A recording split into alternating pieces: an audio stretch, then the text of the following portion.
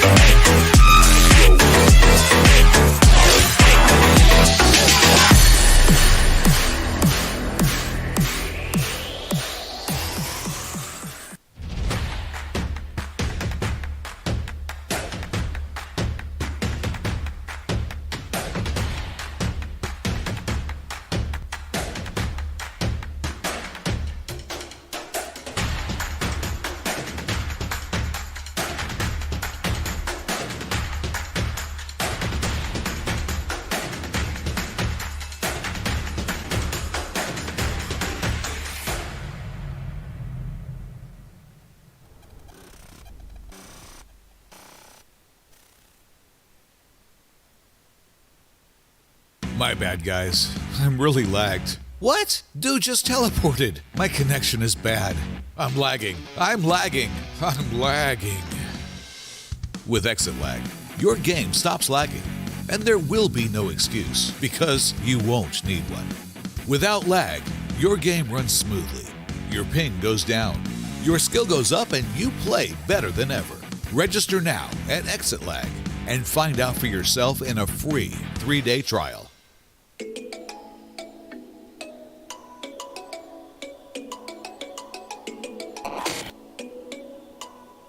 Kalaro is a super app that's meant to be a central hub for the whole esports community. It is a tournament organizing platform that creates an arena, a playground, to help every gamer enhance their skills. Organizers may stage multiple tournaments with the aid of technology. The more tournaments there are, the more chances the gamer will have to practice and improve their skills. By creating an account, users are able to connect and build network to keep tabs on the latest buzz in the industry. You may scan or check out relevant content housed on feeds of different enthusiasts and members of the community. It is a place where gamers can be discovered no matter where they reside, where one can show support, do transactions, and more with your own digital wallet. Brand and sponsors are also invited to show their support, as we create a space to nurture the culture of camaraderie and sportsmanship, and even give a chance for business relations to prosper. We believe that esports can be a tool to uplift the quality of life of every gamer, from learning the discipline, nurturing their strategic skills, enhancing their sportsmanship spirit, to possibly achieving financial stability by maximizing a gamer's innate talent. All this while doing something that they enjoy and are passionate about. Let us work together to help every gamer in the country and beyond to truly win in the game and in life. Kalaro, we play as one.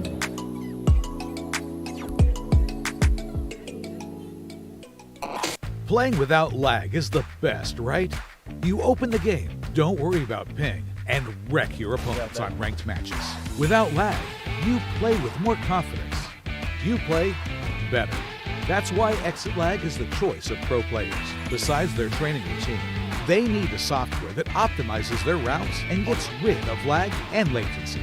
Go now to exitlag.com, sign up, and get rid of lag once and for all. Exit Lag, it's the pro's choice.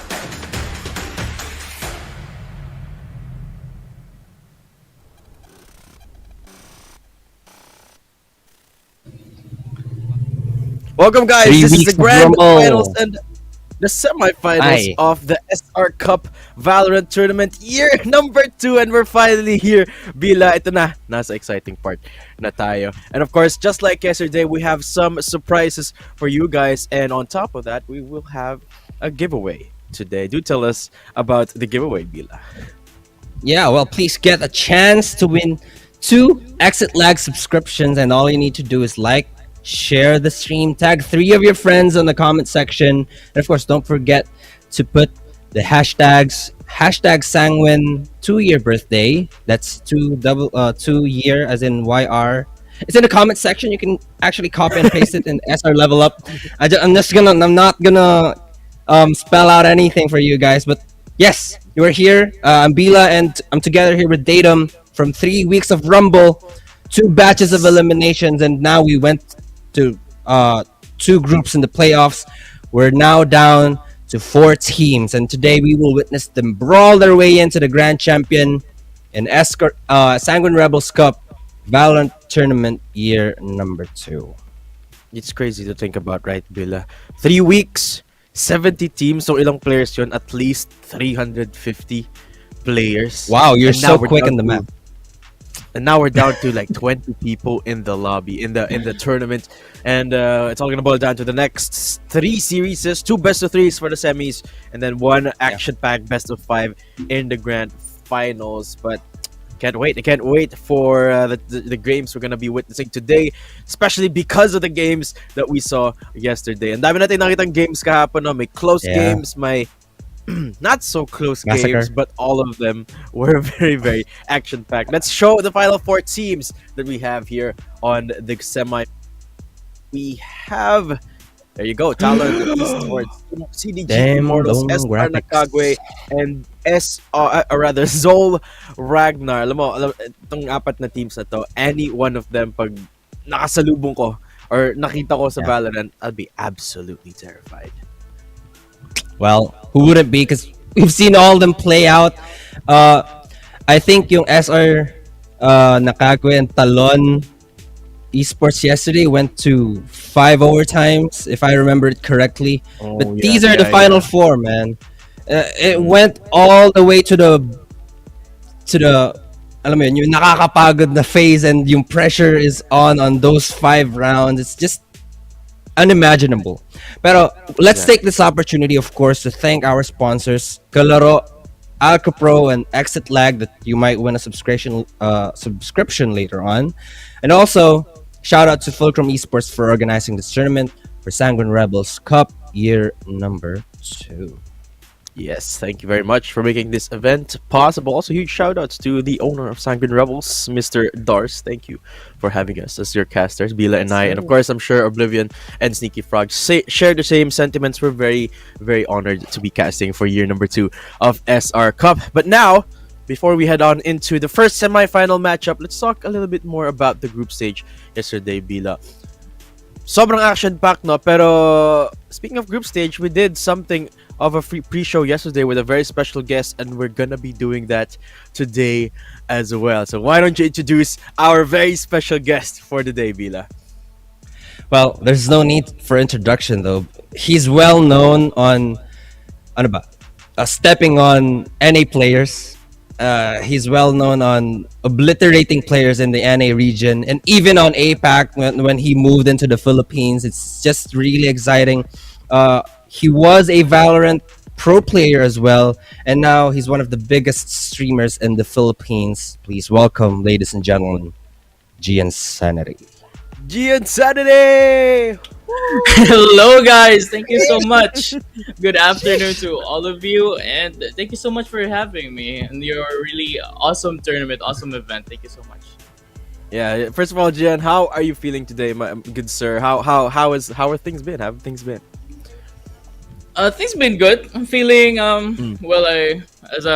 As a fellow gamer, I'm very anxious right now because I'm talking to like in front of people. You know.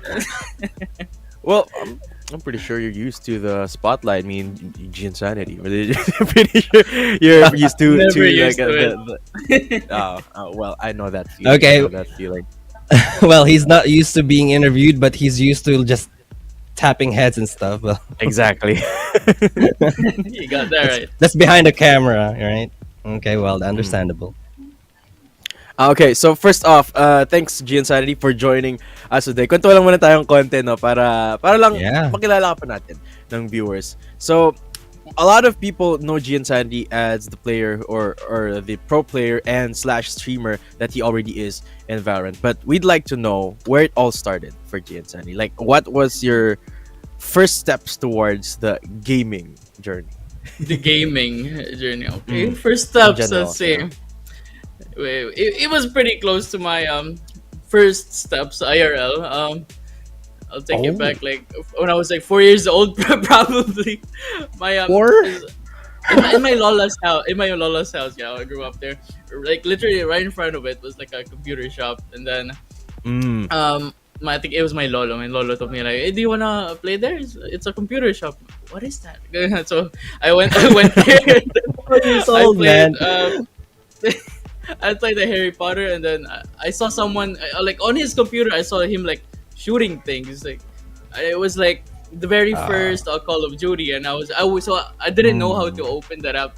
And so I waited for him to like finish his time, and so I went on his PC before he could like close his game, so I could play that game. 'Cause I didn't know how to open that game. But yeah, anyway, 4 years old. I played Call of Duty, and then it just kept on going after that. When I was in grade 5, played my first tournament. It was Crossfire, really popular back in the day. Crossfire. Yeah. Grade Played that game for 5. like six Holy. years. Mm-hmm. So it started then- with Call of Duty. Okay. Mm-hmm. And then 2016, 2017 was a kind of a big competitive year for me, even if I didn't win that many tournaments. I won lots of LAN. I won 7 LANs in like Negros in my city. Just the local teams. There's 7 straight LANs. It was it was CS:GO. Played up 2 years and then went to the US. So 2020, right? Just finished my like a military US military basic training. Just finished that. So I was really gigil, because I haven't been on a PC or on a cell phone for like how long. How many years? And Yeah.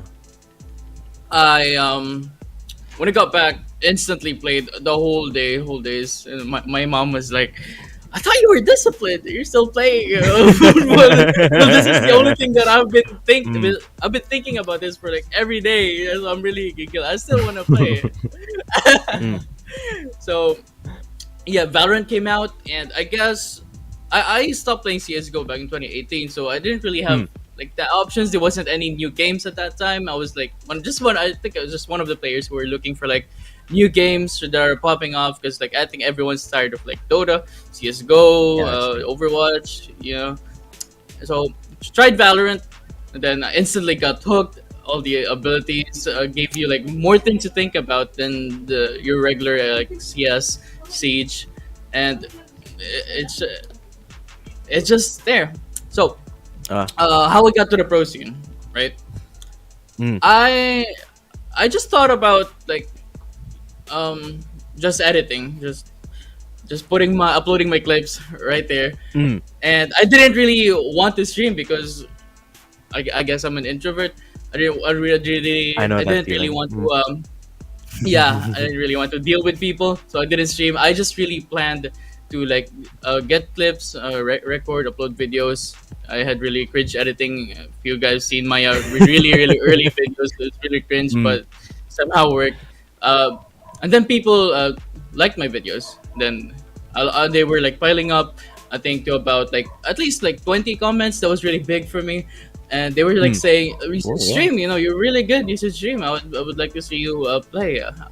And then I was like, "Okay, let's give it a shot. Let's see what happens." And then when I started streaming, there was already like 12 people watching. And then I don't know, for some reason it just like slowly got up. I just kept uploading. It just slowly 12 became 20, and then 30, and then 60, and then it's just like that. Well, this started around 2020, correct? Yes. August 22, 2020. That's the day I started streaming. I will not forget that. Oh well. Happy belated happy anniversary! Actually, second year of streaming, and look at how far Jin Sanity's already come. Well, there you have it, Jin Sanity, plain and simple. There, Bila. Thank you so much. So Yeah, absolutely. So through streaming, I met GK Baby. Right, and GK Baby was friends with the CEO of Alpha, and then and the CEO of Alpha was like, "Yo, I'm looking for some players. You know anybody?" And GK Baby was like, "Well, I know me. Then I could get some other players that I know who are good, or who GK thinks they're good." And then that's it. GK got me and all my other teammates from NA. Oh, so that's how it all started. Okay, very That's about it. enlightened. He basically read the story in the book where it all started, and there's no more room for questions on how it all started because it's all there. It just stated everything. But you mentioned about you just went back and yun nga, gigil ka dun sa computer games, and you didn't play CS:GO since like 2022. And at that time you mentioned yung Valorant is the game that is really how do I say this, popping off maybe.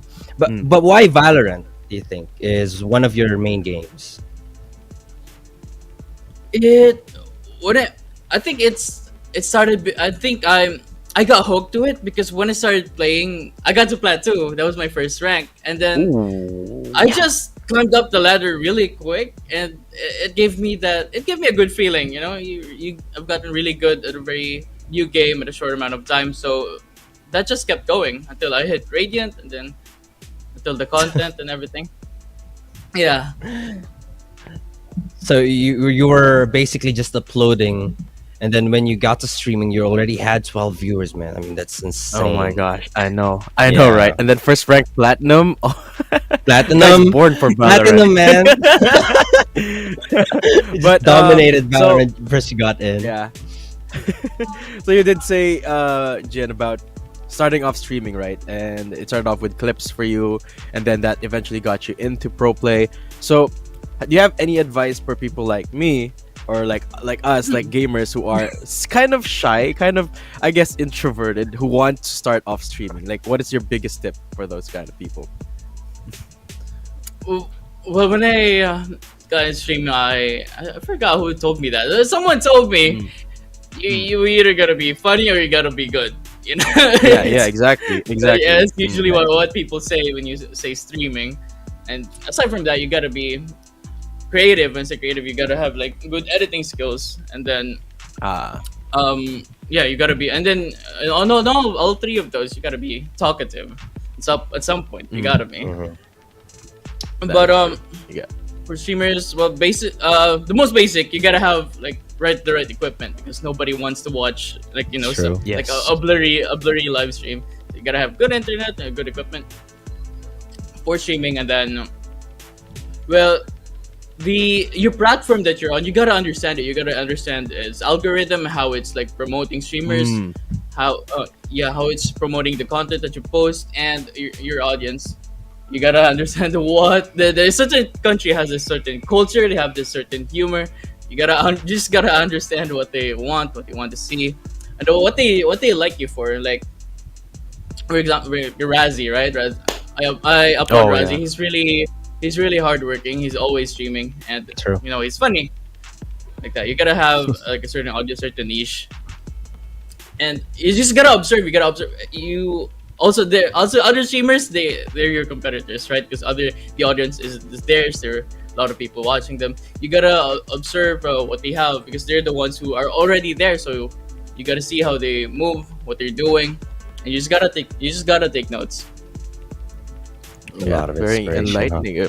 For those of you guys who want to start streaming, me included, there you have it. Tips from the man himself, Mr. Gian. Now I have one more question here for Gian. So we all know Gian used to be Sir Gian used to play for Alpha Esports Pro, and now retired, right, in competitive play for the moment. But what is Gian Sanity up to these days? Like, what's in the cookbook? What's up? What's cooking? Yeah. What am I up to these days? Okay, because I'm not in pro play anymore.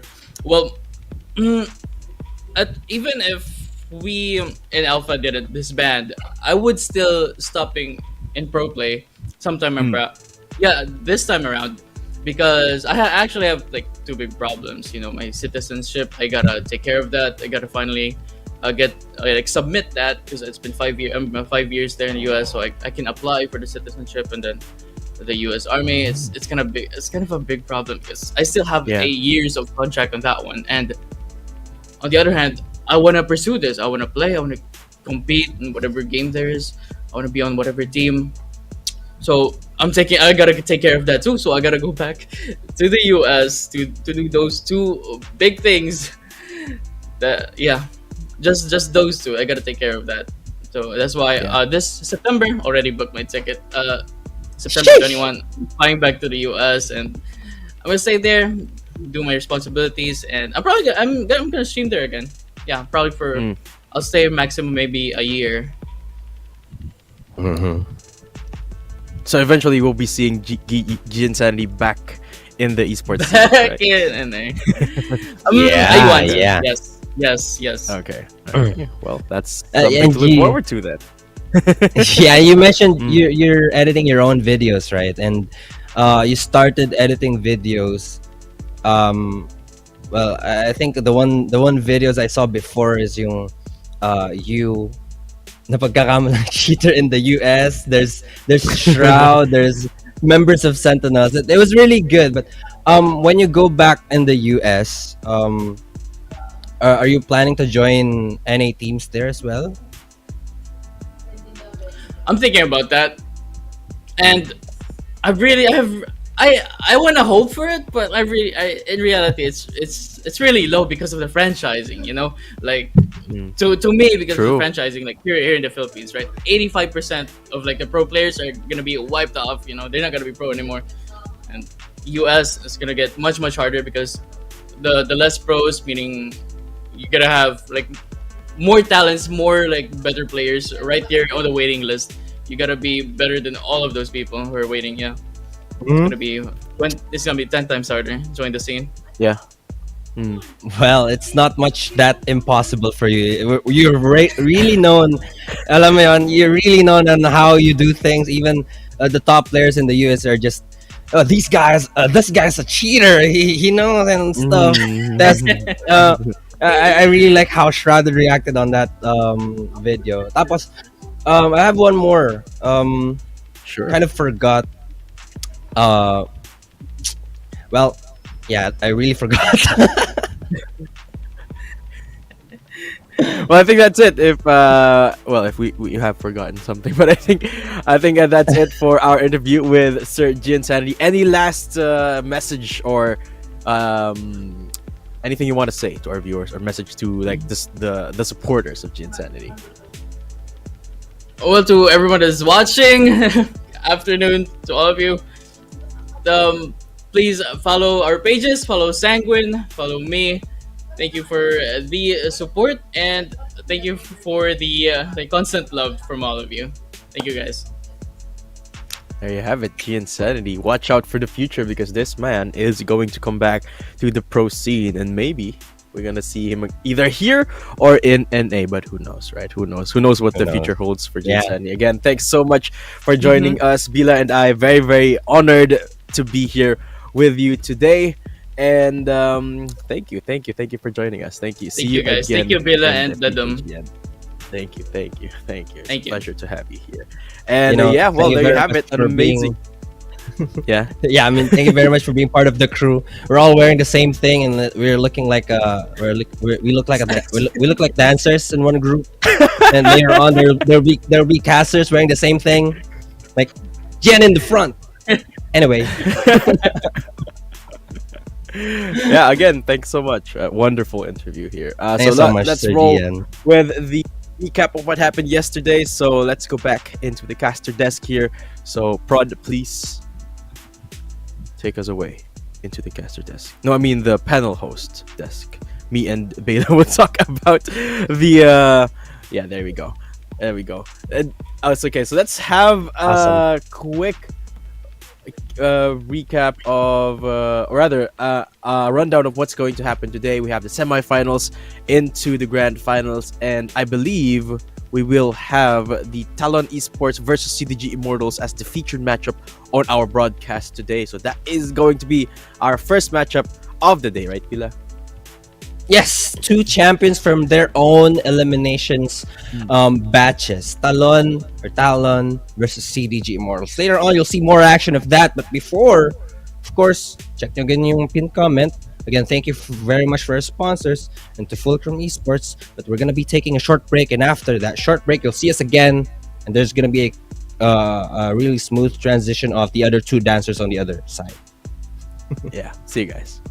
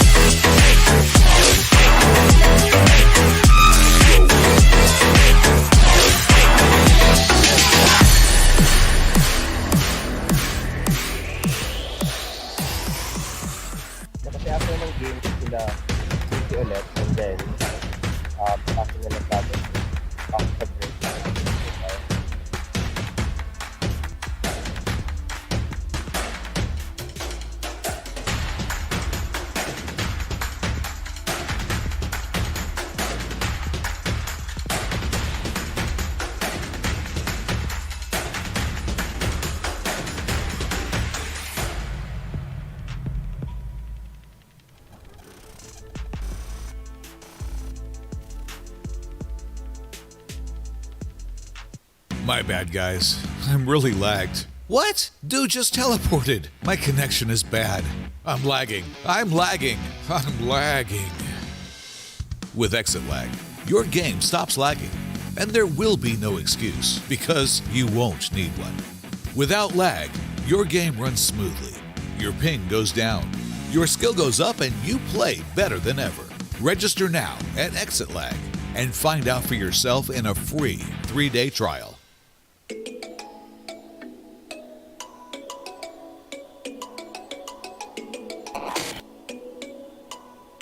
Kalaro is a super app that's meant to be a central hub for the whole esports community. It is a tournament organizing platform that creates an arena, a playground, to help every gamer enhance their skills.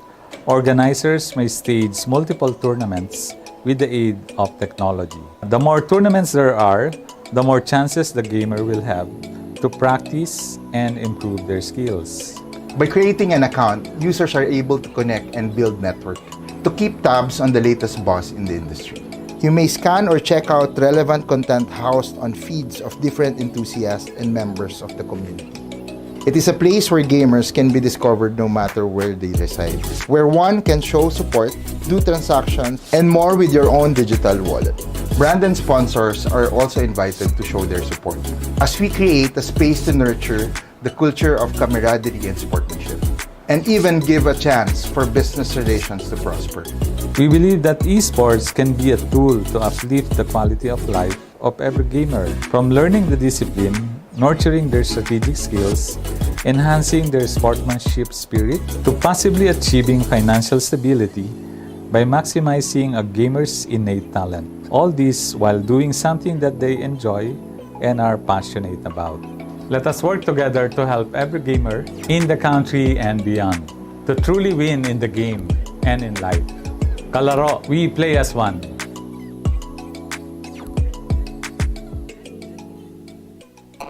Playing without lag is the best, right? You open the game, don't worry about ping, and wreck your opponents on ranked matches. Without lag, you play with more confidence. You play better. That's why Exit Lag is the choice of pro players. Besides their training routine, they need a software that optimizes their routes and gets rid of lag and latency. Go now to exitlag.com, sign up, and get rid of lag once and for all. Exit Lag, it's the pro's choice.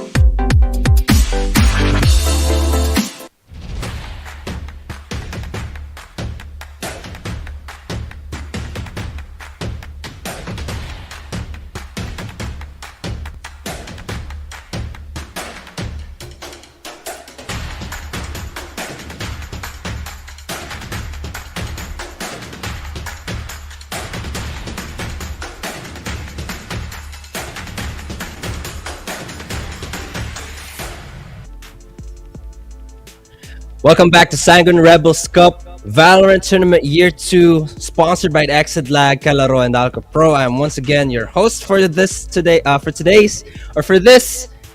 the semifinals. We're gonna be your host, Tatum and Bila. Yeah. We're gonna be hosting a podcast before any action happens. And we're back in here.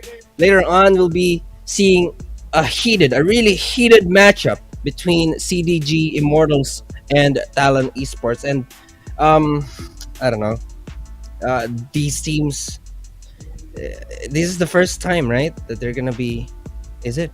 Yeah, it is. It's in this tournament, yes. It is their first time meeting each other in this tournament because they were from different qualifiers, right? They are both champions in their own group, in their own respective qualifier, rather. And suffice to say, they had a pretty good performance, each group. However, though, I'd have to say Talon came outside of their group at the top of the leaderboard here, with their best performance being yesterday in the semifinals. Sa semifinals pa sila nag-flex ng muscles nila, no, against Sanguine Rebels Phoenix. Meanwhile, CDG Immortals unable to get to the tippy top, but they will be still be able to qualify for the semifinals. They are at the second place next to Zol Ragnar in their group here in the playoffs, but they were the champions of their qualifiers, and we did see them both yesterday, and they well, they both look pretty amazing in their respective games. Yeah, that's true. But I know we've seen the graphic of the Final Four later. Let's take a look at that again because it's really beautiful. One just oh, come on, man! Look at that. Just Yeah. Talon versus Immortal. So what's gonna happen here is they're gonna be playing both at the same time. Para naman na alam mo yun, yung energy nila is gonna be such the same when Yeah. they move on to the grand finals. And later on, right after this best of 3, Talon versus Immortal, or Talon Esports versus CDG Immortals, you'll be seeing us. So in the background, while this featured matchup is happening, the game between SR Nakagwe and Zolt Ragnar will be ongoing at the same time, guys. Unfortunately, we won't be able to witness that game, but we will find out who is going to advance to grand finals later on, and then we will showcase the grand finals, of course. But let's have enough of that, because I think the players are ready, and I think Prod is ready, and I think the casters are ready, and I think also our viewers are ready. So Sneaky and Oblivion, take it away. You know. All right, thank you for that wonderful introduction, Bila and Daydum. So now I'm your caster for this afternoon. I'm Oblivion, and together with Miss Sneaky Frog, and we will be casting this whole semi-finals round of CDG Immortals versus the Talon Esports PH. So I'm really excited on this one. And how about you, Mr. Sneaky? Yeah, I would say very, very, very excited for this one. It's another clash of two timelines. No, not two timelines. Maybe two storylines dito sa dalawang teams natin. We have Talon, of course, who I think, in my opinion, is kind of the favorite to take the entire thing. Considering how the results happened dun nga sa ating top 4. And also CDG, the biggest, I wouldn't say the biggest underdog kasi parang nag-switch na sila ng SRPN ng Nakagwe at this point. But I think CDG, the team on the rise at this point, and they met this early dito sa bracket, really makes for an exciting story going into our semifinals, my friend. Yes, indeed. And actually, we do have a bit of an introduction coming from our host earlier na sinabi nga nila dun na for the side of Talon Esports, they are really the best team right now on the squad from both of the brackets that we had. For this esports, they were the ones actually who won their batch on towards our eliminations round. But for the side of CDG Immortals, nag-come up lang sila sa second place, wherein yung Zol Esports yung nauna dun sa batch nila. But now, we're gonna be seeing this top 2 teams na maglalaban na dito sa ating semifinals round, and it's gonna be a best of 3 series, so things are gonna be much harder for both of these teams in terms of mental fortitude and ability to go through a lot of games that we're gonna be having for this day. Yeah, and not gonna lie, Talon, of course, I would trust the organization that came from Hong Kong itself, that already produced so many really good rosters, not just in Valorant, but na rin sa Dota, pati na rin sa many other esports that we did see. So I would really trust Talon to pick the best players out of the bunch. But we do have CDG, my friend. The storyline is here. CDG on the rise. It's like a David versus Goliath story all over again. They beat SR Nakagwe in a very, very close series doon sa last game na nakita natin na silang dalawa naglaro. But CDG Immortals looking really... Yeah, definitely. But I think we're about to start our match. But before that, I would like to give a big thanks to our sponsors for this event. Dahil meron tayong pamigay, mga kaibigan. We're gonna be having giveaways. You just need to check out that pinned comment right there. So we're gonna be giving away 2 subscription coming from Exit Lag. All you have to do is like and share the stream. Tag 3 of your friends, and don't forget to put the hashtags in the comment section. That is the hashtag Sanguine 2-year B-Day and hashtag SR Level Up for you to have a chance to win yung ating Exit Lag subscription. But going back into this one, I think this is gonna be much harder on this one. But what do you think, or if you have some kind of analysis or knowledge about these teams, what do you think the side of Talon is really comfortable on what kind of map? I'm trying to think. I would say if we are considering all the picks and bans, right, then like wala tayong bans na nakikita masyado dito. I think bind is gonna be a priority, that's for sure. But unfortunately, CDG, they did their research, so they know that Talon is really good on bind. Kasi pag nilagay mo nga sila sa bind, it is gonna be a really hard time because they have so many opportunities to make a play or make plays around the map dito. And bind is not an exception, but it seems like Talon, they do settle for the Haven, my friend, and ayun na nga, napunta na nga sa Breeze and CDG Immortals. Last time that they went on Breeze, it went really well in their favor, which we expected Nakagwe to actually dominate yung map na yun, but the opposite actually happened.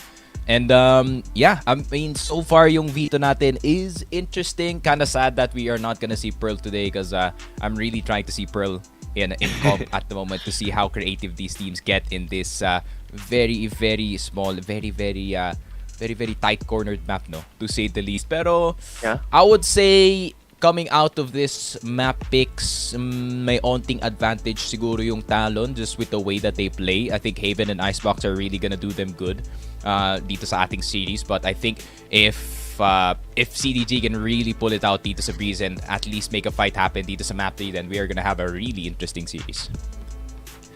Yep, definitely. But there we go. For our game map number one of this best of 3 series, we're gonna be heading on to the map of Haven. Wherein it is the map selected by Talon Esports. So definitely they do have the techniques, the strats that they need to win it out against their enemies. And it's gonna be the CDG Immortals. I think they will be the ones on the attacking team on our first half. So with that, I think they could possibly put their composition into a more aggressive type of composition, or rather they could at least try to go for like a bit of a versatile composition to at least even things out when it comes to them on the defending side as well. Yeah, I think you're right about that one. I think the initiators are gonna be one of the more important roles dito sa Haven, especially since Breach is such a high priority agent going into this one, and you could really have a choice of going Sky as well if you really want to have more of a moving defense, no? Kumpara nga if you have a Breach on your team, you just set up fault line A and hope for the best na merong tao doon, then try to see if you can make some plays happen as well in maybe the garage area. But if teams really do decide that they want to move more around the map, then maybe we are gonna see a lot more other picks in terms of the initiator. I'm trying to see nga if sino yung i-pair up nila with that Breach. Maybe they want to put a Fade instead of the Sova as that second initiator, as kind of states nga na the second initiator is kind of really needed, no, to start plays dito sa Haven especially. But I do see some teams sometimes pull out the double duelist if they do want to have more of that aggressive take when it comes to that attacker's side. Pero titignan pa natin. I think Talon is maybe gonna go for the standard picks though. So right now on your screens, you're seeing the team of Talon Esports, and I think they're ready to head on for this really amazing matchup between the side of CDG Immortals. And ayun, pang players natin as they see themselves on the live stream right now. And let's head on to the side of CDG Immortals. And I think both of these teams, they're ready to compete and try their best as well to get this. I think we have a 50,000 prize pool as well.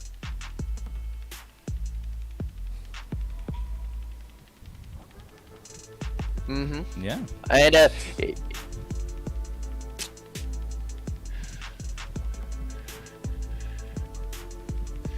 again, this is the side of CDG Immortals, and looking into this one, I think we're gonna be starting this one. But let me go back to that parang map veto natin earlier. That was the Pearl that has been banned out. And for my opinion on this one, I do think that teams are still starting to get their hands on to that kind of map. I mean, when it comes to the new maps, it seems like medyo natatagalin yung teams natin makuha ng strats and na magamay yung maps natin on this one. That's why they are trying not to play that kind of map as well. I think that happens to all of the teams right now, starting on this semi-pro or amateur teams. They're playing competitively as well. Yeah, I think yun nga, para nga dito sa Haven, I think you really have to think about what lineup you have to choose, especially kasi nga if you really just mess up one of the agents, you're basically giving the enemy a free win at that point.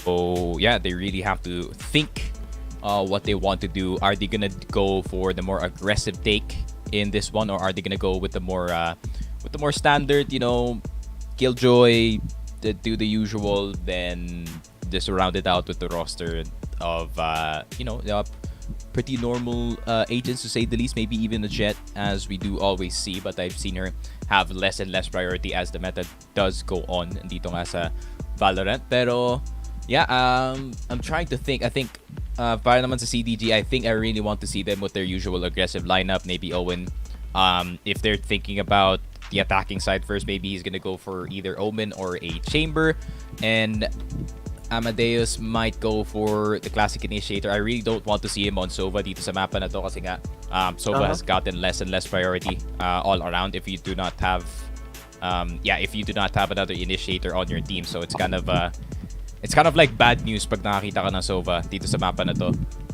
But at the same time, I've seen some really, really good recon bolts from some of these players, and that could really kind of put the other team off tempo, to say the least. Pero yeah, I wouldn't say if you are just doing standard lineups on Sova, you should just pick Fade at that point, kasi nga that recon bolt is not gonna get any value at all.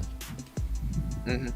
Yeah, and also I think you've mentioned a few initiators, but for me, one of the most important and the most picked as well in each kind of map here in Valorant is that Breach being picked in this map is a really good support for the duelist, the faster duelist that we have in this game. And we've mentioned it, one of the fastest duelists that we have. We have Jet as well as Neon on this map. So the fault line could provide a really great opportunity and help as well for this aggressive duelist that we have in this game to secure those frags and possibly get the tilt of that table into their side as well. But there you go, we have complete composition from both teams, and it seems like for the side of the defender squad, Talon Esports PH, they're gonna be opting to go for a Chamber as their sentinel on this match, and for the attacking squad, we're gonna be having a Owen using this Killjoy for this sentinel. But it's gonna be a double duelist setup for the side of CDG Immortals. Meanwhile, for the side of Talon Esports PH, we're gonna be going for a single duelist with a double initiator setup as well. Yep, I would say yung lineup nga dito na CDG kind of accomplishes the same thing. I would say instead of the Breach, you could just have the Omen Paranoia, the A main position, and have him set up for the frag instead of the Breach, because it kind of just accomplishes the same thing. But the thing I'm most surprised about is Owen going on that Killjoy instead of opting in for that Chamber, or him opting in for the Omen. But I think for this game, number one, they wanted to opt in for more of a standard comp siguro. Maybe there's something maybe somewhat more comfortable dito sa lineup na to, but I really wanted to see more, have them more of an aggressive take. But at the same time, Boogie is on Reyna, so I think they might want to go into this game thinking na, okay, maybe we can set up Boogie to make a play happen on anywhere around the map, and we the rest of the squad can really just play around it as well. And siguro magandang combo din yung pwede natin makita is, putting that Leer onto the site, and then the recon ball flies in, and then there's gonna be a Jet dashing towards the site. So many things that the defenders have to keep in mind of, but ito yung problema ngayon ng CDG. They have to get as much rounds as possible dito sa attacking side, because this lineup, I think it's gonna have a bit of a hard time trying to anchor one of the sites, considering Sova not really the best anchor, no, to say the least. I think Recon Bolt is definitely gonna be a useful tool, and yun nga, the Shock Dart is gonna do some damage as well, but I think it's really not one of the best anchors pagdating sa game na to. But it's really up to Aeonix on how he does play on that Sova. Yep, but right now we're gonna be giving off a few utilities towards this A main area. As attacking squad CDG Immortals, they're playing this one a bit slower than the usual. It seems like they're just testing out the waters here, and possibly they do know that Talon Esports, they're confident on what they've been before. Kaya naman ngayon, na-read ng CDG Immortals na there could have been a few adjustments na kailangan nilang gawin dito since medyo aggressive yung Talon Esports when it comes to them defending on this one. But yung Dota na down to 22 HP na lang agad dito, and it seems like he's gonna be forced to back off, and a bit of an advantage, I'd say, for the side of a CDG Immortal in that one, that if ever they went towards the C site, they could possibly go and plant in the spike. But we have Dre here guarding this area. He does pop one smoke, but once it dissipates, medyo magkakaroon yata tayo ng casualty. We didn't know which side will it happen, but there you go. Gravity will be there. Dash in coming from this player here. Naku po, mukhang makikita niyo dalawa dito. Amadeus was able to take one. Oh, and Kuti on there for that backup, but we're down to 3v1. Patman will be taking in one.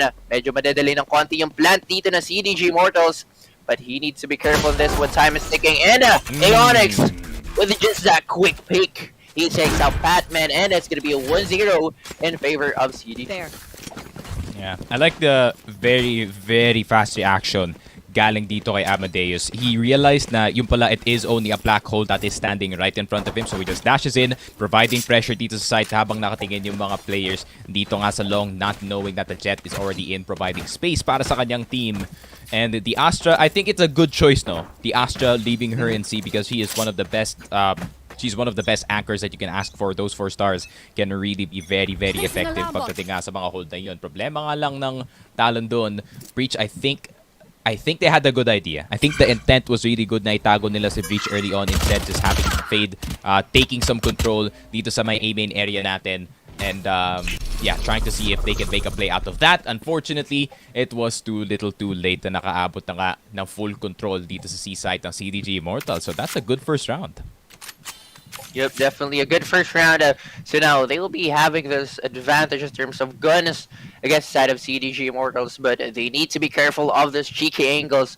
The smokes are going to be providing something for the side of the defender squad na pwede sila ma-shorty dito ng mga tropa natin. But Chase will be using that one, and that's going to be Dre.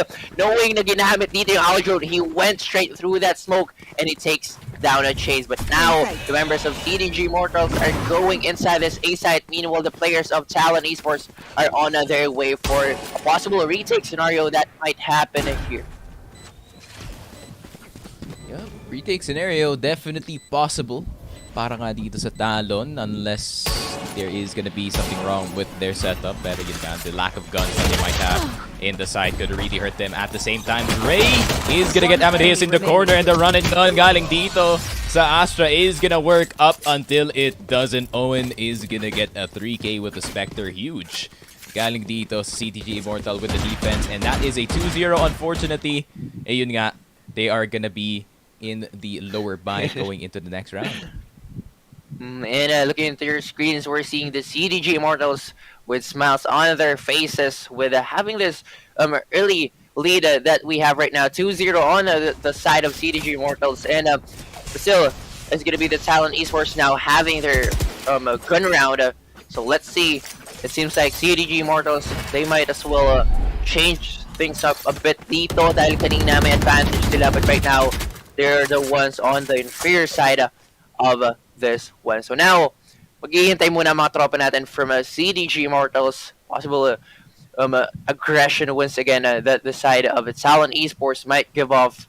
And it's the usual thing na ginagawa talaga dito ng mga tropa natin from CDG Immortals. They give off, they try to gain control over that A main area. So if ever they have the information that they could at least get one kill, and there you go, Mark L2 fast will be able to take one. He puts out that rendezvous and gets out quickly before that trade happened. But Boogie, on the other hand, will take that mana towards Sewer's area, and Patman will be out. But they need to be careful of Aeonix here.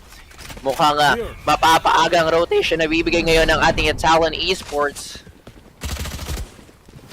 Yep, Aeonix in a really good spot. He just has to be very aware of his timing. Boogie takes down Mark L, who was already low from that earlier fight, and CDG might get a clean 3-0 dito sa ating game. And what a well-played round overall. I mean, at the beginning, they were just, okay, let's wait for them to make a mistake. Kagaya nga na sinabi ni Sansu, do not stop the enemy from making their own mistakes, my friends. And there it is. Nakita na nga natin. Talon pushing a bit too far off of yung default dito ng CDG. I mean, it looked really bad at first, no? Yun nga na one of their players was already taken down, but at the same time, that is a chamber already low and a possible trade going on. What a stellar shot dito rin kay Batman coming in from Boogie. I did not think na in-expect nila na may Vandal na ang Reyna dito. Yep, definitely. Kaya medyo hindi nag-iingat dito yung players natin from Talon Esports. But right now, Medea's here. Tailwind is ready. Go in. Pero mukhang makakarap niya dito si Batman. He will be able to win that duel even though he was concussed. He was dazed but he was still able to win that one. Pero Batman dito medyo nakakuha. Namatay na nga eventually. But right now it's gonna be 2 versus 4. And CDG Mortals is really taking over on this area. It's Judota towards that flank. They have the information as the Onyx takes on that duel earlier. And he does have only a Sheriff on hand dito. Napakahirap nito, almost impossible. And he's not going to be looking at the right angle as well. It's going to be a flawless round for CDG Immortals as they take a really huge lead as early as this game side ng ating Talon Esports. Yep, and Talon, not the start that you want, but CDG, this is the start that they need dito sa ating game. Of course, going 4-0 is a really huge thing, especially dito sa attacking side. Not just that, when you're up against Talon, going up 4-0 is not really a thing that happens often because considering the skill dito nga sa kabilang team natin. But unfortunately, all setups has been read. Parang nga dito sa Talon, man.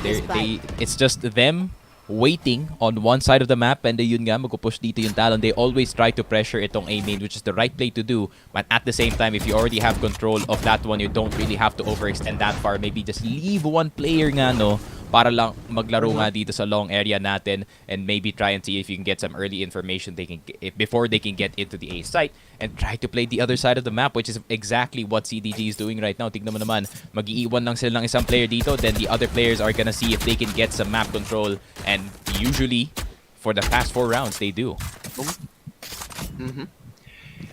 And it seems like it is working well for the side of CDG Immortals, but they need to be careful in this one. 2 players right now is pushing towards that area. Mark L will get that fast kill, but the Boogie is there really fast enough to get that trade. Meanwhile, Chains will take down Dre, pero nakakas dito si Chains sa bandang long area natin. Bit of a push, medyo madedeli ng konti, pero the site is clear as waters. They can plant in the spike in a few moments from now, but it's gonna be down, and it's 3 versus 3 with the ultimates up for the side of CDG Immortal. So probably they could play in a passive way dito para sa Chase magamit niya yung kanyang ultimate, but no, he's gonna be pushing more. That's gonna be Owen Cutie for that quick refrag to make it down in an even Steven 2 versus 2. 2 players on this flank area. Naku po, mapapagaan pa na shouted step dito si Owen Cutie to just reposition himself, pero hindi siya makukuha dito ng ating Prowler. Gonna be going in. A Boogie is there. Tamang quick kills now from both sides. And it's gonna be the CDG Immortals once again prevailing on this round to get that 5-0 advantage against the side of Talon Esports.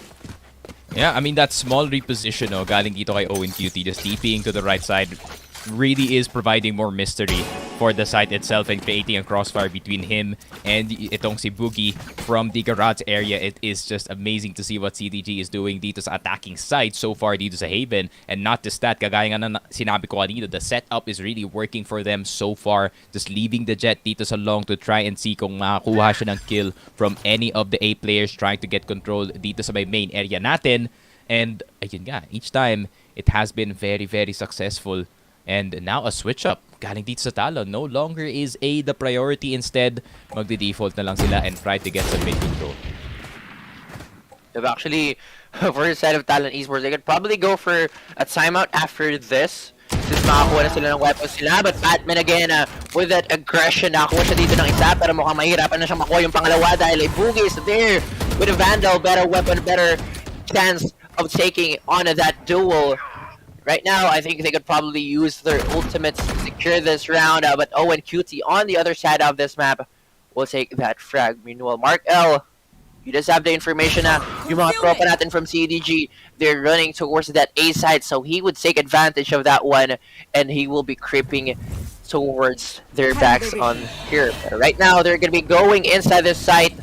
Medyo clear yung A site natin. I think for the side of Talon Esports, they could probably give this up and go for a retake, but things might be harder for them once the spike has been planted. They do have much time to go for this retake, pero kailangan nilang mag-ingat dito para kay Mark L too fast. Still doesn't have information kung saan ba nakapwesto mga tropa natin dito, but he does see the shoulder of Boogie and he pulls the trigger quickly as well. Meanwhile, Owen Cutie will be the only man remaining here. He's up against the 3 and they're sticking in this fight. He gets 1, but there's no time intended for him to at least get his hands on that spike, and Mark L too fast will clean things up on that round.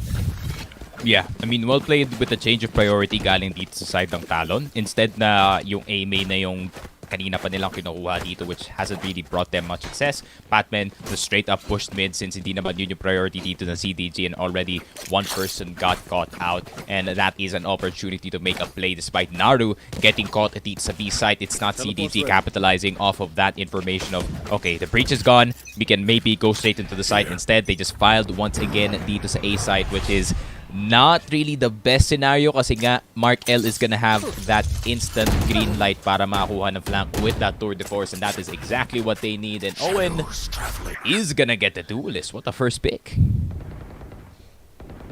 Big kill coming from Owen Cutie. Right now, medyo tumatagal yung rounds natin dito without the side of CDG Immortals using their ultimates. And I do think they opt to go for duels instead of just utility game on this one, pero they have the information na dito scenario ng ating Aldro na Amadeus will be there. The blind will be connecting onto the members of CDG Immortals, and it seems like they will be forced to go inside the seaside, pero kailangan nilang mag-ingat dahil meron tayong aftershock na makakasira dito ng ating lockdown.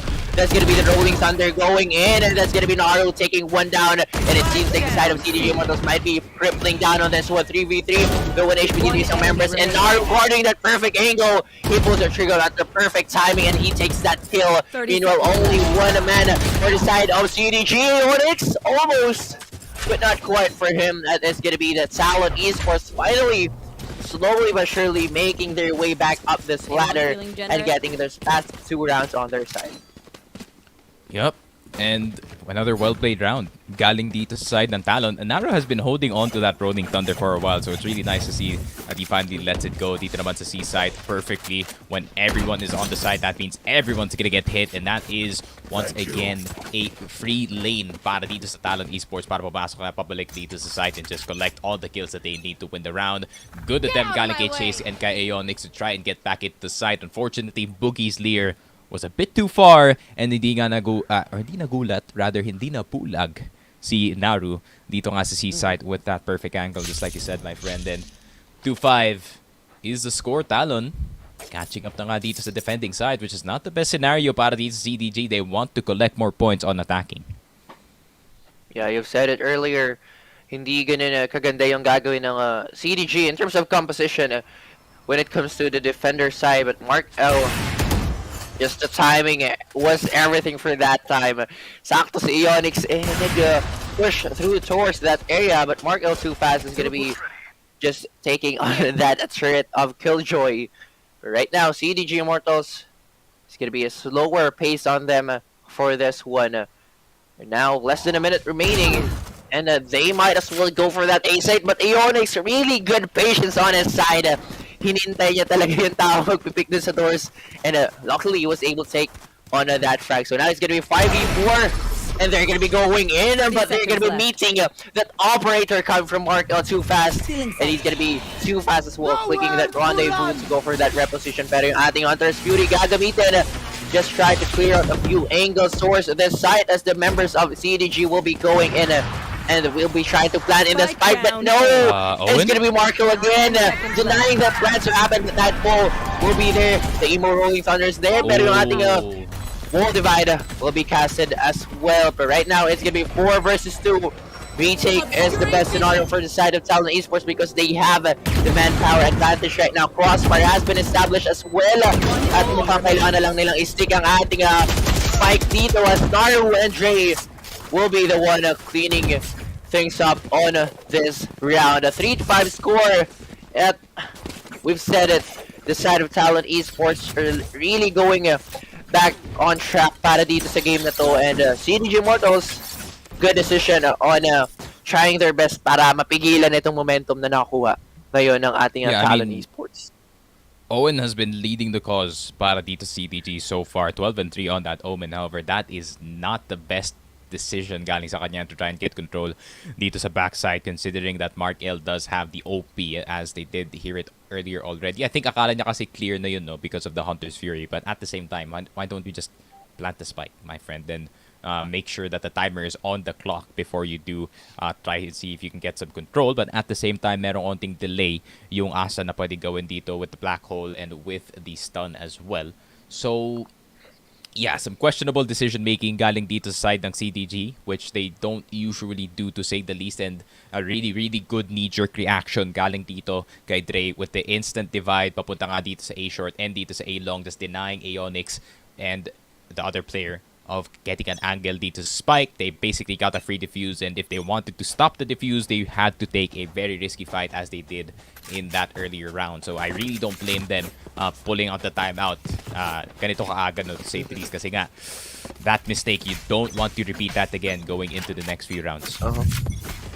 Yep, definitely. And for the side of Talon Esports, I think they're doing a great job right now in terms of being adaptable on what the side of CDG Immortals are doing. I mean, for the past couple of rounds, they were trying to go for the same strat, but right now they're going to be opting for a different type of setup. This one, oh my goodness, CDG Immortals, as they enter this B side, spotters are falling on their side. It's going to be a 3 versus 5 right now, and we're going to be having a bit of a ceasefire right now, as the side of CDG might be opting to go for a back off dito. So Talon Esports, knowing that they have the advantage, it seems like they're not going to be peeking any angles anymore. They're just going to be holding their ground, waiting for more information to be given onto them para naman ma-take advantage nila yon on getting them off guard dito. Pero right now, less than a minute again for the side of CDG Immortals. I think this is going to be their last buy round if ever na matalo pa sila dito. Mapipilitan silang mag-eco round sa ating next round. Right now, they're going to be making their way towards this garage area. As information has been given, there's going to be the stun. Nano Swarm not going to be popping in, pero andito na. Uy, quick stab count from Amadeus. Medyo low on HP na din si Dota, and so now they're going to be repositioning once again, but they are going to be beating Markel again and again onto this area with an operator. Pero Boogie nakuha na isa, pero quick trade naman come from Dota, and I do not think makakapag-plant pa dito si Onyx with the pressure being given onto him. It's going to be a far through that wall, and it's going to be Pathman winning that duel again from the side of Talon Esports. Yeah, it's kind of like the same mistake in a different form na nakita natin doon nga sa A-site. With A-site, they were trying to get too much control. They were too paranoid na yun nga, baka may tao pa pala dito sa backside and pwede man din na yung plant dito. But para naman dito sa B-site, I think they were playing too fast for their own good to try and see if they can take the B-site very, very quickly. Which, as you should know, since you do have the Jet and you can give the Jet the spike and they can get the free, the very, very quick plant. Since wala pa namang Astral Divide, pwede pa naman sila maglaro from the window area. But, yeah, just a really good reaction rin galing dito sa Talon all around. I mean, as soon as they did see that there is going to be some action happening dito sa B-side, they already knew that the breach was going to be in A-B link the entire time. So, immediate aftershock na nga yung binaba dito and some few flashes to support ang kanyang teammate dito. But, Owen, you don't want to pick that, my friend. Oh my goodness. Big kill coming from Marco too fast, and for this one, medyo na-reveal kung nasan yung spike dito na hawak ngayon ng ating CDG Immortals. But right now, not all of the players are going to be having their rifles as they lost the past round. Kung titingnan natin, one more point na lang dito ang kailangan ng ating Talon Esports to even things out, pero yun, that stun would not be connecting. Medyo mabilis lang yung reaction dito na Onyx to back off quickly. Right now, CDG Immortals, they're gonna be regrouping towards this C-long area, pero kailangan nilang mag-ingat. Alam nila kanina na nasa garage lang si Mark L. And right now, they need to be careful on this one once again. An operator shot will not be connecting. Gravity Wall on the other hand, will be denying more push from the side of the CDG Immortals. Meanwhile, Talon Esports, they're ready to take on this or possible retake or at least prevent them from planting the spike. Pero yung ating aftershock nandun, ikakasama mga kaibigan Amadeus for the one shot. Really crisp on that one. Boogie on the other, nakakuha na isa. Pero Markel, just 2 misses on you. And he's gonna be opting for that operator once again. Shockbolt will be casted in. Pero mukhang walang tatamaan. Yung operator naman is the sala for Markel. And it's gonna be the side of CDG getting that operator on hand. Mukhang gusto nilang bumawi dito. Nahawak nila yung operator. Yeah, I mean, such a good recovery galing dito sa CDG despite losing their smokers so early dito sa ating dito sa ating round. And a really good reaction rin galing dito kay Chase. He knows that there is gonna be an op player playing dito sa C-side. So what does he do? Puts the recon bolt instantly dito sa top left corner ng ating C-side. And hindi na maka-peek out masyado. Mark L had to go for a really risky peek there. Not just that, spending his TP as well. So a really good play overall galing dito sa CDG with the swarm. Really nice kill as well para dito kay Dre. I think Dre had 2 more stars to play in that one, and that could have been the difference dito sa ating game. And yeah, I mean, really good reaction at the end of the day. But Aeonix pulling out the op with the killjoy, my friend. Early kill from the side of CDG Immortals dito. That was a big kill since Neon does have kits as well to prevent the attacking team to push through forward. Yung stuns, pwede sanang magamit yun for the side of Talon. But right now, it seems like they have to improvise on this one. Pero good positioning coming from Markel, too fast. Information could have been given, pero nag-walk lang ngayon ang CDG Immortals on this one. Pero if ever na hindi sila mag-ingat dito, Mark L again for that potential flank to happen. This might be big once again, but right now they have positioned themselves towards this A push, and it seems like the Talon Esports are ready on this one as well. Ako po, ready ka. Catman trying to pull his trigger. That one, he takes one, and oh my goodness, as the side of CDG gets inside his sight, they're meeting the bullet straight to their head coming from the side of Talon Esports. And right now, it's all up to Aeonix na nasa kabilang site lang ng ating smoke. And as that smoke dissipates, nagkakitaan ng magtropa dito. And that's gonna be the Talon Esports winning that round again. And possibly, there's a big chance right now for the side of Talon Esports now. May even out nila to before this half ends. Yeah. And a really good timeout rin galing dito sa Talon, since I think they're just gonna maximize whatever timeout they have now. And, you know, they have 1 for each half, so why not just use the first one in the half dito just to secure that 6-6 scoreline. Really good hold galing dito kay Naru, using that reach to the maximum that he can with that utility, and just really giving CDG a hard time in this one with the combo of the Astra Stars as well. They weren't seeing anything dito sa site, and yeah, really good job from Talon just playing around the smokes and making sure that they're not going to be in common angles dito, which if they do play the common angles, then CDG is basically going to take over the site, as we did see in the earlier rounds. So really well played, and a really good change of pace galing dito sa Talon at the A side. I was looking at the players of Talon Esports. I think they used their timeout to go for a pee break here. But, you said it, Mr. Sneaky Frog. A good playstyle for Talon Esports. They didn't play for the common angles. Kasi, this players has been playing for a really long time. So, yung mga common angles, they could definitely flick things out fast for that time. Kaya naman, Talon Esports, great way of not using those common angles para hindi agad sila mapatay. Pero speaking of patay, there's gonna be Boogie. Gonna be down on this round. Smarkle too fast. Does have the Trigger Force online on his side. Kaya naman nahirapan sila dito. But oh my goodness, this what we're expecting on the side of Talon Esports. The connection coming from the players are there. Once may makuhang target dito yung Prowler, that blinded flashpoint was also fast para makakuha agad sila dito ng kill. And that's gonna be another Prowler na tatama kay Amadeus. So another information has been given, and that's gonna be another third force kill coming from Mark L too fast. And it's all up to Aeonix once again. The same player trying to clutch rounds after and after, but it might be this round. Onyx was able to take one, though information has been given. Kailangan niya mag-ingat dito dahil dalawa yung nakatingin sa angle na iyon, and that's gonna be Mark L with another frag coming from that third force. Switching sides.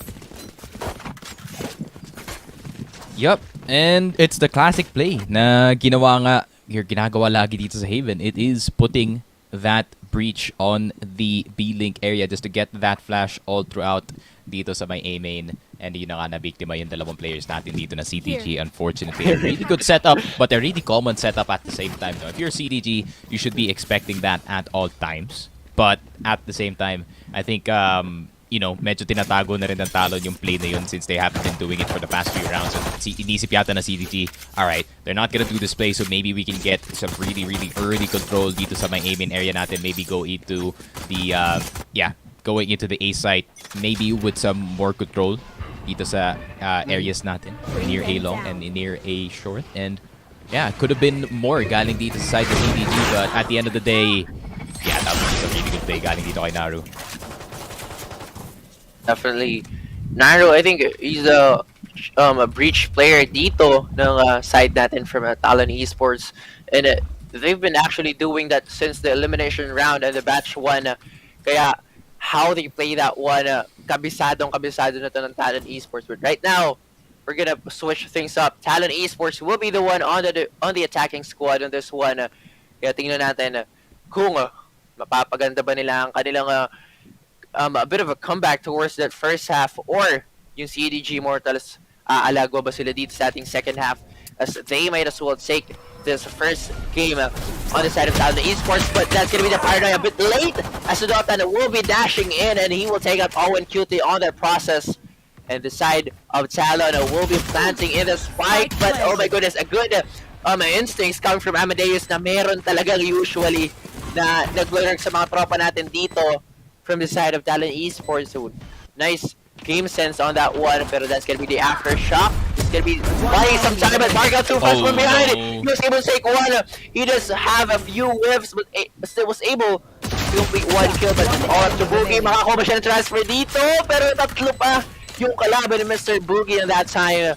So sadly, hindi niya matatransfer yan quickly, and it's gonna be the Talon Esports getting that round of number 1 of the second half.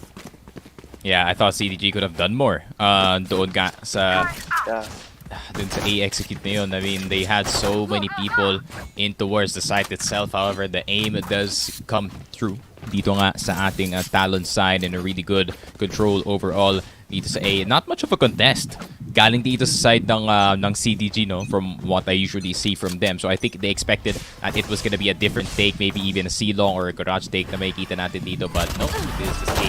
Good old classic A take na nangyari, and Amadeus is gonna take down Nudutan, but that is a duelist for a duelist. If you're on defender side, that is well worth it. Definitely. I mean, no more agent to push through into a side here. Napaganda talaga if ever nasa kamay pa ng Talon Esports yung Neon nila. But right now, it's gonna be a slower pace for the side of Talon Esports, knowing that they didn't have a Neon on their side right now. But I like the position here of Omen coming from the side of CDG Immortals. If ever na pumunta sila sa C, which might not happen in this case, as nagre-regroup ngayon yung Talon Esports towards this A site. Medyo mukhang kailangan mag-rotate ng players natin from CDG Immortals. But as of now, we still have a lot of time on their side to use their players to go for this rotate. Pero mga ito na, papasok na ngayon ng Talon Esports towards this site. No player will be guarding this one. Mukhang mag-opt na lang sila towards a retake, but it seems like mahihirapan ngayon yung CDG Immortals to go for their retake, since they didn't have the weapons that they needed to at least win the duels in terms of a long range dito sa side ng ating Talon Esports. Yeah, and possibility for rin para dito CDG if they do get the right picks pagpasok nga dito sa site. However, it is easier said than done to say the least, since naka-sheriff nga mga ibang players dito na CDG, as they did go for the very risky play. Recon Bolt's gonna come in. Markel, gonna look around the corner. Yun lang, naspatan siya dito ng turret. But I don't think they are looking for any kills itong CDG. They are more so looking for the weapons that could have been dropped. It's a sign that they are just gonna go into the site and gonna die for that bounty. Meanwhile, Owen is gonna come from behind. Do not kill him. Do not kill him. Good discipline galing dito sa Talon. And now, Owen is gonna get less money this round. Yes, still, I mean, he was still able to get at least 2 more kills on that one. So, the price right now dito ng ating Talon Esports, not gonna be a full buy on their side, but still a good decision for them, not taking down Owen Cutie. Kaya naman, mukhang mapipilitan siya mag-up dito into not the best weapon on this round for their side. But still, almost all the members right now of CDG Mortals, meron na silang kanilang mga Vandals and Rifles dito. Pero Boogie on the other hand, Amadeus as well might be getting this through, pero yung dash out niya, medyo kinapos ng bahagya. Nara will be there to take him out. It's gonna be a 3 versus 4 after all. Oh, Naru. Piso ka na lang, Lods. What can you do? Oh. Imagine if the outdrone did damage, man. That could have been something. No said that, pero yun na nga, Chase was there to take him out at nakapo-compromise na ngayon yung position dito ng spike ng ating Talon Esports. But they do get that spike as well. Pero si Onyx dito, he's patiently guarding this area, pero Marco too fast pa rin naman na sa duel na yun. And things will be down in a 2 versus 3. And it's a good thing for Talon Esports that they're going to be pushing into an area na nagbabantay si Owen QT. Pero I think Astra needs to pick first on this one. Pero information has been given. And the side of CDG Mortals will be rotating back to this C side. Pero Paranoia will be connecting in. Pero Marco too fast will be there to secure that kill. It's going to be a 2 versus 2 after all. We do have the Empress available. But I don't think they're gonna be opting to use that on this one. Dahil alam natin CDG, they do have the weapons that they need. Boogie was able to take one, but it seems like it's gonna be a merry-go-around. They're gonna be playing things out of this one. Boogie again! Naku po na ispatan mga kaibigan. Si Mark out too fast towards that CT area, and his teammate was just really chill defusing in that spike. Yeah, that's a well-needed turnaround din galing sa CDG. I think Talon was really looking for the omen na merong Marshall nga dun sa last round na yun, and that could have been the very easy punish pag pumunta sila dito sa C site. And really good recognition galing dito kay Dre that his teammate is low and is probably gonna die to a Marshall if he's really not careful around the corner. And it's a good attempt galing dito sa Talon. And a really good execute sana, but CDG, man, their buddy system is just so, I wouldn't say well-rounded, pero malinis ang kanilang buddy system dito, which is really hard to go up against, especially, you know, when they're just keeping on fragging and fragging and fragging. And then you really don't want itong si Boogie, no, na maging mainit very, very early on dito sa ating game. And if they can somehow shut him down in this one, then Talon is gonna have a good time. He's attacking the side, but at the same time, Amadeus is on the high ground. On the high ground indeed, but you have to go down dahil information is there. Medyo pre-fire siya dito. Possible pre-fire na pwedeng maibigay doon ng Talon Esports, but still, a good play with that off-angle position dito. Nakakuha agad na isang pitas yung ating CDG Immortals. And they actually make yung 2 players right now na very low on HP. So Trey, you're not gonna be winning that. You're only a bullet away from dying on that round. Si Onyx will take him out. Pero si Mark L. too fast dito. Apo ang ganda sana ng angle. Pero still, he's gonna be very low on HP as well on this one. CDG Immortals might win this one. You do have the gun advantage on this one, pero nag-iisa na lang dito. Si Yodotan against 4. He does give off that wall to at least try to go for a play of mind games dito sa mga tropa natin from CDG Immortals. But right now, wala sa kanya yung spike. And time is ticking actually. 10 seconds mukhang left. isi-save niya na lang to or possibly go for a kill once the time runs out. Pero mukhang magsisave na lang dito si Yodotan. And at least they're gonna be having a rifle for their next round. Yeah, I think yung gustong gawin yata dito ng Talon is maybe they want to make a play around itong Vandal na nakuha nga dito ni Udutan going after the going after the gunfight that they just had, but a really unfortunate loss to say the least, no, para dito sa Talon, considering that they had they had some minor control dito sa ating mapa, but at the same time some really good peaks galing dito sa CDG, starting off from Amadeus with the high ground, using that updraft to get up the box to get that first pick, and knowing CDG, medyo disiplinado sila pagdating sa mga ganun na situations. And instead of the A players overextending para gumawa ng play doon, knowing that there's so many players still on the outside, instead it is gonna be that Killjoy Aeonix still looking towards that mid side, and a really aggressive play that really worked out for him. Pero yun lang, Udotan is gonna go down, and the rest of CDG is just gonna start fragging. And Talon, ayun lang. I mean, they did eco dito sa round na to, which doesn't really bode well para dito kay Udutan. I think if you are to go for a very risky play dito, you would really go for the buy as well. Pero yun lang, hindi pala yatang nasabayan itong duelist natin, and Talon is just gonna have 2 players to play with. Yeah, 2 players right now for the Talon Esports. I mean, those duels nahirapang mag-retaliate dito yung Talon Esports, knowing na inferior weapons yung hawak nila dito. So even though they could possibly win those duels that they take on towards that area, so sa C-site natin, hindi lang talaga nila kayang maipanalo yung mga duels na yun since they have inferior weapons on this one. But right now, they could have a better grasp towards the next rounds if ever they could at least plant in the spike. Pero it's gonna be the 34th being casted in for the side of Talon Esports. Aldron will be there, gonna be tagging in breach here. At mukhang maaantala ang pagpa-plant dito ng ating Talon Esports. The time is ticking up. Markel will be missing that 34 shot, and it's all up to Naru getting illuminated by that recon bolt. Very easy target for the members of CDG Immortals to win that fight. So now, just as we thought that before we started this game, we're really talking about the side of CDG Immortals now. They're a bit underdog on this matchup, but looking on how they are playing this game, it seems like they're really even on how both teams right now are playing. Napaganda na pinapakita ngayon ng ating CDG Immortals. They're really stepping up on the game of Talon Esports right now, but still, we're gonna be seeing a lot more action in a bit, and we're gonna be seeing who's gonna be winning this game number 1.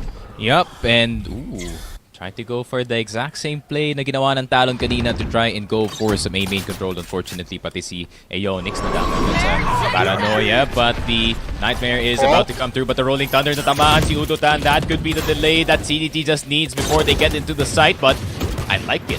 They just decide, okay, mag-retake na lang tayo dito, have them waste as much resources as possible, knowing na sila may mas madaming ultimate dito.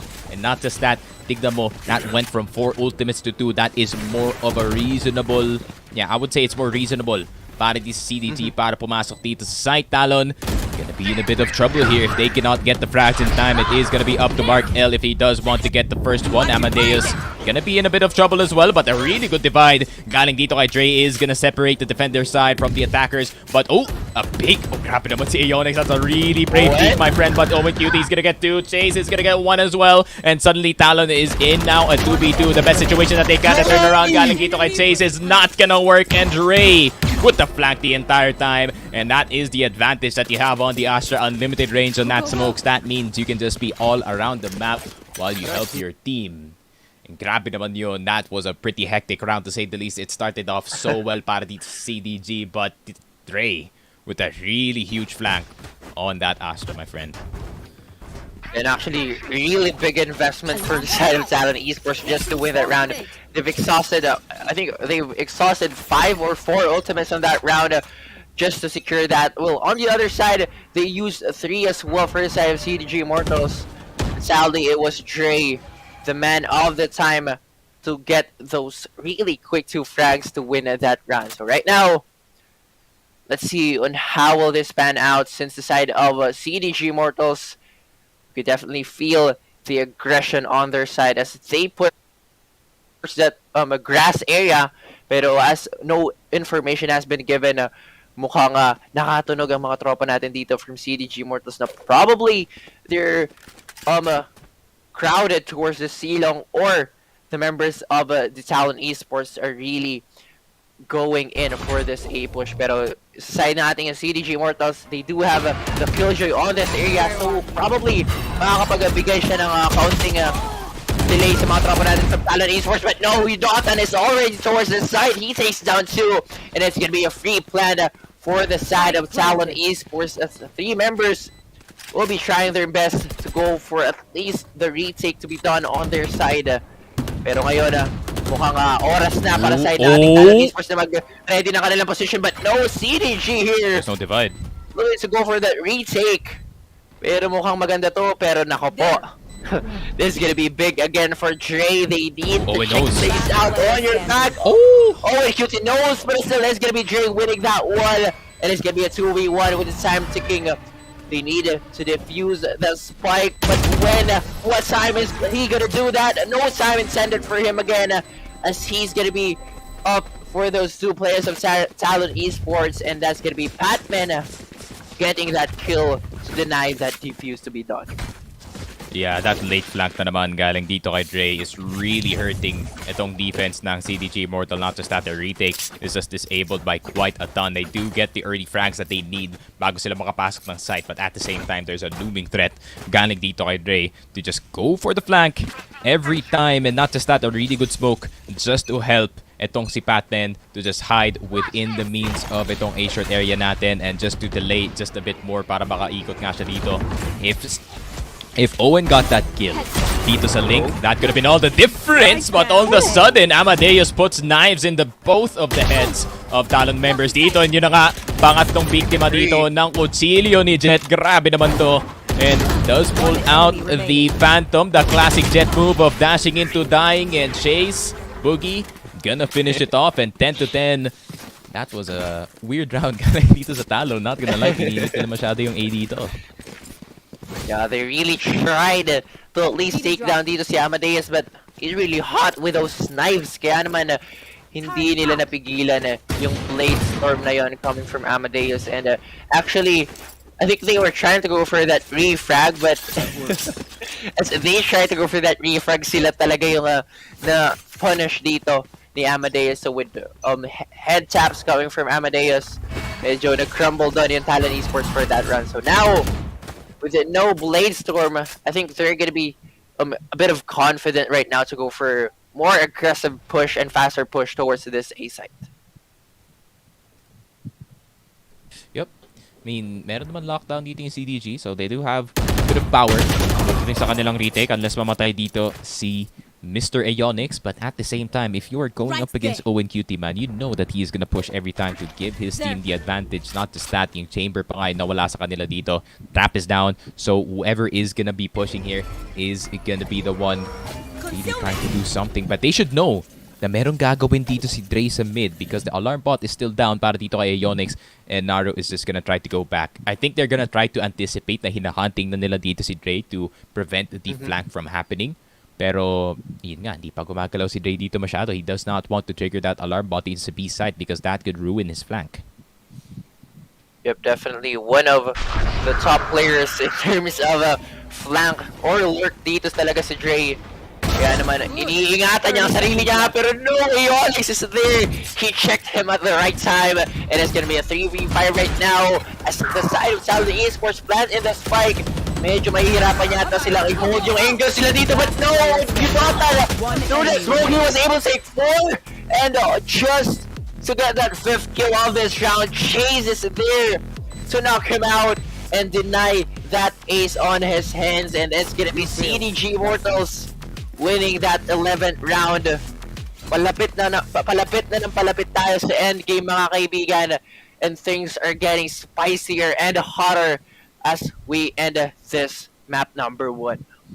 Yeah, you can see in their faces, man. Alam na nila na they should have not won that round after Udutan got so many kills dito sa may link area natin. But Aeonix going huge in the garage position, just holding it down the entire time, getting a 3K dito, and Chase was just alive the entire time. The best scenario that you can ask for galing dito sa CDG. Now you are 11. Not just that, borderline match point na nga sila dito. And they could finish it off dito sa round na to. They can even play retake dito sa A. Di naman nila kailangan masyadong pilitin dito But at the same time, Talon, if you're Talon here, you really don't want to use your ults kasi gusto mo talaga i-secure at least yung 11 dito. Yeah, definitely. But for now, I think nag-save ngayon yung ating Talon Esports on this one. But Overdrive will be casted in, and it seems like it's gonna be a push after all. Pero yung dalawang players dito ng CDG, ito yung magiging malaking problema ngayon ng ating Talon Esports once they plant in the spike. Pero yung ating Hunter's Fury gagamitin na nga, will be Sanguine. Narunat will be connecting the second shot. But once again, they're gonna be pincered down towards this A side. Wall divider will be there to please help them out. Pero yung ating tropa si Markel too fast. Mukhang kailangan nila mag-ingat. Pero Owen Q, nakakuha na nga dito ng isa. They're gonna be going inside this side. Chase on the other hand, will cancel out that lurk. And it's gonna be Markel too fast going down. Dre will be the man of this hour. Kaya niya bang ipagtanggol, ipagiganti ngayon ang ating CDG Mortals. That's gonna be that big no, as the shock bolt will deny him to clutch this round and go for that play. Match point for the side of CDG Mortals. Just like I said, man, you don't want to use ultimates dun sa round na yun, but I think Dre was a bit of a was a bit panicky doon nga sa kanyang Astral Divide dito. There was already a really good flank happening between Owen QT and say Ionix dito, and such a good reaction kasi alam na nila there is gonna be a flank 100% happening galing dito sa Talon. So why not, let's go for a two-man flank dito sa likod. And despite the I would say the trap still being up, I think hindi yata napansin ni Mr. Dre. I think he was too busy trying to set up a site for his team. But CDZ, that's a bit too fast, my friend. You really don't want to throw away downs like that. But Spike is down somehow. Yeah, Spike down for the side of Talon Esports, but 2 versus 4. Oh my goodness, Boogie is making plays right here and right now, but still not good for 2 on this one. Pero mukhang kailangan niya mag-reposition towards into a site here just to have that information that they need. Empress has been popped in, and this might provide a lot of things for them. What? How did he get that shot to happen? Hindi man lang siya na-trigger dun sa, hindi man lang siya na nahirapan dun sa prowler, nakakagat sa kanya. He was ready to get that kill, but right now, the big problem for the side of CDG Mortals is na-plant yung spike towards the C side, and that's gonna be the lockdown. Just trying to zone out every angle near this site. At mukhang after this happens, mukhang mahihirapan sila dito to go for that defuse. But Ionix here needs to put out his gun. You do know turn forces. Oh, pero yung ating flank, hindi yata nila na-check mga kaibigan ni Ionix. But it's gonna be it. CDG Mortals will not be having a time to defuse. They don't have that, but still, strike. good play. Good play indeed, Ionix. Almost. Almost, man. Almost, to say the least. I mean, it's a really good play galing dito sa Talon, no? At the same time, CGG just kind of threw bodies at mid, and everyone just died. Finally to CDG, which is a really good capitalization galing dito kay Talon, but a really good play galing dito kay Boogie, even spending the Empress to get that extra firepower back towards his side, and Ionix with a really good flank, but the time was already of the essence, and they were a bit scared kung saan maglalaro dito yung Chamber, no? Which is really well played galing dito sa ating Chamber on towards the Talon side. Does even have the tour de force to get that extra hurt going, pero meron pa silang madaming options dito. Actually, they have the Nightmare available as well, and Chase is gonna go down. Great entry. Great entry indeed, and Talon Esports will be planting in the spike. Oh my goodness. Kinakabahan ako ngayon. Nakakaamoy ako ng overtime on this one. But right now, it's gonna be a retake after all for the side of CDG Immortals. Let's see on how will they play things out. They do have the smoke, dark cover will be there, getting it in, pero you got that on the right side. A bit of a cheeky angle, and the borders are falling for the side of CDG Immortals. 3v1 right now, and I think it's gonna be a no time, but no man pala ang mangyayari sa round na yun, as Batman we'll get that head off from the side of CDG Immortals, and we're heading to an overtime for this game number 1. Yeah, it all goes back to that one play na ginawa nila dito sa my middle and dito sa my A area. No? That initial fight really did not bode well to them and gave a chance para dito sa Talon na makabalik dito sa game. And now it is 12-12. And it is looking kind of rough para sa side ng CDG, but at the same time, this is like Talon you're going up against, and 12 to 12 is already I would say a really, really good spot that you already are been in. Pero CDG, what is their execute gonna be like? Iisipin mo, okay, Mark L does not have the op. It is gonna be a pure Vandal fight for each side dito. And maybe we are gonna see CDG with the upper hand, considering Mark L cannot get an instant pick on any of the sides here, but they're just playing default at this point. If they can catch this Chamber super early opportunity para makakuha ng flank yung isang player nila dito. Oh, don't knife, bro. Don't knife. Don't knife him, bro. Okay, there we go.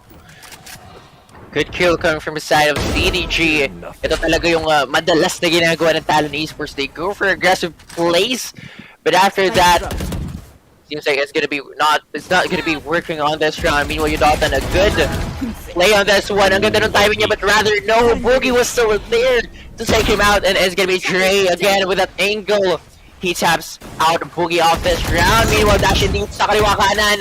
Dalawa yung kinalaban doon. Dito na pa natin Dre, and it's gonna be Amadeus getting that kill. It's down in a 3 versus 2. Let's see on how the Talon Esports play the retake as on the C-long area. Oh my goodness. It could have been big for Patman, but rather no, it went to the other side as Nato here will be the one trying to win them this round. Di pa naman to ang endgame for Naru, but still, it's gonna be one heck of a pressure right now being given to the members of Talon Esports. Yeah, and I think that really goes back to itong Talon, no? When they stop doing the when they stop going for A control, rather pupunta na nga sa mid dito ang Chamber, not expecting to be punished super early because yung main focus talaga dito na CDG is trying to get that A and C control. Instead, recognition galing dito kay Aeonix, just pushing up all the way in mid. Kind of ballsy play galing sa kanya, but at the end of the day, you did get that Chamber. That means the slowdown from the Chap is not gonna be a thing doon nga sa round na yun, and at the same time, a really good timing galing dito kay Boogie, relinquishing garage control from his teammate, and the body system na naman going in favor of the side of CDG, but they have to really not let them plant, and Udotan's gonna go down. This could be the end if they can get this one. Still, the composure for the side of Talon Esports is there. Even though nawala yung isa, hindi nila finorce na mag-push through towards the B site, knowing that for the past couple of rounds, it's Killjoy guarding that same exact site. If ever they push through that, they're gonna be burning their lives from that nano swarm of Killjoy. So now, it's a good angle for Marco too fast, but behind you, you're not looking at your back, bro. It's gonna be Amadeus taking him out. It's gonna be a 3 versus 5. And the players right now, Talon Esports, they're scattered across this map. And right now, I'm not really sure what's gonna be happening here, but it's gonna be Dre falling into the hands of Boogie. Check her corners indeed. And right now, CDG, they're just gonna be waiting for that plan to happen to execute the retake as well. So now, as we look into this one, you can definitely see that the side of CDG Immortals, they're just giving away the site. They're giving it away for free, but Patman on the other hand, makakuha siya dito isa, but on the other hand, Boogie will be there to get that refrag, and it's gonna be a 1 versus 4. Paranoia will be connecting in, and from Obsab, Chase will go down, just went down as well from Naru, but it's gonna be the CDG Immortals getting this game number 1 of this best of 3 series, at napakainit agad ng game number 1 natin. Defenders win. CDG, the plot armor continues para sa side nila dito sa ating tournament, even taking down the Titans Talon in their own map pick. Very interesting to see itong CDG team. Last time that they went on Haven, it kind of went the same way, no? It was a really nice start galing sa side nila, and then the other side does get their own streak going, and you know, CDG, they're really good at slowly, parang ano yung word na to, parang nagagabay nila slowly yung kalaban as the game goes throughout, and at the end, at the overtime, nakikita mo talaga those reads are really, really important kasi nga those scenarios, 1 round in a row for each side, and they got the perfect read galing dito much kasi nga napapunish yung mga usual plays na ginagawa nila dito sa mapa. story continues, man. Again, congratulations to CDG Immortals. That is just the game number one of this best of three series. I mean, for Talon Esports, did possibly just their loading game, and knowing Talon Esports, that was their map pick, and losing on your map pick is not really the best start for the series. But I think we're gonna be having a break first. Again, we're casters for this series. Number one semifinals round. I'm Oblivion, and together with me is Sneaky Frog, and we will be back shortly.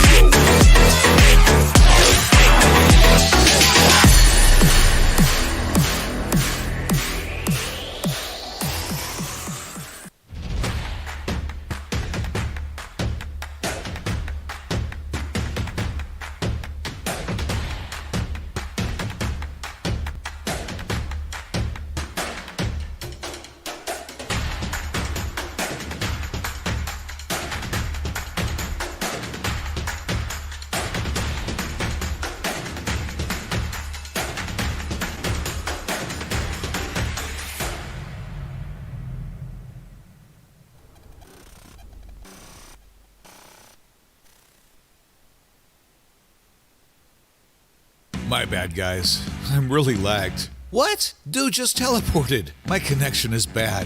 I'm lagging. I'm lagging. I'm lagging. With exit lag, your game stops lagging, and there will be no excuse because you won't need one. Without lag, your game runs smoothly. Your ping goes down. Your skill goes up, and you play better than ever. Register now at Exit Lag and find out for yourself in a free 3-day trial.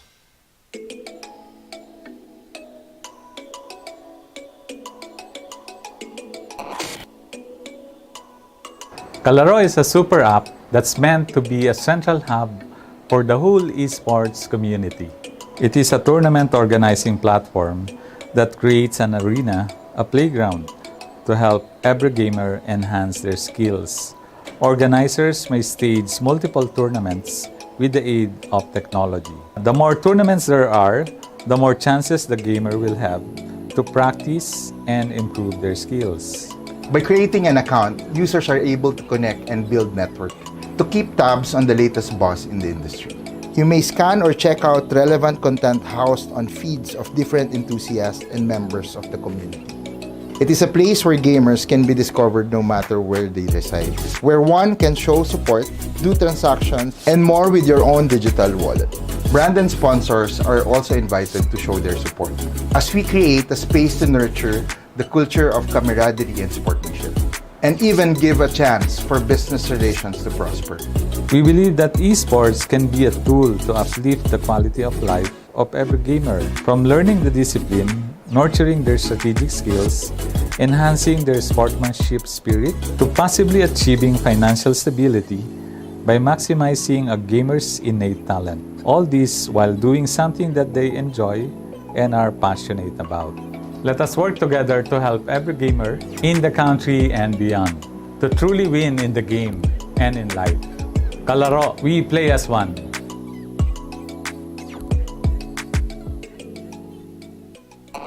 Playing without lag is the best, right? You open the game, don't worry about ping. and wreck your opponents on ranked matches. Without lag, you play with more confidence. You play better. That's why Exit Lag is the choice of pro players. Besides their training routine, they need a software that optimizes their routes and gets rid of lag and latency. Go now to exitlag.com, sign up, and get rid of lag once and for all. Exit Lag, it's the pro's choice.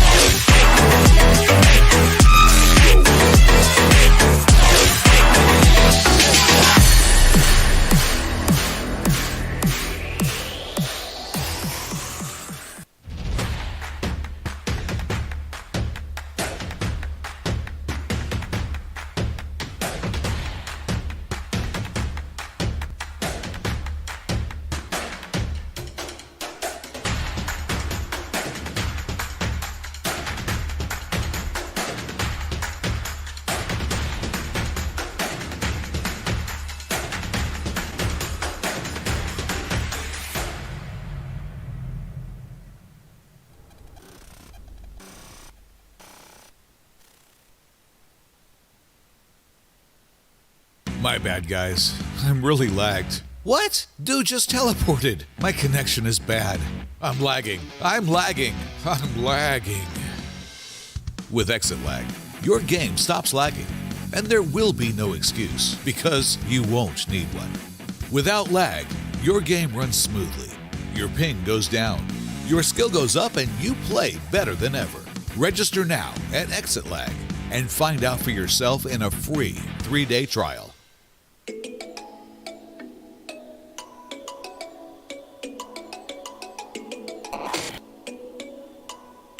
Kalaro is a super app that's meant to be a central hub for the whole esports community. It is a tournament organizing platform that creates an arena, a playground, to help every gamer enhance their skills. Organizers may stage multiple tournaments with the aid of technology. The more tournaments there are, the more chances the gamer will have to practice and improve their skills. By creating an account, users are able to connect and build network to keep tabs on the latest buzz in the industry. You may scan or check out relevant content housed on feeds of different enthusiasts and members of the community. It is a place where gamers can be discovered no matter where they reside, where one can show support, do transactions, and more with your own digital wallet. Brand and sponsors are also invited to show their support, as we create a space to nurture the culture of camaraderie and sportsmanship, and even give a chance for business relations to prosper. We believe that esports can be a tool to uplift the quality of life of every gamer, from learning the discipline, nurturing their strategic skills, enhancing their sportsmanship spirit, to possibly achieving financial stability by maximizing a gamer's innate talent. All this while doing something that they enjoy and are passionate about. Let us work together to help every gamer in the country and beyond to truly win in the game and in life. Kalaro, we play as one.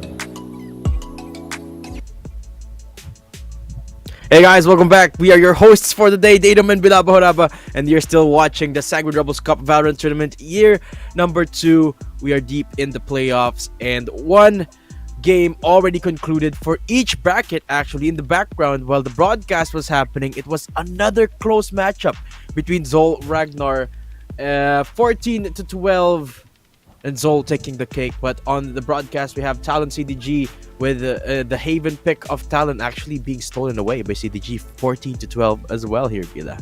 Absolutely. It's just that definitely Boogie is one to take note of. I mean, in the first half, Talon liked taking space that they really got punished because of it. And when they got the 5-0 round, nag-adjust na sila. They got a thrifty, and that snowballed everything for their team, at least in the first half.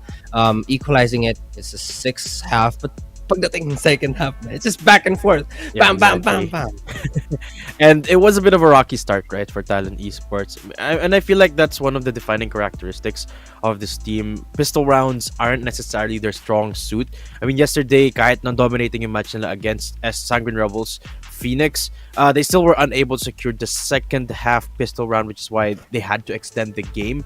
But ultimately, they still won the game, and I feel like that's one of their the weaknesses in this specific game as well for Talon Esports, is that they took a little bit of time to ramp up. Right, it was round number 0-5. Now that's when they started getting rounds on the board. And another thing is that I feel like I don't mind the neon on Yudo-tan, but I feel like Yudo would have popped off a little bit more if we put something a little bit more aggressive on the hands of Yudo-tan, maybe like a Jets or even Arena. Heck, because in my opinion, they have enough utility anyway, because they have the double duelist and then they have the Astra as well. And I feel like that being able to play a little bit less safe is ultimately the difference maker between these two teams. Because if you take a look at how CDG Immortals are playing, I mean, of course they got the duelist, and then they've got Owen as well on the Omen.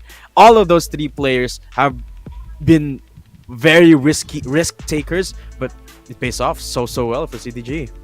Yeah, true. And I have to mention as well, round 8, first half of Talon's round. It was such an investment that it went one after another. They didn't give any room for the defense of CDG. I mean, for the attack of CDG. And Talon knows on defense that they're with time. I mean, kakampi nila yung oras. Not to mention the manpower. Kasi most of the mistakes, actually, in particular, of most teams, when they got the manpower and defense, parang overwhelmed sila. Like, I gotta get one more. That's the mistake. But Talon has, alam mo yan, yung discipline on that one. They have their time on their side, and plus if you have the discipline and you keep your manpower on your side, it's just gonna cement yung defense nyo on that specific round. And Mark L too fast, man. When he's just on that operator, you gotta really be careful. Mark L too fast is just weak on that operator. I can't even put a word on weak. It's just weak eh. Wala ganun eh. Then yung soon flashpoint and the prowler after the info is just spot on as well. I gotta mention that. That's my most favorite combo na nangyari dun sa matchup. Pero yung on the other half, yung si Dre on the flank, on the attack, it was just everything for Talon Esports on the second half. Pero ayun na nga, naka-adapt kasi yung CDG. And I gotta mention as well, Talon Esports like capitalizing on their ultimates so much that they're really they want to get an orb and kills every round here and there. But overtime is not really for them. It's not really just gonna benefit anyone, because wala kang magagamit na ultimate. It just resets back to maybe 5 or 6, but you're 3 ways away dun sa ultimate na pwede mong gawing capitalization. And CDG, man, they have Boogie. That alone, and ngayon pa si Owen, masyado pang mainit si Owen ngayon. Talagang, I don't know, man.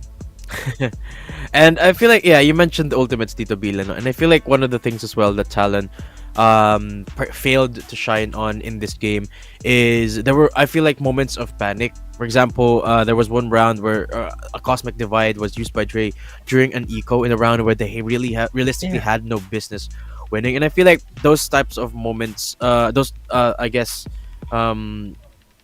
priorities has to be set here for Talon Esports, especially in those high pressure moments. I mean, it could have even pivoted the game in a completely different direction if they had the Cosmic Divide in the next round, or perhaps a couple of rounds after that. So yeah, a few things to work on for Talon Esports, but when it comes down to the fundamentals, you could absolutely see that these two teams have it down to the wire. It's just so close between them. Going into Breeze, though, this is CDG Immortals map pick, so the work has to be done here. Like, it's even more so hard for Talon Esports, and I can't wait to see it here, Bila. So I guess let's just throw it into the caster's desk here.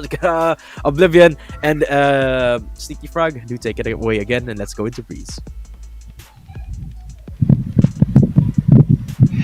Big thank you for Datum and Abila. But now we're going to be heading on to our map number 2 here on Breeze. Well, that game number 1 has been really, really tough for both sides. 12 to 14. Again, we're going to be looking into the map of Vito, and you can see that the Talon Esports picked that map number 1, but it's the CDG who wins that map. But right now, we're going to be heading on to our map number 2, wherein it's going to be a map pick of a CDG Mortals on the map of Breeze. So I'm pretty much looking forward for the players as well from CDG Mortals na sobrang init for that last game. That was a Boogie and Owen Cutie really did a great job towards that half end of that match, kung saan sila yung step up for their team to win that match. Yeah, I think if ginawa ng Talon yung kanilang due diligence dito, no, when I think they should have watched yung SR Nakakwe versus SR Nakakwe versus CDG match, I think they would have probably found any counters na pwede mangyari nga dito sa attacking side ng CDG. And CDG, from what you've seen, their executes have been really, really nice dito sa Breeze when they were up against SR Nakakwe, and really just gave them a surprise, which was, it's kind of like the same story, no? SR Nakakwe was the team that is supposed to be really, really, really good dito sa Breeze natin, and all of a sudden CDG turns it around, and yun pala, they're also really good at that map at the same time. So I think their experience prior to this one could really help itong CDG maybe work out map win and maybe end this series 2-0, but we cannot count out itong Talon, no? Talon is really good in their own right. Nakita naman natin kanina, Mark L can really delay as much as they can with the chamber, but yeah, it as well when it comes to the executes going into this map. And yeah, I mean, Talon should really be drafting somewhat of a more denial than they want, no? Dito sa defender side, I think we're probably gonna see, the classic Viper dito sa Breeze map natin, but maybe a bit more emphasis siguro, no, on their stopping power here. Maybe they want to go for a double initiator. I wouldn't mind seeing another breach dito sa mapa na to. Maybe there is gonna be a Sky coming for that longer range pagdating nga sa flashes and pagdating sa possible info. And yeah, a lot of things that they really have to keep in mind here, because the CDG Immortals, when it comes to this map, they are relentless sa attacking side. And I think for the side of CDG Immortals, as much as they win that past game, I think we could put a cherry on top on that as we read this comment right here. Sabi dito ng CDG itself na Coup de Grace, Kiloy Azucena. Shout out kay Boogie at sa crush niya. Bigyan mo po ng bebe buff si Boogie, please. So that could be the cherry on top for the side of CDG Immortals to at least possibly win another game on this one, if ever that Boogie will have that Bebe buff na kailangan niya dito sa game na to. But going back into that game, Boogie was one of the players who really popped off for that game number 1. And you said it, the side of CDG Mortals are really relentless on the attacking side.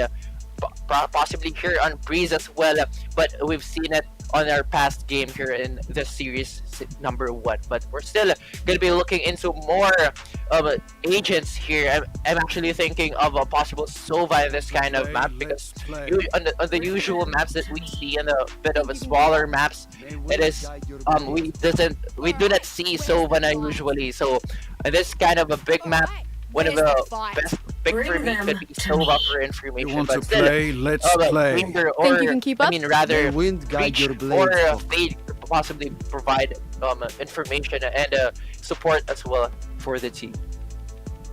Yeah, and yun na nga, finally, after from what we've seen in the first map, at this point, it just makes sense para kay Owen na Sure. mapunta nga dito sa chamber. At this point, I mean, nakita mo naman the entire time that Owen was playing that game, he was literally pushing to get the advantage para sa kanyang team, and now does have the opportunity to TP back and play a little bit more safe really within the means of those teleports. And yun na nga, we are gonna go into the game in just a short while. But I think pretty good lineup for both sides. Pretty good mix galing dito sa side ng Talon with Jet. And I think Udutan, it's gonna be up to him, man. I mean, Udutan really didn't have the best game, but he didn't have the worst game at the same time dun sa last game natin. I think he could have done more with the Neon, to say the least, considering how effective Neon could be doon nga sa ating Haven game, considering those stuns can really cover so much area. But it is gonna be the Jet for the crew. Spike down. Really fast for Marco. Too fast there. The members right now of CD Shearer trying to go in with Marco. Will be good for 2. Patman on the other hand will be missing a few shots, but still we're gonna be completing things off down to a 3 versus 2. The side of CDG still hasn't planted in the spike, and now they're just walking towards, circling towards this side, waiting and trying to go for possible pickups here, but they need to check this angle right here, and the Onyx just in time to flick his hand onto the head of Mark L as he gets that kill down in a 2 versus 2. Less than a minute remaining. Watana will be there to take one, but a good trade coming from Owen QT. But now he doesn't have the spike on his hands. He needs to walk his way through that area para at least makuha muna yung spike, but I think he's gonna be playing with his time here. Though he does have 11 HP remaining on his hands. He doesn't have the spike. He's walking away to that spike. I mean, I'm not really sure what he's trying to do here. I guess he's gonna be forcing a duel on here, but oh my goodness, they're both looking at the wrong angle. But it's gonna be Dre getting that first look onto his enemy, and will get that kill as well. Yeah, I don't think Owen knew na hindi yata alam ni Dre that the spike was down and was he didn't know that the other Viper was already not sitting on top of the spike. Instead, nagstay na lang dito sa mid si Dre to cover more area, to say the least, and to make sure that he gets a more favorable fight, considering 11 HP na lang dito si Owen QT. But a really good attempt galing dito sa CDD, showing once again how good their buddy system is. But at the same time, Mark L, man. That's why he has too fast in his name. That first pick really helped them, taking down the Sova so early, preventing information going in the way of the attackers. A nice kill coming from Owen there. At mukhang sasabayin pa doon dito ni Onyx, but rather no, it's gonna be Dota and getting those 2 quick frags on their side, as it's gonna be Owen once again getting that decapitation onto his enemy. Right now, the side of CDG will be having a rough time on this one, though Owen does have an upgrade after those 2 frags that he get a while ago, but he needs to be careful. Mark L is walking his way behind him, but Chase, Mark L will be getting that shot to connect onto Chase. It is up to Owen. Does have the Reaver Spectre here. Nice skin. Will it be nice enough to take down Udon? That's gonna be a no-go, as Udon without Bulldog on hand. The advantage in terms of weapon and a bit of an off-angle position right there as well. And it's gonna be the Talon Esports getting those 2 easy rounds on their side. Yeah, and I think people really underestimate the round 3 Bulldog, man. Not gonna lie. I think that burst, that initial 3-round burst that pwede mong makakuha ng headshot that could really just kill you instantly and beam anyone across the map if you do know what you're doing with the gun itself. However, I think it is gonna be CDG, or not CDG. I think it is gonna be Talon rather, going for the somewhat of an eco, no, para masave na nila na onte ang kanila economy dito for the sake of those Vandals going into the next round. Mark L had to do another cheeky play dito, but Boogie already has holds control. Good holds control right now, but it's gonna be Nara pushing through that poison cloud. This might be big for him, but it's gonna be checked, but no! There's gonna be a quick trade from the other side, but oh my goodness, things are not doing well for the side of Talon Esports right now. And it's gonna be a Donna getting tagged by that trademark. So now information has been given to the members of CDG Immortals. It's gonna be Ionix just guarding this angle right here, and it's not gonna be checked by Udada. So now, with a play round for the side of CDG Immortals, they're gonna be getting it their first round of this game. Yeah, it is kind of the exact same execute na nakita natin when they went up against SR Nakagwe, but at the same time, I really like yung ginawa dito ni Ginaru trying to go for the push going into the halls area. It's just that I don't think he knows that there is going to be a third person in that execute, no, just holding down halls the entire time. So really good coverage galing dito sa side ng CDG, and they need this round to go their way. Mark L already has the op though, so that is already a looming threat para dito sa CDG just in case that they want to peek around the corners. Right now, mid control will be there for the side of CDG, but it's gonna be Mark L too fast. Does have the operator on hand. Good investment, because for the past game it really works well on their side, but right now they're gonna be Spike planted. bot is falling down. Good refract coming from Drake here, but the spike will be put down towards this A site. We're gonna be waiting for a bit for the push that the side of Talon Esports is gonna be doing in a few moments from now, but right now I think they're gonna be trying to go for a pincer towards that A site, as Mark L seems like he's gonna be opting to go for that flank, pero si Owen Cutie dito was able to take one. Amadeus on the other hand will take another kill. So right now, good flank is there. He will be connecting that first shot, but the trade, rather the headhunter will not be there. Meanwhile, there's no time intended to go for that defuse. There's one more player, and it's gonna be Amadeus winning them that round. But you've said it, Owen's frag that time was definitely huge as well. Yeah, this is why Owen gets so many frags on the board. His timing is just really, really insane. Not just that, no. Ang tagal makapasok dito yung Talon dito sa site to try and see if they can relinquish control from Mr. Amadeus and Mr. Chase here dito nga sa site, and the delay that CDG created para dito kay Owen to just crawl up all the way in mid. Kita mo naman, Talon was not even heeding any mind dito sa may double doors natin, and that gave an opportunity for Owen to do some damage on that Viper lurk dito sa mid, even saving the Viper's pit for his team. But Ray, not this time, my friend. Not this time.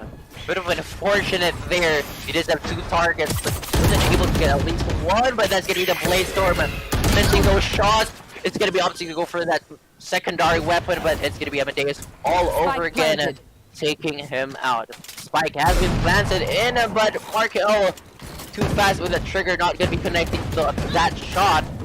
The Batman here will be able to get one. A quick trade coming from Chase. It's there, and now it's down. It's into a 3 versus 1. It's gonna be a utility game as of this moment, but he only has that Marshall and a jumping classic right click coming from Chase will top things off, and it's the CDG again winning that round. I wish my classic did that. That's for sure. All right.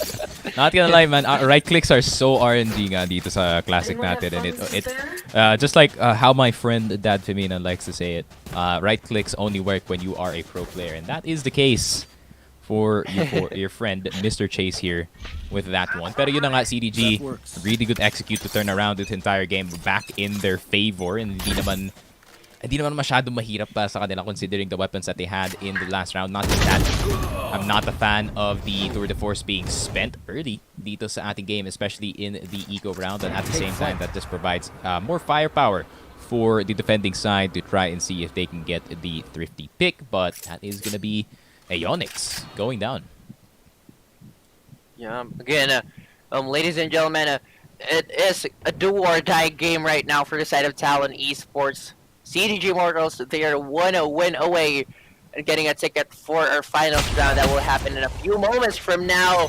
But a quick pick coming from Mark L. That shot would not be connecting in. And it seems like it's gonna be a B push.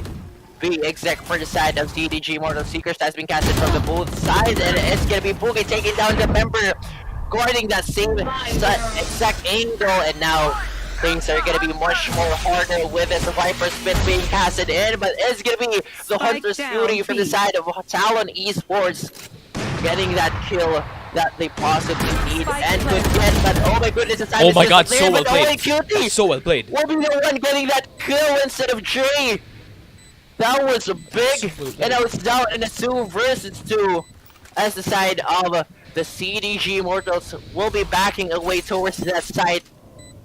It's gonna be a lineup play after all. The Viper Spit has been dissipated, and now we're gonna be waiting and waiting here. Sadly for the side of Talon Esports is that they do not have any information, but they need to pick on this one. They need to get this kill. A double pick is there, and they're gonna be working their way to that 4th round win for the side of CDG Mortal. You saw that little detail na ginawa dito ni Owen Cutie, my friend. Planting outside of the Viper's pit. Look at how confused Jay is. He's like, where's the Viper? Bakit hindi siya nagpa-plant dun sa usual na spot? He's actually outside of the Viper's pit, and medyo nagpanic yung utak dun ni Dre. Sabi niya, oh, the spike is down. I should just shoot through the smoke. Owen, with the upper hand dun sa fight na yun, gets the kill and turns it into a situation that's favorable para dito sa CDG. That is an insane play from Owen, man, and he just keeps doing it round and round again. And the execute was there. That is the play that he was saving the Viper Spit the entire time, despite napakaganda ng Hunter's Fury na ginawa dito ni Gnaru. Yeah, you give credit to him, but at the end of the day, that is just a one-man play galing dito kay Owen QT, taking out nitong si Drake, removing access from the toxic screen and the rest of the smokes para dito sa defending side. I am genuinely impressed from that play, my friend. Definitely, I mean, Owen QT, he really knows how to play his agent on this map. Nakita naman natin kanina on how he played out that Viper Spit and planted in the spike. We're in as Dre misses his first few shots, Owen QT takes advantage of that one and it takes the head off right off Dre on that moment. And after that, I think that was a good communication as well for the side of CDG Immortals for that post-plan situation, that they didn't give up any information to their enemies on towards that site. Kaya si Mark L2Fast dito, naghahanap pa siya actually ng members towards that site, not knowing that the members of CDG Immortals, Owen, QT, and his teammate was already towards that A main area, or in a B main area rather, where the quick double pick was there. But going into this next round, oh my goodness, things are really fast, and Aeonics takes on that first frag on this round. Yeah, so much momentum you can gain from that round. Grabe talaga. You can really feel the high spirits coming in here from TTG, and if they can get this one as well, they can just stretch their lead more so dito sa ating game. But Udutan is gonna get Boogie though.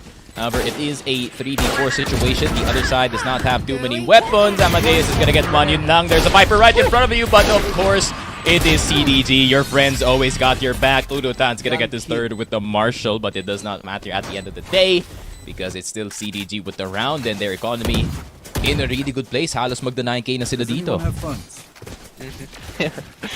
Well, almost puno na nga actually dito yung members ng CDG. All they have to, I think, for their side, all they have to do is buy their utilities, and that is the only thing na babawas sa economy right now ng CDG. Well, for the side of Talon Esports, I mean, a good few shots coming from Udotan for that round, but sadly, that is not enough for the gunpowder no matter yung CDG Mortals for that round. So a bit of a fast round for that round number 7. But now, it seems like it's going to be a fast round once again as Boogie enters this site. Yep, they have to be careful though. Markel's in a really good spot, but he's getting burned. by the toxicity, my friend. Wala na palang tao dito sa side, and Boogie is gonna get Markel. Amadeus is gonna get Udo Tan as well. And yun na nga, everything is falling apart para dito sa Talon. Dre is gonna get spotted in the corner, and Chase is still anchoring towards the site itself. And look at Talon, man. They are just playing hide and seek, and they are the seekers in this one at this point. But they are somehow finding a way back into this game. And yun lang, Ionix in a really good spot. Middle doors, Naru doesn't know that he's there, but he was waiting for the trigger discipline to get that diffuse. And Talon with a turnaround dito sa round na to. I really thought that CDG would just get that one, but the shots from the side over at Talon was just true. Yun lang, I think CDG getting a little too confident dito sa ating game, and he should calm down a bit. Yeah, I mean, the way they entered that split A push was actually smooth, where they planted in the spike really fast without getting any players on their side going down. But after that post-plant situation, I mean, I think the way Talon Esports play that one is in a buddy system wherein they go in and try to go for that retake together and faster as well. So after going in, the refrags were fast, and sadly for the side of CDG Immortals, they lost that round. But now it seems like the side of Talon Esports does have the economy that they need right now to at least go on par with CDG Immortals. So probably they could win this round again, and might as well be the deja vu of that past game wherein on the first half it was an even 6-6 scoreline. Yep. And yeah, I would say ang daming options dito yung CDG Immortal. They have the Cabbages, they have the Hunter's Fury, they have the Blade Storm, which I doubt is gonna be used dito sa round na to. Kasi nga meron namang weapon ang ating Jet at this point. But Talon is gonna decide to put Udo Tan on a Shorty and a Blade Storm in itself. So I think gusto niya magawa dito is to try and save that operator para sa kanyang teammate. But CDG is gonna start the execute dito sa B side. The toxic stuff is gonna start to go down dito sa B. But is it gonna be a B side? Look at the rotations galing dito sa Talon. But I think Mark L is like, hold up, why are they not going into the site just yet? And suddenly there is a plant dito sa A site. And it was all a ruse, my friend. Mind games, baby. And now the side of Talon Esports are gonna have to put some time on their hands to at least get their rotates back towards this A side. But a good positioning for the side of CDG Immortals is that they are all playing towards this post-plant situation. But Owen Cutie with that unforgivable spot right there. But Boogie on the other hand, this can be the Hunter's Fury being casted in. Naru will take a Boogie, but they're diffusing in the spike. CDG Immortals, you need to check on this one. The spike has been halved, but it's still gonna be the CDG Immortals winning that round and winning those duels. Grabe yung ginawa ni Owen Cutie doon. I'd say na if ever that dun si Owen Cutie sa aiming area, he could possibly be checked by the members of Talon Esports, but rather he went in a different route right there. He went from the mid, and after taking down Yudotan, he take more players away from inside of Talon Esports that potentially and probably made them win at that round. Yep. Well executed. All the way around. Para dito sa side ng CDG once again. I mean, that fake really just put Talon in a spin cycle dito sa ating game, and grabe naman yun. They got the advantage dito rin sa A-side. Not just that, the amount of space na pwedeng gawin dito ni Owen Cutie. Just like that, he doesn't get the kill on Udo Tan, but he does want to get more. Instead, Chase is gonna get Batman. And all of a sudden, the B-side is clear. And, I mean, what can Talon do? I think they don't have much of a buy dito sa round na to, if I am not mistaken. So they cannot really do much. So they're just gonna do what they can within their means. But Markel is gonna be on that flank. But look at Owen, man. He knows. He knows that there's gonna be something happening dito sa likod.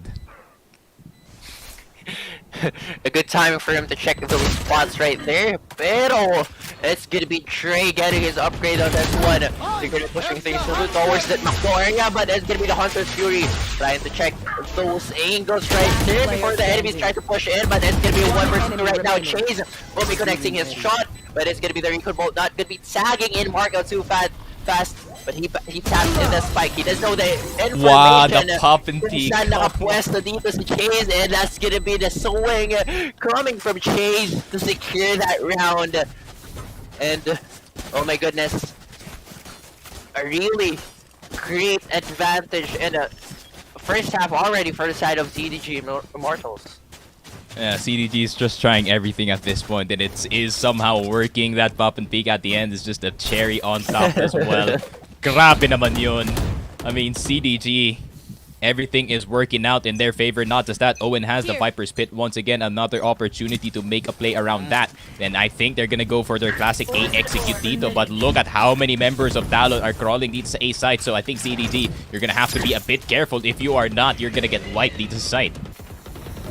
Nor with that first frag on this round, but Batman, he was able to take two of that one. Two quick heads are out for this round on the side of CDG Immortals, and just as they're getting their confidence on this game, Batman is there to cancel and deny that one. So after that quick 3 frags na nakuha dito ng Talon Esports, it seems like we're gonna be slowing things out a bit again, and Chase here with Ionix will be trying to get as much frags as possible before trying and getting inside this side. But knowing the position here of Chet coming from Talon Esports, it's going to be hard if ever they're going to be trying to go for a rotate here. But here we go. It seems like they're going to be pushing on this one. Batman for the third, and it's Marco too fast to secure this round. 4-7 will be our score. And the side of Talon Esports, a great denial for that 8th scoreline for the side of CDG Immortals. Yeah, I mean, really good play galing dito sa side ng Talon. I think they kind of read that they were gonna do an A execute, so they did put si Patman dito sa my halls area, and they're like, okay, Patman, just do any play that you can that can prevent this execute from even starting dito sa side, and an exact play happened na nga dito. As soon as you do take that jet down, the play falls apart para dito CDG because you don't have anyone who can really get into the side really quickly and provide some pressure for their team. And really good counter galing dito sa Talon. But Oogie right now, A is clear, but it seems like the side of Talon Esports, I think they read that the other side lost for the past round, but now it seems like it's going to be a different type of setup for the side of CDG. Gotham will take one. Right now, that's going to be the Viper's Pit being casted in towards this A side, so that's going to be a big of a nuisance for the side of Talon Esports as they try to go for their retake, but no! That's going to be the 34 once again come from Mark out too fast to get that kill. But looking into his side, it's Amadeus. Caught him with his pants down, but it's going to be Naru once again getting chased by the running cabbage. And it's going to be an easy pre-fire for the members of the CDG. CDG, this is now their opportunity to maybe finish this game from round 1 itself. They need to collect some momentum in this one and not allow Talon to start heating up dito sa attacking side, because attacking side is going to be really hard to counter, especially with the lineup that Talon does have. They have, you know, they have Mark L for that possible first pick that they can have, but they also have the option para dito kay Udutan to go for that entry, provide them space, just like how Boogie did in the earlier rounds dito sa attacking side. But it is going to be very dependent dito sa mga anchors natin. And they want to make a really fast play dito sa P side. Mark L gonna have to be careful. There's 3 people could be staring right at you. Trailblazer will be casted, and I don't think there's been information has been given, but Aeonix was still there. He was able to secure that kill, but on this A side, it seems like it's going to be a different story right here. The side of Talon Esports is in a good spot here. Aeonix, you need to check that corner, but it's going to be the Headhunter winning against the Classic right now. It's going to be Aeonix forcing to go back for a moment, but Patman on the other hand will be missing a bit of those shots, but it's all up to Aeonix.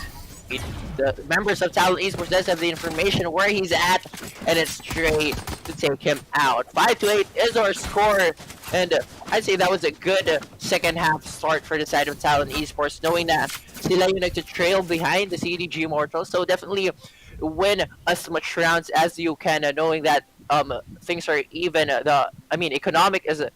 Economical wise, even yung round na yun, so good thing for the side of Talon Esports that they win that round.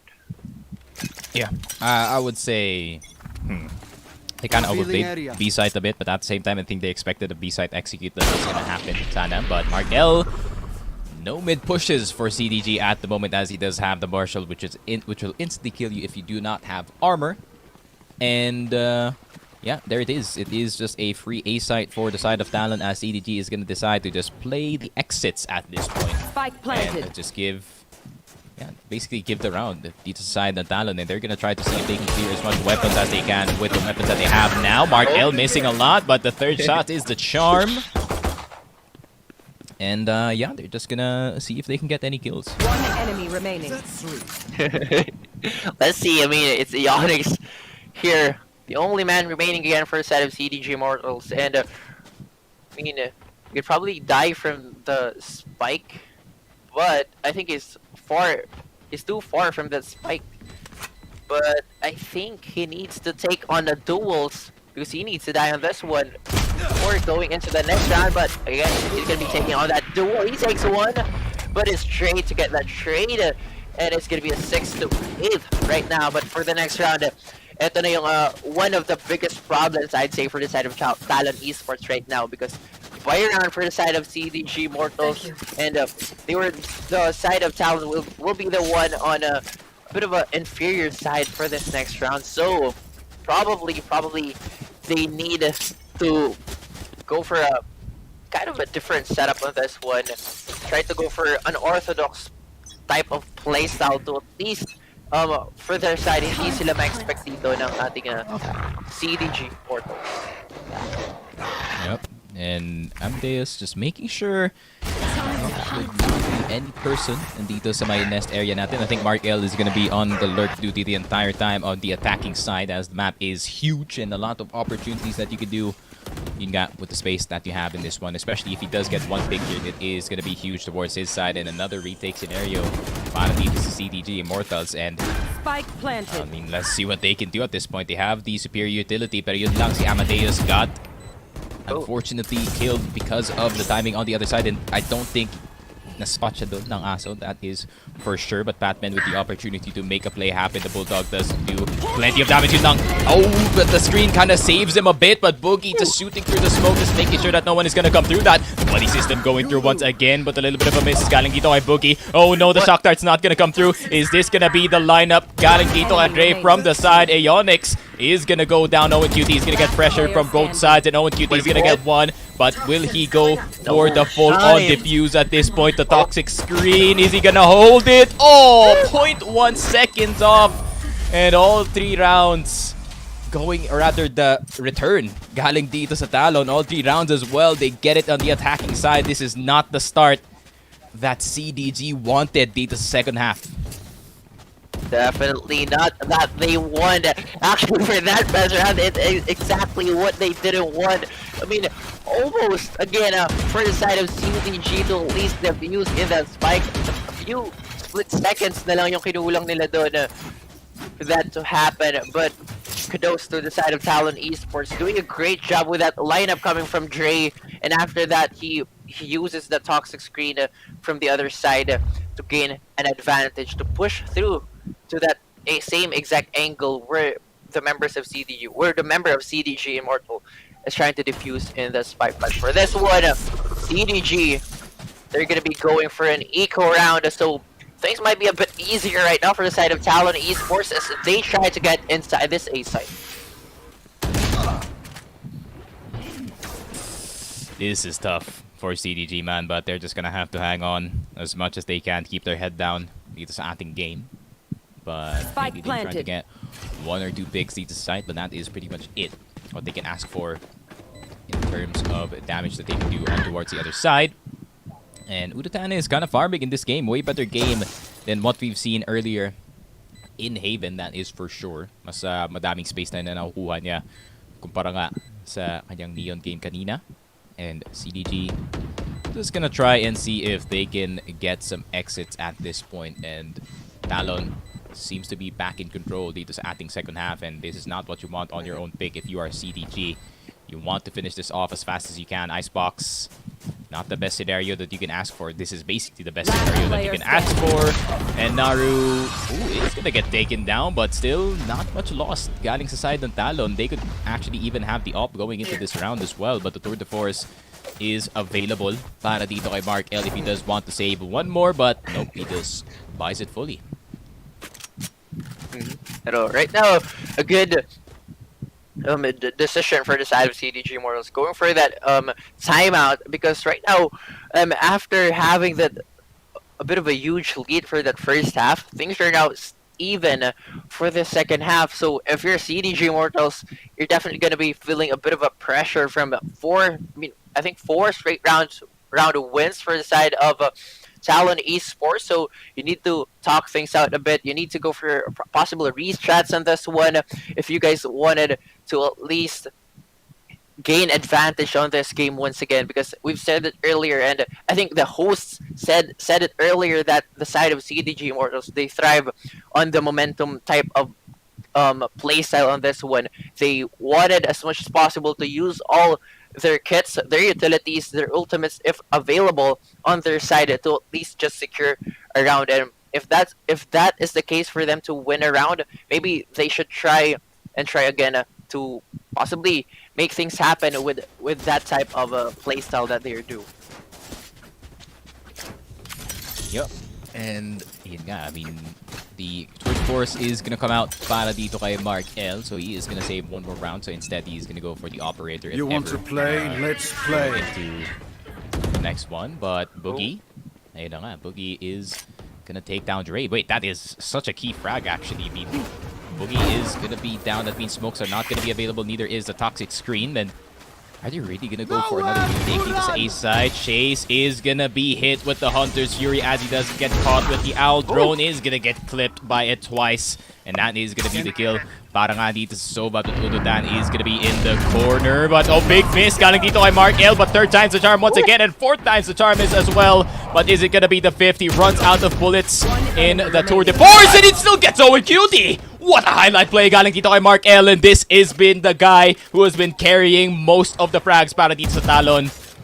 Him and Udotan has been doing such a stellar job dito sa Breeze for the comeback as well. And this might just be Talon getting the control back into the game and getting the lead back as well dito sa attacking side. And this is what I warned CDG about, man. CDG, you might have the map advantage, but Talon is the type of team to just heat up out of nowhere, and they could really just get the counter punch, and it is gonna hurt.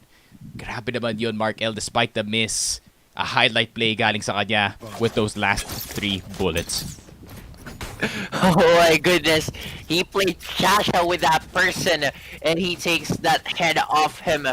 Grabe yung ginawa doon. I mean, a few were from the other side of that duel, pero grabe yung ginawa doon ni Mark L too fast, getting those 3 important frags na pwede sanang maging key ng CDG Immortals to win that round.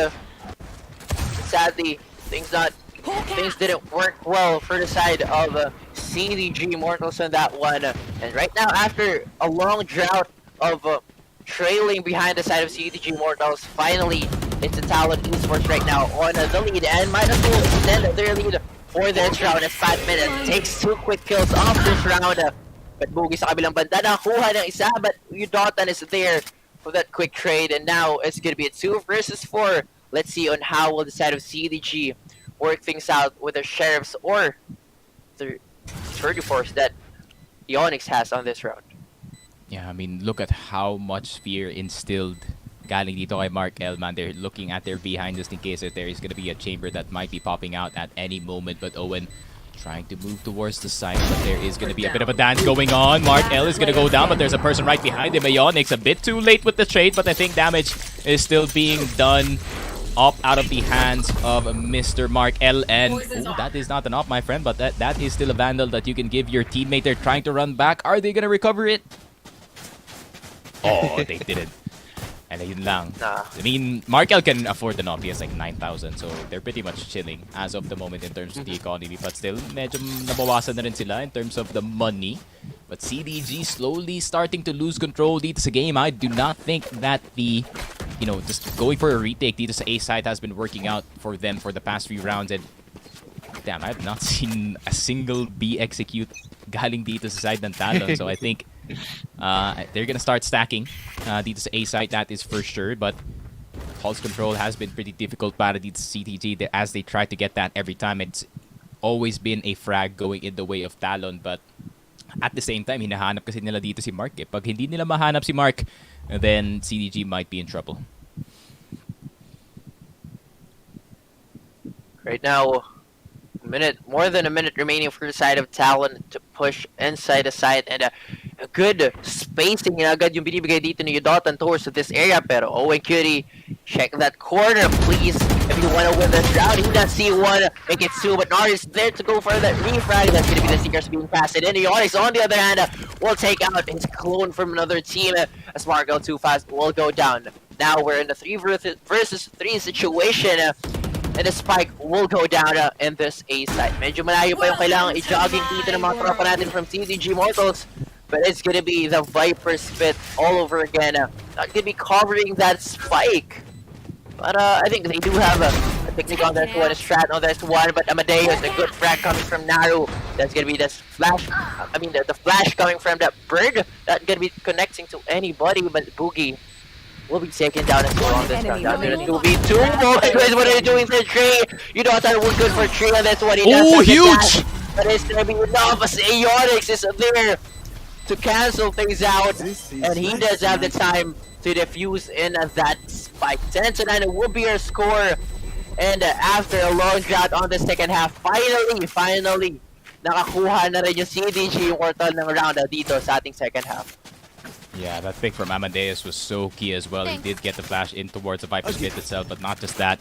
It is gonna be that kill on towards Naru, who's trying to play a bit ahead of his team para makakuha pa siya ng isang pick and a possible play that he could have gotten both, but at the same time, he couldn't hit a moving Amadeus dito sa may stairs area natin, and a really nice shot galing dito kay Aeonix with that op. But man, the pressure was on for CDG doon sa round na yun to finally get a win on the board, and the Viper's Pit is gone from the options of Talon as well. But Udutan with the knives, he's so deadly with it, and Hall's control once again relinquished. Galing dito sa side ng CDG, but they are gonna put a person there, which is gonna be Chase. But they still have to keep in mind that Udutan can make a play happen. Good quick frag for Owen Cutie there.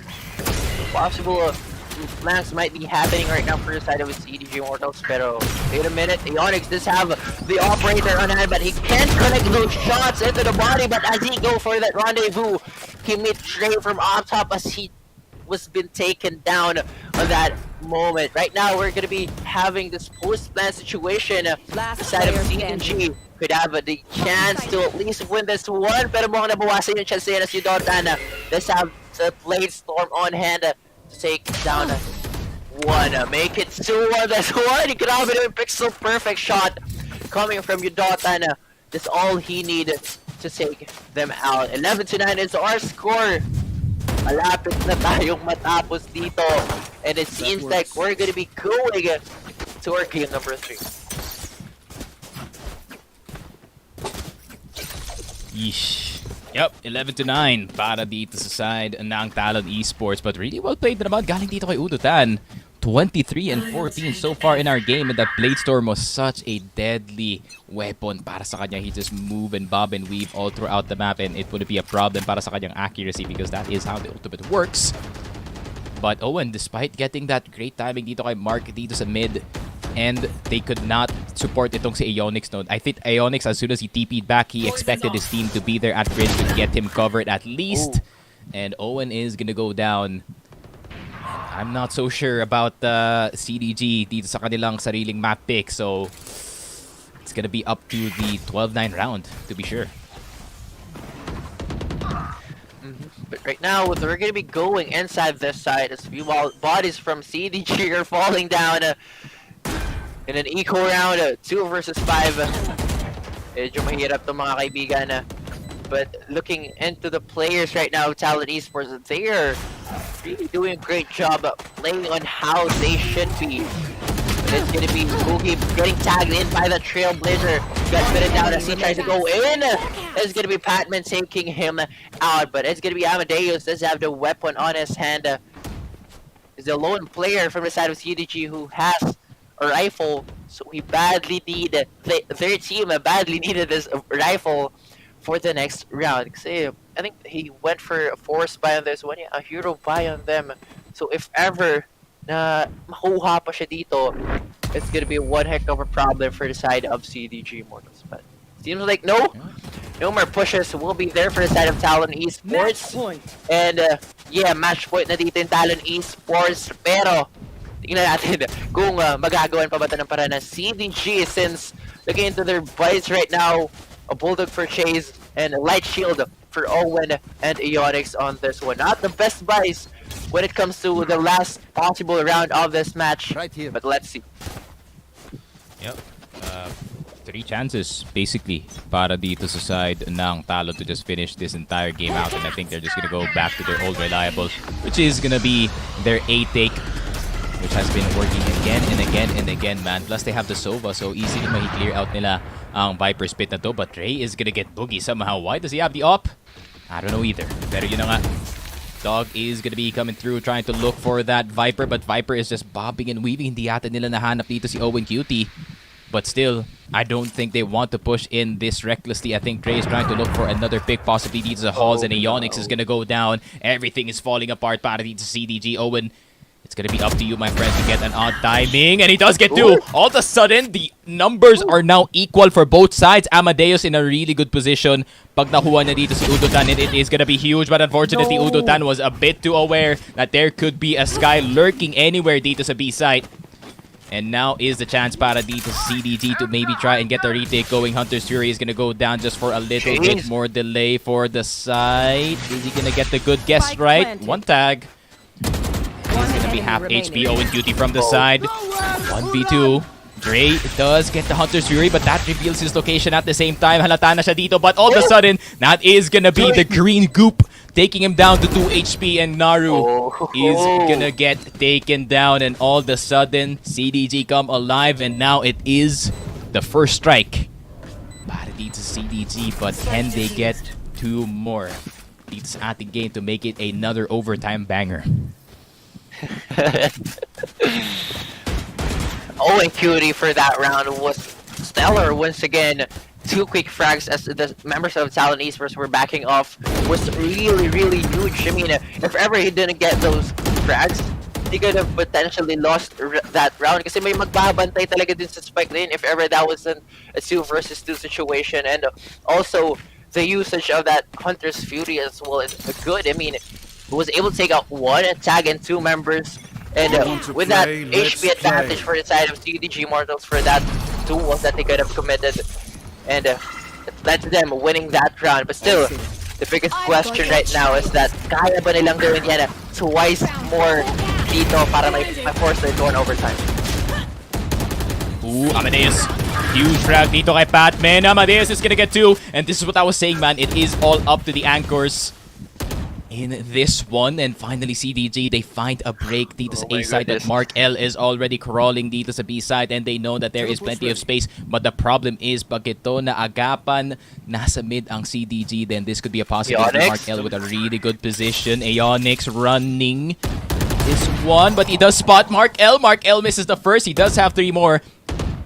Is it 3 times the charm once again? This is now is not the time to go for 3 strikes, and it's it. But I think he's just trying to go for a really good distraction play. Naru is gonna go for the plant. One person's gonna be mid, and I think they know exactly ano mangyayari nga dito sa middle area natin. Ionix, he's trying to find anyone in the corner. He does find Markel. A 2v3 situation here for CDG, but Ray, just like he did in the earlier game of Haven, he's gonna go for a really big flank. Naru's gonna get spotted in the corner, and they know exactly where he is. Nakatingin na sila dito, and that is gonna be 2 members. The buddy system once again, 2 people shooting at 1 person, and 12 to 11, and 1 strike left para dito sa Talon before they go back into overtime. Oh my goodness.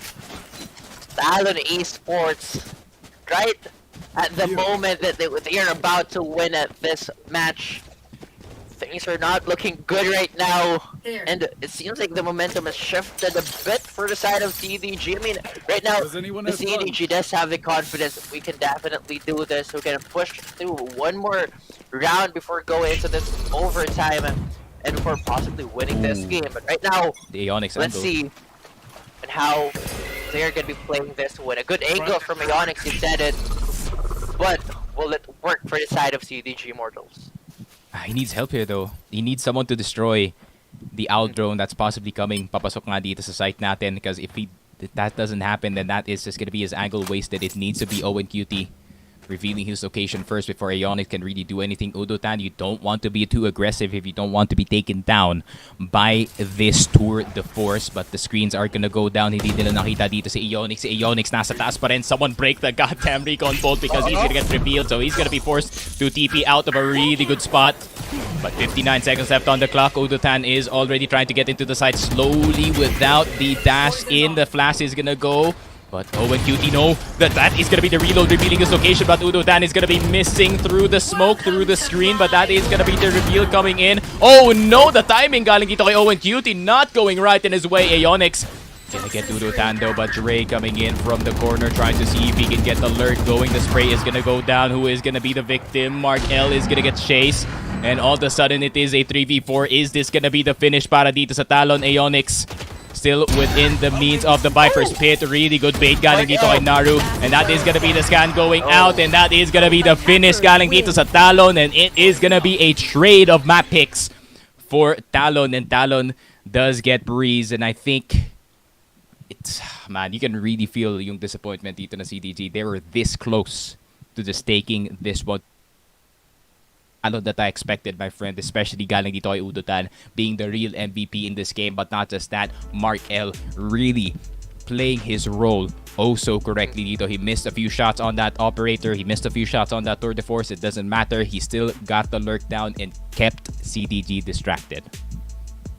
Yep, definitely a good way for the side of Talon Esports to bounce back on this one. I mean, it was a do-or-die. The pressure is real for the side of Talon Esports, and they use that into their as probably an inspiration and motivation to push things through forward to win this map number 2. So now we're gonna be heading on for our map number 3, and I'm really excited for that to happen. But for that game, I mean, almost again for the side of CDG Immortals, and this matchup was really well-rounded. I mean, both of these teams are playing at their best right now, and it's like nagpapalitan lang yung mga teams natin towards who's ever gonna be winning rounds after rounds. But I guess that is it for this map. Again, I would like to thank our sponsors for this event. I would like to thank Exit Lag, Kalaro, Alco Pro, and also our partner for this event, the Fulcrum Esports. So meron pala tayong giveaway dyan, mga kaibigan. All you have to check is our comment section, yung pin comment natin dyan. Easy as 1, 2, 3. You're gonna get a chance to win a 2 Exit Lag subscription. So like and share the stream, tag 3 of your friends, and don't forget to put the hashtags during this live stream. That is the hashtag Sang with a 2-year B-Day and hashtag 2-year hashtag SR level up. So nasa pinned comment natin yan. Check out those hashtags for you to have a chance to win an Exit Lag subscription. Again, we're your casters for this semifinals. I'm Oblivion, and together with me is Mr. Sneaky Frog. We'll be back for that game number 3.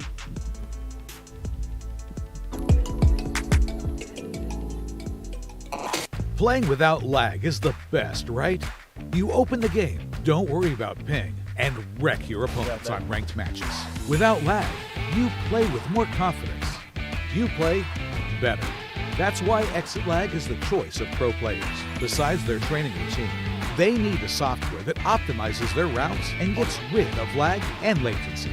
Go now to exitlag.com, sign up, and get rid of lag once and for all. Exit Lag, it's the pro's choice.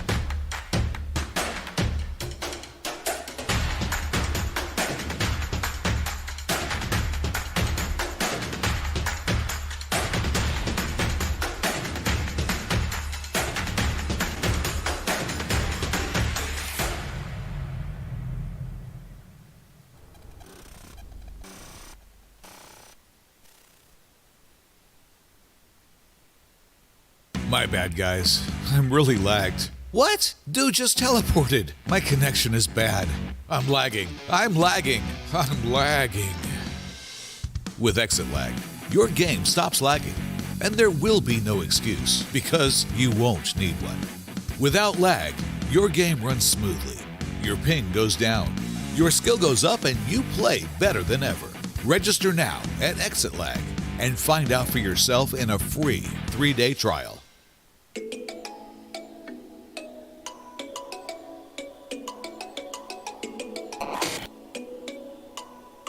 Kalaro is a super app that's meant to be a central hub for the whole esports community.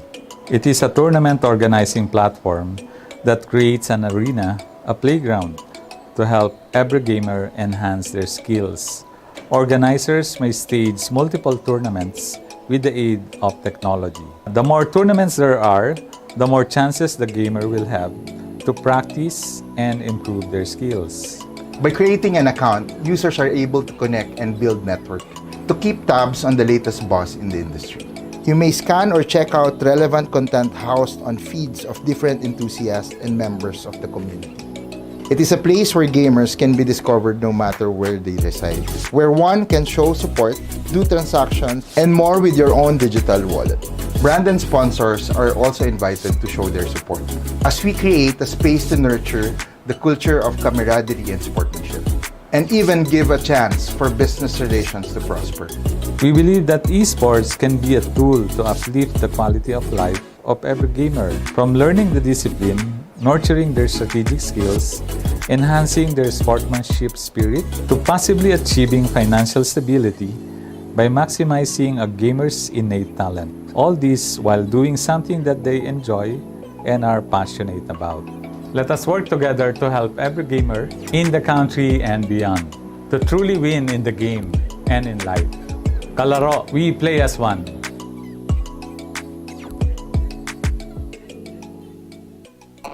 Playing without lag is the best, right? You open the game, don't worry about ping, and wreck your opponents on ranked matches. Without lag, you play with more confidence.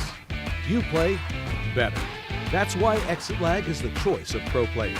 Besides their training routine, they need a software that optimizes their routes and gets rid of lag and latency. Go now to exitlag.com, sign up, and get rid of lag once and for all. Exit Lag, it's the pro's choice.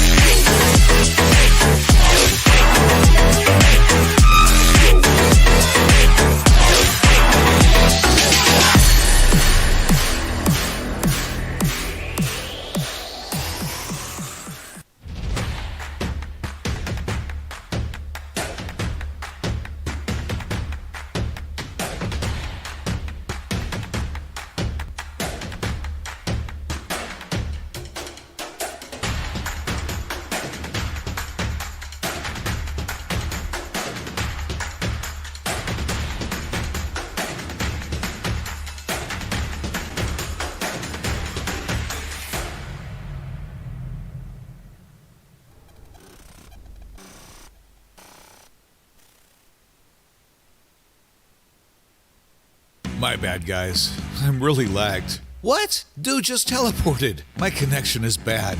I'm lagging. I'm lagging. I'm lagging. With Exit Lag, your game stops lagging. And there will be no excuse, because you won't need one. Without lag, your game runs smoothly. Your ping goes down. Your skill goes up and you play better than ever. Register now at Exit Lag and find out for yourself in a free 3-day trial.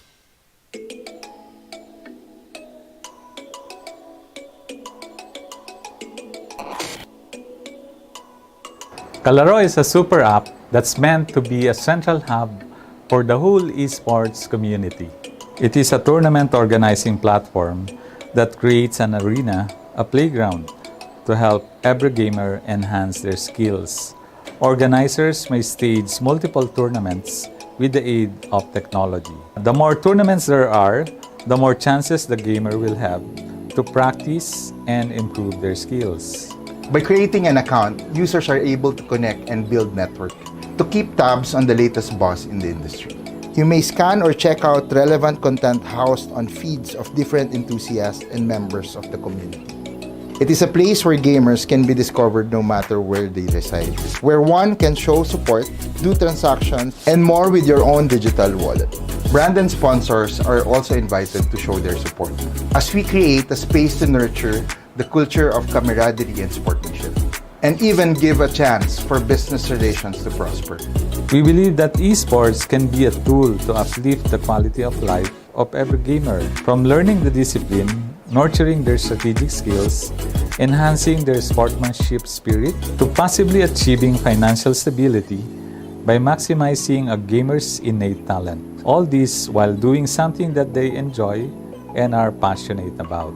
Let us work together to help every gamer in the country and beyond to truly win in the game and in life. Kalaro, we play as one.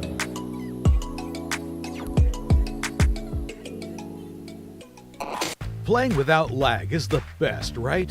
You open the game, don't worry about ping, and wreck your opponents on ranked matches. Without lag, you play with more confidence. You play better. That's why Exit Lag is the choice of pro players. Besides their training routine, they need a software that optimizes their routes and gets rid of lag and latency. Go now to exitlag.com, sign up, and get rid of lag once and for all. Exit Lag, it's the pro's choice.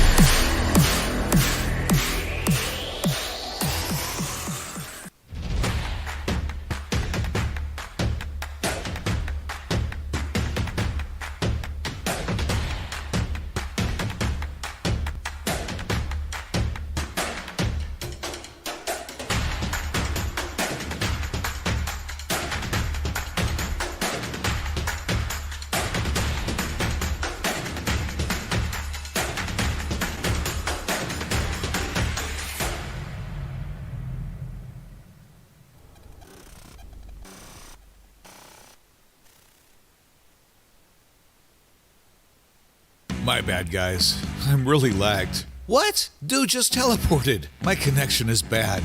I'm lagging. I'm lagging. I'm lagging. With exit lag, your game stops lagging. And there will be no excuse, because you won't need one. Without lag, your game runs smoothly. Your ping goes down. Your skill goes up and you play better than ever. Register now at Exit Lag and find out for yourself in a free 3-day trial.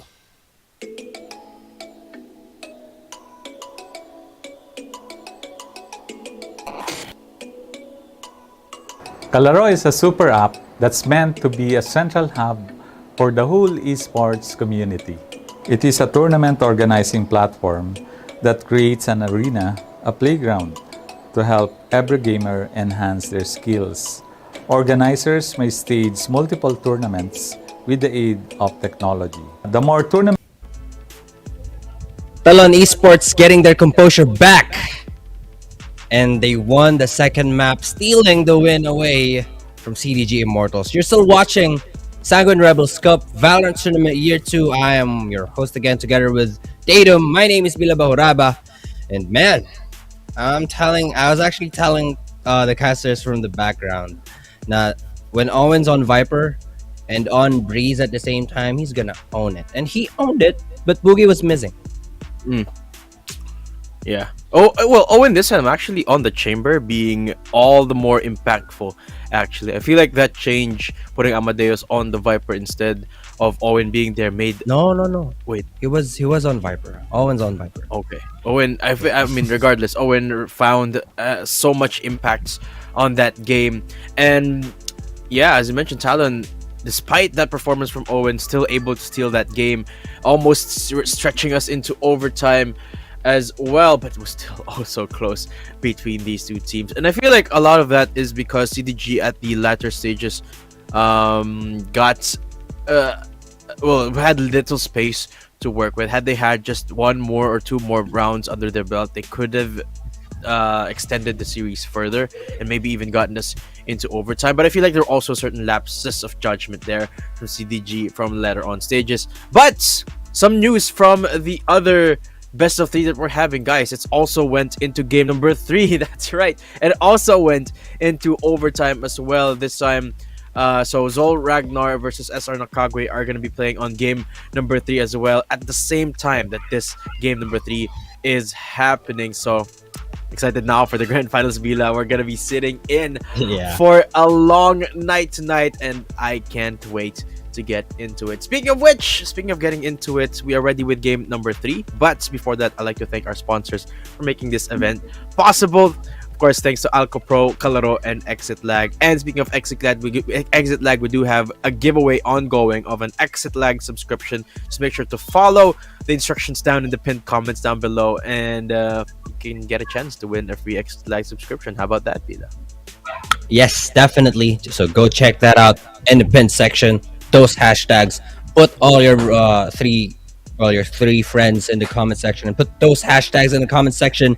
And without further ado, man, I know these people are just so what do they call this? They just want to get into it, man. They just want to end this. Well, either way, this is gonna be the end for any of them. This is gonna be their last map. This is gonna be their last chance to brawl their way in onto the Grand Champion slot. So please, Sticky Frog and Oblivion, take it away on our third map.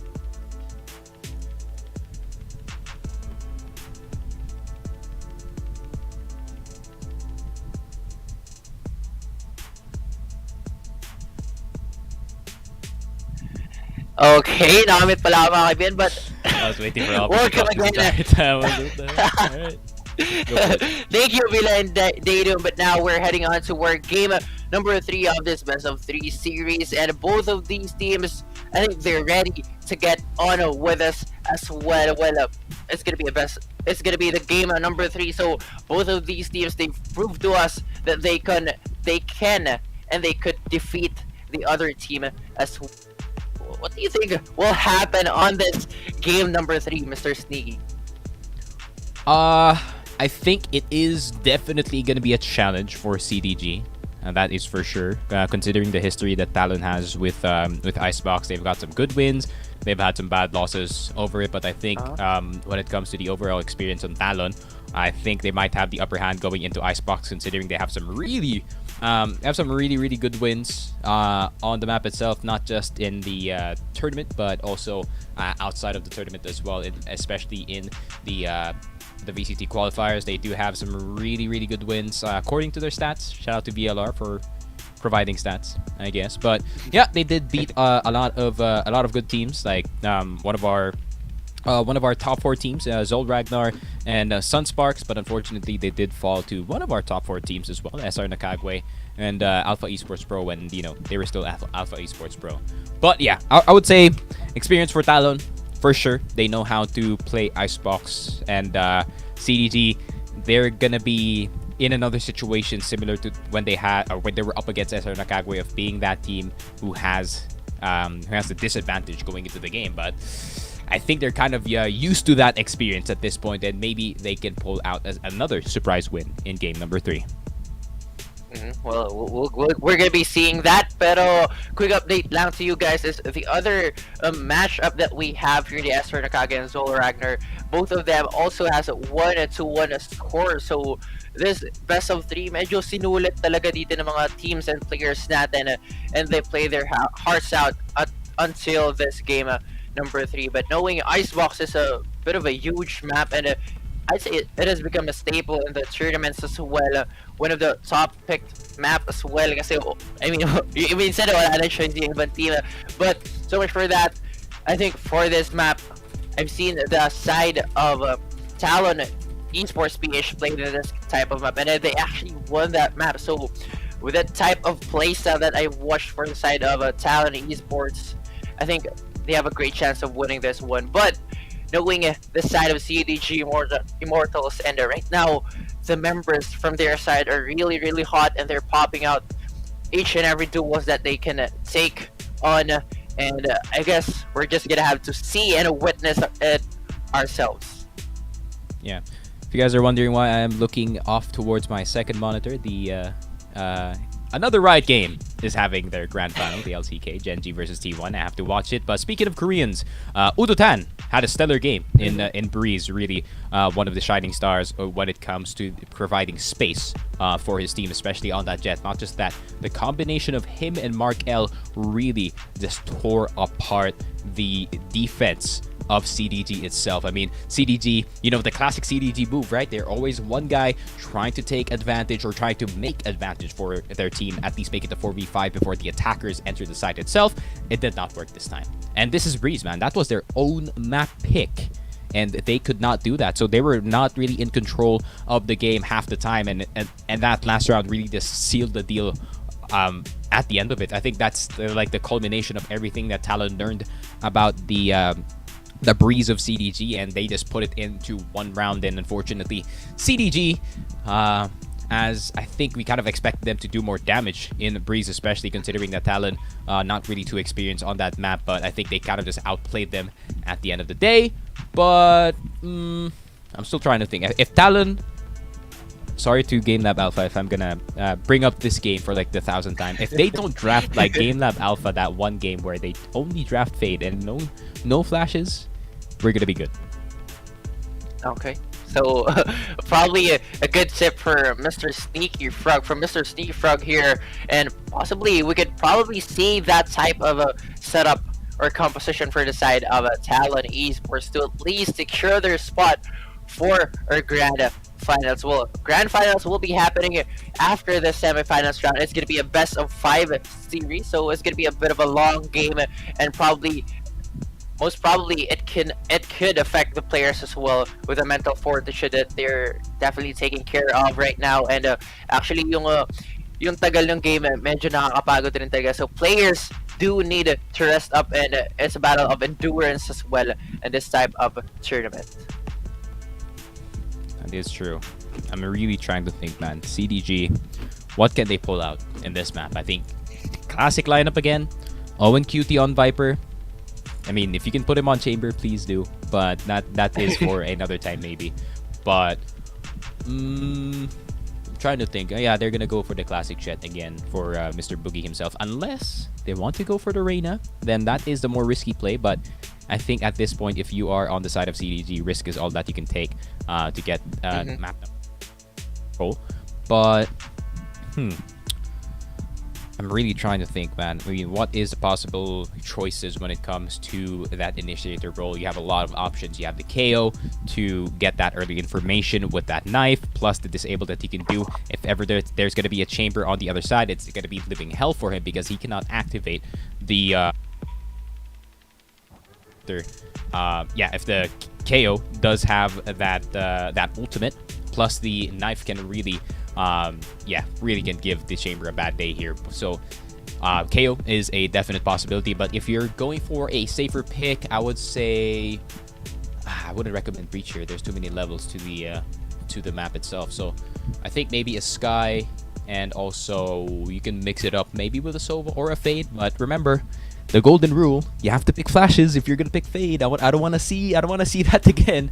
I don't want to see the Fade on her own, and the cloud burst, and then the jet, and then she's just in the cloud burst, and they're gonna think, I wonder where the jet is. Oh, she's right there.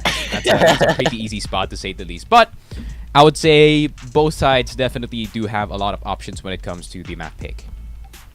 Yeah, I agree. But when it comes to this type of map, I'd say would go towards the side of the initiators on this one. KO is one of the top picks as well for this type of map. I mean, the angles that could possibly be used for that 0 point could definitely give info and suppress them as well. So early utility usage could possibly be denied. And when it comes to the attacking team, once KO snags has been put up and possibly tag a few members from the they could possibly help them as well to go inside the side without any hindrances from the utilities that could be given up by the sentinel inside that side. Because usually, probably a few months before this happens, may mga nakikita tayo mga I'd say killjoy picks as well dito sa mapa ng Icebox. Before Chamber has been out of this game, it is usually the stage and the killjoy that has been being used in this type of map. So with that type of playstyle that could possibly be used in this map, I think KU would definitely be one of the most useful player here, or agent as well, for this type of map. But in terms of a duelist, I'd say you could go for the usual jet pa rin talaga. But you said it earlier that we need the flash, but we can use the flashpoint coming from that KO earlier. Pero some other teams I've seen them use a raise in this type of map because mas mabilis na rin talaga nakapasok with those satchels, and possibly a showstopper could definitely give off damage and possibly frags as well to your enemies to gain that early advantage on this game. But again, it's gonna be anybody's game right now. Both of these teams, they proved to us that they definitely have a chance and a strike towards our grand finals. But there's only gonna be one winner for this series, and we're gonna be witnessing which team it is gonna be. Yep. And I think we are just gonna see them in just a bit in this one, but just like I said, gonna be standard for some of them. I think what's actually kind of underrated in terms of control in this map is how are they gonna take mid, because obviously the Viper is just gonna put down her smoke in towards mid to try and see if he can get an angle on towards mid. But I think it's just the exact same for everyone. Amadeus gonna be on that KO, which I am really excited about. So this is kind of like I wouldn't say the polar opposites, but playing Sova on this map is not too bad if you want to take mid as well. A lot more angles that you can play from. But yeah, I would say it's pretty good picks for both sides. I think it's a bit more aggressive in terms of the Sentinel picks for the side of the defenders. So they're really trying to step on the gas and not stop. Yep, definitely. And here we go. This is it for both of these teams. Whoever wins this match will proceed to our grand finals series later on. But now it's all up to them on how will they play out their cards. Will it be the side of Talon Esports, or will it be the CDG Immortals winning this match? Let's see. Right now, things are really slow for the side of Talon Esports. At mukhang si Workout 2 Fast hindi niya nasa-spot yung player right around that tube area. Bit of a cautious pick coming from Mark L that time. I mean, every single error that you might commit on this game could possibly end up losing you. Could end up you losing this game. But here we go. It's gonna be this area right here. Mark L 2 Fast will connect a few shots. Will not be finishing that kill onto that player. Right now, medyo scattered ang players standing across this A side, and after giving a few warning shots, they're gonna be making their way downtown back on this area, but the Onyx is good for two quick stabs onto the head of members here by Talon Esports. And with that, seems like Mark L here on the other side will try to retaliate for a bit as he gets one of it. Right now, seems like it's gonna be a push.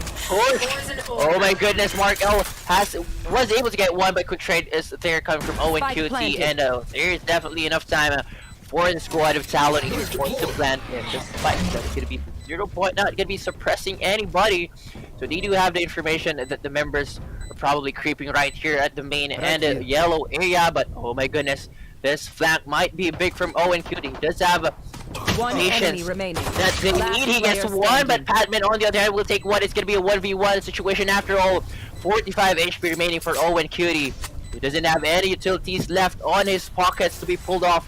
Meanwhile, on the other hand, he does still have this one, but he's taking in the bomb. Oh my goodness, you need to tap him out this round, and it's gonna be Padman getting that round for their side in a really confusing round. It's gonna be the Talon Esports getting it. Yep, I like the hesitation coming in here from the side of Talon Esports to go all the way into A, knowing that there's already most of the rotations coming through from the side of CDG Immortal, and just like that, in that moment of hesitation, the rotations already started, and Talon was a bit too fast, to say the least, for CDG to be reactive in towards the mid side. Mark L, despite being trapped in between two members, I think the delay that he made really just gave plenty of time for the plant to go down, and that was just really easy for their side.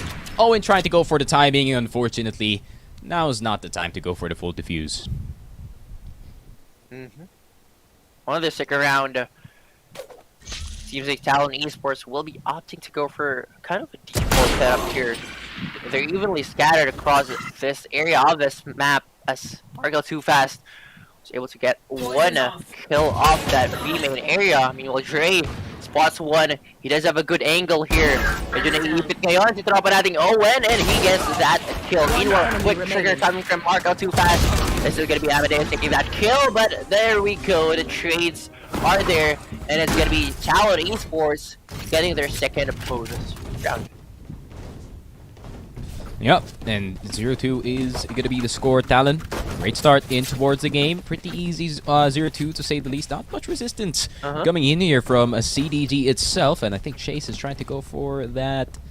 Oh, they might go for a mid push here. That is a middle lineup. That is going to land in the back of the A position near towards the spawn. So if Talon's not prepared here, they're just going to get wiped in their entirety. But if they are, this is their opportunity to make a counterplay happen. But no, Chase is not going to go for it. They're going to play a bit passive. Up a good positioning right now for Talon Esports as they play their way towards the A side. It's going to be Dre taking one, but Boogie's there for that refrag. Meanwhile, 3 members right now of this Talon Esports are making their way towards this area. Chase was able to take one, but he's down to 20 HP remaining. The dash in, and he'll take that right click off his body. And now that will be free.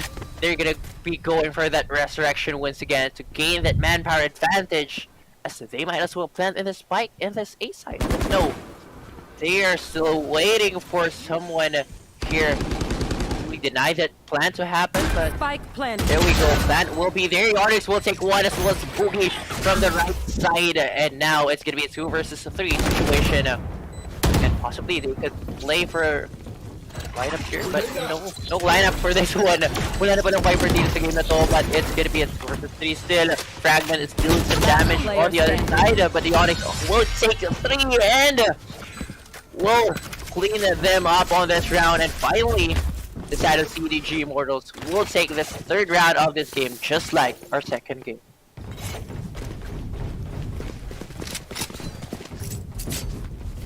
And with that, it's gonna be a 2-1.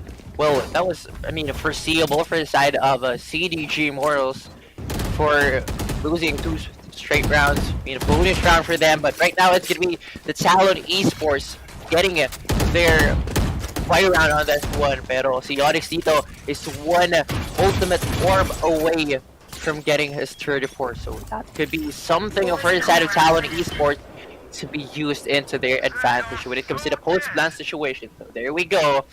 34 has been casted from the side of the CDG squad. Members right now of the Talon Esports are looking pretty well on this B push. Recon Vault has been used. It's not going to be tagging in anybody from the side of the CDG squad. Right now, they're being hindered by the Poison Cloud from the side of CDG. Meanwhile, 2 people are still here on this area. I mean, 3 rather. Meanwhile, the 2 are lurking their ways towards that B side. But good thing for the side of CDG Immortals is they have anticipated this things that could possibly happen. As Ionis, the timing is really bad for Ionis that time, as that's getting marked out too fast, taking advantage of that scenario as he takes out one. It's gonna be a plan from the side of the Talon Esports all over again, down in a 2 versus 4.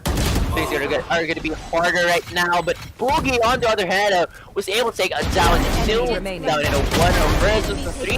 It's gonna be Batman cleaning things off again for this round. Good position as well. Hindi siya expect doon ng mga tropa natin from the side of CDG Immortals. I mean, Snowman area, and I think both of them have the communication na check na nila yun, and with the time ticking as well, the pressure being given onto them, medyo nahirapan na sila check yung other angles nila. So as the one has been taken care of, medyo hindi lang naging ganun yung kabilis yung trade na ginawa doon no squad from CDG. But right now it's a 1-3, and it's gonna be the equal round for the side of CDG. But going out too fast. It's really fast with his trigger right there. As Boogie went for that updraft, he was ready to flick his wrist to get that kill. Now 1 man down early for the side of CDG Immortals. So let's see on how will the side CDG with 1 man down on their side though. Make it see what's marking. Oh, is again there. Meanwhile, as Chase is trying to go for that ring frag, hindi yun nangyari as Dotan will be there denying that possible demise of his teammate. All over again, it's gonna be an A plant with 2 people from the side of CDG trying to go for a possible retake here. The only Sheriff and a Headhunter available on their side is gonna be Dotan getting those frags to win them out. I mean, it's gonna be really hard as well for them to try and win it out in a 2 versus 5 with the sheriffs on hand, with the pistols on hand for the side of CDG Immortals. Right now, there's something to be taken care of. We're seeing Ionix here. Meron siyang operator on hand sa side ng CDG. So we've seen him play with this operator time and time again.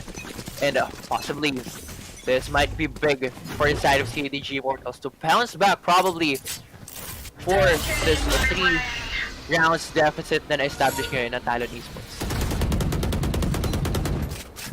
Viper's Bit will be there. And it seems like Talon Esports might be nagdadalawang isip din Talon Esports if they'll be trying to go for a push or whether they will be trying to go back for an A push here. Yeah, Viper's Pit already greeting them to the B side itself. Owen, not this time, my friend. Timing does not work all the time. Unfortunate for CDG, but great for Talon that they already take down the Viper's Pit that is blocking them from planting into the site itself. Planting the wall. Plus the plant combo. Patman gonna get a freebie towards the site. Nade is not even close from the KO itself, but really difficult for CDG so far, despite the double information that they had. They cannot find Talon at the right place at the right time.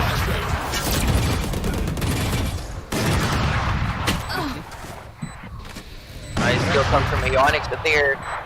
Right now, it's the other side of this one. It's gonna be the Viper Spit coming from Talon Esports, and seems like it's gonna be Talon all over again, possibly winning this one.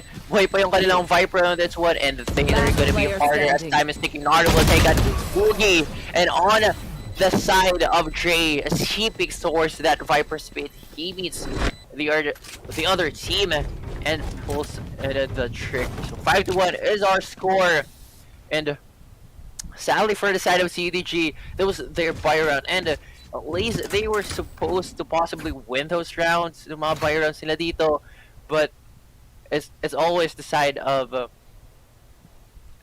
other team that always have a better grasp towards whatever type of a strategy are they going to do. Yep. And timeout immediately. You can't blame CDG, man. I mean, it's such a good start from Talon, and just like I said earlier, man, you don't want to give Talon a good start because stuff like this can happen. So they are going to use a timeout back towards their side. They're going to think about what are they going to do next. I'm really thinking. I mean, there's no tour de force yet on the chamber, so the knife could be used for information itself, maybe try and disable Urutan from getting too far ahead of himself. With the Blade Storm, maybe is going to try to go for a really sick play, but the res is available as well. Basically, it's a 6v5 that they're playing in the next round. So what are they going to do? They're going to try to get the early pick. Res is probably going to come through. Maybe is going to try to spend the wall early, but I'm really trying to think of something here for CDG because they don't have a lot of options. No ultimates at all for their side, and not much guns as well. Yeah, right. And actually, if we're gonna be opting for a possible ultimate, medyo malayo pa yung kailangang habulin dito ng ultimate orbs from the members of CDG Moral. So probably a few rounds from now, hindi makakuha ng chance to go for that one. But the Blazer is on hand. Yunatan will be there to get a shot for this one, as the other members here is there to support him off towards this push that is going to be making here towards this side. Yunatan once again getting very aggressive on this Blaze Storm on hand, and he's just going to be jumping all around this area. Pero, medyo kailangan niya mag-ingat dito, Onyx. He's gonna hit him with but they do have right click. What are they gonna be doing here? And that's just beyond gonna be giving it to disrespectful, Naru. That's the Korean jet for you, brother. That is the Korean jet for you in a nutshell. But it's not that Urutan did 90% of the work on towards site. It is basically a scenario where CDG is just gonna have a bad time because they don't have guns. At the same time, they don't have control of the game at all as well. But this is gonna be the test whether the timeout is effective or not. Going into this gun round, it is basically the same setup, right? I think you're gonna have more people on towards the A side. It's kind of like the same story as Breeze, where Talon gonna be mostly focused on the A side instead of B, maybe try to catch the timing on Owen before they get into the site. But I think Owen's going to be playing a bit more of an anchor position on the site itself. So a switch up of a playstyle could cause some confusion for the side of Talon. But at the same time, every time Talon does make a play happen, it is effective for them. But the double peek is going to go out, and this is what I expected here from CDG. More of an aggressive take from them. Instead, Owen's going to be the first foot forward for the team. And now it is a 4v2. Only the KO lost, not much gained from the side of Talon Esports, as the first play does not go their way. It was hard for Talon Esports, losing 3 people. That skirmish right there, and only getting 1 from the side of CDG Morals. So with that being said, I mean, they'd possibly go for a wild push. They could possibly try to go for sound cues being given, and probably go for misdirection plays right here. But right now, it's gonna be marked out too fast. Let's have information. Yung Sova is nandun na banda sa ating A side. So few players guarding that A side. I think they're gonna be going for this B side, but need to be careful of this one. It is Ionix with Vandal on hand. medyo mahihirapan yata sila dito, but information has been given, 10 and the seconds plant left. will be there for the side of Talon Esports. enemy Remember, they're going to be losing this one. At least they planted in the spike. The Onyx there. Ako, medyo mainit ang pwesto niya dito, and the Onyx will be there. Oh, great check for Onyx. You need to check your corners. They've learned their lessons for that breeze map, and I guess it's gonna be CDG Royal again getting a win for this round. So 2-6 ang ating score, even though medyo malayo pa yung kailangan habulin ngayon ng CDG Morals. Doable, still doable for them, and knowing that they have ultimates online on their side. Yeah, I like it. I mean, the switch up here from Owen Cutie himself, instead of going for that lurk, he's going to be like, all right, my team in A site is kind of struggling to hold it down. Let me just try and see if I can do something. And they definitely did. Great double peek on towards Udotan. That means the pressure from that jet is going to be gone, and a green light for the rest of the team to push into the enemy side. There it is. They finally got some things going their way, but they need another one on the board before they can do something. Boogie too late on the dash, my friend, but the Onyx does get one back. And the Onyx... Oh, no one's guarding mid. No one is guarding mid. Another mistake here from CDG that can cost them the round. Oh my goodness. Trey. That kill come from Trey is really big. I mean, Onyx could have potentially guarded that site, but rather... was taken down immediately here by Trey. So now a free plan for the side of Talon Esports, and Idara once again will be getting that frag on their side. But this Amadeus here does have complete kit of utilities on his pocket here, possibly be used, but he's gonna be giving off information if he do so. But he does kill one, so that's still an information for the side of Talon Esports. But looking into them, it seems like they're going to be chasing him off as a squad as well. Probably this could happen. Flash will be there. Not going to be connecting, but it's going to be Yadada. Will be a reinforcement from his teammates, and we'll get that crash. Sadly, again, for CDG, a bit of a miscommunication that time, as no one was guarding that mid area. So easy peasy, Dre was able to walk right past through the guards of the CDG Mortals and was able to take a player out of the squad as well. I like it. CDG kind of cleaning up their play in this one. I really thought that it was going to be quite the huge mistake that they did, especially in towards the middle side. But there is still plenty of options that they can do with the remaining players that they have. But Onyx does get Udotan and gets out in time. He is just going to have to hide in the corner. Owen Cutie with a really nice timing in towards the yellow side. If he can get one more, then this is going to be such a favorable round for the side of CDG Immortal. But it really depends who does he get at the end of the day. Problem is, Oblivion, look at where Mark L is. As soon as he can slip by in towards the A side, Talon is going to slow down up until he gets a pick. Definitely. I mean, a good thing for the side of CDG Mortals right now is they change their way of defending the site. I mean, usually if ever they get information, a few players will just try to crawl their way or run their way towards another site where the information was been given. But right now, it's a good thing for the side of CDG Mortals that they are waiting for that exit to happen. Once they are definitely trying to go inside the site, that is when the rotations will happen from the defending side. Because if ever they do so earlier, yun sila nahuli ng mga lurk dito ng mga tropa natin from Talon Esports. But Patman here, good kill has been dealt. That's gonna be the Hunter's Fury. Gonna be tagging in Patman. Down to 70 HP remaining. It's gonna be Owen Cutie looking at the wrong side of that map, as he's gonna be taken down to Mark out too fast. It's gonna be a 3 versus 4 as the Snowman area will be locked out by a bit here. That wall, but Patman there from on top of that wall. Pero yung lalo naman dito sa kabilang banda, it's gonna be Mark out too fast. Getting Amadeus with his pants down, and it's gonna be a 2-8. This is not what I've expected for the side of CDG for this last game of this finals. Semifinals, rather. Yeah, I mean, even the stats are up against him, man. Not gonna lie. I mean, CDG, I thought that they would have a lot more of a fight here, especially here from Owen. But I think Talon has kind of learned what type of timings he wants to go for in this game, especially. He wants to go for those weird timings where the enemy is just not looking at him at all. But every time, Talon is so aware of where Owen QT is. He can no longer go for those frags as he did in the earlier game.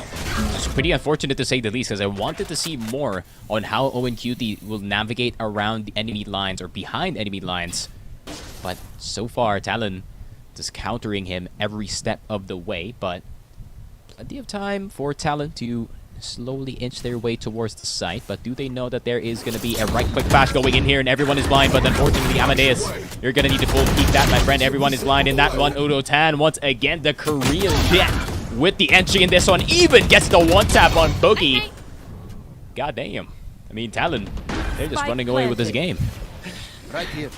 They just ran towards that A side and safely secure the plant on them as well. Yodoran, a good positioning from his side. He went from up top this time. The yellow area natin, but Margo too fast. Google needs the players na DDG as Chase will be the only man standing. It seems like they're gonna be playing some games here. Margo too fast. Oh my goodness. Why, bro? Last I round mean, before the switch. I would do the same. I would do the same. Okay. I've already done the same, actually, in comp itself. The disrespect is definitely necessary because that gets to the heads of the opponent. Man, CDG, they were in control at certain parts of the game, or most of the parts of the game, in Game 1 and some parts of Game 2, but Game 3, it's like they just let go of the controller. But not just that. I mean, Aeonix really trying his best to try and drag out this team from this big rut that they have at the moment. But still, nothing is working from their plays. And Talon, just like I said, man, meeting them every step of the way. They try to make a play. There's going to be a Talon player there to counter it. Right here. And CDG, they seem to have hit the ceiling at this point. Get out of my way. The plot armor is now broken. And CDG, the big boss, Talon, might be the ones running away with this game, but it is only the first half. However, Udo-tan is already getting Boogie in this one, and Talon is going to go for the full swing once Amadeus goes for a very aggressive play. They only lose one member here, but there's only 2 members left on the side of CDG, and look at how fast Mark L is just running up towards mid. He knows that he has the green light to just go for the flank and go for the free information in towards mid. Right now, CDG Morals, it seems like they're lost on what type of plays are they going to be playing on, because I mean this huge lead right now established by Talon Esports. They've definitely tried each and every type of what? They didn't check him. Owen? Oh my goodness. This Mr. Owen QT, bro. 10 said, man, you gotta check every corner. No half checks are allowed at all. Hunter's Fury is gonna come out, and they know exactly where they're gonna come from. Even the res is gonna come through. Basically the salt in the wound, and the knife is out, my friend. Let's see what this can do, and that's gonna be the knife and the emotional damage that it is gonna cause on towards CDG. And Mark L too fast comes out with the knife. As they do say, the Gripo is out, my friend. The Gripo is out indeed. A good alert coming from Mark. I mean, he was almost been checked by Owen right there. I mean, he definitely saw the muzzle of the gun of Owen right there. Pero just it was a real discipline not to pull the trigger off that moment, and waited for that perfect timing to go on for his lurk. And yeah, I had a bit of a disrespectful play using that knife on towards the side of CDG. But right now, hopes are not yet good for CDG. It's an economic reset, and I am hoping for CDG possibly make a comeback or a bounce back on this one, and possibly force this one into an overtime. Unavoidable.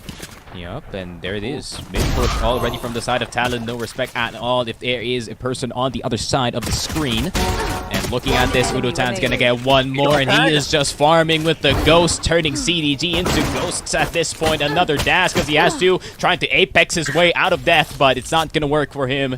Chase, final person left alive. Can you do anything? But even the Sova could not save him at the end of the day. 11-2, Talon could be a quick affair in Icebox. It is looking like the side of Talon Esports might be winning this on this one. I mean, right now, it's the hardest for the side of CDG, Boros. It's gonna be a buy round for the side of Talon, as the side of CDG doesn't have enough creds, enough economy to at least force things out.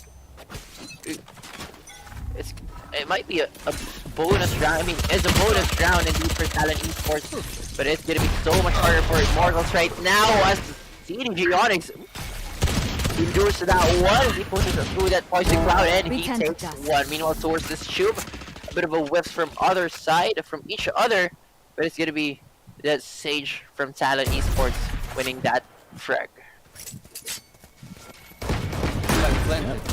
Plant is about to go down. They got the plant though. Patman on a rampage on this one, and Boogie and around the corner does get one, but can he get two? No, he can't. Udotan's gonna finish it off with a bang of the Guardian. Talon full control of this game at this point, and they have the bonus going into the next round. That means, is this gonna be the bonus end, or is CDG Immortal gonna hang on in Icebox? Well, let's see, because right now CDG will be the one having their rifles on this game, and so few light shields on their side, but still, this is the best that they could give for now to at least kick things off for another round and possibly make the momentum shift back towards their side. And well, let's see, even though it's gonna be really hard, they can still possibly force this one into an overtime. But right now, just need to maintain their composure, try their best to hit those shots onto the head of Talon Esports. But Patman here, really aggressive push from him. He takes one. Oh my goodness, the second will not be there. A Scooby will be there for the trade. Meanwhile, Owen Beauty spots one towards this orange area. At mukhang si Dre naman sa kabilang banda will be getting those few shots to the body, but couldn't at least complete that kill down to a 3 versus 3. And the CDG squad will be advancing in this spike. A good game here for Owen Beauty, but oh no, he's gonna be missing those shots, but will still complete that kill on to Mark L. Meanwhile, Dre from up top, he takes one. It's gonna be a 2 versus 1 after all, but I think he can win this one. Viper is very low on HP right now. Oh, not the chance. And he can hold on that area. Ooh, he does. And now it's gonna be a 1v1. You know that here. With the Onyx, it's gonna be the right click missing. But the Onyx will miss another shot from his side as well. He's gonna be rendezvousing out, but it's gonna be a half. Or you know that here. He's gonna be sticking him out. Opo, nandito. Pinalitan yung baril onto Spectre. And he gets it. And does he have enough time? Yes, he do. And it's gonna be the Talon Esports advancing to our grand finals round. And there it is. Quite the rough game for the side of CDG. Oh my god, I hate you, Jay, so much, but I love you at the same time. But there it is.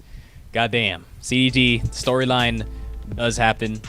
And unfortunately, the narrative is not that powerful. Not as powerful as Talon, or rather CDG, would like to be, but still a pretty good showing for them in the top 4. Definitely going beyond their limits of what we expected them to have. So at least they're going to have a battle for third. I don't know who they're going to be up against, because even the other game is a overtime banger, I think, because looking at the game results in the Discord, there's no results. So that means they're probably playing OT again. So yeah, I would say pretty good showing here from Talon. I would say the first game, Haven definitely had a lot of things to fix, but the thing is with Talon is they learn from their mistakes really, really quick, and that means no more overtime in Game 2 and a very dominating Game 3 with the experience that they have from the VCT Open Qualifier, and not just that, from the better teams that they faced up against Icebox. So I think Talent just had another day in Icebox at this point, and I think CDG Immortal really was just really uncomfortable the entire time. And yeah, I would say congratulations, Talent, man. They made it to the grand finals, and still they are the favorites to win this entire thing. So they are the Goliath, but who is going to be the David in the grand finals, we will know in just a bit. Yep, but I guess before we head on to our grand finals round, we just like to give a big thanks to our sponsors for this event, especially to Exit Lag, Kalaro, and Alco Pro as well. Also, we would like to give a big thanks to Fulcrum Esports for managing this tournament, and also we do have giveaways for you guys. All you have to do is like and share this stream, tag 3 of your friends here in the comment section, and put the hashtags during this live stream. That is hashtag Sanguine to your B-Day and hashtag SR Level Up. So again, congratulations to the side of Talon Esports PH for advancing to our grand finals round, and to their opponent CDG Immortals. You can try your luck as well. Starting battle for third, that will happen in a bit as well. Again, we have been your casters for this afternoon. My name is Oblivion, and together with me is Mr. Sneaky Frog, and we will be back shortly for the grand finals. There are, the more chances the gamer will have to practice and improve their skills. By creating an account, users are able to connect and build network to keep tabs on the latest boss in the industry. You may scan or check out relevant content housed on feeds of different enthusiasts and members of the community. It is a place where gamers can be discovered no matter where they reside, where one can show support, do transactions, and more with your own digital wallet. Brand and sponsors are also invited to show their support, as we create a space to nurture the culture of camaraderie and sportsmanship, and even give a chance for business relations to prosper. We believe that esports can be a tool to uplift the quality of life of every gamer, from learning the discipline, nurturing their strategic skills, enhancing their sportsmanship spirit, to possibly achieving financial stability by maximizing a gamer's innate talent. All this while doing something that they enjoy and are passionate about. Let us work together to help every gamer in the country and beyond to truly win in the game and in life. Kalaro, we play as one.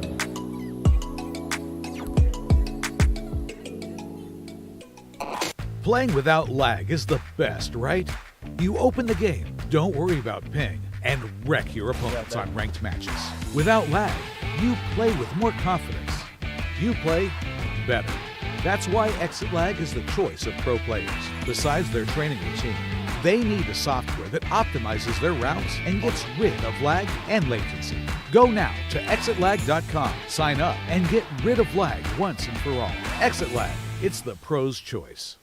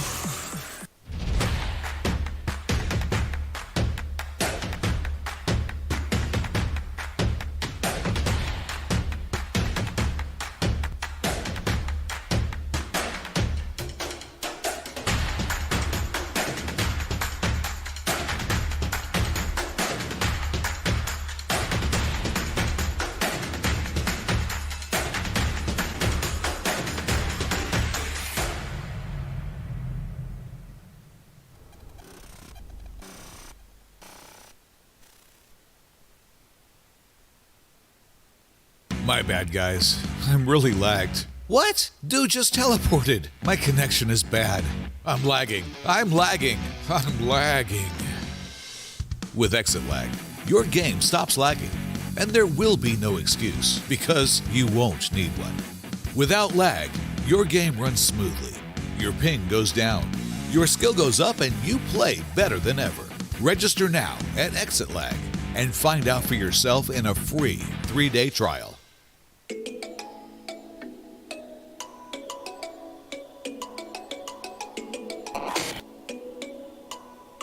Kalaro is a super app that's meant to be a central hub for the whole esports community.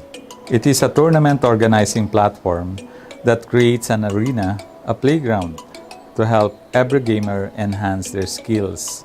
Organizers may stage multiple tournaments with the aid of technology. The more tournaments there are, the more chances the gamer will have to practice and improve their skills. By creating an account, users are able to connect and build network to keep tabs on the latest buzz in the industry. You may scan or check out relevant content housed on feeds of different enthusiasts and members of the community. It is a place where gamers can be discovered no matter where they reside, where one can show support, do transactions, and more with your own digital wallet. Brand and sponsors are also invited to show their support as we create a space to nurture the culture of camaraderie and sportsmanship, and even give a chance for business relations to prosper. We believe that esports can be a tool to uplift the quality of life of every gamer, from learning the discipline, nurturing their strategic skills, enhancing their sportsmanship spirit, to possibly achieving financial stability by maximizing a gamer's innate talent. All this while doing something that they enjoy and are passionate about. Let us work together to help every gamer in the country and beyond to truly win in the game and in life.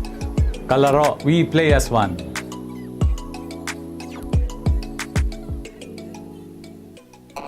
Playing without lag is the best, right? You open the game, don't worry about ping, and wreck your opponents on ranked matches. Without lag, you play with more confidence. You play better. That's why Exit Lag is the choice of pro players. Besides their training routine, they need a software that optimizes their routes and gets rid of lag and latency. Go now to exitlag.com, sign up, and get rid of lag once and for all. Exit Lag, it's the pro's choice.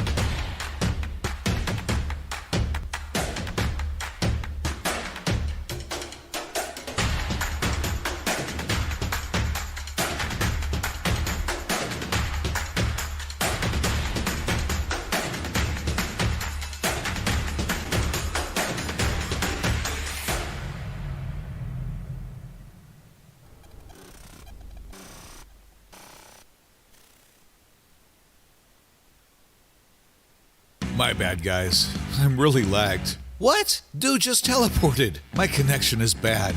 I'm lagging. I'm lagging. I'm lagging. With exit lag, your game stops lagging, and there will be no excuse because you won't need one. Without lag, your game runs smoothly. Your ping goes down. Your skill goes up and you play better than ever. Register now at Exit Lag and find out for yourself in a free 3-day trial.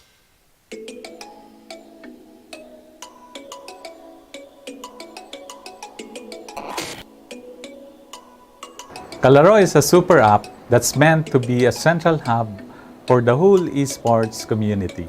It is a tournament organizing platform that creates an arena, a playground, to help every gamer enhance their skills.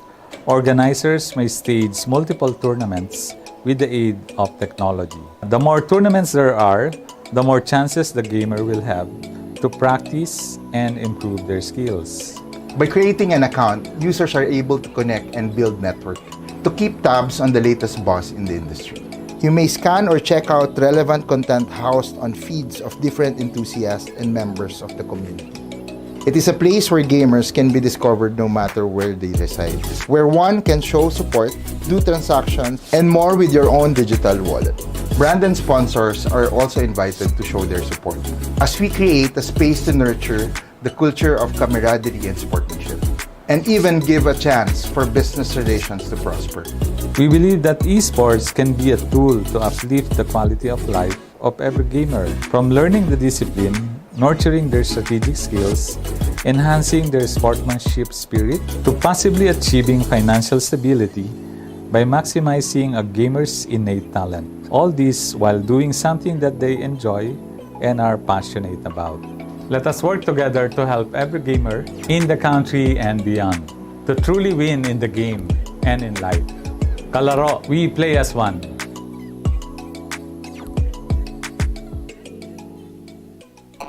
Playing without lag is the best, right? You open the game, don't worry about ping, and wreck your opponents on ranked matches. Without lag, you play with more confidence. You play better. That's why Exit Lag is the choice of pro players. Besides their training routine, they need a software that optimizes their routes and gets rid of lag and latency. Go now to exitlag.com, sign up, and get rid of lag once and for all. Exit Lag, it's the pro's choice.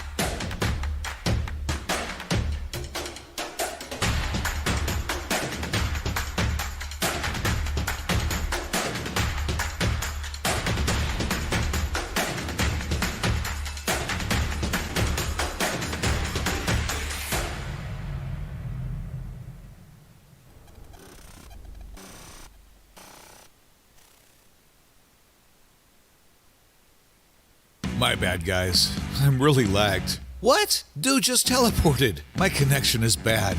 I'm lagging. I'm lagging. I'm lagging. With exit lag, your game stops lagging, and there will be no excuse because you won't need one. Without lag, your game runs smoothly. Your ping goes down. Your skill goes up and you play better than ever. Register now at Exit Lag and find out for yourself in a free 3-day trial.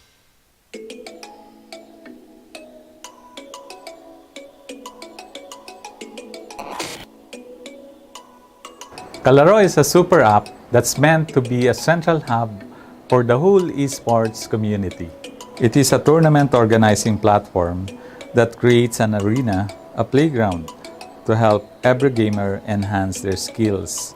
Organizers may stage multiple tournaments with the aid of technology. The more tournaments there are, the more chances the gamer will have to practice and improve their skills. By creating an account, users are able to connect and build network to keep tabs on the latest buzz in the industry. You may scan or check out relevant content housed on feeds of different enthusiasts and members of the community. It is a place where gamers can be discovered no matter where they reside, where one can show support, do transactions, and more with your own digital wallet. Brand and sponsors are also invited to show their support as we create a space to nurture the culture of camaraderie and sportsmanship, and even give a chance for business relations to prosper. We believe that esports can be a tool to uplift the quality of life of every gamer, from learning the discipline, nurturing their strategic skills, enhancing their sportsmanship spirit, to possibly achieving financial stability by maximizing a gamer's innate talent. All this while doing something that they enjoy and are passionate about. Let us work together to help every gamer in the country and beyond to truly win in the game and in life. Kalaro, we play as one.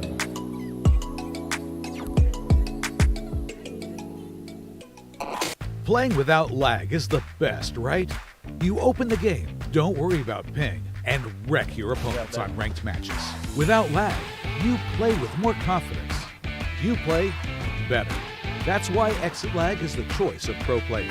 Besides their training routine, they need a software that optimizes their routes and gets rid of lag and latency. Go now to exitlag.com, sign up, and get rid of lag once and for all. Exit Lag, it's the pro's choice.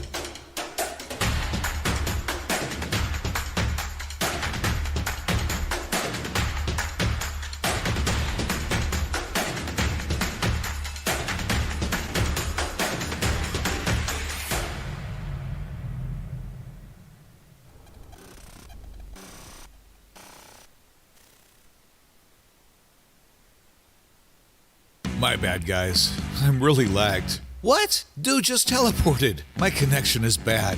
I'm lagging. I'm lagging. I'm lagging. With exit lag, your game stops lagging, and there will be no excuse because you won't need one. Without lag, your game runs smoothly. Your ping goes down. Your skill goes up, and you play better than ever. Register now at Exit Lag and find out for yourself in a free 3-day trial.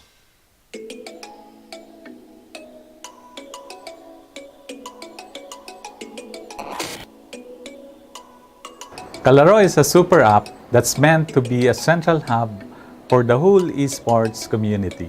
It is a tournament organizing platform that creates an arena, a playground, to help every gamer enhance their skills. Organizers may stage multiple tournaments with the aid of technology. The more tournaments there are, the more chances the gamer will have to practice and improve their skills. By creating an account, users are able to connect and build network to keep tabs on the latest buzz in the industry. You may scan or check out relevant content housed on feeds of different enthusiasts and members of the community. It is a place where gamers can be discovered no matter where they reside, where one can show support, do transactions, and more with your own digital wallet. Brand and sponsors are also invited to show their support as we create a space to nurture the culture of camaraderie and sportsmanship, and even give a chance for business relations to prosper. We believe that esports can be a tool to uplift the quality of life of every gamer, from learning the discipline, nurturing their strategic skills, enhancing their sportsmanship spirit, to possibly achieving financial stability by maximizing a gamer's innate talent. All this while doing something that they enjoy and are passionate about.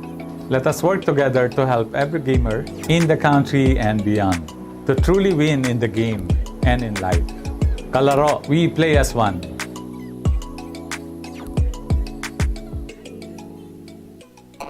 Playing without lag is the best, right? You open the game, don't worry about ping, and wreck your opponents on ranked matches. Without lag, you play with more confidence. You play better. That's why Exit Lag is the choice of pro players. Besides their training routine, they need a software that optimizes their routes and gets rid of lag and latency. Go now to exitlag.com, sign up, and get rid of lag once and for all. Exit Lag, it's the pro's choice.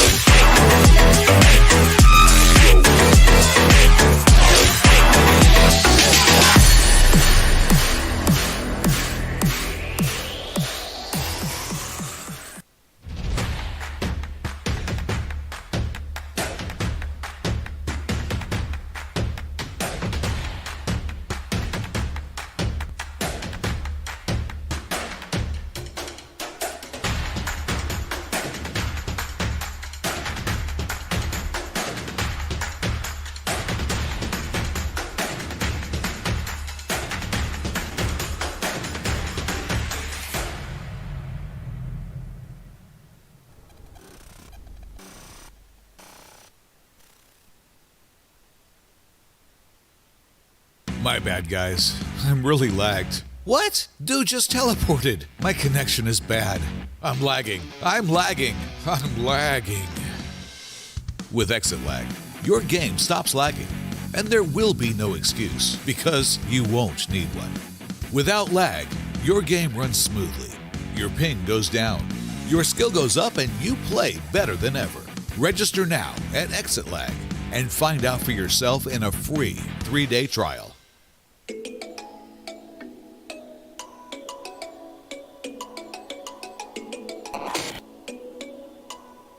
Kalaro is a super app that's meant to be a central hub for the whole esports community.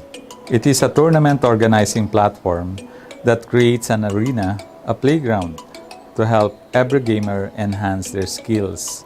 Organizers may stage multiple tournaments with the aid of technology. The more tournaments there are, the more chances the gamer will have to practice and improve their skills. By creating an account, users are able to connect and build network to keep tabs on the latest boss in the industry. You may scan or check out relevant content housed on feeds of different enthusiasts and members of the community. It is a place where gamers can be discovered no matter where they reside, where one can show support, do transactions, and more with your own digital wallet. Brand and sponsors are also invited to show their support as we create a space to nurture the culture of camaraderie and sportsmanship, and even give a chance for business relations to prosper. We believe that esports can be a tool to uplift the quality of life of every gamer, from learning the discipline, nurturing their strategic skills, enhancing their sportsmanship spirit, to possibly achieving financial stability by maximizing a gamer's innate talent. All this while doing something that they enjoy and are passionate about. Let us work together to help every gamer in the country and beyond to truly win in the game and in life. Kalaro! And we are back, ladies and gentlemen, here at Sanguine Rebels Cup Valorant Tournament here too. We're now your host for this afternoon. My name is Oblivion, and together with me is Mr. Sneaky Frog.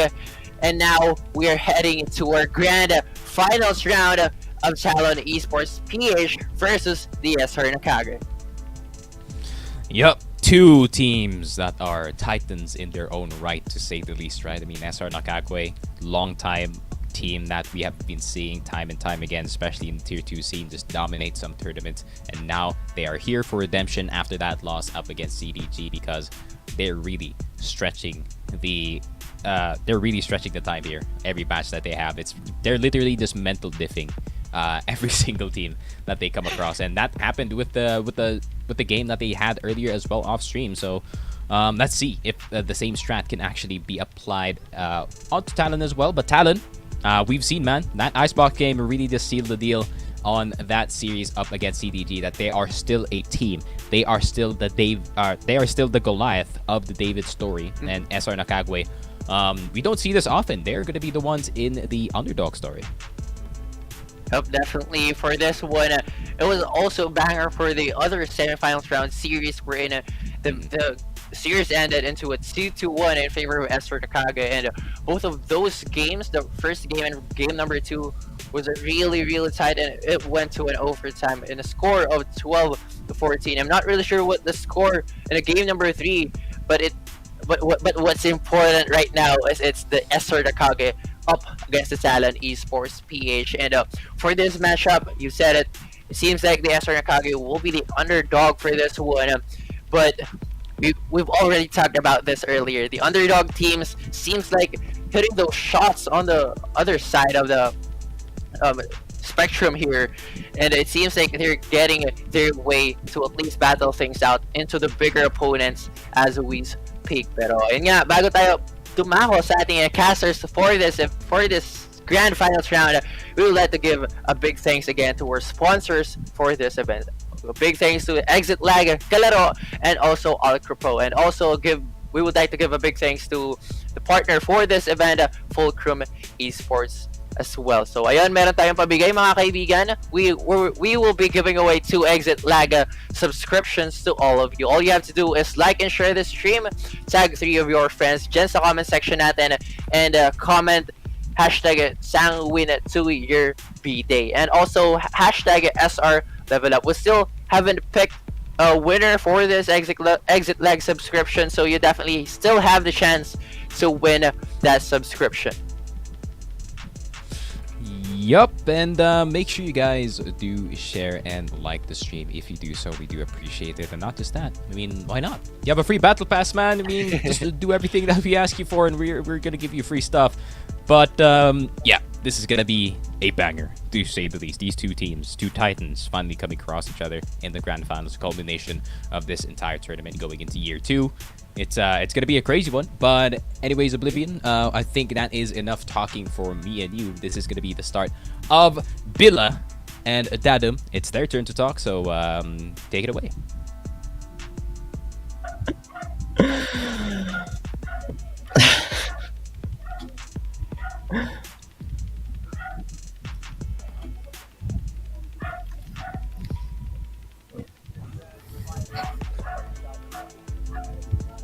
Five dito. Sorry, nakamute pala ako, guys. But ito na nga, no? We're going into the grand finals. Thanks for that wonderful intro, Sneak and Oblivion.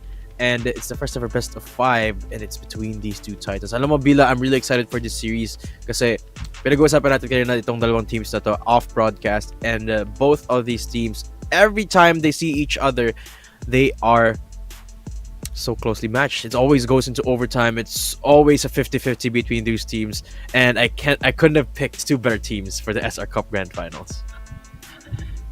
Well, they both lost their first games, to be fair. I think they've given a bit hope.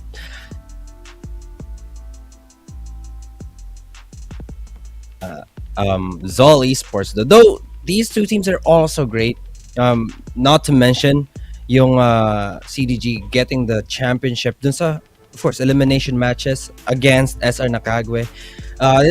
They're just this is too long, if I may say. Itong matchup ng Talon Esports versus CDG, it was just too long. And I think if you have Talon, if you will place Talon in mahabang matches and yung better mentality, I think we will be leaning towards Talon's position.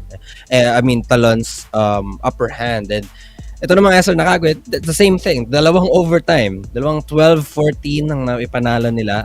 Dalawang 12-14 yung nilaban nila, no, sa Icebox and Breeze on their first matchup. And Nakagwe, they won on their last matchup 10-13 fashion, while Talon, Icebox on the map 3 was just a sweep.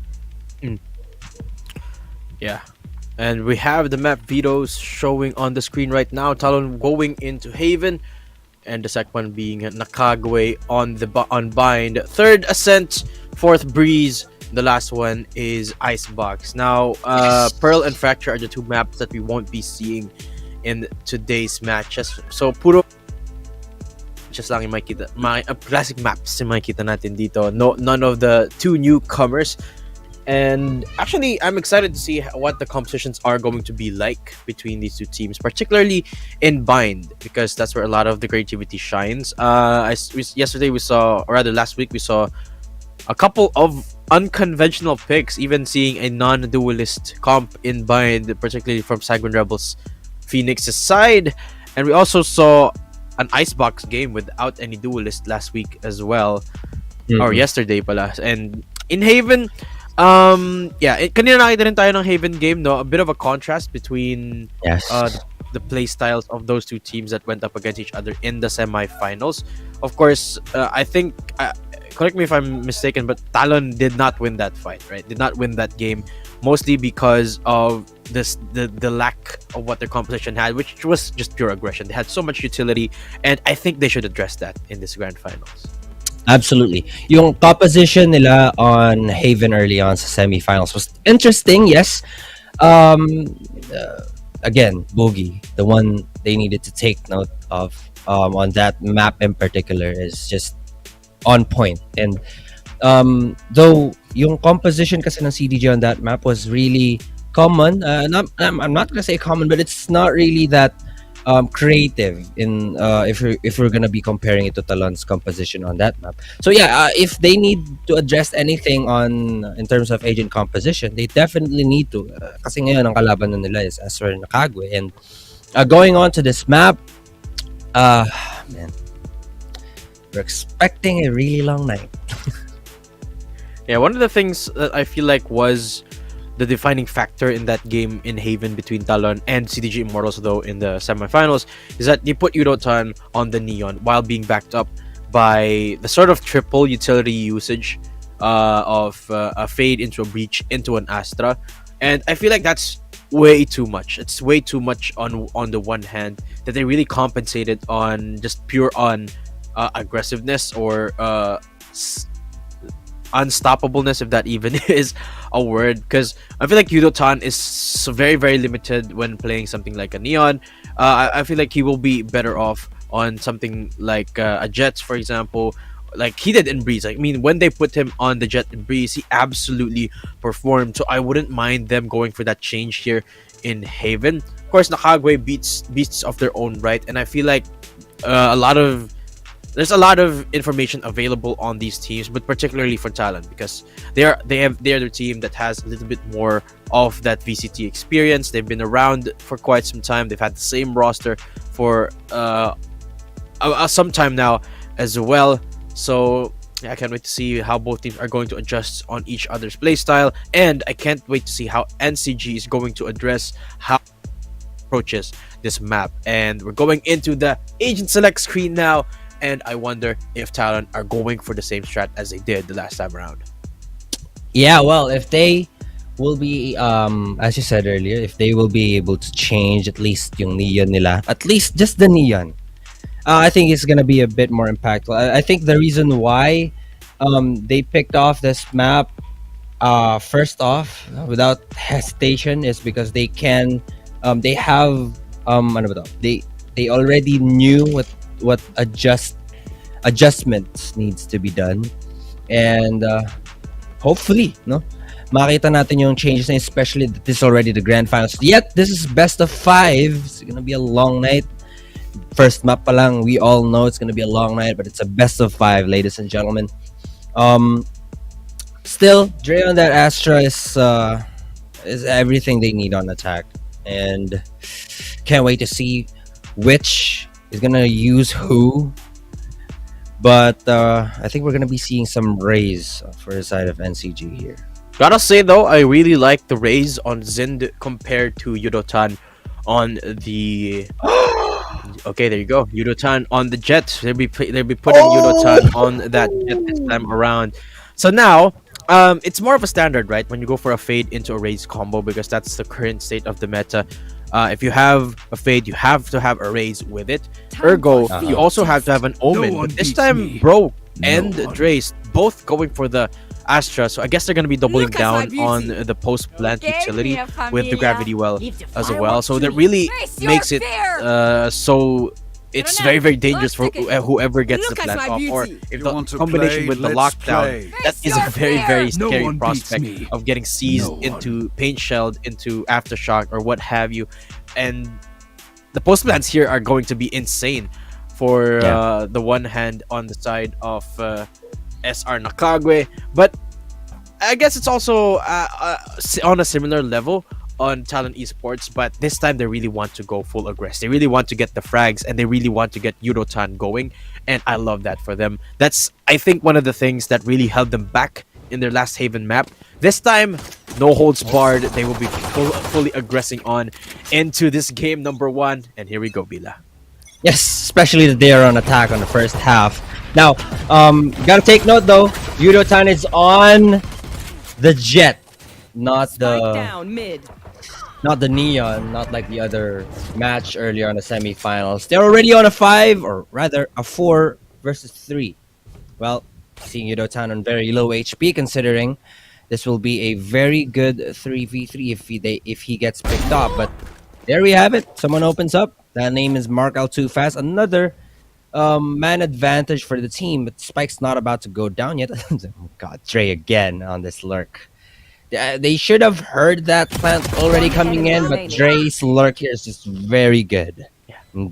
7-2-7-6 here. Well, gonna be catching someone off guard and 3v1. I don't know what's about to happen because they know where he is right now.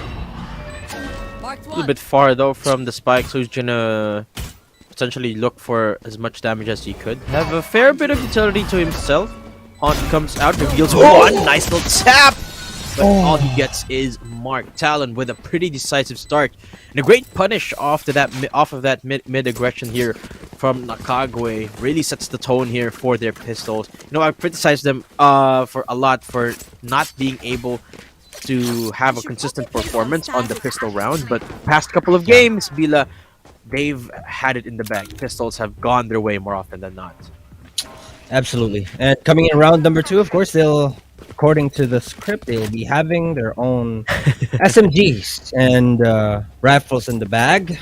Especially Markel too fast there with that. Oh my gosh, that's so good! There you go. That is so There you good! go. Patman survives that. It's still a frag. That's still a man advantage. And That's though fun. you have the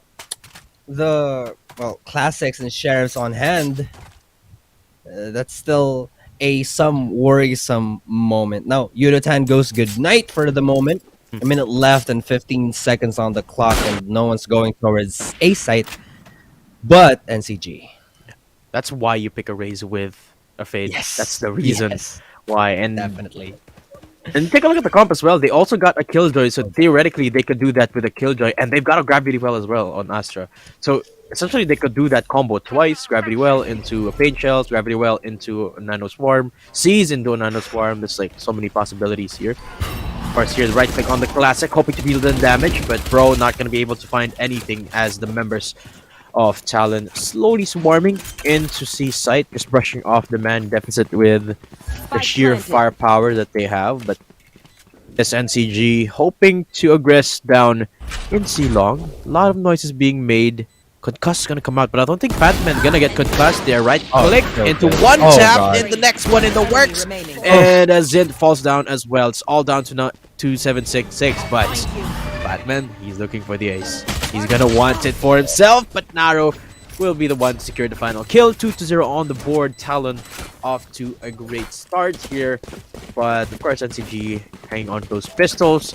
And let's see if Talon can hold on to the bonus. They'll be putting Mark on the Vandal. I mean, at this point, I'm not surprised because it's Mark. He's been amazing today. Well, better save it than be sorry on the next round. I mean, these teams, man, they know how to deny each other. At least they know how to deny, especially these bonus. I mean, these ecos coming from both teams now. To start things off, there's the hunt being invested in Zind rather. Oh my gosh, if he gets that, oh god, he gets that even. A. And now they have the information as to where the spike's sitting, and no one's actually nearby it. It's so possible they will be getting this one, but as I mentioned earlier, they know well how to deny the positions or the ecos from both teams, and now we already have an advantage leaning towards SR Nakagwe, and no, I don't know what they're gonna do. I mean, they're looking really confused right now as to where they'd want to go. They might be testing the waters as to, well, they might be seeing an aggression that's gonna get them an upper hand on to this buy round of Nakagwe, but Senor Carl is just fully aware of it. I mean, yep, once that one goes, the wall bang is gonna be there. Maxi's gonna be able to punish 1 and 2, looking for the 3, and he gets it. Yeah, flawless done and dusted for NCG here. Zero Oh my God, losses flawless. to their arsenal, and it started off with Zin's amazing peak. A little bit of aggression instantly paying off there for SR Nakagwe, and the game begins here. Wheela. And this is where it starts. This is where the defaults come out. This is where the frags are going to matter so much more. But key thing, because Batman has got so many frags under his belt already, only got a Nightfall online here for Talon. Again, look, the Seize into the Pain Shells combo. Gonna find anyone, and it seems like it's got Yuno-chan, but he positions himself perfectly. So he will be telling the tale, living to tell the tale another day. But Talon actually aggressing a little bit quicker than I expected here. Push coming in from C long, but it seems like Kagwe, they're all ready for it. Actually, Dre wasn't, even though they're watching it from behind. They do get tagged in, so now they're getting pushed up still. One member looking for the lurk, and it's Mark. But if Mark falls down here, it's going to be absolutely massive. And there you go. Zind again with the opening pick. And Talon running to mid with their tail tucked between their legs. But they are looking to plant the spike in B site. When Gus comes out, Yunotan doesn't check the corner! And Chio Carlos right there! So Naru all alone now in B site with Patman all the way down into B main mid. At least he'll be able to permit himself into site this time, but look at Bro. Can't even get the kill in. Now they will get the plants off, the 3v2, but time is slowly running out here. 30 seconds left. Maxi pushing in. Patman, great punish, but Zed for the trade. Great little dog there for Patman to get blinded, and Nate comes out as well, but that's gonna be enough. Patman falling down. That's the second Paint Shell's kill, and Zend the 3K off the round. 2 on the board for NCG, and Talon back on the eco. Talon on the defense earlier on the semifinals they really liked the aggression. Well, it did not pay off really well for them, but this time they're taking their own. They're getting. It's backing off. You know, it's their own strat being given to them. It's like they're taking their own medicine. If that's the idiomatic expression, I'm not sure. Okay, well, Getting a taste of their own medicine. There we have What it. you're trying to say. Thank you so much. Getting a taste of their own medicine. I'm not really so sure, but let's just move on to round number 5. And on an eco, I mean, you haven't really been successful on your Byrons early on, and there's 3 ultimates ready for the side of S or Nakagwe. Another aggression coming in here for Nakagwe, and Senior Carl already got 2. Oh, that's another flawless coming in. Wow, jeez. Agwe with counter aggression. They know how Talon likes to play this map. Certainly did their homework. And they know specifically where to target Talon. They know where Talon wants to inch up forward in. And you can see time and time again with the C's and the Pain Shells combo. Every time they try to pull it off, it seems like it always hits the mark here. However, that was the eco for Talon. And while they didn't find any damage, we'll find the guns this time around. But they really have to win this one. C's Pain Shells. Okay, again, look. They get the right idea, not getting to execute this time around. But there we go. Oh, get the first so touch good. onto Talon. Patman coming in blind and dry.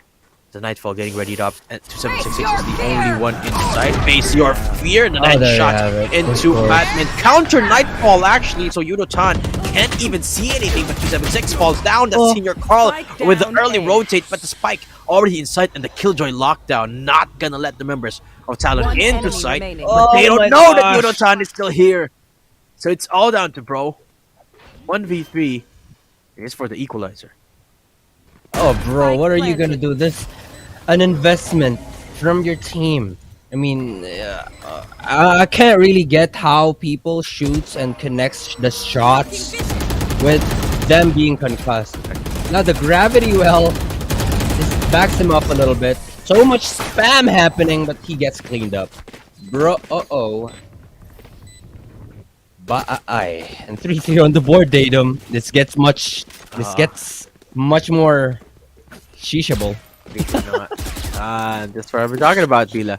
Itong dalawang team na to talaga, they are on a very, very similar playing field, on a very similar level.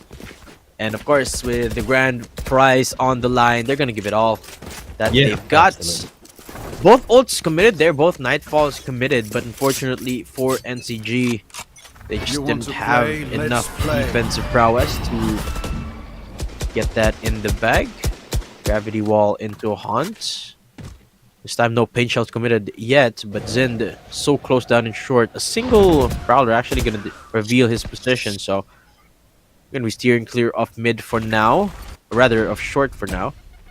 Goes in for the peak, paint shells out. But yeah, can't really find the first pick as of yet. If he goes and peeks this, it'll be very, very dangerous. A great little prowler there, denies of that push from Zin, buys enough time for the showstopper to not get anything, actually. That's amazing. Yeah, that's also risky. That's an investment that did not really pay off. They didn't really get an interest out of it. So, mukhang nalugi sila doon! Oh, Yuno-chan just so good with the flick. Well, oh wow, he dodges another. How much reflexes do you have? Oh, that shot missing and Mark being punished on that one. Yes, there is an equalizer, but scratch that. We're already on a 3 versus 2, and the retake will not be happening as soon as Spike planted. Bro gets into the site, Player but standing. Batman there just able to decapitate one, and Bro versus the world. And there's Dre. Oh wait, okay, I thought he was flanking, but never mind. The best option here, honestly, is just to save. But you sitting here, it makes the idea of you getting one more punish at least, but they're not going their way. I mean, they're already At least his way. already invested so much into this round, so bro is like, True. might as well try and find some more kills. But unfortunately, nobody's gonna be walking his way right now, and I love how the interaction there went after the Rolling Thunder came out. Batman immediately answers back with a single prowler, and with that time bot, it denies the push from Zind. Actually, True, yeah. the showstopper didn't get anything. I mean, afterwards, of course, Zind had a nice peek against Mark Too Fast, but that's the only kill that NCG found that round, despite investing 2 ults. And that's really not ideal for them. Placing swarm grenade. But they do have the bank built up enough for this one last buy, so this round is one of the most important ones of this game so far for them. Marco Too Fast though, being the hero of this round, having an operator in hand is such an investment. And with that, Oh my god. oh my gosh, it almost caught him. That's 3 utilities all at once, and it did not catch anybody. Now with this position of Zind, yep, and with that smoke, literally they're gonna peek him. Wow. But Zind's gonna win that fight and will be able to get out with 33 HP. Though I don't think you could offer as much with Mark L Too Fast as well on 9 HP, man. One wrong peek. I mean, he's not gonna be expecting this one. Oh, they are not What a Q2. Bring them afraid. Yeah. They're not. They don't fail on making me. Nice little shutdown there from Mark Too Fast. And he knew that Zind was gonna do that. Zind has been amazing with the peaks, but once Mark got the read, ain't falling for that again. Even with 9 HP left, he knows that all he has to do is get the shot connecting. And just like that, NCG, despite again the great start, back on a backpedal position. And the operator still 30 in the hands of seconds Mark. left. Slowly crawling towards a site here, clearing up these angles. 2766 is of course the only one here. Patman, the moment he peeks, it's gonna be dangerous, and 276 still gets the swing in. So that's the equalizer, but Dre, all it takes is one tap. Maxi trying to deny the plant, but Nara denies him of his life. 2v1, the post plant, bro all alone. Oh my god. And Mark looking down into the back line. 9 HP, still finds 2 kills. An absolute Jeez. impact round from Mark Too Fast. And man, Mark L Too Fast survived all throughout with 9 HP and still able to get the first. I mean, the last. He just looks so happy right now. Look at him. I mean, the last kill of the round. I mean, there were trades back and forth, left and right, and here and there, but Mark L Too Fast, man, just on fast? point. Too fast, Guy's literally. too fast. Oh god, number 9, or rather round number 9. They're not gonna be investing as much. I mean, still an investment, 2 investments on the A main, but really nice shot from Yudo-chan there. Being able to clean up one, but bro, just bro, being the hero and quickly equalizes one, but look at the aggression on mid. There's one aggression on mid, yet they are really aware of it. Now on this position, yep, he's gonna be able to catch one naked. That Cosmic Divide being invested, Patman just gets the better timing and gets another. And bro's alone once again. in a 1v3 scenario, the spike's already go down. The spike's already gone down. The Cosmic Divide is on his way, but also Markel too fast. The timing is really not that great, but still, Markel gets punished, and they've got the report as to where he's going to be coming from.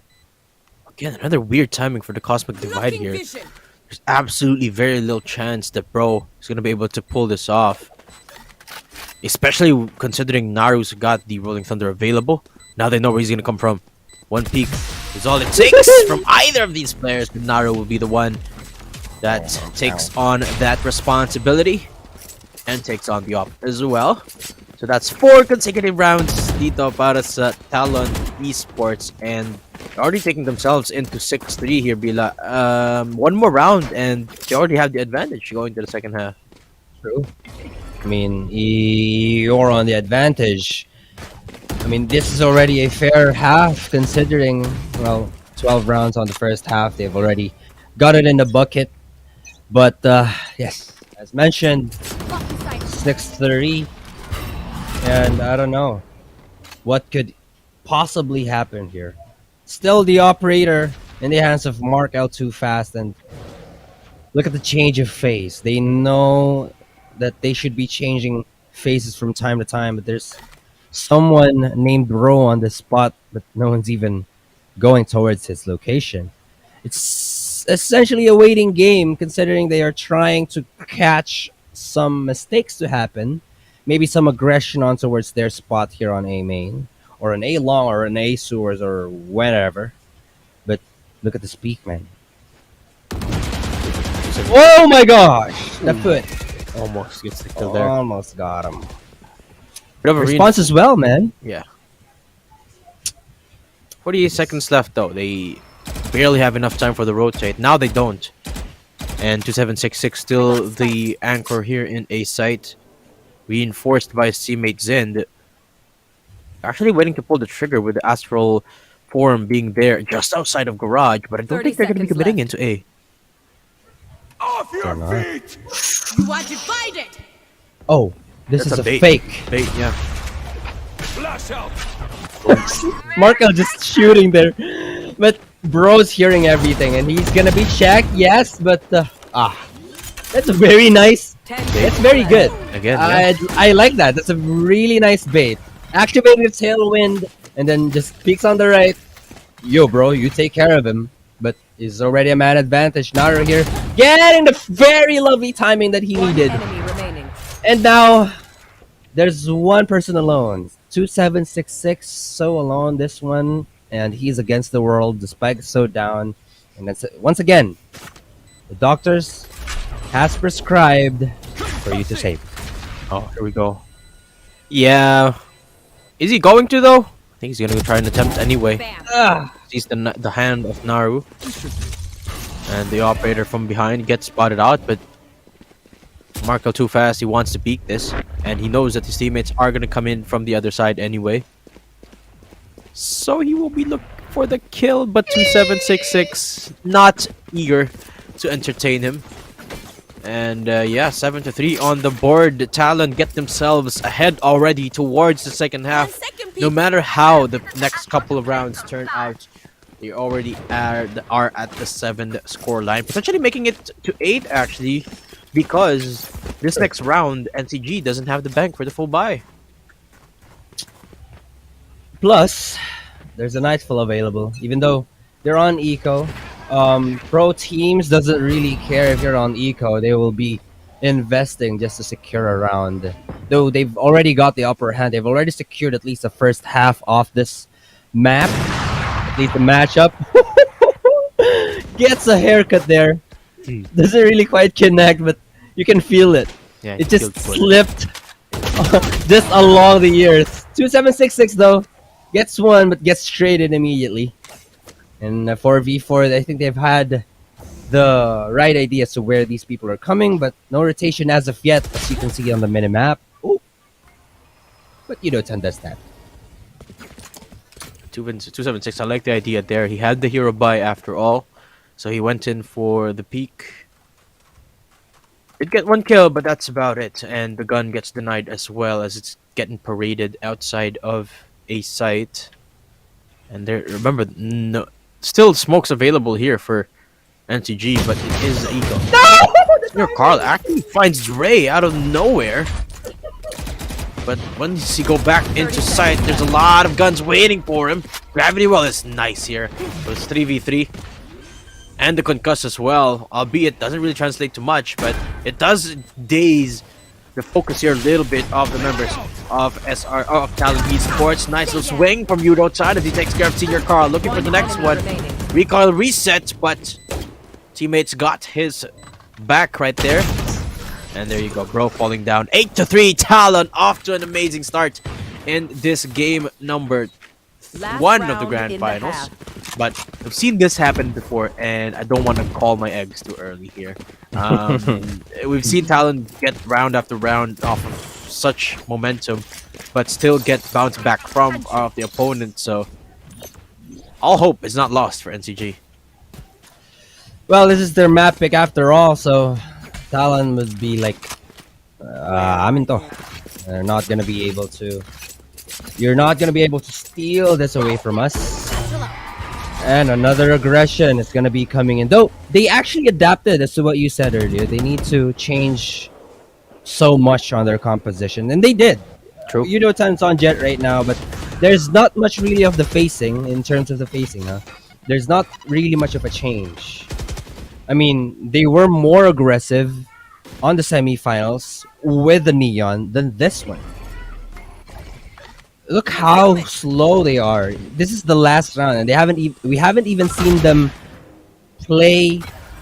I mean, we have at least. I think they just burnt like 30 seconds in the clock, around the clock, and then just went into a site. But that's all. Every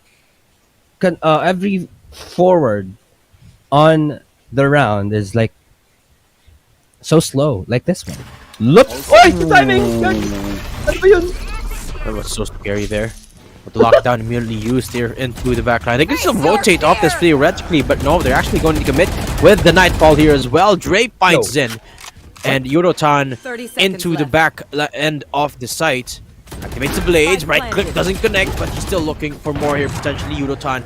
Key thing though is that he survives. That's more than enough here, and he gets a kill onto bro. Batman shutting down 276 means that they have to fight this from the front, and Maxi, he gets discovered from behind. He's getting pushed by Mark L, so now he's got so many angles to watch out for, and all alone, and meaning he will not be able to get anything. A team ace, and almost a flawless here for Talon.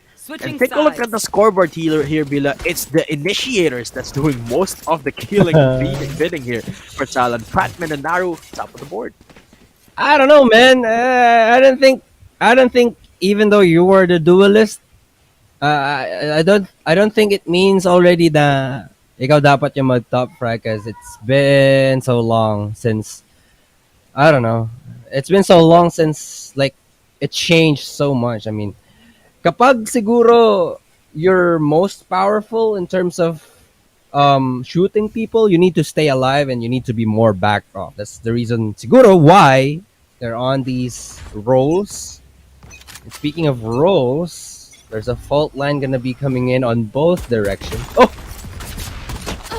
Okay, well, shots missing. Batman gets the trade. Oh my god. Oh, very good. The utility usage, man. Very good. And the right click connects. It's a 2v3, yes. But they know that Zen is so deep. The right click misses. I mean, it connects, but it's not really enough for Zen to fall down. Now Dre's alone. They should know where he's coming from. That gravity well is just so impactful here for bro. Of course, always layered with the utility from both Zind and 2766 and even Senior Carl at times. And of course, the explosiveness of Zind. No hesitation. Okay, Peak comes out and Zind still is the one to close the round out. He ends it just as clean as he opens it up. He gets himself at the top of the board as well. Zind 13-9, and the pistol is done here for NCG. It's a great start for them to open up the second half, despite being 6 rounds behind, because it's absolutely going to propel them into a closer game here, potentially evening things out with Senior Carl's hero buy here. That's right. But I don't know, man. Having a raise along with what do you call it, Astra and whoever that was, ano bang pangalan to ni Fade, is just so impactful. I mean, this we can't be talking so much about this round, given that Talon is on eco, but it's just so good. I mean, Naru there on a sheriff. I bet he's gonna try and get one, but the timing is not really paying well off for Maxi. Mark L too fast. No, Oh my gosh. that he's there. What? Oh, and he gets the headshot connected. Another headshot. Well, but it's missing. Headshot will be getting by Zend. And Marco too fast along with the Bulldog. I don't think it's bad. Oh, does he have the... Wait. Oh, he threw off the Bulldog. Okay, that's a very good decision. You need to die off here really well for you to have more money. And bro gets to command your wish. Your wish is my command. Okay, yeah, that's fair. Zind with another amazing round though, Bila. 3 kills this round. Off the back, the 4K from the pistol. And the momentum definitely showing for NCG. Right there. Not so much for Talon, despite having an amazing first half. And that's what I'm talking about, Talon. Once they lose that momentum, it's so hard for them to regain it. A bit of a rocky buy here as well, but shouldn't be much trouble because NCG have the Spectre's own lead, remember? Quite curiously enough, they're going for the B-side push. Not conventional at all because of the buy. Because of the buy from NCG. Oh, man. Will be shutting down Senior Carl with a beautiful spam. More spam in the work here, so they're really getting denied off this mid-side push. And it's just the utility. So on point here for Talon Esports. But also the guns working in their favor. I'm actually quite surprised that they reinforced mid with a crossfire. But they do have all of their people available. Oh, the flash, but Zen so good in dodging those flashes. He finally will be punished. He's been hurt. Talon pushing up from all angles. Okay, bro. I see you. So still, a hurdle to conquer here. The first one being Patman. It's a double crossfire. Make it a triple with Dre making his way here. Patman for the 3K. Talon take themselves into double digits. But Mark and Naru falling down means that they won't be able to have the full buy in this round. Doesn't really hurt them much though because they have a chamber. They have a tour de force. Absolutely. They have tour de force and Headhunters full stacked up. So not really a bad buy for the side of Talon. And again, Mark L too fast and the operator, especially on defense, you really gotta be careful. And I think Nakagwe is already aware of that since they've been playing like here and there. Because I've seen their chat, their friends, and they just does that. They just do that rather. Or before. And a minute left and 20 seconds on the clock. Still testing the waters here outside. Mid, C long, and garden area. Though they're really guarding here the correct spots, if I may say. Ceasefire as Naru spots out Senior Carl. It's the battle of the breaches. Tremor comes out for both of them, but Senior Carl not concussed. They'll be pushing up into sight either way. Patman picks up Bro. And here comes the Nightfall from the defensive squad. Patman really wants to press on. Talon picks up one. And another Prowler gets to connect this time, but the plant really getting denied by all that presence by Patman. Rice the gun by Dre as he picks up the 3K for the Talon win. 11-5. And NCG gonna be forced onto another eco here. And they're staring down the barrel. Match point, Vila. Yes, they definitely are. They are leaving NCG's eco or bank and chambers, and as you said, potentially this could be our match point incoming. Look at Patman already on that 20. He's just on fire. I mean, they're really giving space. They're really giving room sa mga taong pwedeng mag-pop off. You know, they're taking their turns. Potman, it's your turn. But yes, a lot of space taken right now especially on A. And Dre's gonna get punished. What is happening? Okay, I'm not really sure. Okay, kills in favor of NTG. There you go, Talon with the retaliation. But still, the sheriff's in the work for NCG. They are unable to pick up those upgrades because the kills were so deep. True. Here we go. Up close, we got Yudo-tan. No, there's two people there, and he gets them both. Amazing shots here for Yudo-tan, and he's got the spike as well. He could activate the blades. Look for 4K here. Dash is God. no Last more. player Unfair bro. standing. Oh, Yudo-tan finds one more, and Unfair bro now all alone. You know, Mark Quite. wants to pick this, but that timing. Yeah, he does. Almost not getting it off.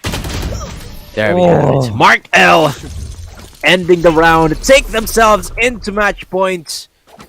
And Match Talon point. one away from going 1-0 on the board in the grand finals. No one's even checking that spot, but yes, that's how it should go. Eco rounds shouldn't be won by any of these teams, regardless. And considering they are actually really good, and they have been playing against each other for such a long time now. They're friends, man. People are playing, and the stars being placed, and the aggression here from Mes Arnakagwe. Showstopper. We have the lockdown available. We have the astral or the cosmic divide available. And Mark L too fast. He's been marked, but those prowlers gonna be invested, but that's not gonna You get should anybody. There we have it. It's not. Oh, yeah, that's a very good decision. At least to back people up on the close angles. You are divided. There's the cosmic divide as well. The paint shells coming in. The line's not really connecting to anybody, but Mark out too fast. This will be forced to back off with 10 HP. They will be getting their. Oh my gosh! Oh my gosh! Okay, well, it did not connect to anybody, but Yudo-tan gets the headshot connected, getting the man advantage for this round. Oh no! He's looking. We are looking actually for the beginning of the end here. The retake will flank. commence. Two-man flank. And two flank. And Absolutely NCG. two flank. Oh my gosh, it's completely got denied. Yes, but 1v2. Trey on 1v2. He's looking for the pigs, and he's not gonna be able to do it. How did that round fall apart for Talon? I mean, NCG, they invested everything just to try and make the site clear and try to force Mark out of the site, but it's still Talon with the first frag just because of the lurk from Yudo-tan. And Mark L was right there beside him, but NCG, they were ready. They were ready for that to commence. They certainly know what Talon's game plan was, but great job for NCG there, not losing their marbles and securing the round win for themselves after that investment. However, another round here for them to conquer, and this time they don't have those big ults apart from the Nightfall anymore. And NCG looking to try and make it quick, but it's an ace site reinforcement down in long here. No up available, but there are the blades from Yudo-tan. He's working up another flank here, coming in from behind, and he's gonna get one. And he's dashing on away. One is enough, and that's enough to startle the members here of NCG, because now they're doubting, are we going to commit to this ace site now that they know that we're here? Off your feet! And now the Rolling Thunder's invested to no one, and it's not really gonna be paying off once again. Though they will be able to plant the spike, they will be able to secure the post plants, but there's no Killjoy anymore to actually guard this flank, and they're not really going. Yep. Oh my gosh! But Senor Carl just does that. 2v4, and the Rolling Thunders. Where are you? It's his time to shine with his Rolling Thunder, but Senior Carl just likes to show his name on the board. They're not done yet, and 7-12 on the board, still in favor of Talon Esports. Senior Carl on the breach this time instead of his signature Sky, but still just as powerful. instantly takes care of the flanking members of Talon as well. So Talon, they're gonna go for this little bit of an off timing timeout, but they really have to go for it because match point has been at fingers reach for them for the past couple of rounds. But just because NCG have been able to shut them down with their shenanigans, it's been a real struggle for them to close out this game. And it's sort of been a theme for this semi and grand finals, right? Teams are just struggling to close out games, extending into the overtimes. But that's not really because they're playing bad. No, it's because these teams are just so closely matched. It's true. They're really good on adapting onto each other. As I said, they've been playing really a long time, and after one finishes another, there's gonna be a cleanup from the other side. So yeah, you look at that. Wait, one's missing from Talon. It's is that another is that another P break they use for timeout? Oh god, there he is. There we He's go. back. They're back. Done taking a leak. All good. Not to worry. We're on 20 though. No Cosmic buns this time Divide. around for Talon Esports, but they Yeah. do have the Cosmic Divide and Yudotan with the heroics down in C long with the hero buy, of course, but Bomb buddy out. not really gonna be able to find anyone because again NCG with a lot of priority down into the A site split, and the utility usage is just so good here for NCG. Every single angle is accounted for, which is why Talon really just wants to go for the post plant, There. which is where the headache really starts. They haven't been able to set up a successful post plant because Look of at how that. the lurks have been covered by NCG. Even when Maxi has been taken out, NCG still got their backs covered. Haunt comes out. Here comes the full-on retake, but they are really struggling to get Oh. into it. Zind holding the line. That's the gun gone. But Dre emerging finds two. Batman gets one as well, but it's all down to Dre now. Headshot doesn't really connect. But that's a fair bit of damage done, almost risking that win there. But NCG still able to hold the line here on the post plant. Now, Talon really has been struggling on the post plant retakes. Maybe the key here is for them to not let go of sight. But considering the comp of NCG, that's not necessarily the easiest thing to do. Absolutely. Especially with that raise, especially again the trio. The Astra, the Fade, and the Raze trio composition, man. It's just so hard for you to deny him. Especially if you're alone and you're gonna be quibbling to all these people, man. It's just close to impossible. Now those hunts will not get any information aside from them being invested on each positions. But Yudo-Tan here on this aggressive peak. Yep, he's gonna be able to get one, quickly get traded. And 2766 forwards here, but Mark out too fast. It's just waiting for him. Up! Okay, able to get the dodge there. Able to oh my gosh, man, no! No way!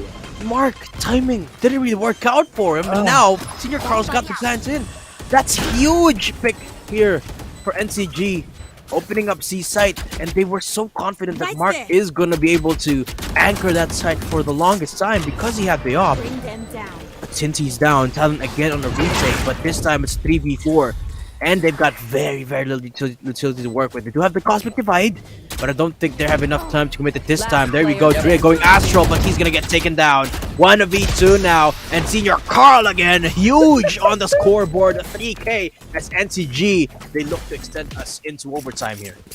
Talon struggling, and NCG is just one step away from the double digits and potentially close this one out for an OT.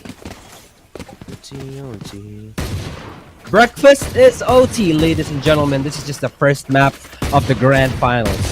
It is indeed the grand finals, but goodness, Right there. what a way to start off the grand finals, man. They're already another aggression here for Zind. Not able to catch anybody off guard. Courtesy Remember- of that fault line. Remember, Bila, all it takes is one round. One mistake here for NCG. Like that? A push, Like Yudo-Tan almost getting Oh. another. Only gets one with the Guardian, retrieved by Patman. So Oh god. Actually, they're gonna use the rolling thunder, but Batman still slithers on into sight. But the utility still not gonna let him off, leaving that area. Oh wow! What a shot from that one. Opener here on the retake, and they do have the cosmic divide. They don't have the gun, so one more kill perhaps before they invest that ult. Or are they actually gonna invest that now? Dre goes astral, setting up the stars. Gravity Well comes out. Nightfall just for some insurance. And Talon, they're gonna try either way. They're not even gonna use the cosmic divide, but here comes the first kill. Bro goes down. No sheriff. Instead, it's a headhunter from Mark L as he goes in for the peak.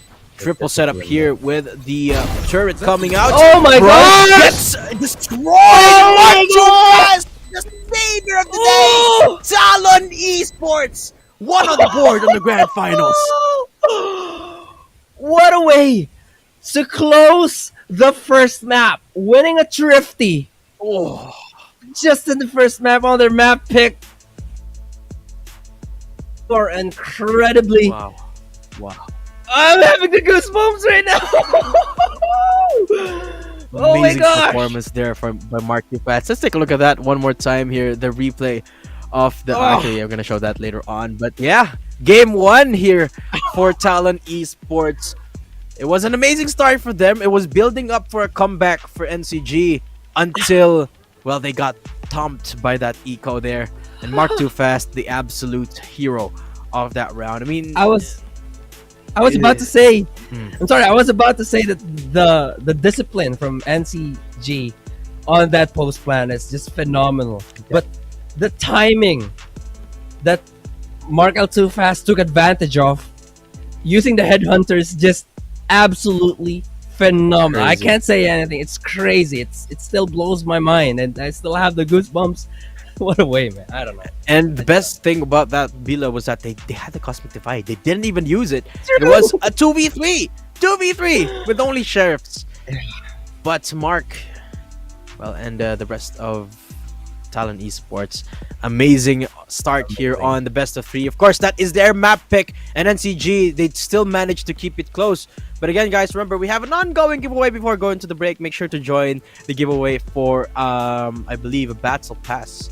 Rather, an Exit Lag subscription. So make sure to join that. Check out the pinned comment. But before we could head on into the next game, my name is Datum, casting with Bila. We'll be having a short break for the Sanguine Rebels Cup Valorant Tournament Year 2 Grand Finals.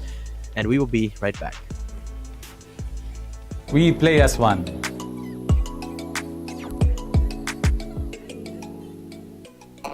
Playing without lag is the best, right? You open the game, don't worry about ping, and wreck your opponents on ranked matches. Without lag, you play with more confidence. You play better. That's why Exit Lag is the choice of pro players. Besides their training routine, they need a software that optimizes their routes and gets rid of lag and latency.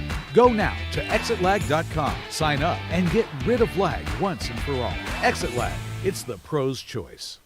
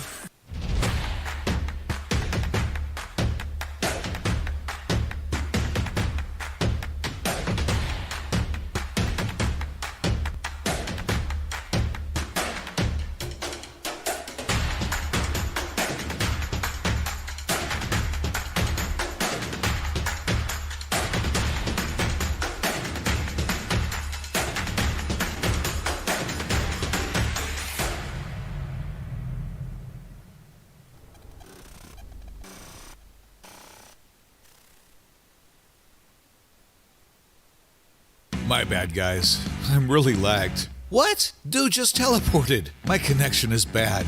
I'm lagging. I'm lagging. I'm lagging. With exit lag, your game stops lagging, and there will be no excuse because you won't need one.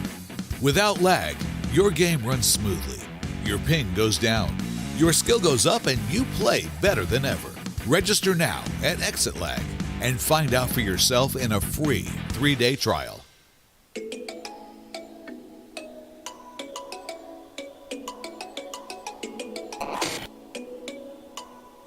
Kalaro is a super app that's meant to be a central hub for the whole esports community. It is a tournament organizing platform that creates an arena, a playground, to help every gamer enhance their skills. Organizers may stage multiple tournaments with the aid of technology. The more tournaments there are, the more chances the gamer will have to practice and improve their skills. By creating an account, users are able to connect and build network to keep tabs on the latest buzz in the industry. You may scan or check out relevant content housed on feeds of different enthusiasts and members of the community.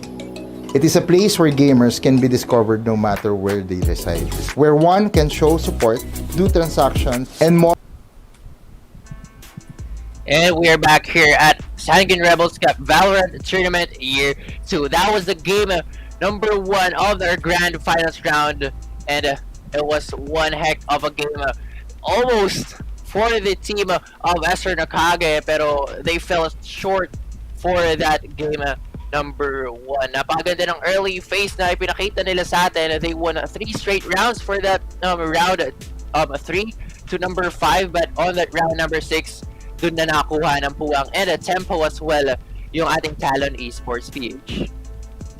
Yeah, I would say the more games that they play today, I think their execution's getting better and better. I think you can kind of credit that to the players and possibly the IGL kind of recognizing their mistakes super early on in the game. I know they did not start Haven pretty well, but I think I noticed a pattern, right? They don't really start Haven pretty well, but as soon as they have a certain read on their opponent, then they can definitely finish it off very, very quickly. And it seems like they got it pretty early on SR Nakagwe compared to what they did in CDG earlier. So I think this is going to be definitely an uphill battle for SR Nakagwe at the moment. But still, map number 2 could be a very, very different story, my friend.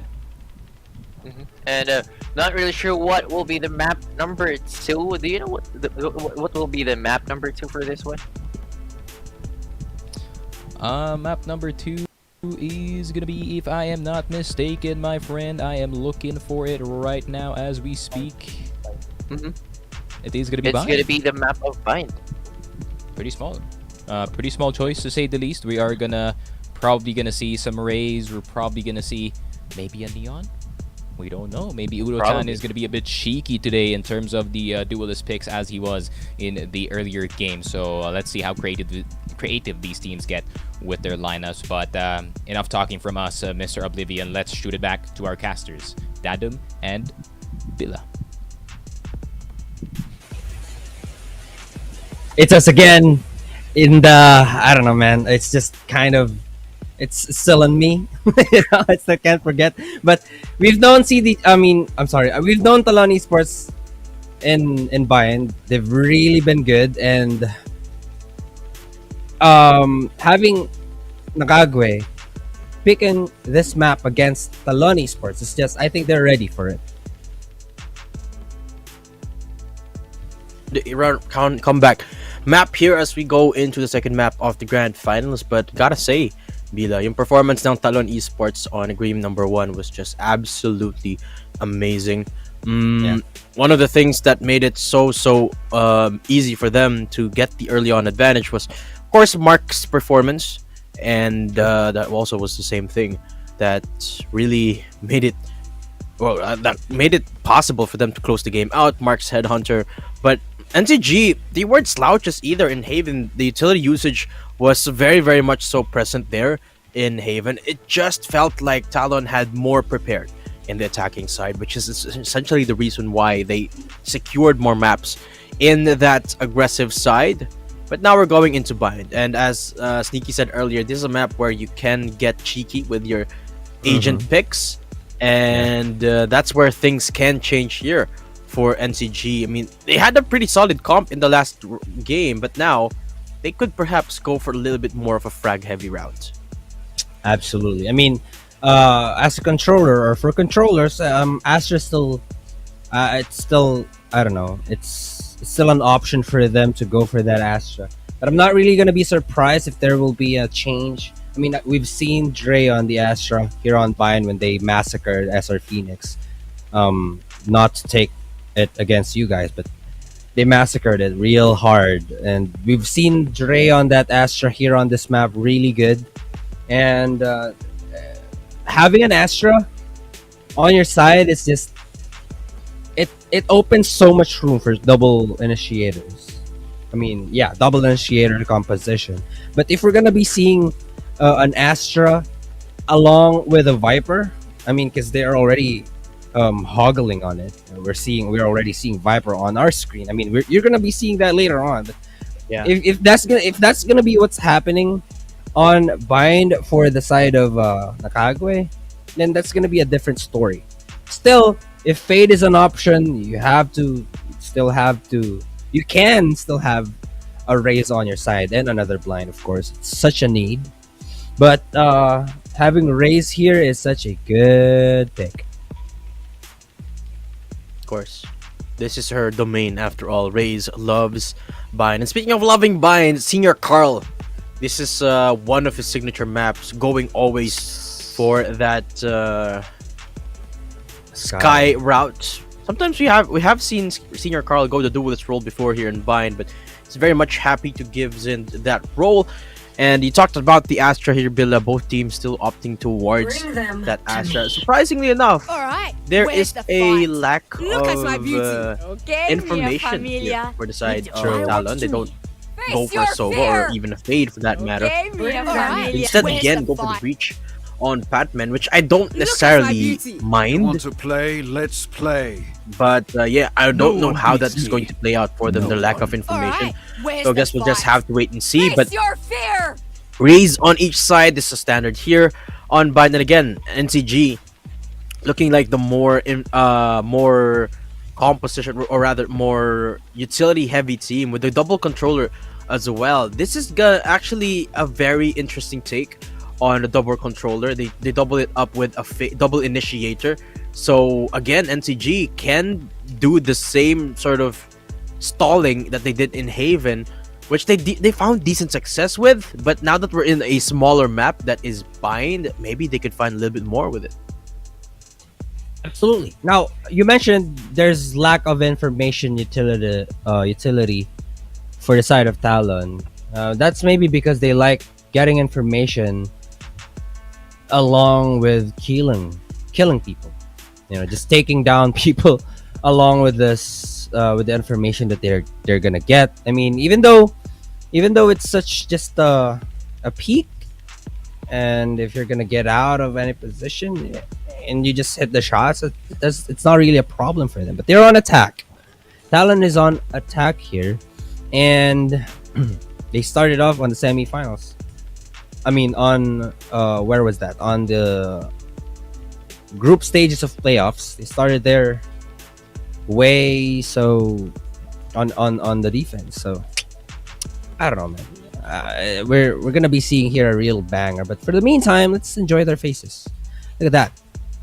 Someone's eating. Agwe looking very, very much ready for this game. They know they got very little room to work with. Meanwhile, look at Talon. Look at Yudo Tan. My boy is just vibing out here, listening to some tunes. He's feeling it. And, well, the performance absolutely reflects that Yudo Tan had an amazing game in Haven. Of course, no leashes this time by being on the Neon. Instead, going for the Jet into a race this time around. So, feeling pretty happy about that, quite evidently so. And the game here is about to start here, folks. We just have a tech pause while we try and fix up stuff for you guys. But while we are here, why don't I tell you about our sponsors? This event would not be possible without Alco Pro, Kalaro, and Exit Lag. Of course, huge shout outs to our production partner, Fulcrum Esports. The production has been buttery smooth because of those guys. And speaking of Exit Lag, guys, if you don't know, we have a giveaway ongoing of Exit Lag subscription. Make sure to join by checking out the pinned comment down below and follow all the instructions, because if you don't, you won't be able to partake in the giveaway. Yes. Anyway, we're on a bit of a tech pause right here. I think someone just got disconnected, or I don't know. They all have pings. I mean, I don't know what seems to be the problem, but as you can see on the minimap, there's no minimap. I see it here, but there we have it. I think everybody's in. We're just waiting for this one to fade. Well, they have all the time here to stretch out. I mean, I do have the time, the time to stretch out as well. But am I good? Am I really audible? That good? Yes, you are. Are you good? Okay, cool. Yeah. Great. Yeah, but speaking of, are you good? Are you good, Bila? It's been a while since we've had a talk. Oh, are we doing the podcast right? Yeah, I'm good. I'm really good. I've never been better. That means good, right? Yeah. Okay. Speaking of good, Yurotan with some good old fashioned quick push down in showers. Now, this is what NCG is doing. They are actually putting a lot of priority on the same area because of the noise being made there. Sees into paint shells, comes out, but no one really biting the bait here for Talon Esports. That is a thing that NCG has loved doing ever since game number 1. And we've seen this priority before from Yudo-tan and the rest of the Talon squad. They love going for this tower aggression or this shower aggression. And without the utility from Zind here, he might be in a bit of trouble once the smoke comes out, but instead it's Yudo-tan that comes in. But the dog gets the bait and the bites onto Zind. Naru doesn't get the flash off, but 2766 is still a crossfire here. That's a bit of information, but Patman picks up Maxi. The gravity well is gonna be there. Gosh. Don't matter much. Oh Naru's my right quick, gosh. as Dre is here for the rotate. Now it's all down to Bro once more. Talon looking to pick up their second pistol starter of the series. And it's looking very, very possible. There it is. Naru with the 3K.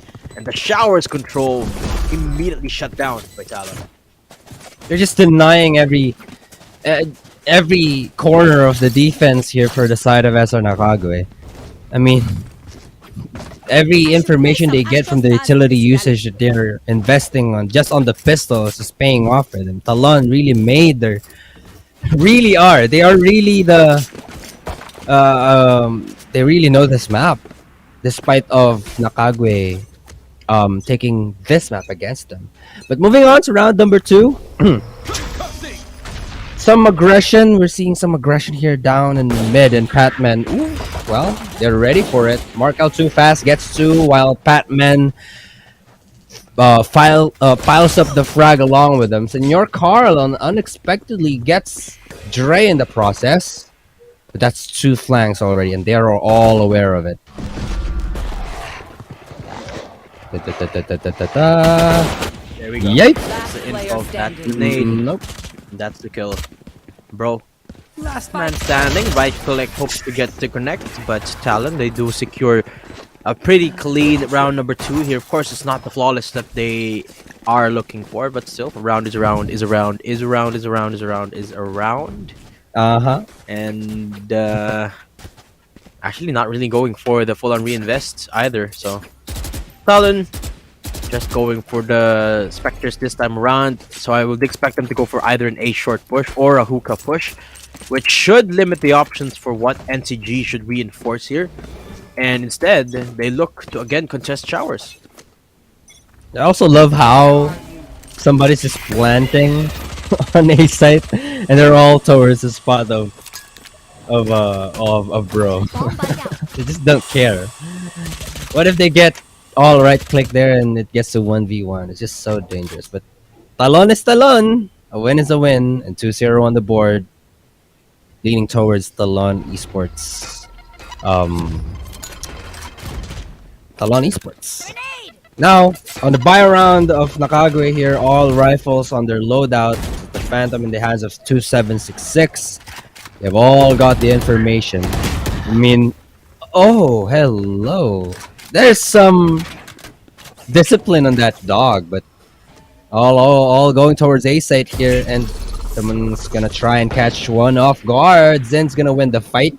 Dre's gonna be punished, and someone's gonna try avenging their fallen teammate. There's the blind about to come in, able to catch one and mark out too fast. Oh! Frags are already piling up, and it's already paying off for all the people here inside of the Kagwe. Someone gets the upgrade, but he's not gonna win that spray. Still a 1 versus 2 situation, and Fatman gets the upgrade here. And he's gonna be able to plant the spike, but not yet! The timing is so terrible for him.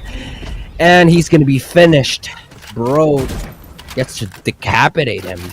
2-1 on the board. Yeah, almost went sideways there for NCG until Batman was the one to survive to go 1v2. Right, the big performance for Batman, it wasn't big enough for them to translate that into a bonus win. Rather way, they did deal a decent amount of damage. 3 members getting taken care of. NCG means that some of their utility would not be available this time. So, should be feeling really good about that.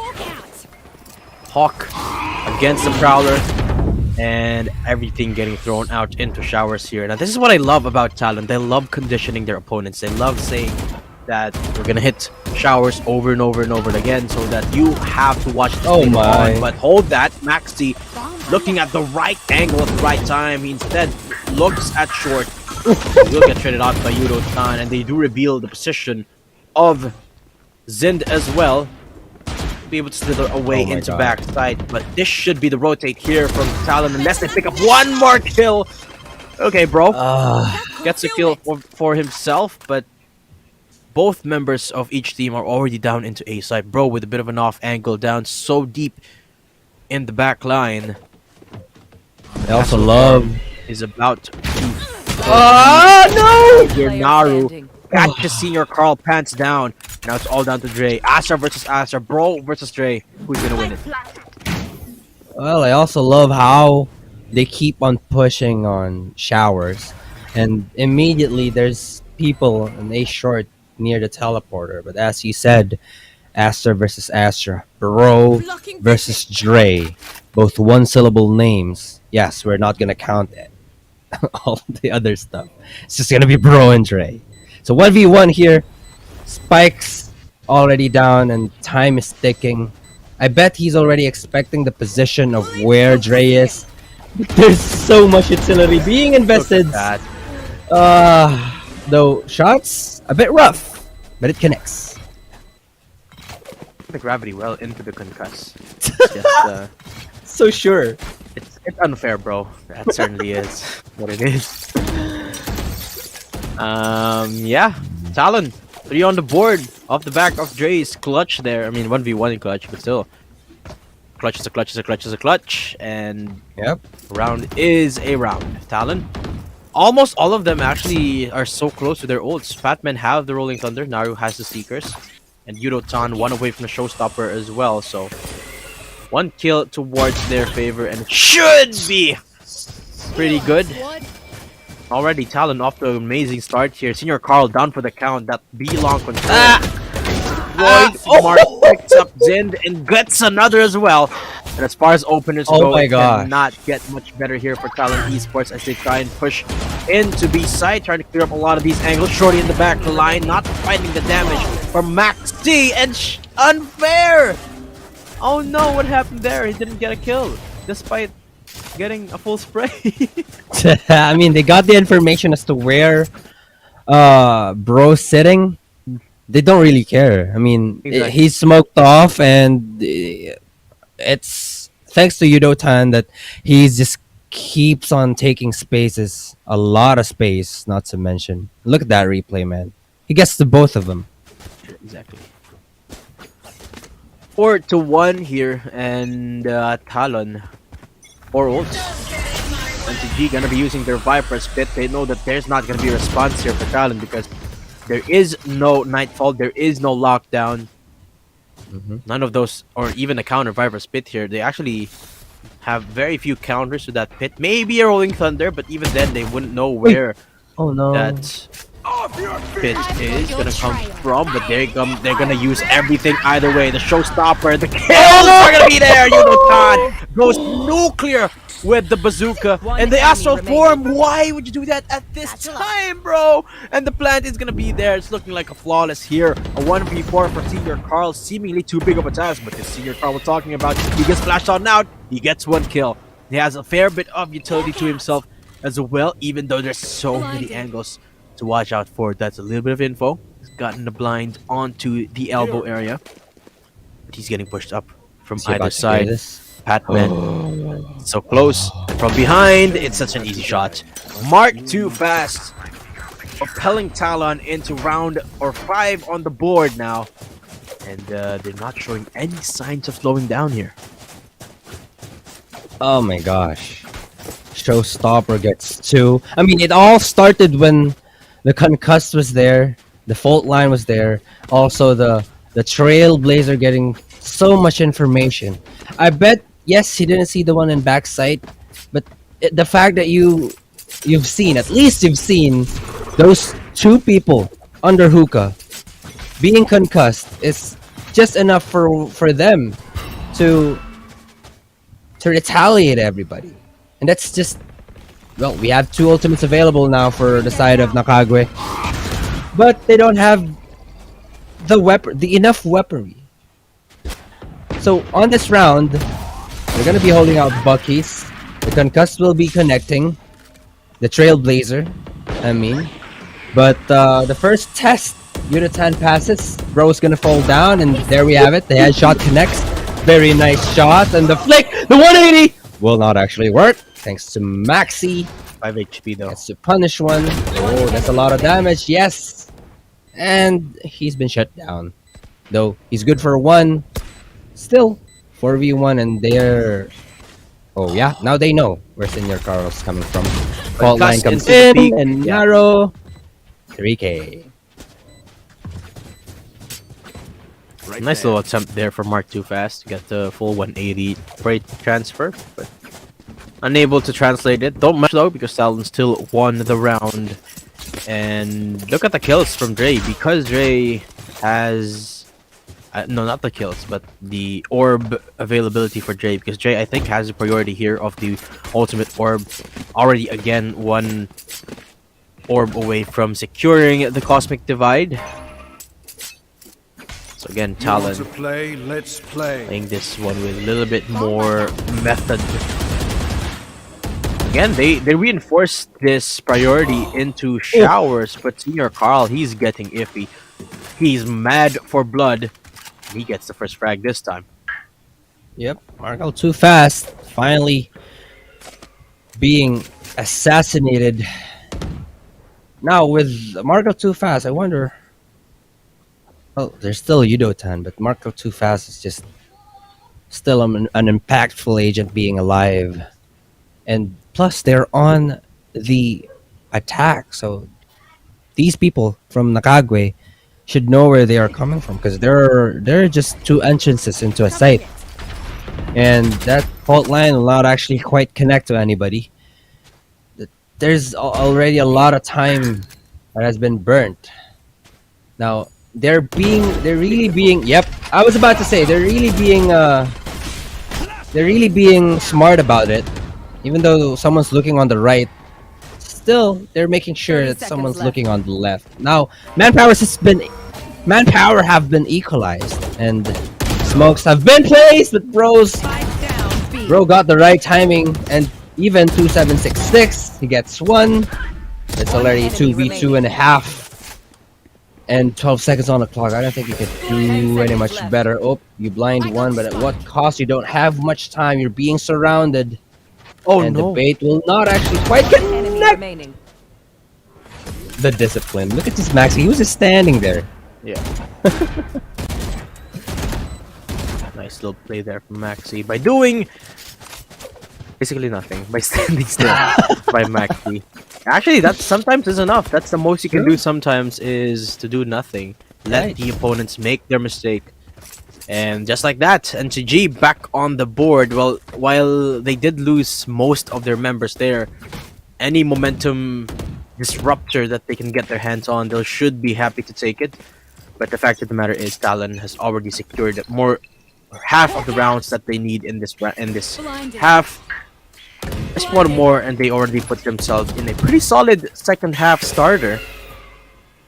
But again, we go back to the very same default that Talon loves doing, making a lot of noise in A, specifically in showers, and then aggressing for kills in either short or hookah. But beautiful flash, gravity well response for Mark L to be pummeled through the wall bangs, but Batman gets the first kill. Maxi trying to hold the line, but narrow with a nice little swing as the Cosmic Divide being set up here by the defensive squad. Unfair, bro. You've got to show up to this party before your teammates fall apart here like flies. And now, at the cost of his teammates, he will be able to get the Cosmic Divide down. Also the Cosmic Divide. Oh my gosh. Yudo-chan, he says, nope, you don't need no Divide. I'm just gonna kill them all. He has a pretty good idea, dude, that 2766 is gonna come from heaven, but the timing, it almost works perfectly. Takes one more peek. Okay. Contact going to be there. There's the paint shells, but 2766, his position has been noted. And while he does have the Nightfall, I don't think he's gonna be committing that, especially with how close Mark is. He will be falling down. So T76 holding on for dear life to this Bulldog. But here comes Naru, here comes the cavalry. He's gonna get peeked by two of these people. Does get a headshot in. So that's a lot of damage done by Dre. And this is looking very, very risky. But Yudo-chan, he runs for the hills. It's a pretty good call here. He still looks for the punish, but it's not gonna be there. 276, okay. Spotlight performance, but yeah, Talon is still 7 on the board. I mean, they don't really mind. Just look at the replay, man. Come on. Here comes one. Here gets two, and then there comes nothing. He saves. He gets a giveaway from Talon Esports, converting the Bulldog into a rifle or another better rifle, a Vandal, in particular. But yes, 7 on the board for Talon Esports. Though they threw a bit there, they're still able to buy on this round. And with 2766 here on the Vandal, and a lot of sheriffs and classics on the loadout of the rest of the people, and a lot of information as well. Look at that. I don't know what's gonna happen. Yep, the jump peak. There we have it. Oh, the jump peak, and again tries to punish him, but the fault line connects, and as frags pile up, we are already on a 1v4. Where Senior Carl is so alone holding down a classic. And Batman's concusses has just been picture perfect this game. Oh no, speaking of classic, Senior Carl, it's enough. Get a kill. Is it gonna be enough to get another though as he gets concussed by the dog, but it won't. And again, have to commend Naru, Batman, Dre. The utility of this team is just absolutely on point. Always slicing the site wide open for Yudo-chan to open it up even further for the team. And it's looking like it's an even quicker game than Haven here. Talon breaking that stalemate between NCG and Talon. And, well, this is a statement game for them. Remember, Bila, between these two teams, nobody has emerged as the clear winner or the clear up-runner between these two. But Talon is certainly making that statement that we are the better team right now. And NCG, you're cracking under the pressure. Yes. And I just noticed Boombot actually spots another Boombot, and they both explode. I haven't really played Raze for such a long time because I got really used to it. But you being concussed is such a another. Oh my gosh. Okay, if that really paid well for them, that's so big. But Mark L too fast here on a very risky spot. Oh my gosh, I was so afraid for his life. But I think Maxi here he got here the idea. So yep, he has. And, very bad timing. And it's looking more like we're gonna get the 3 on the board rather than a 9. Still don't know. It's still Talon Esports, and there's not a lot much going on. Yes, there's the blind going in, and Dre's just gonna deny that one and denies another immediately in a 3v3. They have the information that where 2766 is, but they are just keeping on being denied on the entrance. Third for Dre. 14 seconds on the clock, and it's about to go down as Dre gets the fourth. Wow.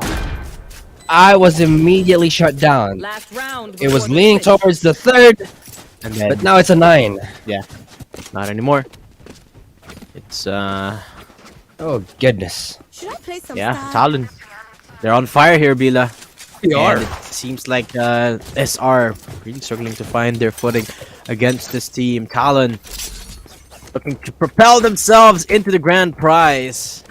Don't keep But it it's ground. still not too late for Nakagwe. Last round. But even then, even if we say that it could get worse for them, the eco suggests otherwise. At least they have the Viper Spit and Maxi on a Vandal. So they will be denying one of the high priority places here for Talon. And short range weaponry here in Zen's side, but they're looking to push down Bilong here, Bila. Definitely. That's a real headache for you to get into a Viper Spit with a showstopper from here and there. Both not quite gonna connect. The Rolling Thunder as well being invested. But they're gonna be TPing on towards B site now that they've heard that. You want to fight it? Who's this? Viper's out of the Viper Spit. And the Cosmic Divide being invested here is such a very good investment. Well, it's Planted. already the last round of the first half, but Yudo-tan getting ahead of him. 3 versus 5 already, and they're about to do the retake here where people are waiting on their spot. Yudo-tan gets to decapitate someone, and Naro also gets one. Flawless. They're all showing their name in a flawless fashion. 10-2 for the first half, and they're on the attack side earlier. Shorty 2 for the final kill. Yeah. Like the cherry on top of the icing on top of the cake. And it's grand finals! Talon! Looking always so good here in the grand finals. It seems like they had more of a struggle securing the semifinals than here on the grand finals, but 10-2. We did not expect this to happen at all. What happened to NCG? What happened to the sheer prowess of this team? The utility has just not been hitting hard for NCG here. Pistol round, sure. If they secure it, it's still 10 rounds on the board. Still 8 rounds they have to finish perfectly here. Right. But with the way Talon is playing, Bila, it's not looking too likely. Absolutely. That Trailblazer is just gonna get one information, it being destroyed, but the Prowler gets one. Marco too fast just gets out of the position, but they know they're all going towards A site. The Satchel not able to get one. Punish is not gonna be there. Wall has already been invested. The post plant is pretty solid here for the side of Aso Nakage on the pistol round, but the retake is also, it's gonna come in pretty soon. There we have it. Mark out too fast. Naru being punished early on. Oh my gosh. What is happening? Yudo-tan, an absolute menace. He Beautiful. gets a kill in the paint shell, then he peeks, and here Oh my comes Trey. God. And now it's a 1v2 here, Bila. It's all falling apart for NCG, despite the amazing start. And that's the last gravity well. That's the last utility that the Astra has. And bro, he's got to speak up. Oh, He finds God. one, but the next kill is gonna be in his favor. Yudo-tan, he's good with it, but bro, he's even better. That's the clutch. That's the cleanup, and that's bro buying NCG a little bit more time. Unbro. Unfair bro, the name we needed to see, gets them to 3 on the board. The round they really needed. I mean, if Talon gets that pistol, they're most likely gonna get up to the match point, and that's not really a good footing for the side of SR Nakagwe. That was so good. 1v2, the clutch, the hero of that round. And now they have the advantage here in terms of everything. Loadout, money, and a Vandal for Senior Carl. But they're not stopping there. Maxi gets the first test passed, but Eurotown on this deep position. Somebody's aware of it. Ooh! Gets the tag. Not really that much. Maxi still wins that fight. A bit of a quibble here. But -4. Anyway, that's really still a damage. But they're not really going on towards A side here. Now that one's gonna clear some spot. Naru here's might as well gonna get clear, but they're still wary of what Naru could be holding. The blind connects, but he's also blinded. Maxi gets the third. And on flank here, they're pretty aware of it. Oof. Mark too fast. Oh my god. Never just count him out. And here we go. Again, it's begun. First Bullet. touch. Looking for more damage here. Peek this. It's a crossfire. Player But he standing. doesn't get the shot in. What was that? Yeet there. He caught me off guard. Batman does have one flashpoint left. Oh, he's gonna get wall banged. And Maxi, great performance here by the Viper. Just striking methodically. So another pistol that is stolen away by NTG here, but Talon back on the guns. Let's see if Maxi can pull off some heroics again on the Bulldog. Or actually, if NCG is actually going to go for this full buy, it seems like they will. They should. They should go for this full buy. Yeah, absolutely. They have a lot of rounds to catch up, and that's just 4. There's 6 more rounds that they need to win consecutively. That blind will connect, and that's a lot of information already for their side. For both teams. Yes, it gets destroyed. Yes, they'll be investing on that side, and yes, there will be an incoming. Oh, Gets 2. Not able to get out though, but there's Naru for the follow-up, and for the trade. 4 versus 2 immediately denies them. They've all been shut down. Thankfully, Naru was there to avenge the fallen teammate, but with 40 HP, still they got the man advantage there. But Maxi here on very low HP, and it's a 2v4. They're slowly creeping their way in towards B long. But the discipline here. Oh, quite not gonna connect. Sure, but they're hearing everybody. They should be hearing both these players coming on towards the spot. Oh, they know Naru's invested on this, and look at that. He just waited for the reload to be heard, and gets the concussed. There's the damage, right? Yep. Naru. That's the damage. What That's a the real spell. damage. Oh That's my the real God. damage. Oh god. Single-handedly turns them both into ashes. NCG playing for overtime now. Of course, they will be having the guns to some round, but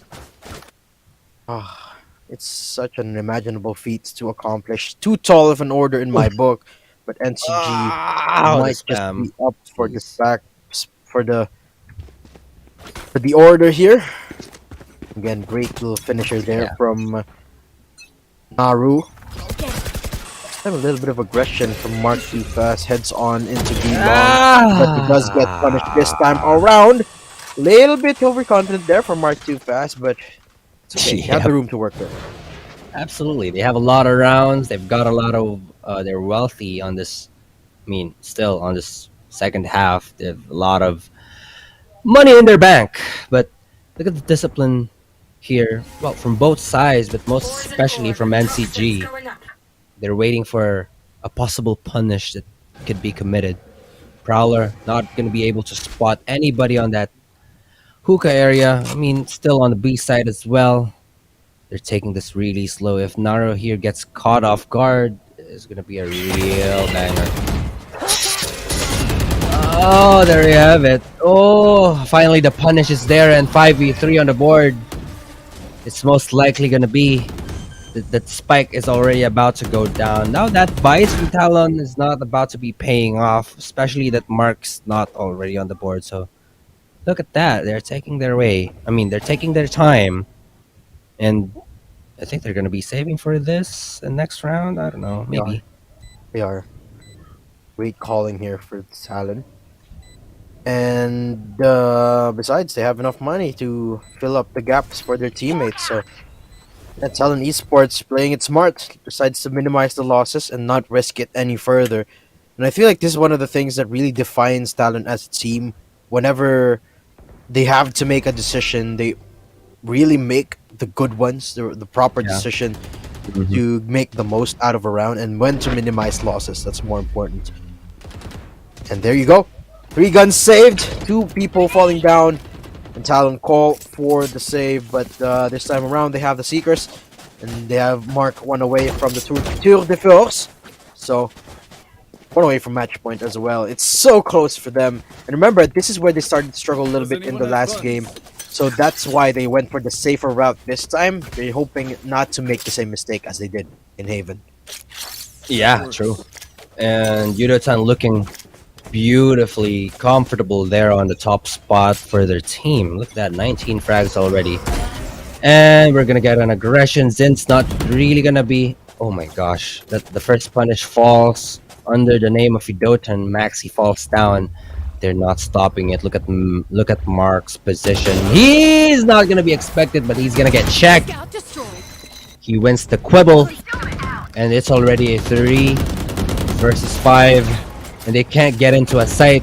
There's already 4 people guarding the site alone. Dre, look at him. He's ready for any possible rotation, especially if they take that teleporter onto his spot.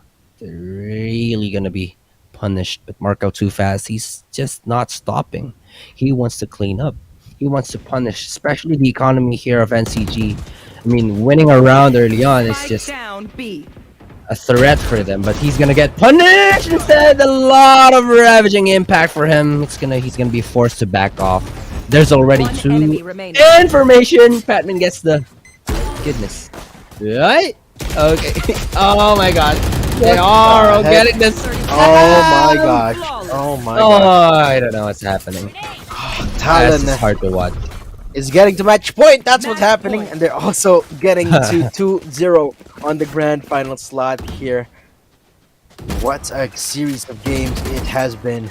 Talon looking like superheroes, and they're making it look easy. Destroying NCG. This is not luck that NCG has showed us ever since the start of this tournament. And look at them now. I mean, they do have some big ults to work with. So perhaps this round is not the round yet, but Alan, they know how to shut down these ults. They know how to play around NTG's utility. They've been doing so for the past 1.5 hour. And again, NTG, this time taking a page out of the Talon playbook, giving priority to showers. But I don't think, actually, they're making it work. They found Yudo-chan, Patman up close, but again, they get overzealous. There's gonna be a trade, but Mark finds another to make it into a 3-on-3. So now, they still are positioning themselves inside showers. One I've member got in your hookah, trail. and the Seekers coming out means they really want to commit to this A site. Last player standing. They keep getting punished. There's a Nightfall available, and there's still the Seekers on the way to Naro, and Rose is ready for it. Even though he hasn't heard any footsteps at all, he's just ready for it. He knows where that person is coming from, and he's able to bury him rather, in the grave. 6-12, 6 more rounds. There's no more room for mistakes here for the side of NCG. But again, we have a double operator setup here. So good. I wonder what's gonna happen. 6-12. Well, it's either gonna go one way or the other, Bila. It's either Talon gets punished by this very heavy investment, or NCG, or we're going into game number 3 with a 2-0 scoreline. That's the only things that could happen in this round. And the first touch this time will be on Mark II Fast, who get the first kill with the Tour de Force, so it's gonna be doubly hard for them to get into sight here for NCG, but they don't know that there's another op here. Showstopper instantly triggered, but it's Patman with the kill. Nightfall activated down from showers as Bazooka denies them off that entrance, and still the up-down position from Ludo-san gets Maxi. and they can't even get into sight. They can't even aggress closer angles. And look at Zen. Look at 2766. They're both only one bullet away from biting the dust. And the members of Talon, they're One closing enemy in. remaining. Batman, they don't even need to see the enemy people just to get the secure. And here comes Mark with the TP and the 34 shots to Defenders close win. out the game. Talon Esports Beautifully. 2-0 on the board in this grand finals. I was faster than expected, but Talon gets the second score line on this best of 5, and they're one score away. Title, yeah, one win away, and goodness, they just own this map, man. They just look comfortable. It's like it's their home. I mean, you might have picked this against us. You might have done your research on this map against us, but this is our home. We know every corner of it, and that's what happened. That's what Talon showed us on that second map. But I wonder what's gonna happen, because later we'll be showing, or we'll be going on to Ascent, and NCG. They need to go at least on this map before they get 3-0'd. They can't be 3-0'd. And we talked a lot about the difference between their composition here in Bind, and it's very much similar to game number 1, where NCG had a lot more, but it just felt like Talon were hitting their utility more, even though they have less of it. Naru, Patman, Dre seemingly consistently hitting the mark there really made it so that NCG had very little avenue to actually find avenues, the angles on both defense and offense. But before we head on into game number 3 here, that's our second game of the grand finals, we will be announcing one of our giveaway winners. We have one lucky giveaway winner of an exit lag subscription, and we have them showing up at the bottom of the board right now. And there you go, ECQ Santos. Congratulations, ECQ Santos. You will be the lucky winner of an exit lag subscription. Make sure to get in touch with the Sanguine Rebels page to claim your prize. Again, ECQ Santos, congratulations. And well, that's it for our game number 2 of the grand finals here. Bila and Datum saying we will be back for game number 3, so don't go anywhere. Or with your own digital wallet. Brand and sponsors are also invited to show their support as we create a space to nurture the culture of camaraderie and sportsmanship, and even give a chance for business relations to prosper. We believe that esports can be a tool to uplift the quality of life of every gamer, from learning the discipline, nurturing their strategic skills, enhancing their sportsmanship spirit, to possibly achieving financial stability by maximizing a gamer's innate talent. All this while doing something that they enjoy and are passionate about. Let us work together to help every gamer in the country and beyond to truly win in the game and in life. Kalaro, we play as one.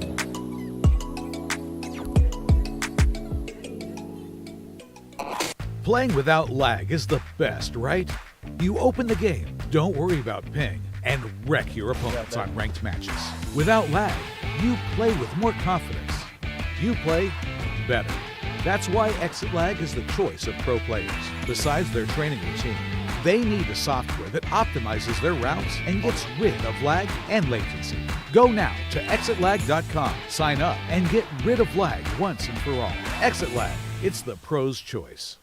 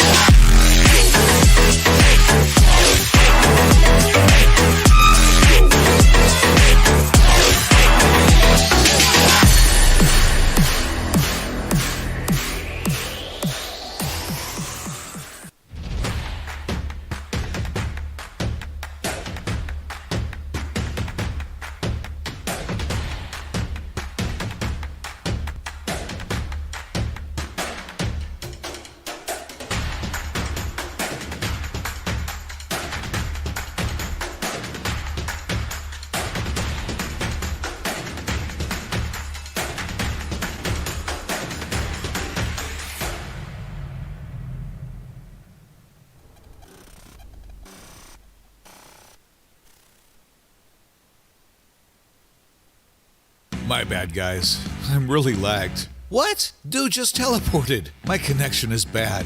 I'm lagging. I'm lagging. I'm lagging. With exit lag, your game stops lagging, and there will be no excuse because you won't need one. Without lag, your game runs smoothly. Your ping goes down. Your skill goes up and you play better than ever. Register now at Exit Lag and find out for yourself in a free 3-day trial.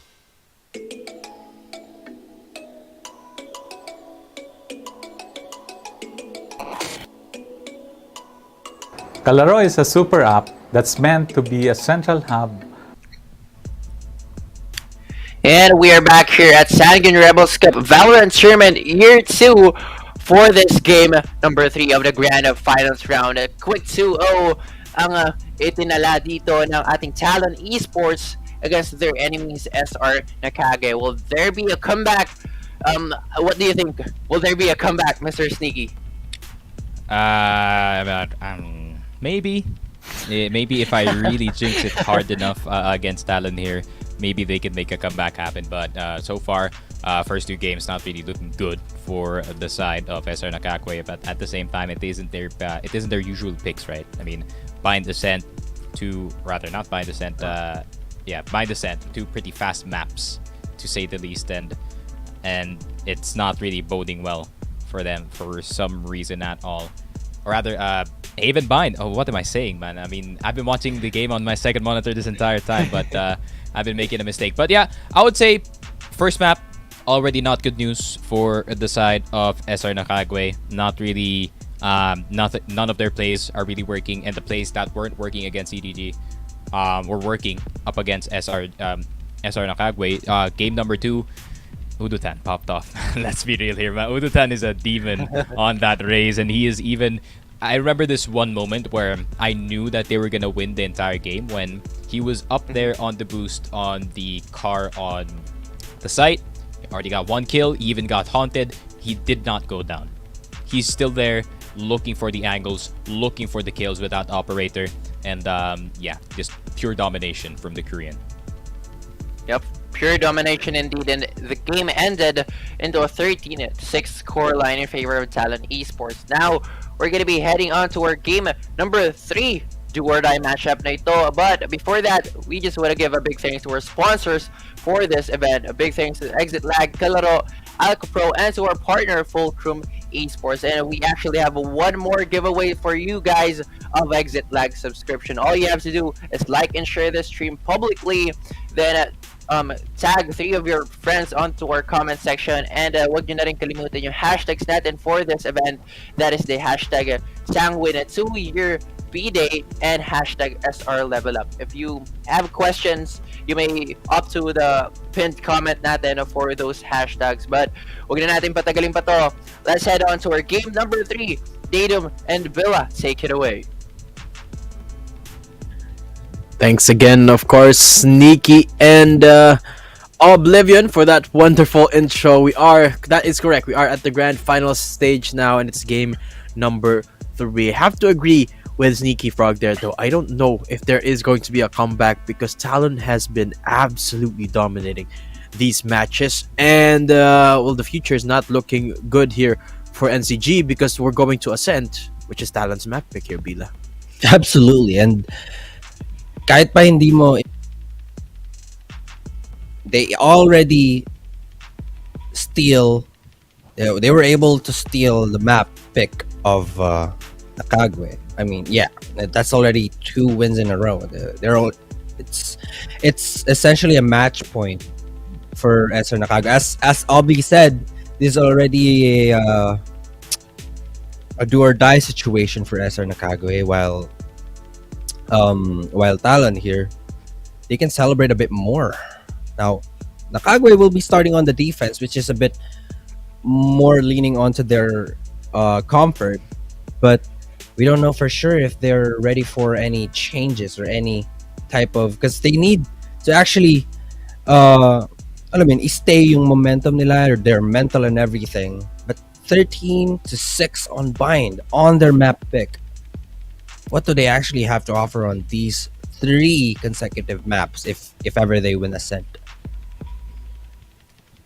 Waiting to see what the competitions are going to be like between these two teams. SR Nakagwe, they are a team that rely sort of on a 50-50 between frags and rather not really a 50-50 but more like a 90 to 10 from utility to frags. So I definitely would expect them to go for a double initiator here, but it's just a question Yeah. of which initiators they're going to be picking up. KO is sort of becoming a staple here. Fade as well, so Raze is going to be an absolute option as well, and we see how well Nakagwe can layer those utilities for themselves. But Talon, they're a team that sort of goes the 50-50 route, sometimes going more towards the aggressive side, sometimes Yeah. more towards the utility side. But in a sense, you can definitely a little bit of utility definitely will not work in this map. Some teams actually opt for a neon, so I wouldn't be surprised if we see that as well in Yudotan's hands this time around. But we'll have to wait and see what the picks are going to be here. I gotta point out what you mentioned. Hindi talaga expected, or you can't really expect what Talon Esports have in their bag. I mean, they're really, you can't really read them that well. Though there's gonna be, yes, there's gonna be an adaptation here and there, but you can't really fully read their book. It's like a million pages that you need to go through and read all those pages back and forth. I mean, from the top to bottom, there's finally the agents coming in. We have, yep, there we have it, a raise for Zend and a double initiator comp once again. Though I think Sova's gonna be missing here for a bit. I don't mind. This is not really a big map. I think Fade is a better option here, but definitely you will need a KO. That's why they're opting into it. Markel still with that chamber. Raise again with Yudotan, so flawlessly done on bind. So pretty interesting composition actually. It's most oftenly Jet on the ascent. Minsan nga wala pang duelist, but they really what do you call this? They really dictate the facing of how they want to play, especially that Talon Esports like to play with their time. And they really take their time sometimes naman impatient. Minsan naagawan sila ng ego on their spot, but I don't know, man. This is like the beginning of end times. Like I really think Nakagwe, or rather Talon Esports, got this map in particular in their bag. Oh, okay. Some predictions being laid out here by Bila. Some big words, and your prediction is it's gonna be a Talon 3-0. Yeah. Oh, okay. I think it's gonna be, in my opinion, it's gonna be a 3-1. This map going in favor of NCG, but who knows? We'll have to wait and see. As now we're heading into the game. Quick trade of utility out there. Yudotan up close and personal, and a little bit of noise being made here in A main. Look at this draw here from the defense. They are setting up this diagonal line along A main into B CT, and they're playing very, very reservedly on the B front and very aggressively on the A defense, which means that this A stack from Talon might not be the best idea. Yep, not really the best idea, but Markel there able to make them worry. Oh, that just missed, but they were able to make them worry that somebody lost something on that spot, and now 2766 passes the first test and down. They just do that. They just missed all the shots, and now we're down to a 1v4 where Markel gets the better shot, connecting to Maxi, and 1-0 on the board for Talon Esports. Yeah, bro, not connecting the shots there. That was so awkward. They're right up in front of each other, face to face, and the right-click classic unfortunately doesn't connect. So that's Talon this time on the pistol round again. And when Talon is consistently winning the pistol rounds, you know that the team is on fire. You know that they are at top-notch form, and you know that mostly Yudotan is going to be doing a lot of that work. Look at him, 3 kills already on round number 1. So 4 out of the 8 ultimate orbs are already secured for the Rays. And, well, Yudotan, a lot of respect being shown here in A, despite not really a lot of presence, but still are wary Oh my of what God. Nakagwe can do. So, not really becoming too overconfident, and I like that from Talon. I'm so afraid though for the life of Senor Carl over there on that spot. He's so alone though. There's a stack up on B.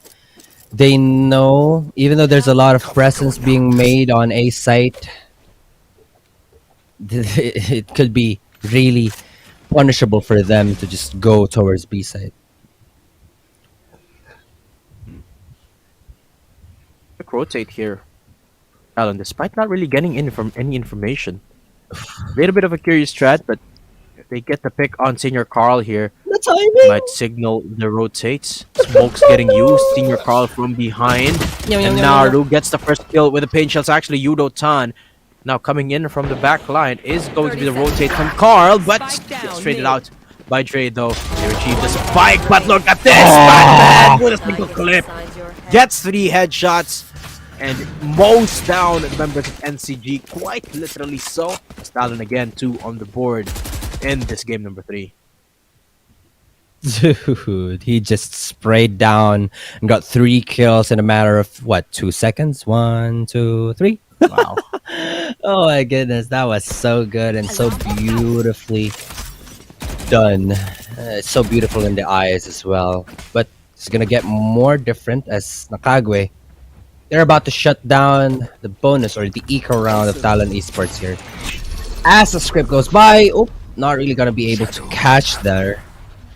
And there's a lot of well, that's a presence on B main, and they have definitely taken note of that, and they were able to hear as well, or being taken on A main, so that's also notified. That plus the Prowler didn't spot anybody, but he's sitting there comfortably on mid link because there's a trademark and they can't pass through it, even though.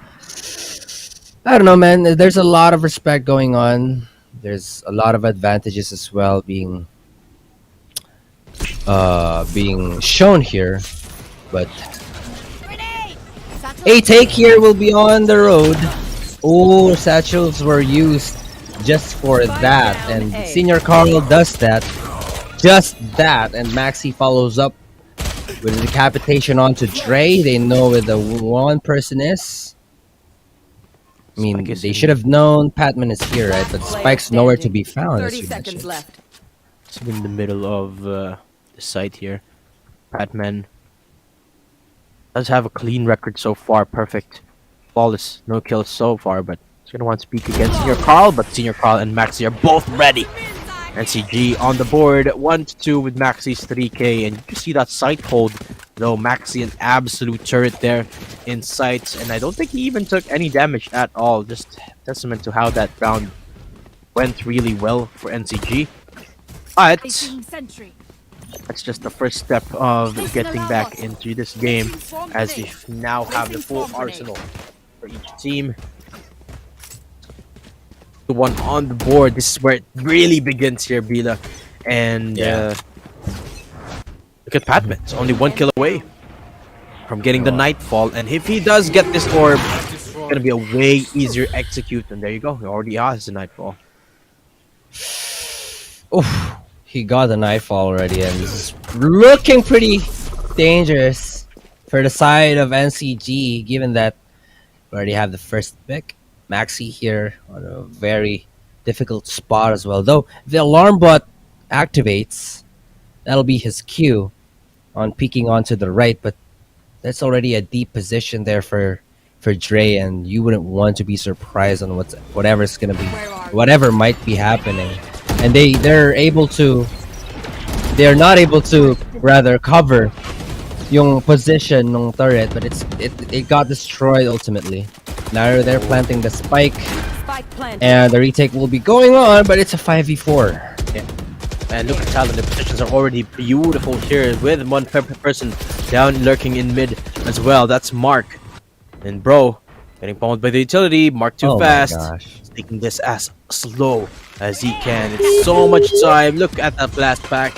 Really get the connect, but Talon's is buying so much time with their utility. They have a fair bit left, but Mark, he's slowly making his way from the back line. He's gonna get them all, and he found three. This works, but Mark gets denied the ace. But bro, the task is too big, and he will be able to get one, Almost. but Naru will deny him of anything more. Amazing flank there from Mark and NCG. They have got to watch out for that chamber. Let's watch the replay. It's just so good.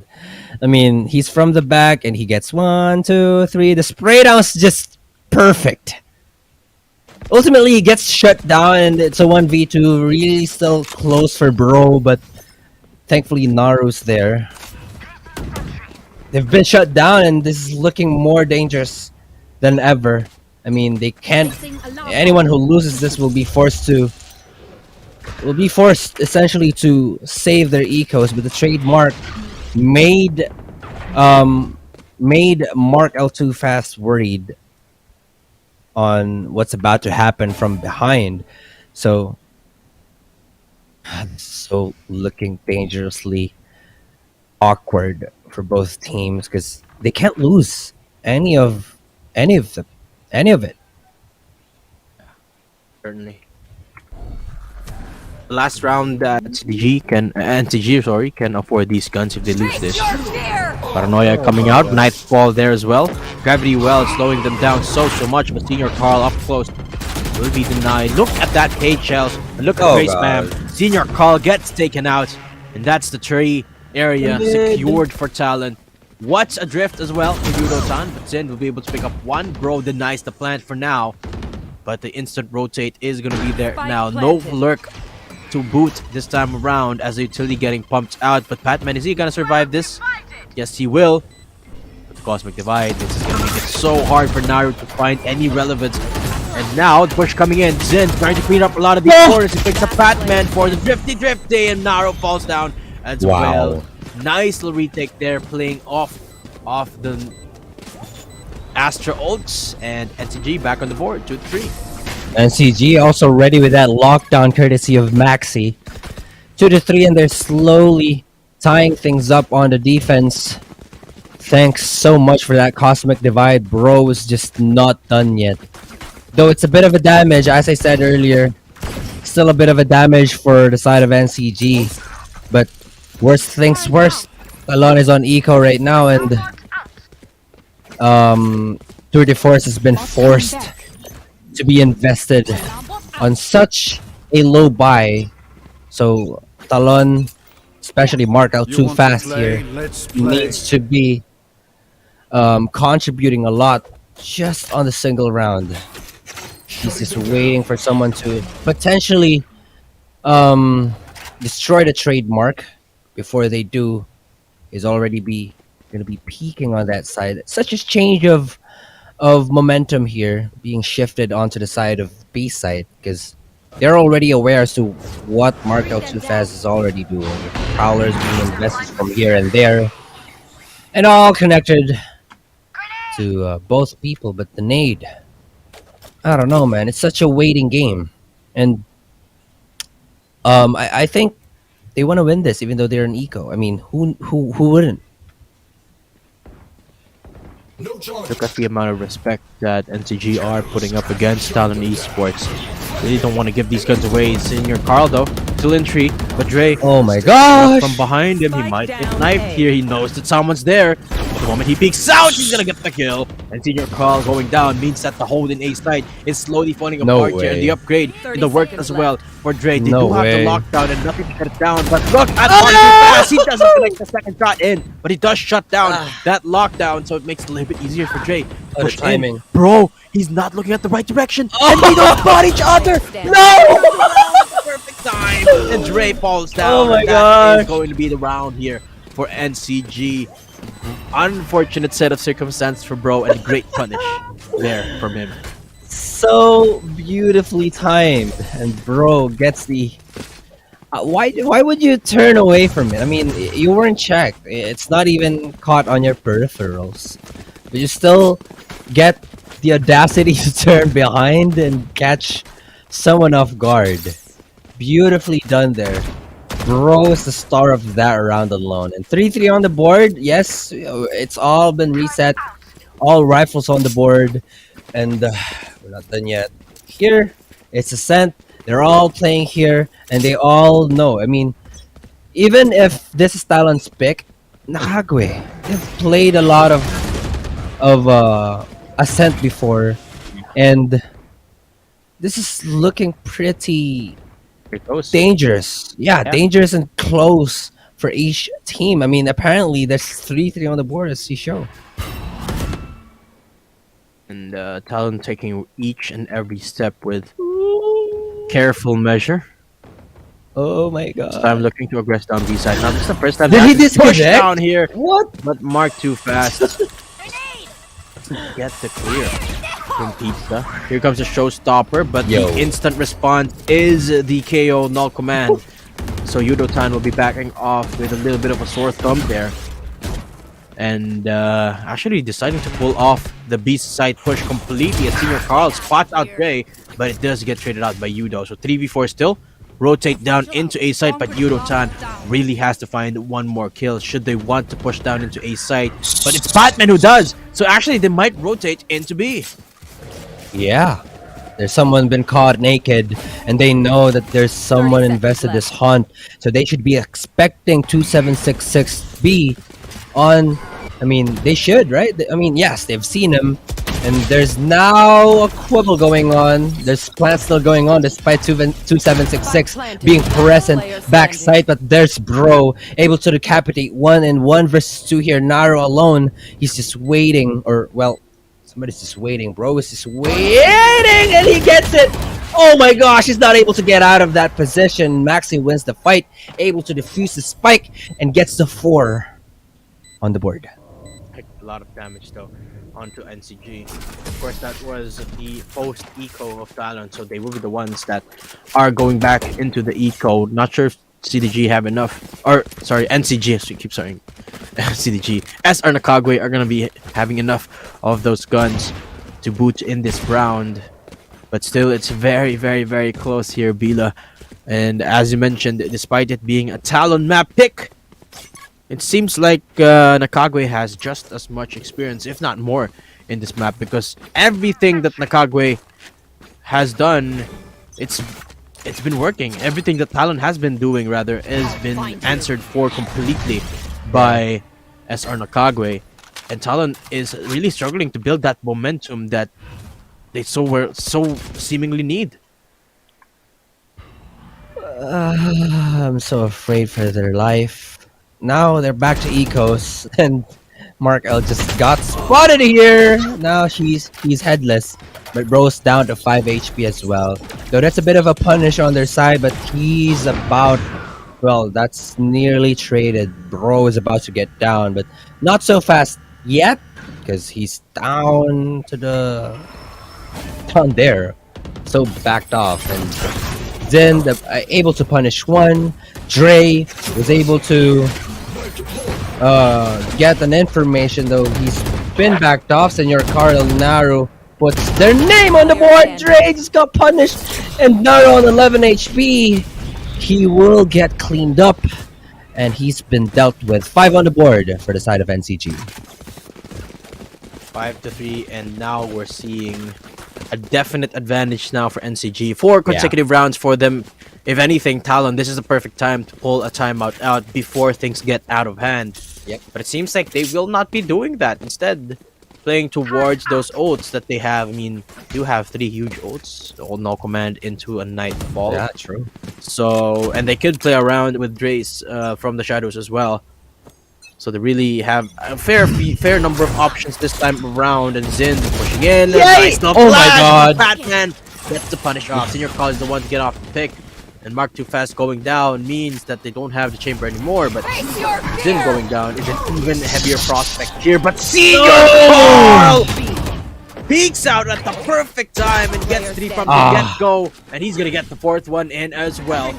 Amazing stuff here for Senior Carl. He is performing at the next level as the KO. That's a really lovely angle as well to watch all those happen, putting all the numbers on the board, taking off someone off the list one by one. Good investment as well of the nade from KO. Oh my gosh, that was really good punish for the side of NCG. And now they have 4 ultimates available. They can immediately deny anything that's gonna come from Talon Esports. But moving on here on an eco, Talon, it's more looking like a 7 on the board for NCG, but Yudotan just denied that completely. There's someone peeking on top of the heaven, but he goes heaven indeed. Yudotan's just not stopping. He wants to get the upgrade, but bro's he's just gonna be falling under his name. So they got the upper hand in terms of the manpower. They also got here. Oh my gosh, he's been caught, but someone's so blinded. He wins that fight. Now it's a 4v2. That was a if ever this is gonna be a thrifty win for the side of Talon Esports. We know and we've seen them on thrifty rounds being dealt with. And now the last person, Mark. 2766, Mark out too fast with a very lovely timing, and yes, a thrifty indeed, and all that happened and being converted to rifles. Oh, such damage. Look at that. And they win the round. They deny the 7 scoreline from NCG in a very Talon-y fashion. The same way that they secured game number 2, they do it here in game number 1 with a thrifty of all things, and with Mark L's final blow dealing the final kill as well. It's always smart. So off of that one punish, they get 3 guns, they get an operator, and an instant reset for them with the eco. And this might be it. This might be where Talon strikes back, unless NTG pulls off something unexpected, but it seems like they're playing it safe. Yeah, playing is safe indeed. I wonder, will this pay off for them now that Marco Too Fast is on that very deadly operator? Though it's very deadly for Marco Too Fast, but oh my gosh! Yes, indeed, very deadly for them, but still, it made their facing really slow to the point that everything's being guarded now by NCG. Not to mention, there's a lot of ultimate being that could be invested. Senior Carl gets to punish one, able to put the bullet in the head of Dre. It's just a very bad timing, but they're not gonna be checking, bro. That will be able to get 2, and the operator's not gonna be in their hands. Prowler will not be able to spot one. Bro will be getting punished. Yep, punished is the right term, but they're all on very low HP, and Senior Carl just does that. Left. Tries to finish this one, but Patman's just not stopping. He's not letting anybody get the head of him. And they're so disciplined. Look at that. Even with 30 HP, they're not peeking at him. They're just waiting for him to come in. 7 on the board for NCG, and things are looking good for them. Round in the half. Talon could have played that very, very differently, though. When the Cosmic Divide came out, it was actually very early from Bro. True. So Talon could have waited it out and essentially made that Cosmic Divide early, but instead they tried to push down mid, where they had no info where anyone was at. From then on, it was the landslide from Talon Esports that it was a risk that they didn't necessarily have to take, and they got destroyed because of it. Destroyed completely. They do have some ults to work with now, even though the eco is not looking the best. They can still get themselves this round. Oh my god! And it is the last one after all, but what was that? So close. Yeah, so close. If he even stepped 1 foot on that smoke, he's downright gonna fall. And again, a waiting game for both teams. And there's a lot of ultimate that could be invested. Yes, there's null command that could potentially end everything that they will be investing. First one gets to be invested. There's also the flashpoint. Two consecutive flashpoint, and Senior Carl gets the head of him. Gets the best of him, rather. And now that showstopper will not actually connect, but with a man disadvantage. Oh my gosh. They know where one person is, definitely, but that showstopper's not gonna connect. Budotan gets punished one. They know that there's someone under hell named Zin. The name we need to see. Third for him. Fourth for Talon being Switching stuck sides. there. And 8 for Nakagwe. Really nice timing of Senior Carl's no command. You know what, Senior Carl's has been having an amazing game this time around. The impact that he's found on this KO, not just on the kills, but on the denial of Talon, Yeah. has really been a headache here for Talon Esports. They haven't been able to get into sight. They haven't been able to clear tree for the most part, because it's either Senior Carl has gotten the info on where they're at, or he's just gotten the kills, plain and simple. And I feel like that's the same as well for Bro. Both of those non-duelists are just doing a lot of the heavy lifting here for NCG, and it's completely stopped Talon right at their tracks. However, that job is going to be even harder here on the attack. He got to come out from Mark too fast, but he doesn't want to push any further because he can't TP away anymore. Uses that to bait any potential shots, but no one getting Oh my God. taken down as of yet. Smokes out. And the Yudotan pushing ever so deeply here. It's actually not going to be able to find anyone as of yet. Uh-oh, but there's still one up close.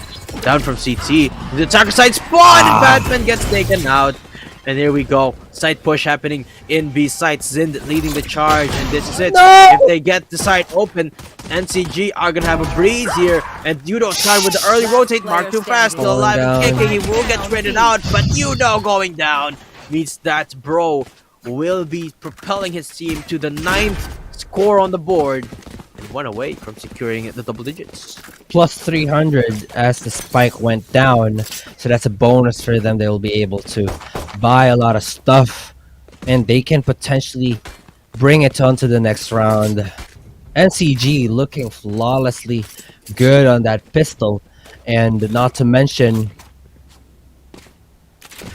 grabe yung magiging impact nito on Talon, as they need to at least score. Moving on to the second round of the second half. Ecos for Talon Esports here. They need to change the momentum here for the side of Nakagwe. There. There's not gonna be a lot of respect that's about to happen on this map, especially on that Phantom and on that, well, another rifle named Bulldog, but it could still be punishable for them, especially if they're not going to be checking tight angles from the side of Talon Esports. So, awaiting game once again. Oh, this could be punishable. Yeah. Nobody picked though, so gonna be a free orb there for Yudo-tan. But now he hears all of this info, all of this noise being made down in A lobby. Knife comes out. Oh, that's no! grenade into a cheese. That's a lot. To find anyone. Yep. That's a lot of damage done. Jin goes down off of that one combo, but Senior Carl undeterred. And in the from the back line, Bro picks up 2. 30 seconds Naro left. trading things out for the 3v3 now, but took Senior Carl down to 1 HP. He will get easily taken out here. And Talon, they're still in the round unless NTG pops off, and there you go. 2766 thinning out the herd here, but Naru's got a Spectre and a Dream. Does he have a flashpoint actually? No, he doesn't. He does have the knife, and he's got 1 HP left on 2766. It's so close. But Maxi still wins the round for Nakagwe. And that's still 10-4 on the score. They're not able to get the Phantom and the Bulldog though, so that's still a win for them. They'll be leaving all the shatter bias. This is gonna be such an advantage for Talon Esports, considering the fact that they're not able to at least take home the Phantom on that second round of the second half. Moving on to round number 15 though, a lot of Buckies, so this is gonna be such a hard fast pace. And I'm wrong. Okay, well, yep, there we have it. Nice little paranoia there to deny NCG off the quick push, but they are gonna go for it anyway. Zin has got a Bucky, and well, Hasn't found anything with it apart from the space that he needs into sight. no, But no, no, Yudo-tan, an absolute feat to destroy here in a boathouse as he goes massive and Mark too fast to clean up. It's almost the flawless here for Talon, but they are back on the board. 5-10. One by one, taking him off the list. Really took advantage on the fact na wala naman silang baril. Moving on, round number 16 will be the most balanced of it all. There's gonna be rifles here and there. A lot of quibble gonna be doing. A lot of duels that they need to win. Stars are being placed. I wonder, what could they be offering on this round? An aggression from Mark out too fast? You could get punished though, as you're out of range of your... Yep, there's a punish. Markel is out. He's been taken off the list. And Patman could also follow up on that! Okay, well... Oh my gosh. He knows that there's someone close. Zen and Patman able to take one for their team, but so low for Senior Carl. And he's needed the most here. So good! So good! There's one behind! He gets the punish! Patman! Oh my gosh. What is happening? Okay, I'm not I don't really even sure. know. It's absolutely crazy if real, but once the smoke is cleared, Talon! No! Else, but he's not looking behind! Maxi cleared that Oh corner! my god. But Talon still secures the round at the end of the day. What was that round? 6-10 here. And the game is all over the place here, Pila, and I'm all for it. Look at NCG. They got punished big time for it, so Talon can definitely go for the comeback. Yep. I'm gonna 2 rounds for you guys, and that's pistol that you get. This is the momentum na hinahanap ng ating Talon Esports, and now that they're on defense, they could just wait for them to come in, take advantage of that weaponry advantage that they have.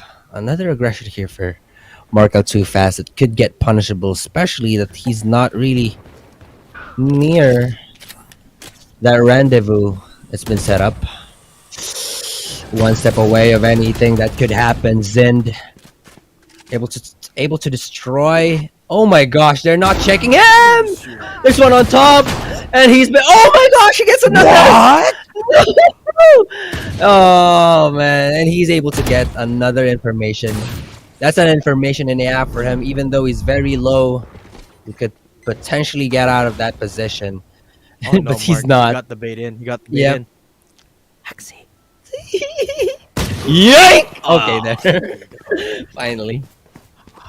Sure, they take care of Mark finally, but still a massive task at hand. Yep. Placing swarm grenade. Still have to get into sight with a couple of sheriffs and a judge, and Matt Trey is here Oh, with no. a phantom, but sheriff's enough. Shut him down.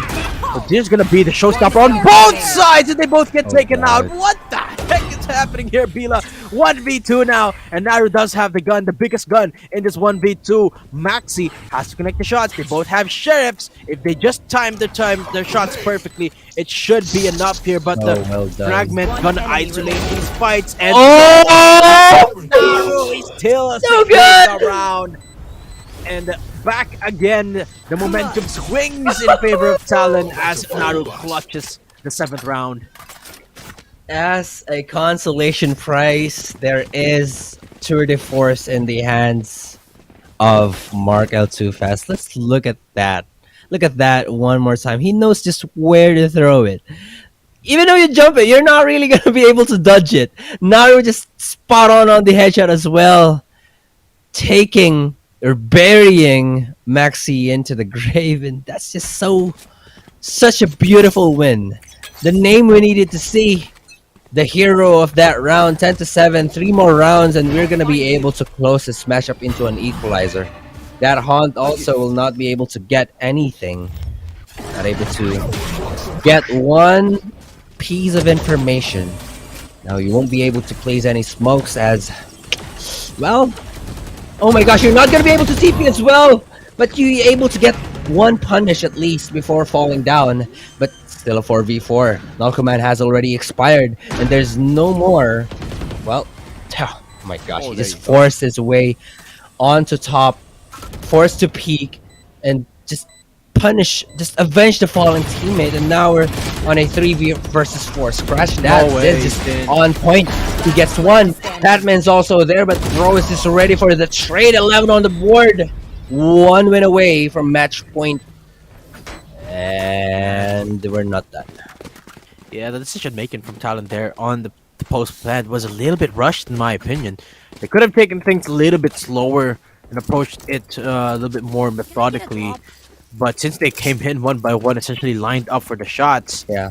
NCG just decapitated them one by one. So back to square one here for Talon, and the odds are even bigger because NCG is one away from match points. While they do have the Nightfall, I'm not really sure about their retakes because honestly it hasn't been working out. So they really have to bank more on this Tour de Force. But by the looks of it, he's not gonna find anything anytime soon by Mark. Yeah, definitely. He's not going to be able to at least lessen the rifle that they're going to be dueling about. It's such an overwhelming stuff right there, but still a lot of investments going on, and there's one invested could get destroyed, honestly. Nope. Oh, it's been destroyed by just one paint shell. And potentially we could get another. Oh yeah, there we have it. Presence detected, but Yudotan. That's a lot of presence. Naru gets Nice. one. Able to try and look for more, but that's already smoked off. They already won the fight. Patman able to decimate Maxi. They know there's one more on the left, and he gets the second. Look at that. The satchel 30 seconds as a left. consolation prize. It's been given away, but it's already a 5 versus 2 plot line here. A plot of 2v5 closely on an imaginable loss. Oh, he's hearing this. He's look. downright hearing this, but they're opting to a save 10 here seconds potentially. left. Boing! Another point! 7-6. So good. Here comes Talon striking back. The flawless this time around, and that's a nice little knife there from Naru. It silenced 5 people there from the Kagwe, which really meant that they have to slow down. Yep. But when Senior Carl fell down, that's where the massive roadblock really hit for Nakagwe. I mean, you can really see the impact that Senior Carl provides for this team, provides so much space with the flashes, even with the knives, and an absolutely essential part of the team here for Nakagwe, that when Talon shuts him down, it's so hard for Nakagwe to bounce back. Yeah, absolutely. And now they're left once again with sheriffs, but we've seen them win a thrifty round before. And it's not surprising if they will be deliver us to match point in such a thrifty fashion. But look at the space taken. He's aware there's one on the left. Yep, there's the trade, but he's gonna get one. There we have it. Patman able to decimate one, and Marcus just not stopping on this angle. He's not backing off. Maxi able to take him off the list. Maxi once again gets another retaliation. This is a 2v2 quickly, but they are not translating it into another conversion of upgrading to rifles. And that's another information. Though it gets destroyed, still, they heard 2 shots. Off of the one-sided match, Talon seemingly has dropped the ball here. 2v2. 30 They've seconds got left. no info on where Maxi and 2766 is at, so honestly, it's all the more dangerous here for Patman and Dre. They have to play the buddy system here. They have to weed out these players, but they're playing very, very separately. They're perhaps just waiting for the spike to go down, which is the more spot is a good thing, but Dre catching Maxi off guard, my and God. NCG 2766 is an absolutely wonderful thing there. Talon 9 on the board, but the work is not done. They're still down 2. Confidently taking them out. Look at that. One, and then He's just gonna dance around. Look at that. He's confident that he could win that fight because he has a Vandal and he's opposing what? A Sheriff? You could just dance around it and, well, he got it in 2 more rounds. 2 more rounds. We will be able to equalize the scoreboard. Right, 2, right? Yeah, 2. Destroyed immediately. Hunt is just not there anymore. But rifle buys for the side of Nakagwe once again. Might be able to get this one, but looking really, really slick for the side of Talon as well. That's a bait. Didn't even know you could get that orb on that spot.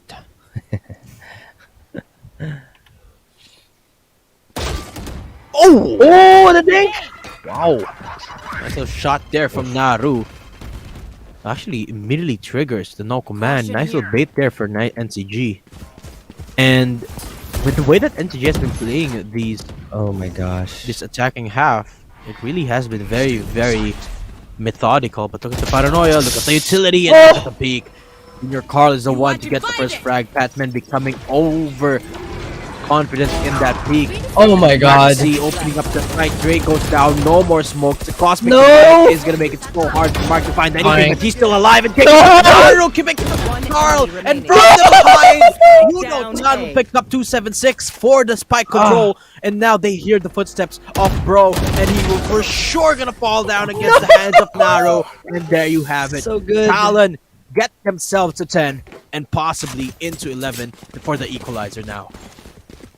Well, that's not impossible given that they're leaving the economy of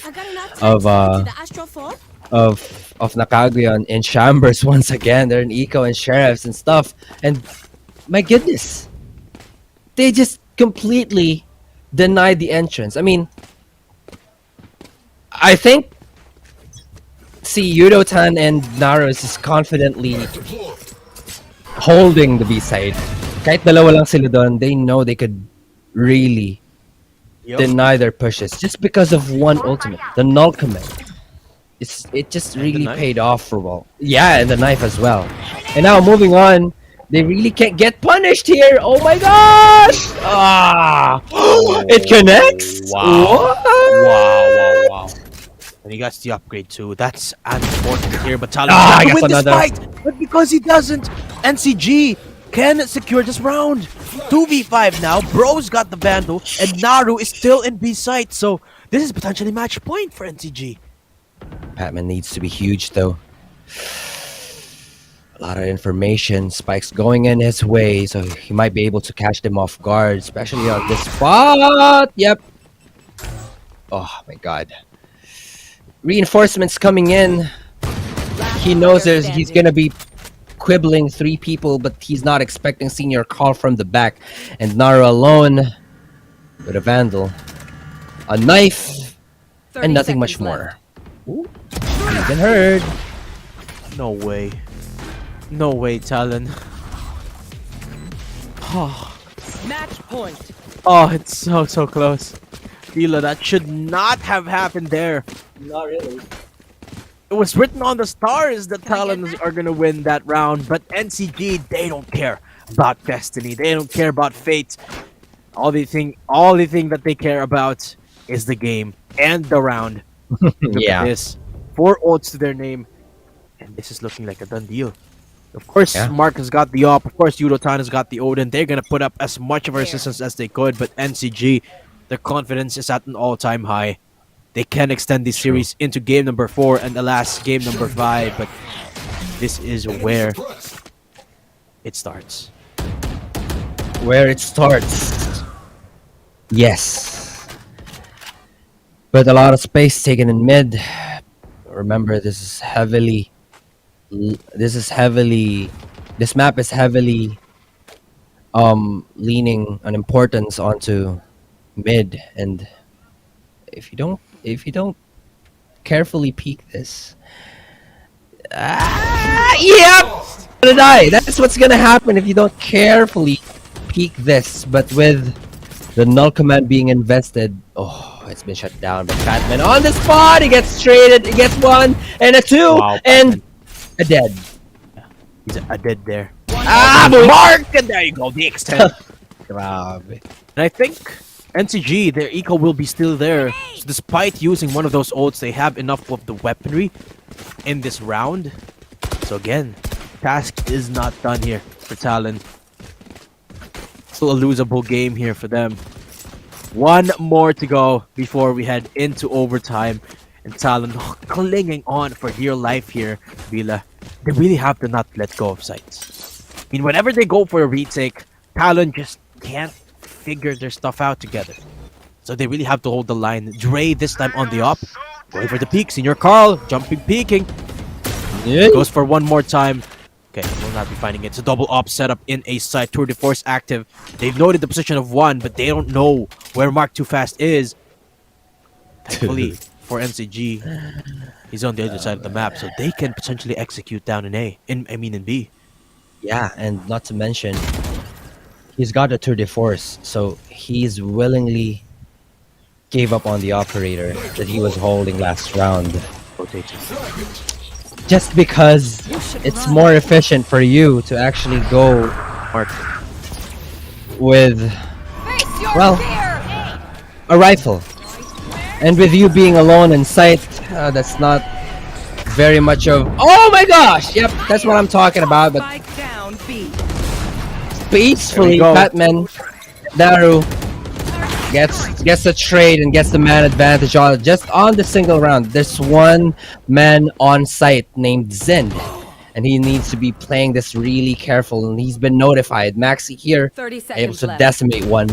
3v3 here. Spike's nowhere on site, but they still need to actually get that thing. Know where Zend is, and he's not blinded. He gets punished, and we're going OT. We're going OT for the first time.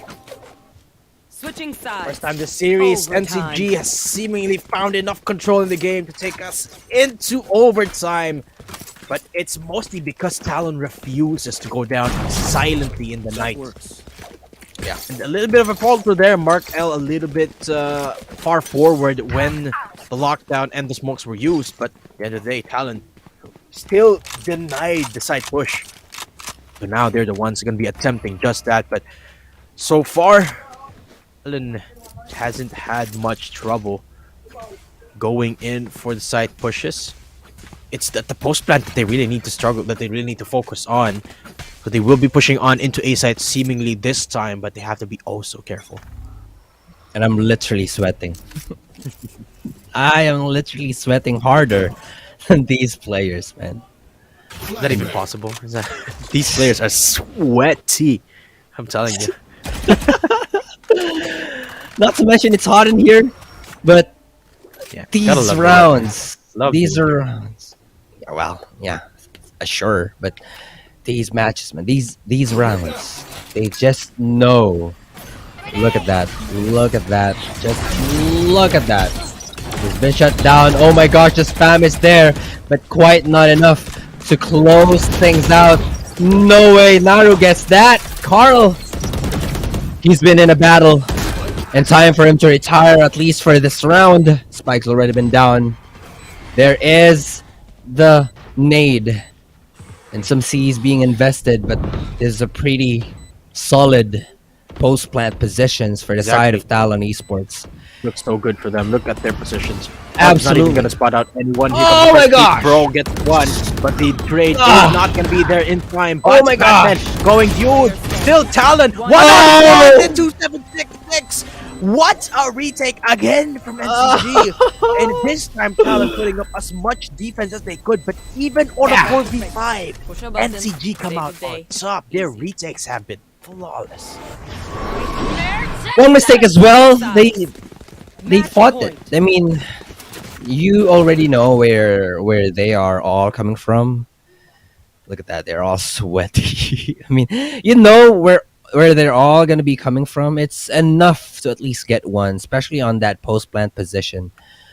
You get one, you get out, reposition, and just potentially punish any moving forward retake whatsoever of that. That's whatever is going to be coming in.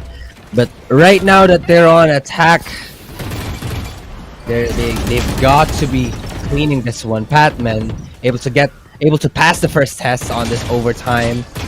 Oh no! Oh my gosh, he goes in so good. I think we're going to another overtime. Patman able to get the second under his name. Just like that, we're on a 5v2, ridiculously fast. A minute over on the clock, and look at Markel's position. There's no way they could be rotating as well, because Markel could just potentially finish this one off if they rotate, because man, there's a lot of space taken already, and they know, at least right now, that's two. What the heck? Well, that's two information. They know these people are here, and they're ready for it. 40 seconds on the clock, and they're trying to slip their way in. Oh, it did. It downright did. Able to slither into sight, one of them, 30 but the seconds spike left. is still in B main. So bro has to find a kill here if he wants to That's a good position. access the side to Dre. Oh, it's so close. But So Mark close. L, you said it. If they rotate, Mark L's gonna come in from behind, and now he's already rotated down all the way to sight. Oh my And with gosh. bro falling down, Mark L's about to assert his dominance. And he gets these 7 ticks. We're going into second overtime, Bila. And when Then are we going to break the overtime. pattern here? Overtime. It's seemingly whoever goes towards the defensive side, they are the ones to win the rounds. Whoever wins the first attacking overtime here are absolutely gonna have a huge chance of securing this game. So, in other words, if Talon gets this to round, win their attack, it's done for. There. they win the grand finals, and it's They'll be the grand champion. Is that And right? it's- yeah. And it's all gonna boil down to just how patient they approach these rounds. Because honestly, Talon, you can see them get impatient from time to time, and because of that impatience, they tend to make not the most optimal of choices. Yeah. So are they gonna go for this A side push once more? I mean, we laid it before. It's not really much trouble for them getting into sight. It's taking or keeping that site that's been a headache for them. This time they're looking for a split. One member in B main, and this time again that's Mark. So I like this already. It's already a change of pace that they haven't done before. And look at NCG. Because this is a thing that Talon has done time and time again. NCG offer an early rotate, so Mark can go for the peak in B main. See him? Saw him. They've denied the flank, and now they're all coming in towards A side. Potentially, they will be able to get the spike down, but Senior Carl here, he's ready for the flash drive, and this down! No! I'm so afraid for you, Dotan is Dotan. 1 HP. But here comes again the retake, a true test for Talon. This time it's a little bit of a different approach. Look at how reserved their angles are. They are careful. Paranoia comes out, buying so much time. And here comes the start again. Maxi and Bro pick up one, but the Odin makes noise from hell. And Mark. No! Oh, we've seen the Mark lurk come into fruition before, but here comes Naru. Mark from behind. Naru picks up another for the 2v2. Nalcoman is about to come out, and he's gonna stay alive even if he gets taken down. The Bro again. NCG. The retake works no matter what Talon throw at them. Yeah, looks like they really need to take one off the list first. I mean, at least two, because apparently retakes are really strong for SR Nakagwe. Even on a 5v4, so they need really to... I mean, if they get one, that's a bonus for them. A 5v4 and leaving 4 people on SR Nakagwe, they just need to get their composure, their ego held back off a bit. I mean, the position of Dre in Hell, just to prevent their retake from going on and just to delay them is already enough in a 4v5. But it's not happening. It did not happen in a 5v5 retake. So, might as well just play for picks, I guess.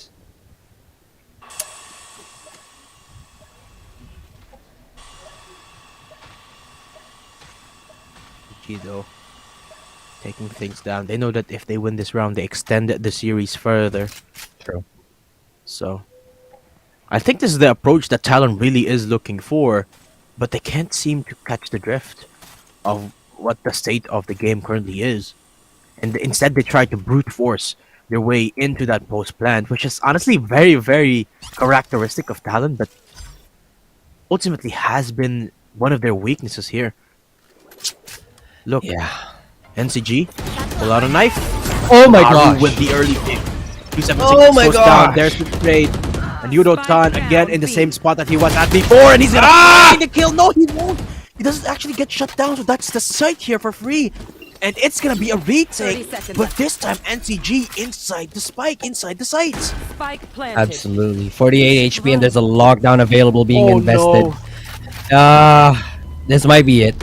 Last I'm telling you, this might be it, but NCG Max, he gets one, bro. Yes! Just finally, attackers win. still not done. And they have really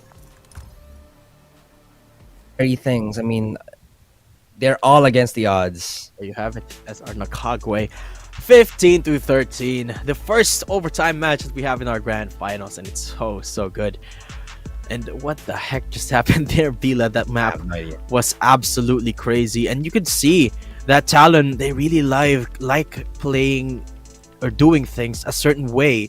And that refusal to do it any other way it's not really a healthy healthy proposition for them, especially in this grand finals. But thankfully for them, they do have enough in the bank to extend this series to up to even 2 more games because of their early on advantage. But man, great performance from NCG, and their mental, man. The mental of Nakagwe is just an absolute fortitude. You can't break it. You can't. It's just Absolutely not. And you could see. I mentioned this early on that Talon is not really overtime is not really for them. And when it comes to overtime, I already knew that odds are gonna be different this time. And SR Nakagwe, they proved it wrong. They proved it really nice, and still the way to win. The grand champion title for Talon Esports. We're moving on to Breeze. But before that, let's take this opportunity once again to thank our sponsors, Exit Lag, Kalaro, and Alco Pro. And once again, shout outs to Fulcrum Esports for organizing this tournament. We'll be back for more action down on Breeze. We'll be taking a short break. For the whole esports community, it is a tournament organizing platform that creates an arena, a playground, to help every gamer enhance their skills.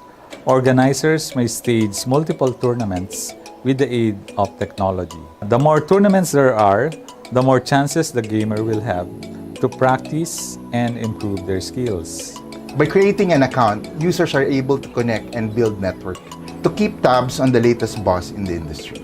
You may scan or check out relevant content housed on feeds of different enthusiasts and members of the community.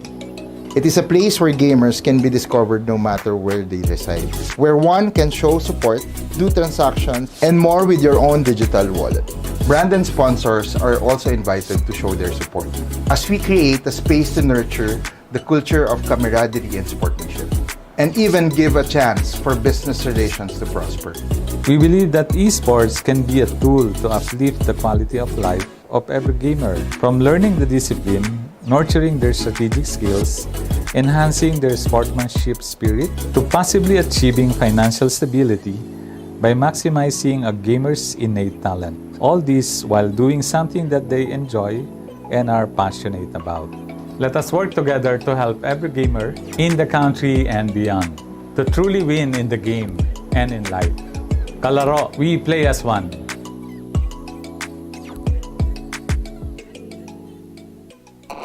Playing without lag is the best, right? You open the game, don't worry about ping, and wreck your opponents on ranked matches. Without lag, you play with more confidence. You play better. That's why Exit Lag is the choice of pro players. Besides their training routine, They need a software that optimizes their routes and gets rid of lag and latency. Go now to exitlag.com, sign up, and get rid of lag once and for all. Exit Lag, it's the pro's choice.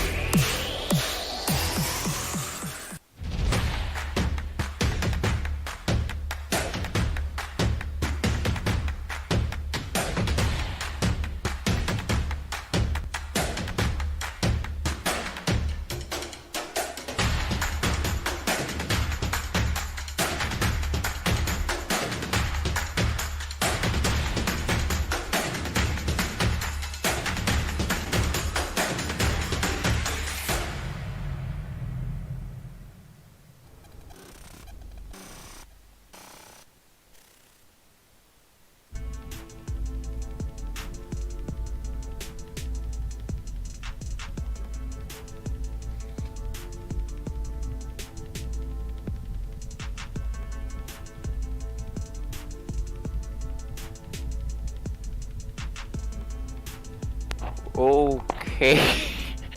Sorry for that, but we are back here. Sanguine Rebels Cup Valorant Tournament Year 2. We're good in the hood after 2 straight games that has been won by the side of Talon Esports PH. Finally, is the SR Nakaga winning that game number 3 in a really tight and neck-to-neck battle against their opponent. Yeah, I would say once you enter the overtime ring, just like one of our casters did say, it is quite the hard time if you do go up against SR Nakagwe, because they've been in that spot a lot of times before, and they basically know what to do in terms of those overtime situations. So yeah, I would say maybe the experience really coming through from SR Nakagwe, but not just that, so many mistakes coming in here from the side of Talent in the Ascent map. Maybe it's just them being a bit uncomfortable, maybe at the same time SR Nakagwe being just so adept about the Ascent map itself. Everyone actually played really well. It's just that there's not really too much outplays happening. It's more of like who had the better execution every round, and it's just that those last 2 rounds were given towards the side of SR Nakagwe, and that rock solid mental, man, that one's really hard to beat. But now on our game number 4, we're going to be heading on to the map of Breeze, wherein we've definitely seen the side of Talon Esports PH played in this map. They also, I think they won that map for our semifinals round. But so much for that. Let me give a big thanks to our sponsors again for this event. That's gonna be the Exit Lag, Kalero, and Alco Pro na merong giveaways na ipapamigay sa inyo. Please check our pinned comment right there sa ating comment section.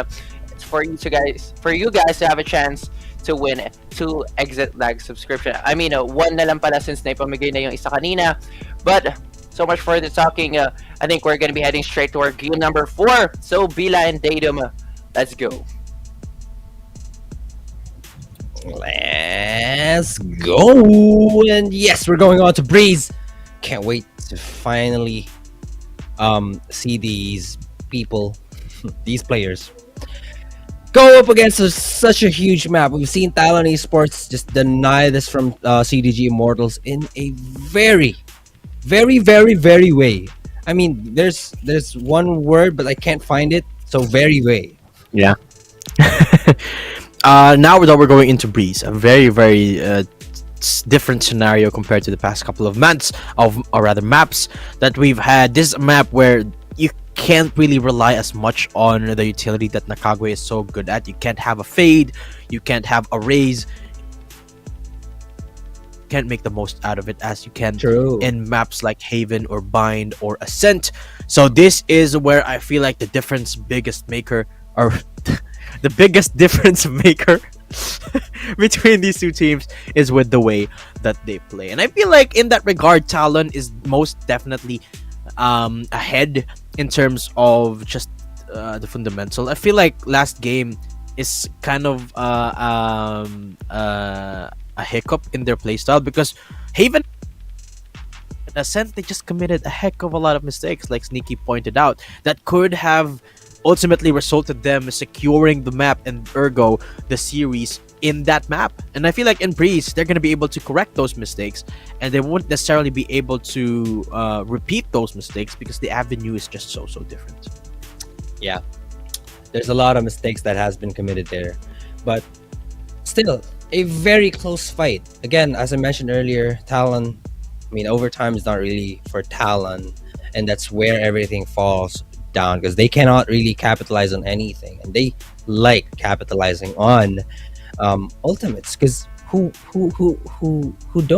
doesn't, right? I mean, here on this here on Breeze, I mean, I've seen them. I've actually noticed na hindi naman sila ganun ka heavily leaning towards pag-capitalize on their ultimates. I mean, they were racking just headshots, just denying, pure gun battle yung denial nila on CDG earlier. And Talon Esports, they are, alam mo yan, when they're on the back foot, kapag natalo sila in one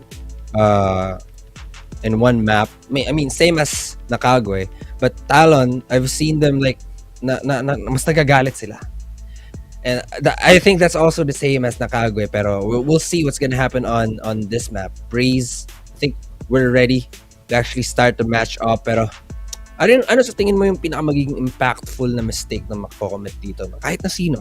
I feel like in this map, Mark's lurks on the chamber is of course gonna be way more impactful. I mean, he has already found so much impact on it on smaller maps. Like I remember this one clip that he had earlier in Ascent where he was just able to mow down everyone coming in from Heaven. So in Breeze, there's gonna be way more avenues for that. Of course, there's halls where you can directly inject yourself towards the back line or into the attack, and you got just so many avenues to slither away from the eye lines of the opposition as a defensive chamber that I feel like Mark L2Fast knows the ins and outs of, particularly here in Breeze, because this is Talon's map pick, remember, and they're also at series point still. Despite not winning the last game, they're still just one map away from being able to secure the grand finals prize. So I definitely think that's one of the factors that can can make it hard here for NCG to secure the map, but also the unavailability of a fade into a raise. NCG, if you remember, they're so good at utilizing just that combo, and in this map you really can't. If you force using a fade in this map, you're for sure gonna be out traded by Asova and and everything else. Yeah, absolutely. And yeah, Breeze. It's more likely we're gonna be seeing a KO, and they know what to pick. As you said earlier, Markle too fast on that chambers is, and lurks of the chambers is really gonna be more impactful because there's a lot of rooms for him to be walking on towards, like lalo na yung mid. Mid is such a really good avenue for him to walk towards, especially if he can be, or if he is able to set up the rendezvous there. Yeah, it's just gonna be so much impactful. And I don't really think we're gonna be seeing a fade on this composition from both teams kasi napakalaking mapa nito. If you will be throwing the hunt anywhere specifically, it's just gonna get destroyed kahit pa meron kang blind because it doesn't cover as much area. I mean, sure, it could cover a lot of area, but not as much as efficient with the recon dart. And I don't know, man. I'm really out of ideas on what's about to happen on Breeze. I mean, I've only seen Talon on Breeze once, and they've done it beautifully. I'm really liking the KO on Senior Carl, though. I hope they bring it back this time around on the defense for SR Nakagwe.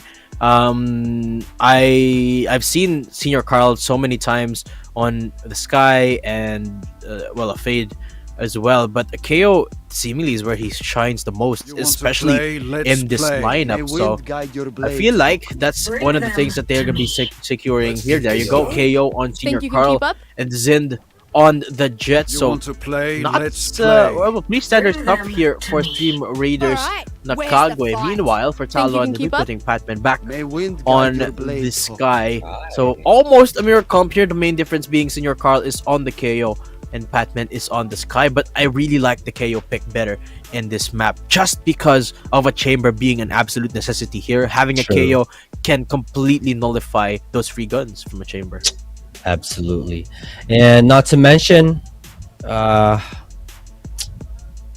yung denial na pwedeng i-contribute ni KO and such, well, in everything.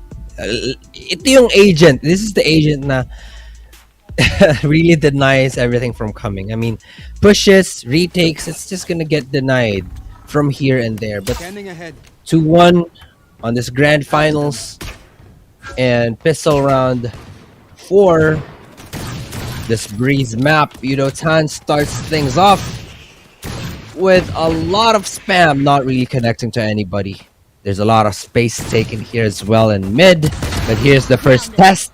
Zen passes, ready for the dash, but that's not really gonna be used quite yet as there's no one really going on to that spot. But with Tan being taken off the list, it's really an impactful change of facing for the side of Talon Esports, as there's gonna be no duelist to open up space for them anymore.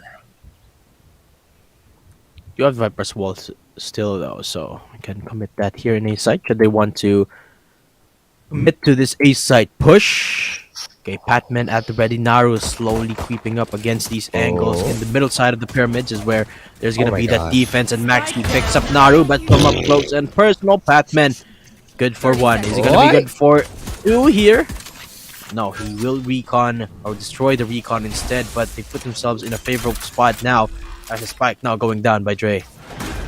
Yeah, Favor is about to go. Well, it's already down, and the 3v4 still pretty winnable for Talon Esports, but here that's such a bad timing.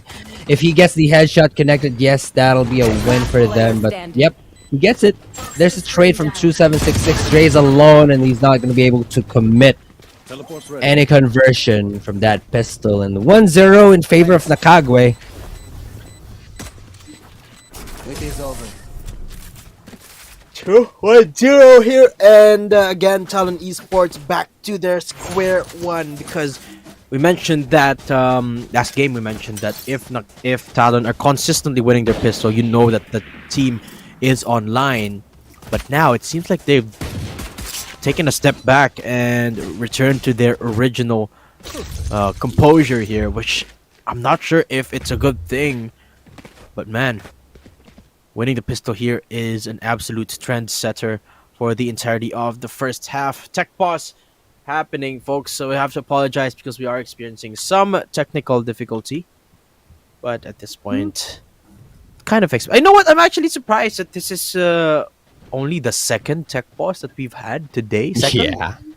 Wow, that's No. actually yeah. Yeah, no Bila Datum podcast that much often, and it's already But about you to know go what? down. You know what? We've had a Bila Datum curse activated already,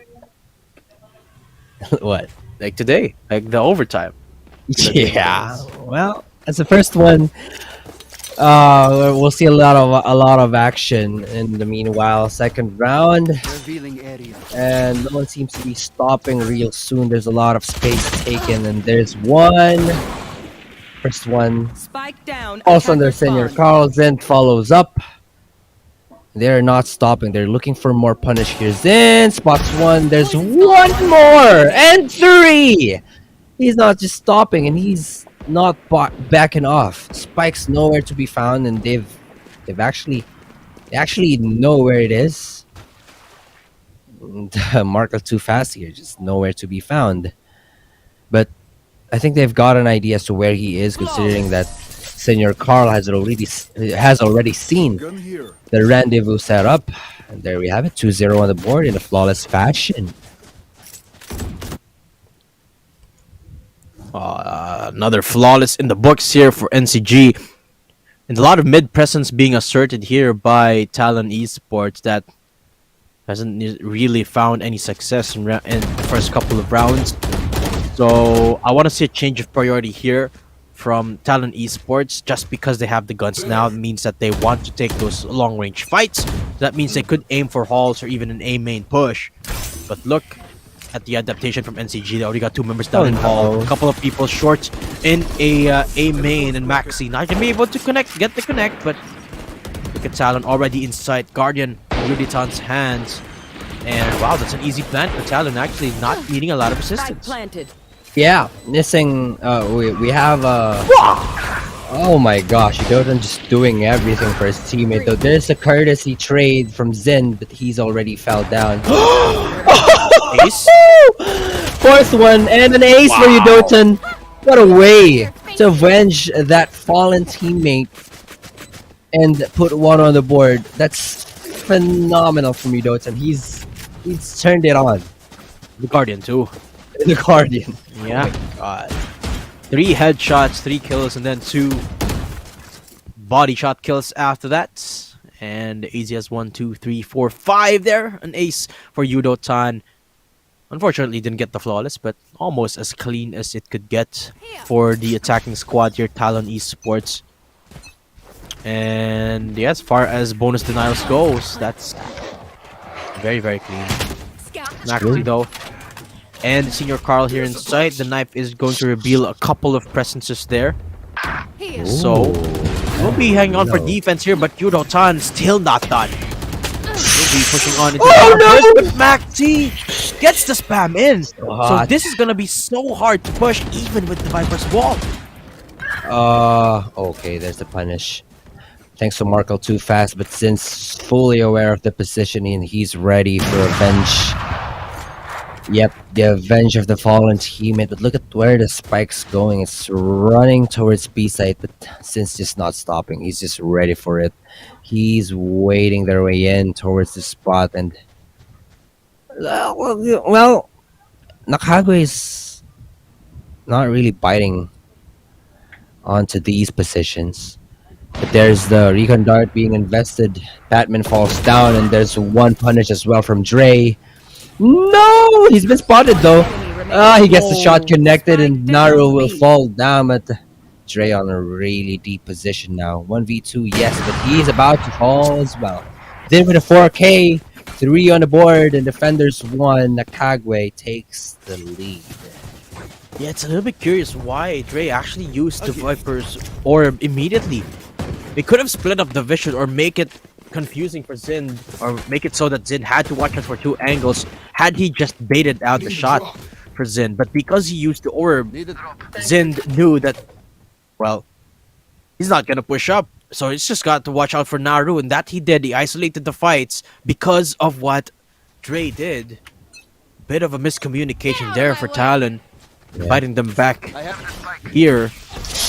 Now they have no gun. Yurotan has got the blades though, but look at the op. It's still not done. It does get 1 shot in, but it doesn't get the connect. Okay, Yurotan with the blades of his own, but this time he gets a taste of his own medicine. Senior Carl on the Guardian. Yep, he's now headless.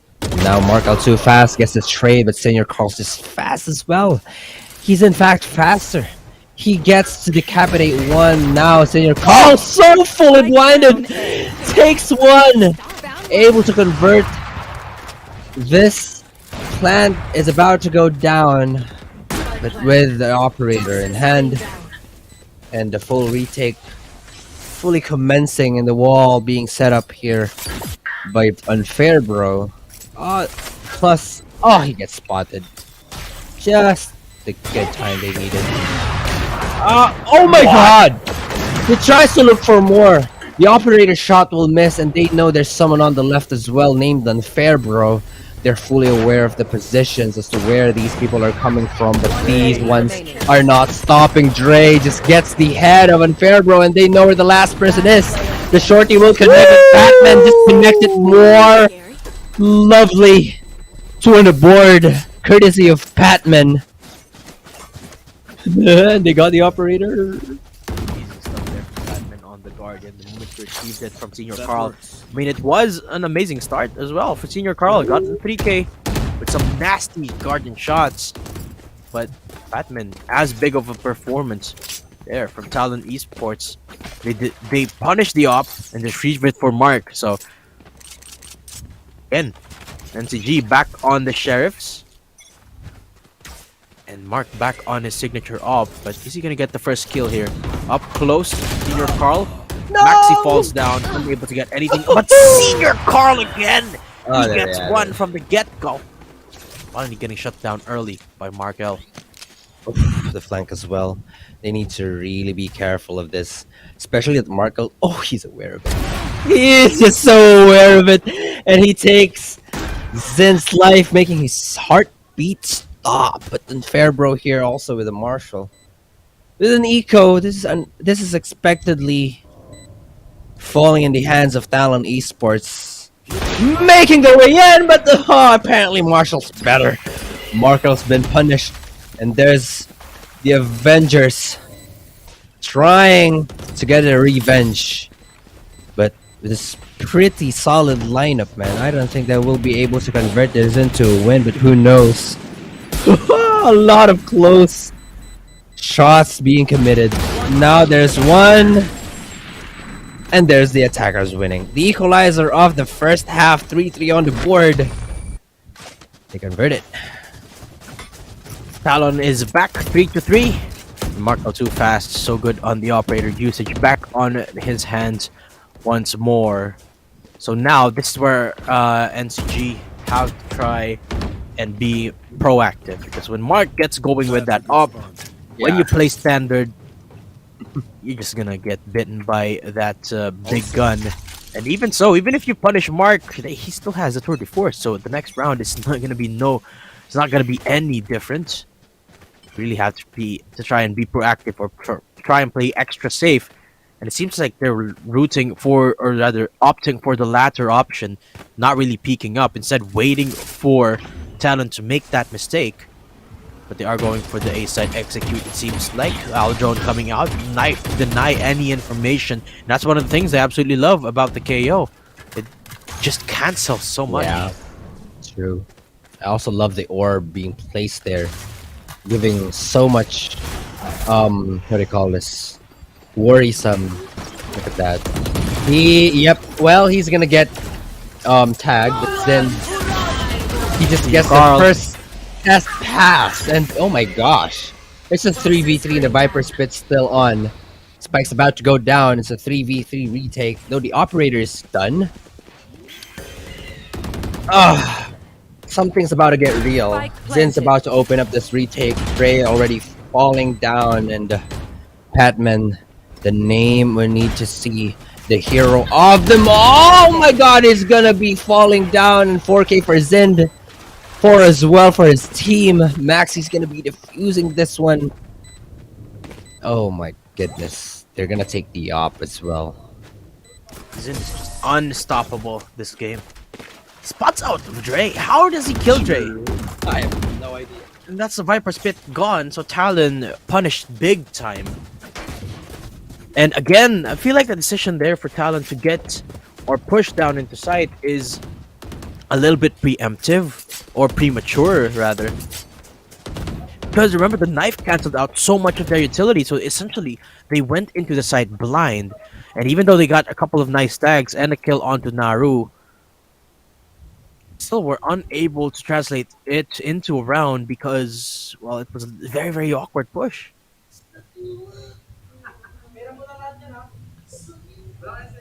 Now, Bila, we're going for a tech boss. So how are you feeling, Yes, friend? finally. The tech. I wanna get back to our topic yesterday because I feel like we didn't really conclude our conversation. Oh, So yeah, about now, the how about KFC? now? You were to get dinner now. Okay, let's ramp it up to 300 pesos for me. Oh, 300. Yeah, fine. What are you gonna Okay. Greenwich. Lasagna. Lasagna. Yeah, I'm about to opt into an NA style dinner. I'm gonna get a lasagna for myself. Lasagna. Okay. Respect. Greenwich. Who would French like it? kiss. How about you? Who would like it? Actually, I'm feeling local. I kind of want to get. Alam mo, masarap ngayon now that it's nighttime. And is it? Uh-huh. I know it's hot, but I'm craving soup, craving bulalo. That sounds nice. it made me craving for it as well. That sounds so nice right now. I'm gonna go to Tagaytay tomorrow. And then while you're watching some Valorant, you take a sip of the soup, and then you got what do you call that? Papasok ka, no? No. Ay, No. What's that called? Yung meat inside the bone. What's it called? Marrow. Oh, Lord Almighty. Oh, Lord. Lord Almighty. I'm getting hungry. You definitely are. You sound like it. And you're making our viewers hungry as well. Guys, reminder: do eat your dinners. Do drink your water. Stay hydrated, especially in this Yeah. heat in our country. You know how hot it gets. You know. Yeah. Speaking of dinner, Speaking of breeze, did you know that Boracay tickets went on sale like a few months ago? not just Boracay. I heard a lot of flights going. A lot of flights. That's why a lot of Um, people have been going. A lot of Yeah. at least a lot of people I know have been taking pictures with yung glass boat in Boracay, Oh my god. and apparently that's why. Because Oh, okay. Tapos, ang dami pang nag-graduate ngayon. A lot in my timeline graduated. Congratulations Congrats, to, guys. to all you Congrats, guys yeah. as well. A lot of people have graduated, and you know what else there's a lot of. the circle. Bila. You know what else there's a lot of? What? A lot of pretty faces could waste months. Yes. Share my dream. Oh my gosh. Let's be enough of that song already. I mean, it's been playing on a lot of feed, not just in TikTok. Hmm. But ayun, nagutom si Sir Clark. Yeah. It's Shout gonna outs be a to long night. Shout out to Sir Clark's prod man in the background, and Jeez, also man, everyone, phenomenal. everyone in the production side of things that we don't get to interact with. Thank you Yep. so much for making this broadcast buttery smooth. We're nearing the conclusion here, guys, so that's why me and Bila are sort of getting sentimental Sentimental. Oh, and hungry. So yes, the right term. Hungry. To play, Well- let's play.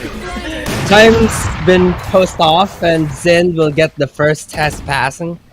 There's 4 ultimates as well for them to be opting into this round, but there's Mark out too fast, not really gonna be able to get any connection with that tour de force being activated, and that's the only ultimate, apparently. Oh, someone's gonna get okay, not tagged, but that's still an information.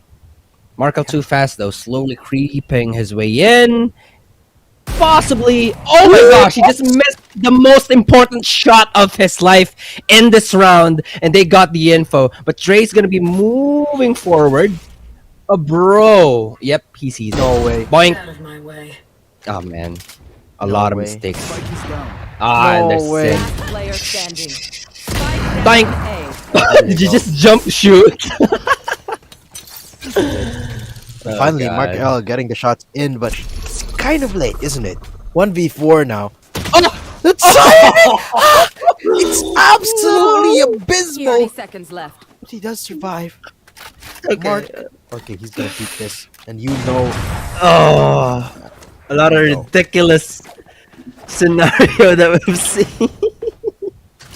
That's a giveaway. That's definitely a giveaway from Talon.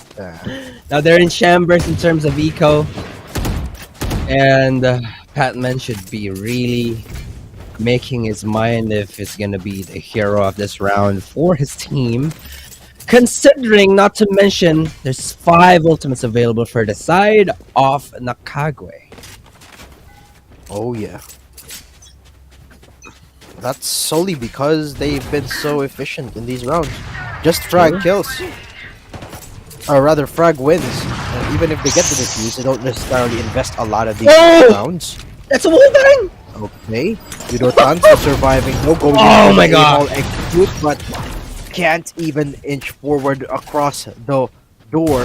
Another heal! Wow, Drake gets a beautiful shutdown from Zin. Maxi retrieves that up, so Senior Carl Oh will be an my ever-blooming presence Last down into player sight. Mark standing. L again, the last Spike man down standing. A. This time, no tour de force to boot. Not a gun in sight either. Ah, wow. Shut down easily by Just NCG wow. here. Senior Carl closing the gates on Mark L and NCG.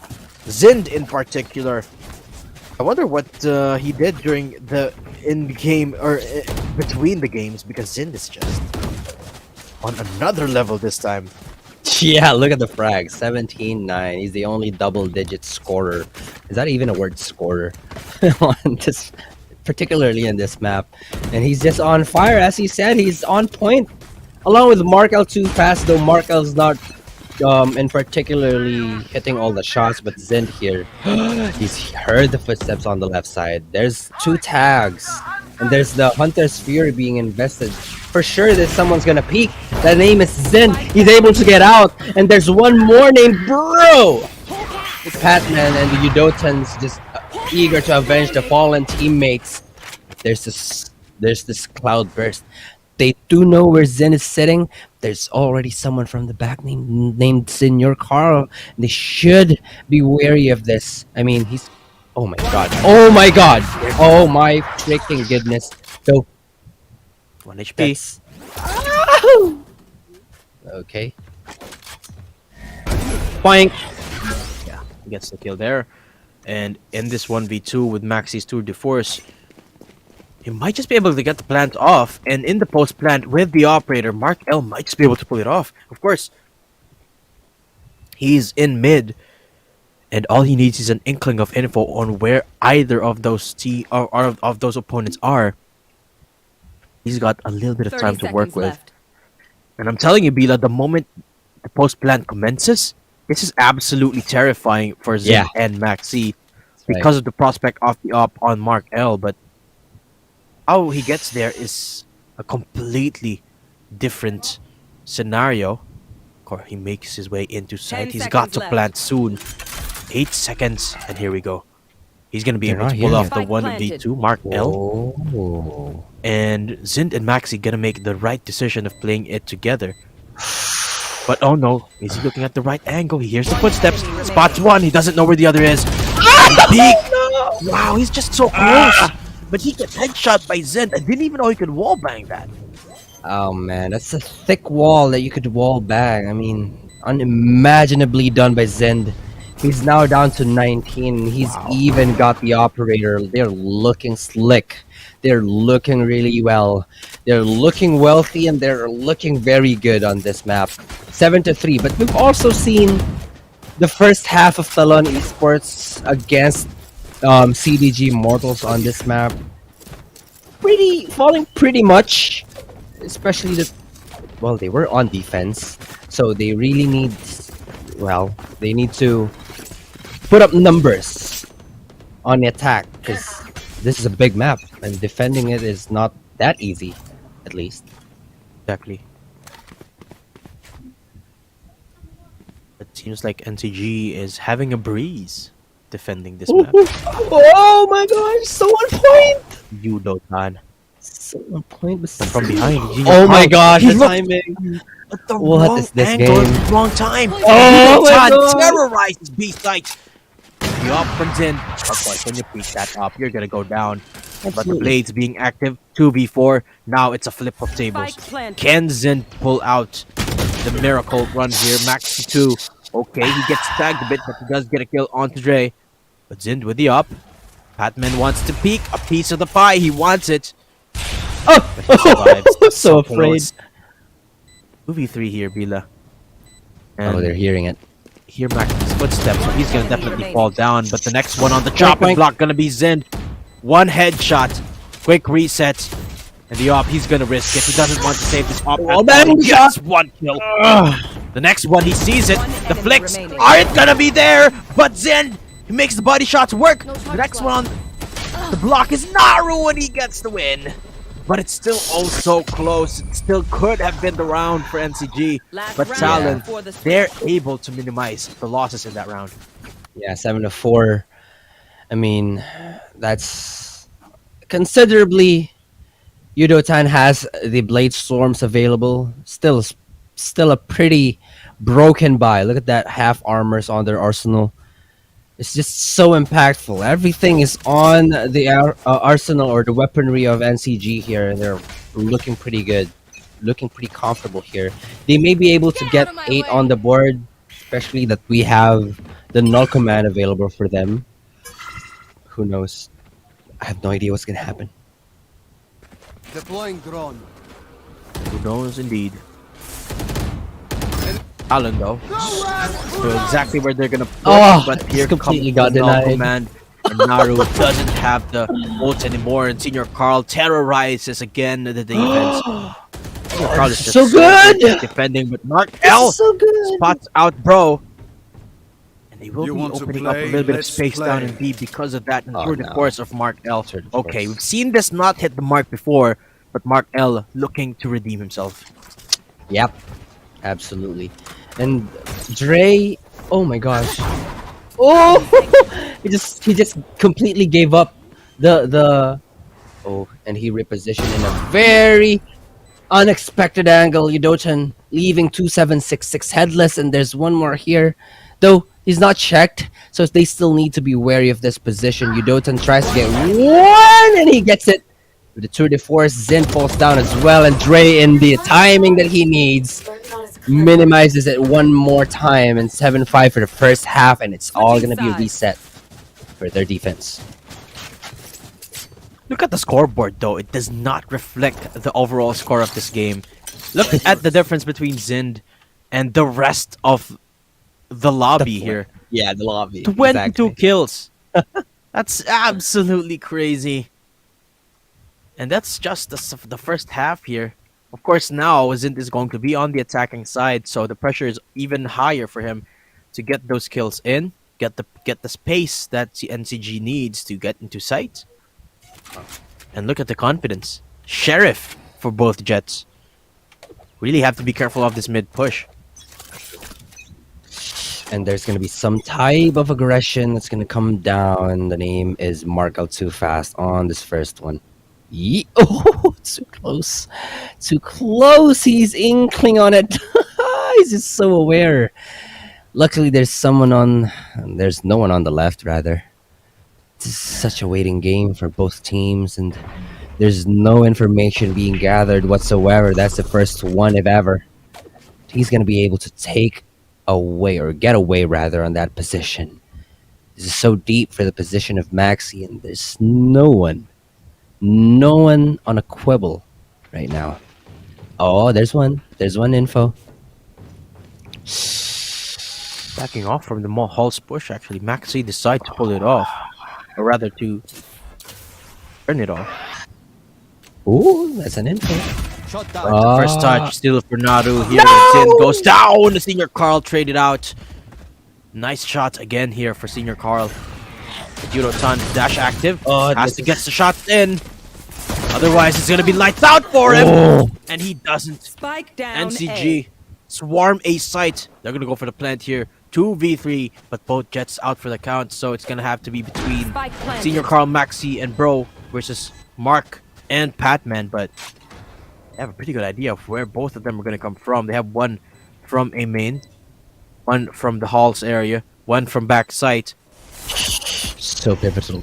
So Patman really have to get the opening pick here if they want to even things out. But Senior Carl has been on fire all night long. Bro coming in from doors and he gets the shut down. Patman goes down. So does Mark. And NCG, second consecutive pistol of the night. And they seemingly running away with the game. Really putting up the numbers there on the board. 8-5, and they got the advantage. What happened on that round? What happened on that round? I'm not really sure. It all boils down. It all started when Sin got traded, Senior Carl, thanks to you, and it snowballed everything. It's too much for them. They got overwhelmed. Plus the suppression of KO. Look at how conveniently they just went into a site just because of one utility. Just the 0 point. It made him so easy. Now Marco too fast down to 65 HP. Down to be repositioning on that area where Naru and Patman is on an aggression.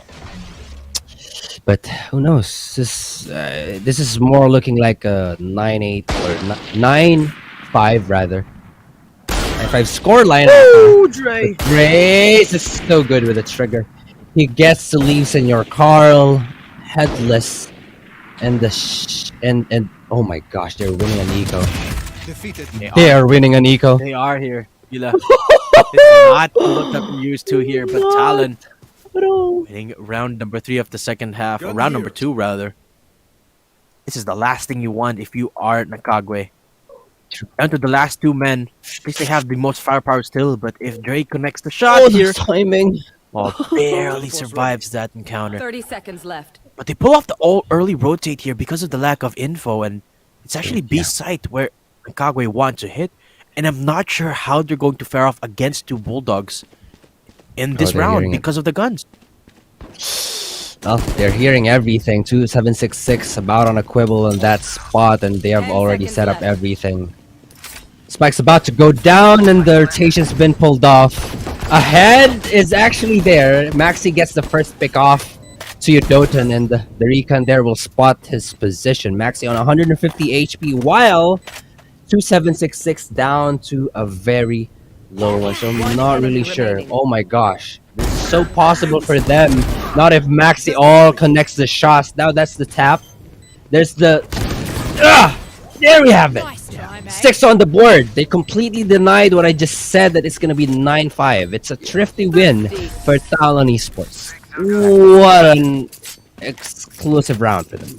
And I feel like it's solely because Yudotan and Dre picked up Zind and Senior Carl. Those are the 2 highest impact members of NCG right now. If those 2 members from NCG gets constantly shut down, that's when SR Nakagwe start to falter.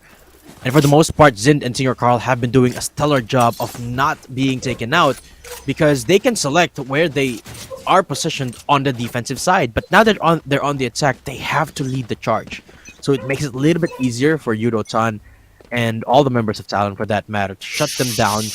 But even so, NCG is still putting up such a good fight, but I don't think they're going to be able to put up as well of a fight this time because of the gun deficit. True. Yeah. So, really, that's why Yudotan is very, very confident in this bout. There's 2 people there, and look, Yudotan is still going to beat this for sure.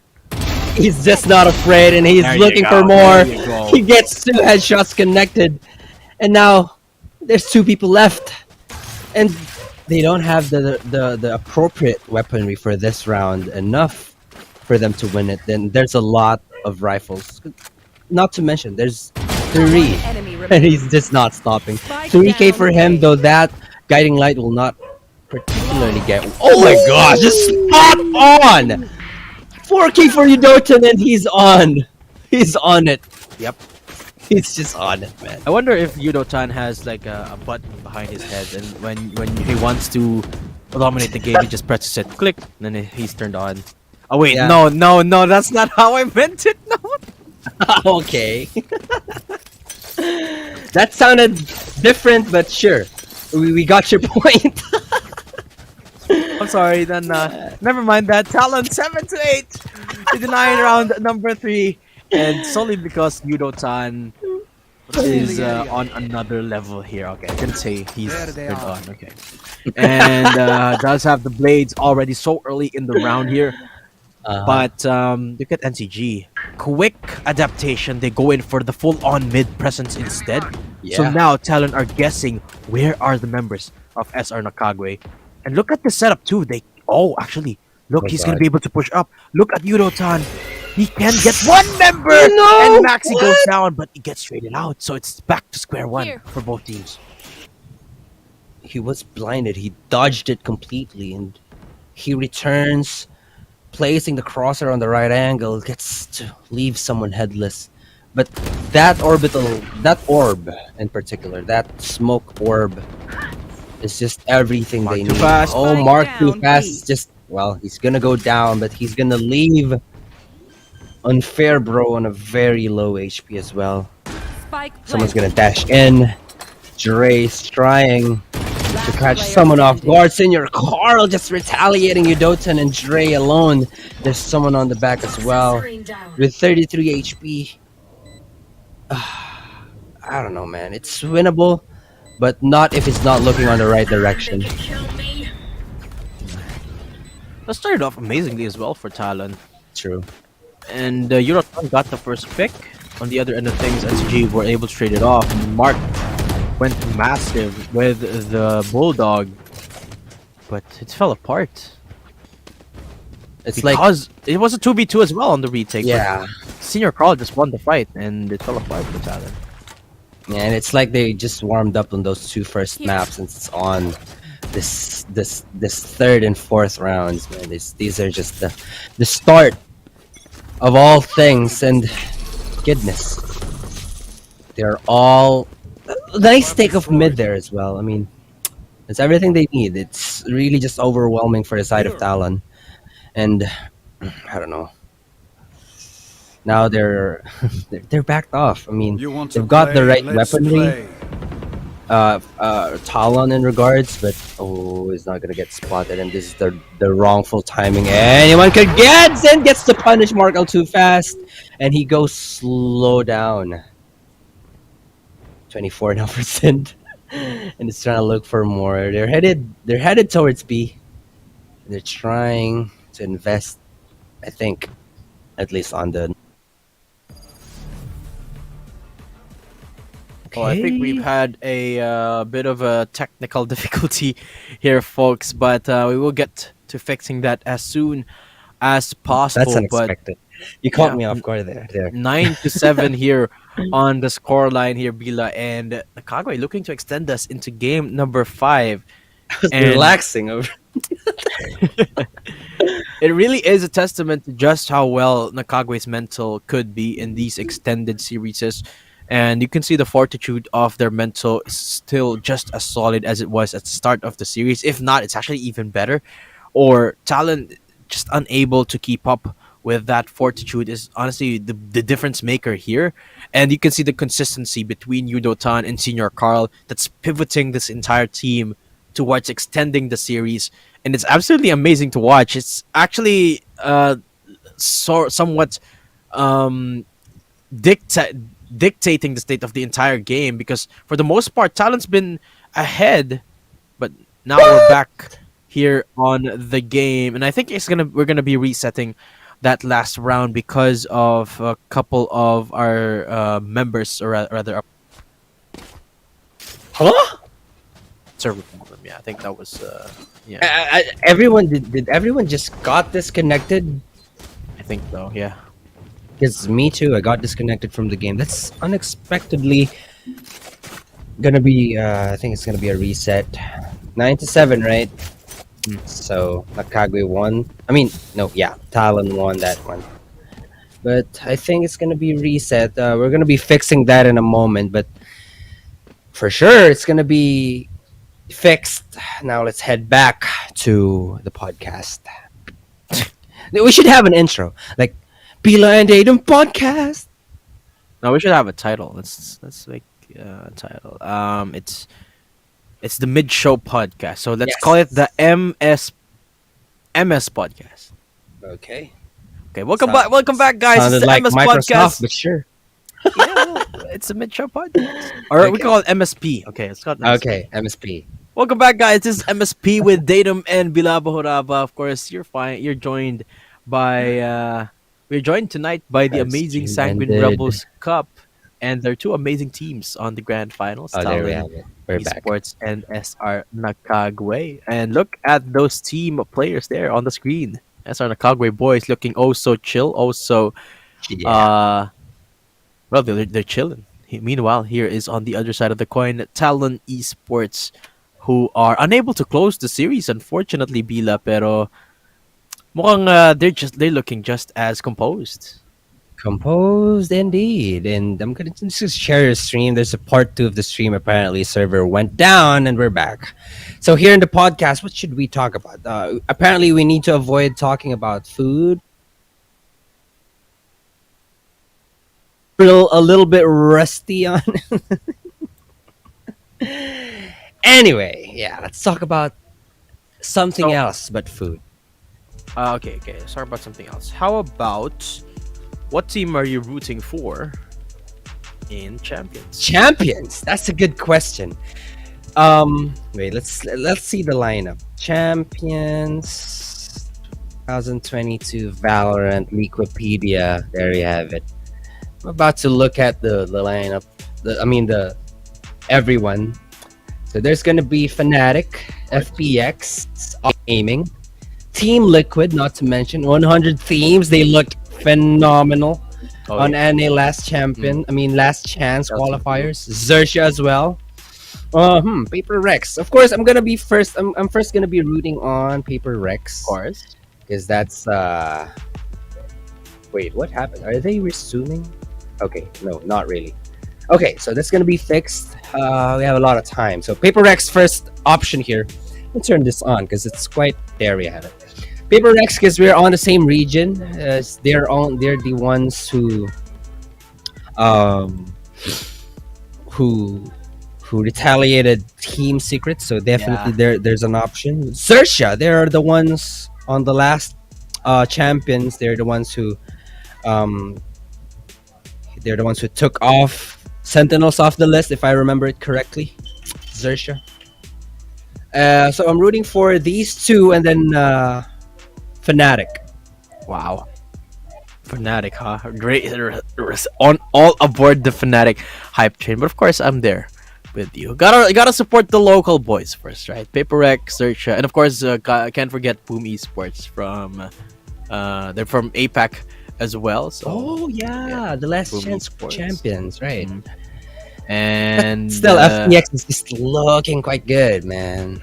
that is true. That is Angel absolutely on true. Optic Gaming, though, are you aboard the Optic Gaming hype train? Optic, not as much as 100 team, man. On the LCQ, even though it's an LCQ game, 100 Thieves is on the spot. They won from the lower bracket, if I remember it correctly. Did they? But they were just spot on the LCQ. They retaliated everyone their way. Oh, Bila, I have a question for you. If you were a pro player in Valorant, which international team or any team in the world would you be part of a roster of? If I do play good, definitely. Let's say you're the best player. You're the best. Let's say you're I don't know, Forsaken or Jing or whoever. You're the best player in the world. Yeah. or you're the faker of Valorant. Yeah. Valorant. Mhm. Yeah, You're, well, you're I the LeBron think, James of Valorant. Which team? I think if I'm the best player in the world and I don't have any team and I get to choose which one I could go in, I definitely go in Sentinels and replace Dapper. Oh, you're saying that, huh? You're gonna replace Yeah, Dapper, I'm huh? gonna replace Dapper because I mean the top four, man, Zelsis, Shroud. Yeah. I mean, I don't think Shroud is gonna be there for long, but Tens and Shazam, those four, man, they're just stacked up, and They need Bila Bahuraba there. they need Okay. me. Definitely. How about you? If you're the best player in the world, Well, if and you I get to was the choose. best player in the world,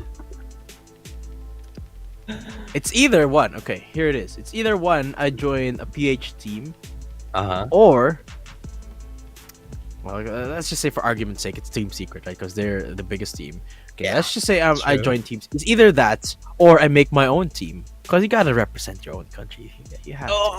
You Oh, get that's to- big. That's That's big. Get a local country to champions. That's Yeah, that's the goal, man. and make us win. You know, I'd 1v5 10. Heck, I 1v5 you and Tens and Shroud. Okay. Yeah, Uh, man.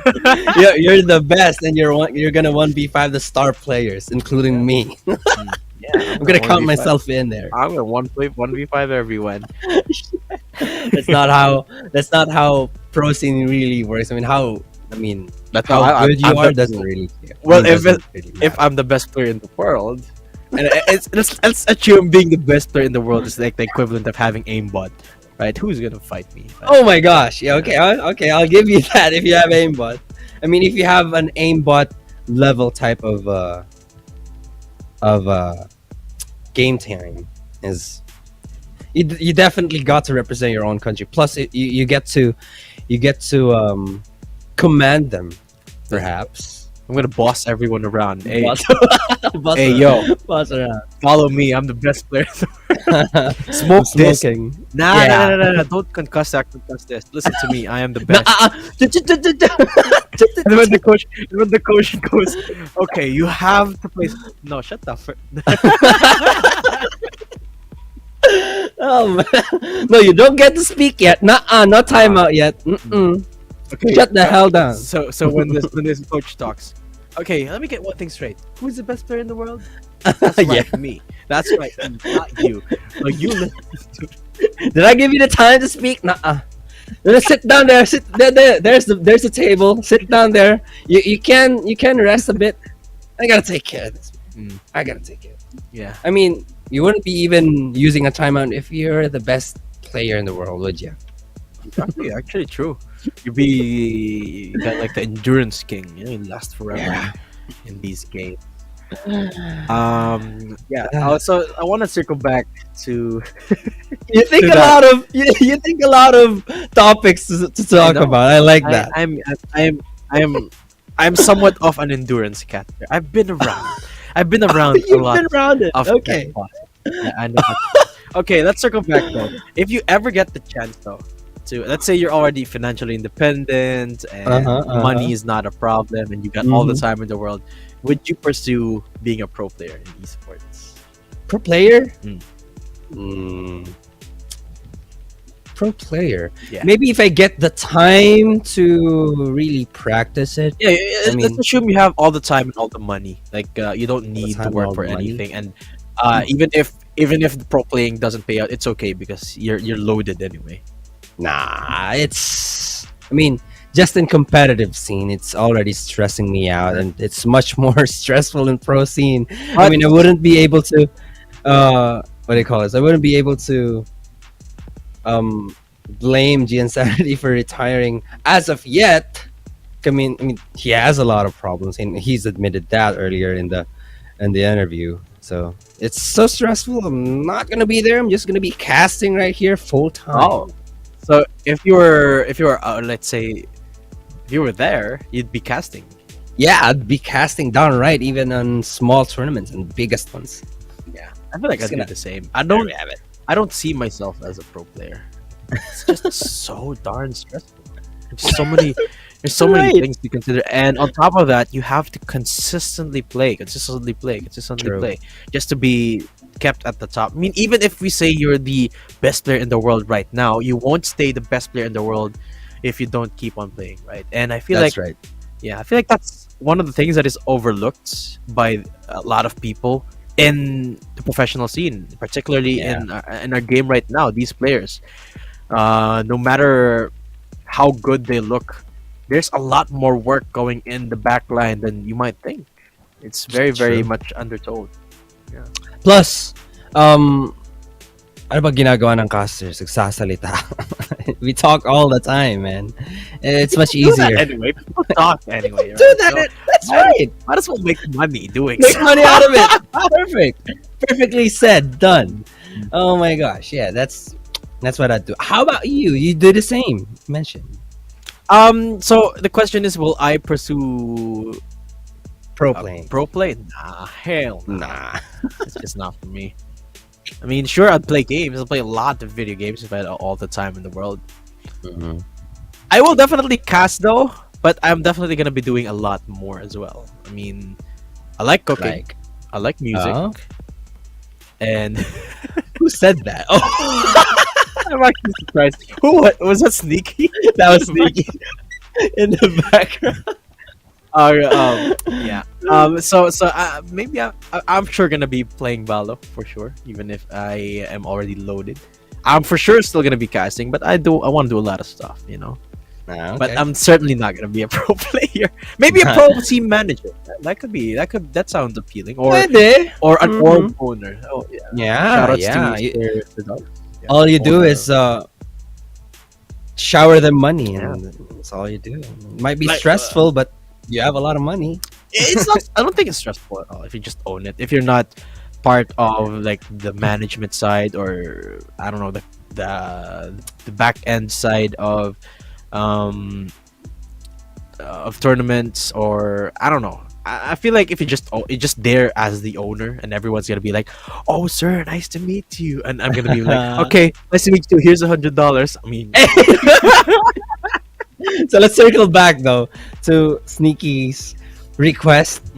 In the background, you guys didn't hear it, but he said I actually didn't hear rank it either. reveal.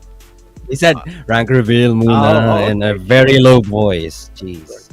How about you, Sneak? What's your what's Sneaky's rank actually? I know Sneaky's rank, but what's your rank, Sneak? Come on, tell us.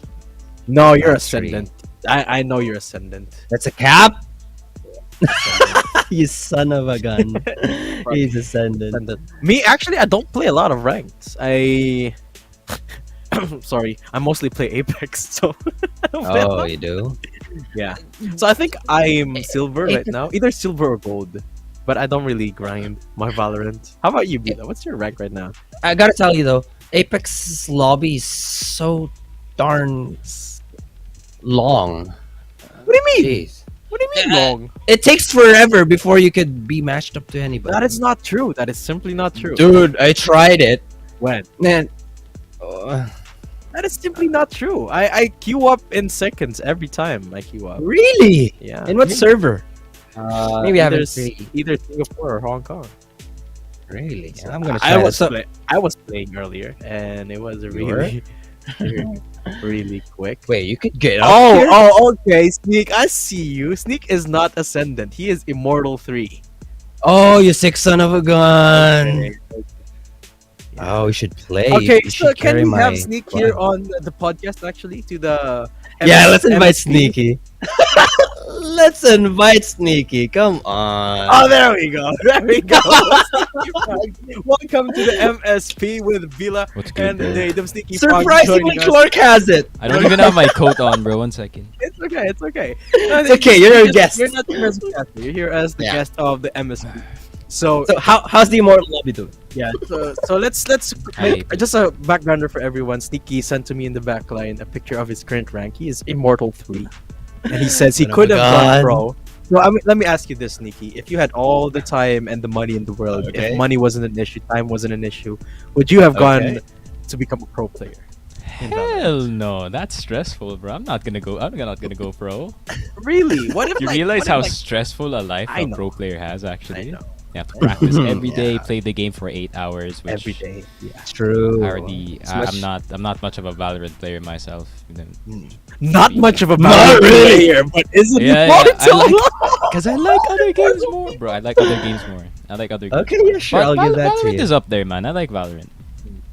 Is up there, and he's immortal 3.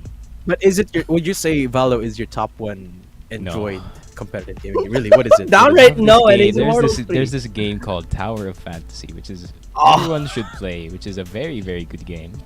He's promoting Guys, it. guys, See, quick Tower. disclaimer. Oh, sorry, Sneaky, for cutting you off. It's a gacha game. Don't get sucked into gacha games. It's Is too it late. like Genshin? Too late for me. Oh, yeah. I know Don't this. get sucked into a gacha game unless you're like a billionaire. Don't. It's Really? And unless you're like sneaky. Yeah. I guess Sneaky loaded. You know, heard it. You heard, Loaded. you heard it here. Stacked up. Girls, Sneaky is loaded. Don't say Do that. hit him up. He's got a Twitter at Sneaky Frogcast. I mean, Yes, sir. They should follow that though. That is true. Yes, that is that true. is- Absolutely. Yeah. This is the time for you guys to plug things up. Whatever you guys. yeah, that is true. Speaking of which, if you enjoy what we do, Sneaky Datum Bila here, we do have our own Facebook pages and socials. We have our Twitter. You can follow me at Matt Datum. That's MattDadum. Sneak here at Sneaky Frogcasts and Bila Bohoraba at Bila Bohoraba, if I'm not That's right. mistaken. Can we get an update here, please, Prod? What is happening Still in the 9-8. backline? Should be reset to 9-7. I'm seeing it. So there's gonna be a bit more time. Great. Okay. Yeah. Okay, so there you have it. Oh, Wait, okay, not okay. sponsored, No not more sponsored. time. I'm gonna put this down. Okay. We'll just be having a quick break. Thanks for joining us in the MSP as well as, of course, Sneaky for being our guest for the MSP. But we'll be right back with the grand finals of Sanguine Rebels Cup in just a bit while we try to fix up everything. And this is Datum Bila and Sneaky saying, see you later. My bad, guys. I'm really lagged. What? Dude just teleported. My connection is bad. I'm lagging. I'm lagging. I'm lagging. With exit lag, your game stops lagging. And there will be no excuse, because you won't need one. Without lag, your game runs smoothly. Your ping goes down. Your skill goes up and you play better than ever. Register now at Exit Lag and find out for yourself in a free 3-day trial.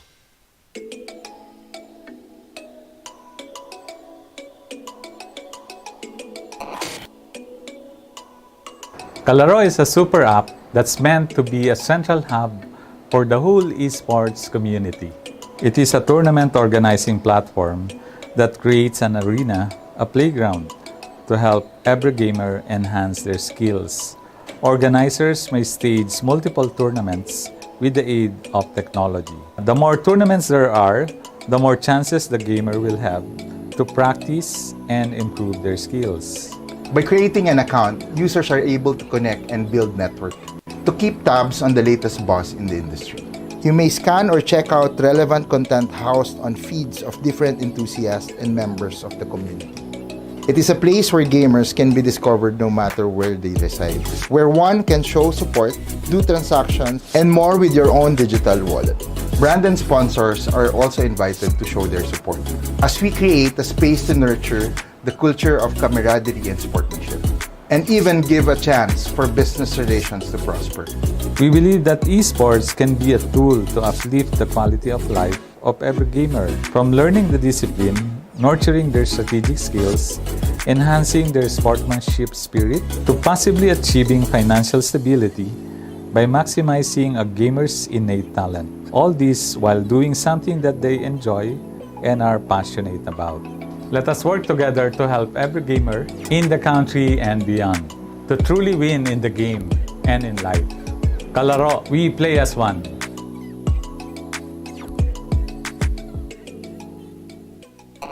Playing without lag is the best, right?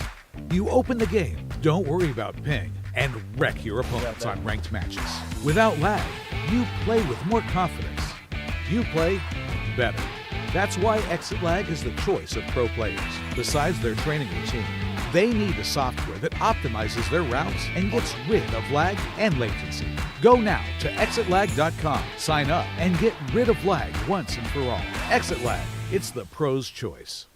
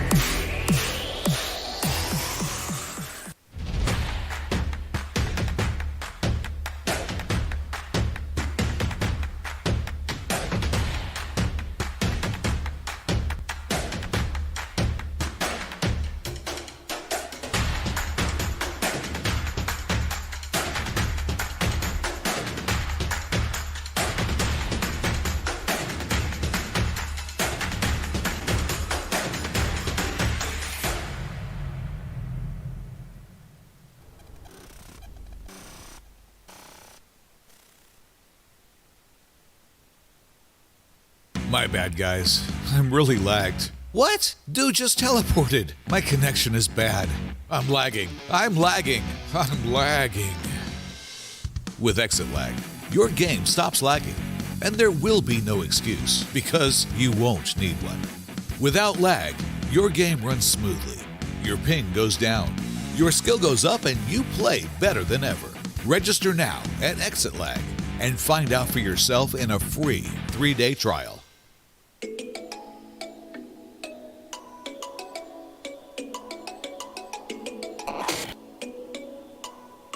Kalaro is a super app that's meant to be a central hub for the whole esports community.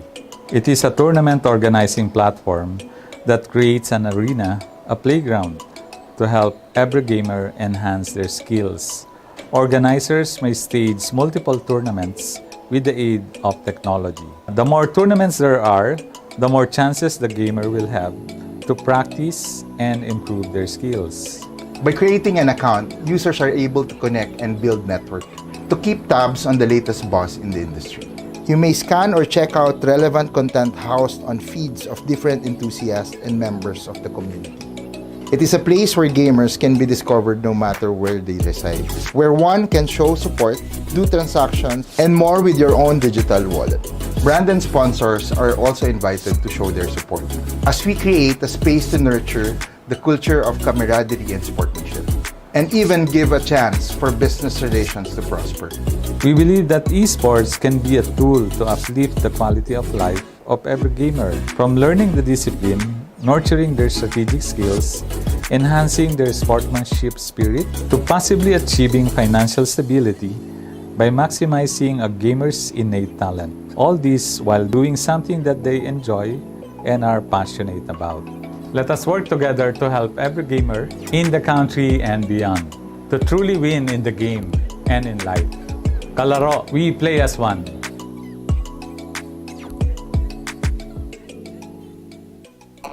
Playing without lag is the best, right? You open the game, don't worry about ping, and wreck your opponents on ranked matches. Without lag, you play with more confidence. You play better.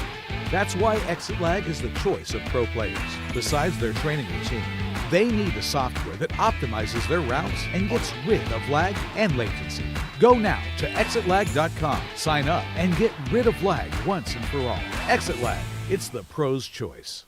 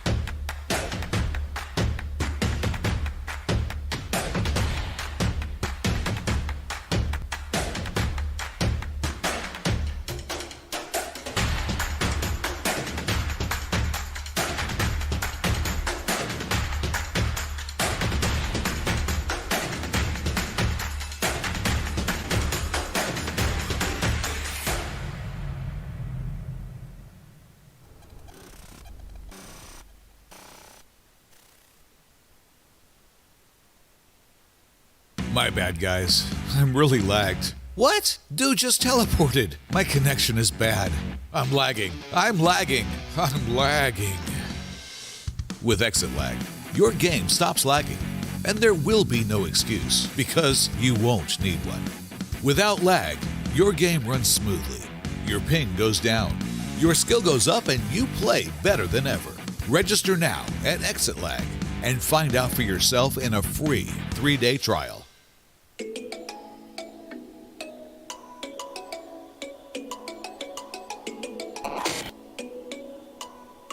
Kalaro is a super app that's meant to be a central hub for the whole esports community. It is a tournament organizing platform that creates an arena, a playground, to help every gamer enhance their skills, Organizers may stage multiple tournaments with the aid of technology. The more tournaments there are, the more chances the gamer will have to practice and improve their skills. By creating an account, users are able to connect and build network to keep tabs on the latest buzz in the industry. You may scan or check out relevant content housed on feeds of different enthusiasts and members of the community. It is a place where gamers can be discovered no matter where they reside, where one can show support, do transactions, and more with your own digital wallet. Brand and sponsors are also invited to show their support, as we create a space to nurture the culture of camaraderie and sportsmanship, and even give a chance for business relations to prosper. We believe that esports can be a tool to uplift the quality of life of every gamer, from learning the discipline, nurturing their strategic skills, enhancing their sportsmanship spirit, to possibly achieving financial stability by maximizing a gamer's innate talent. All this while doing something that they enjoy and are passionate about. Let us work together to help every gamer in the country and beyond to truly win in the game and in life. Kalaro, we play as one.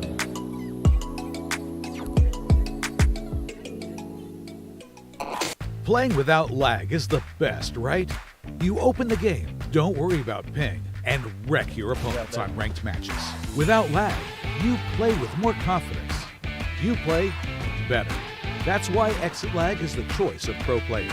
Besides their training routine, they need a software that optimizes their routes and gets rid of lag and latency. Go now to exitlag.com, sign up, and get rid of lag once and for all. Exit Lag, it's the pro's choice.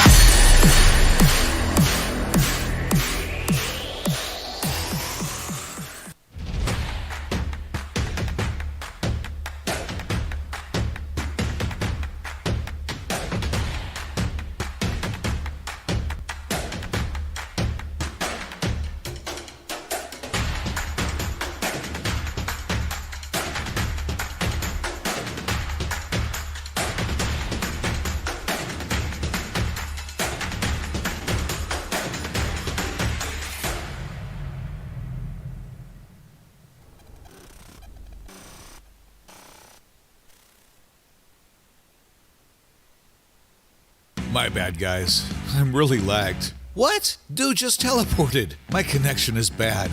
I'm lagging. I'm lagging. I'm lagging.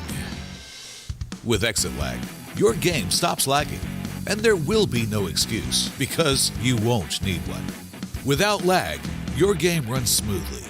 Your ping goes down, your skill goes up, and you play better than ever. Register now at Exit Lag and find out for yourself in a free 3-day trial.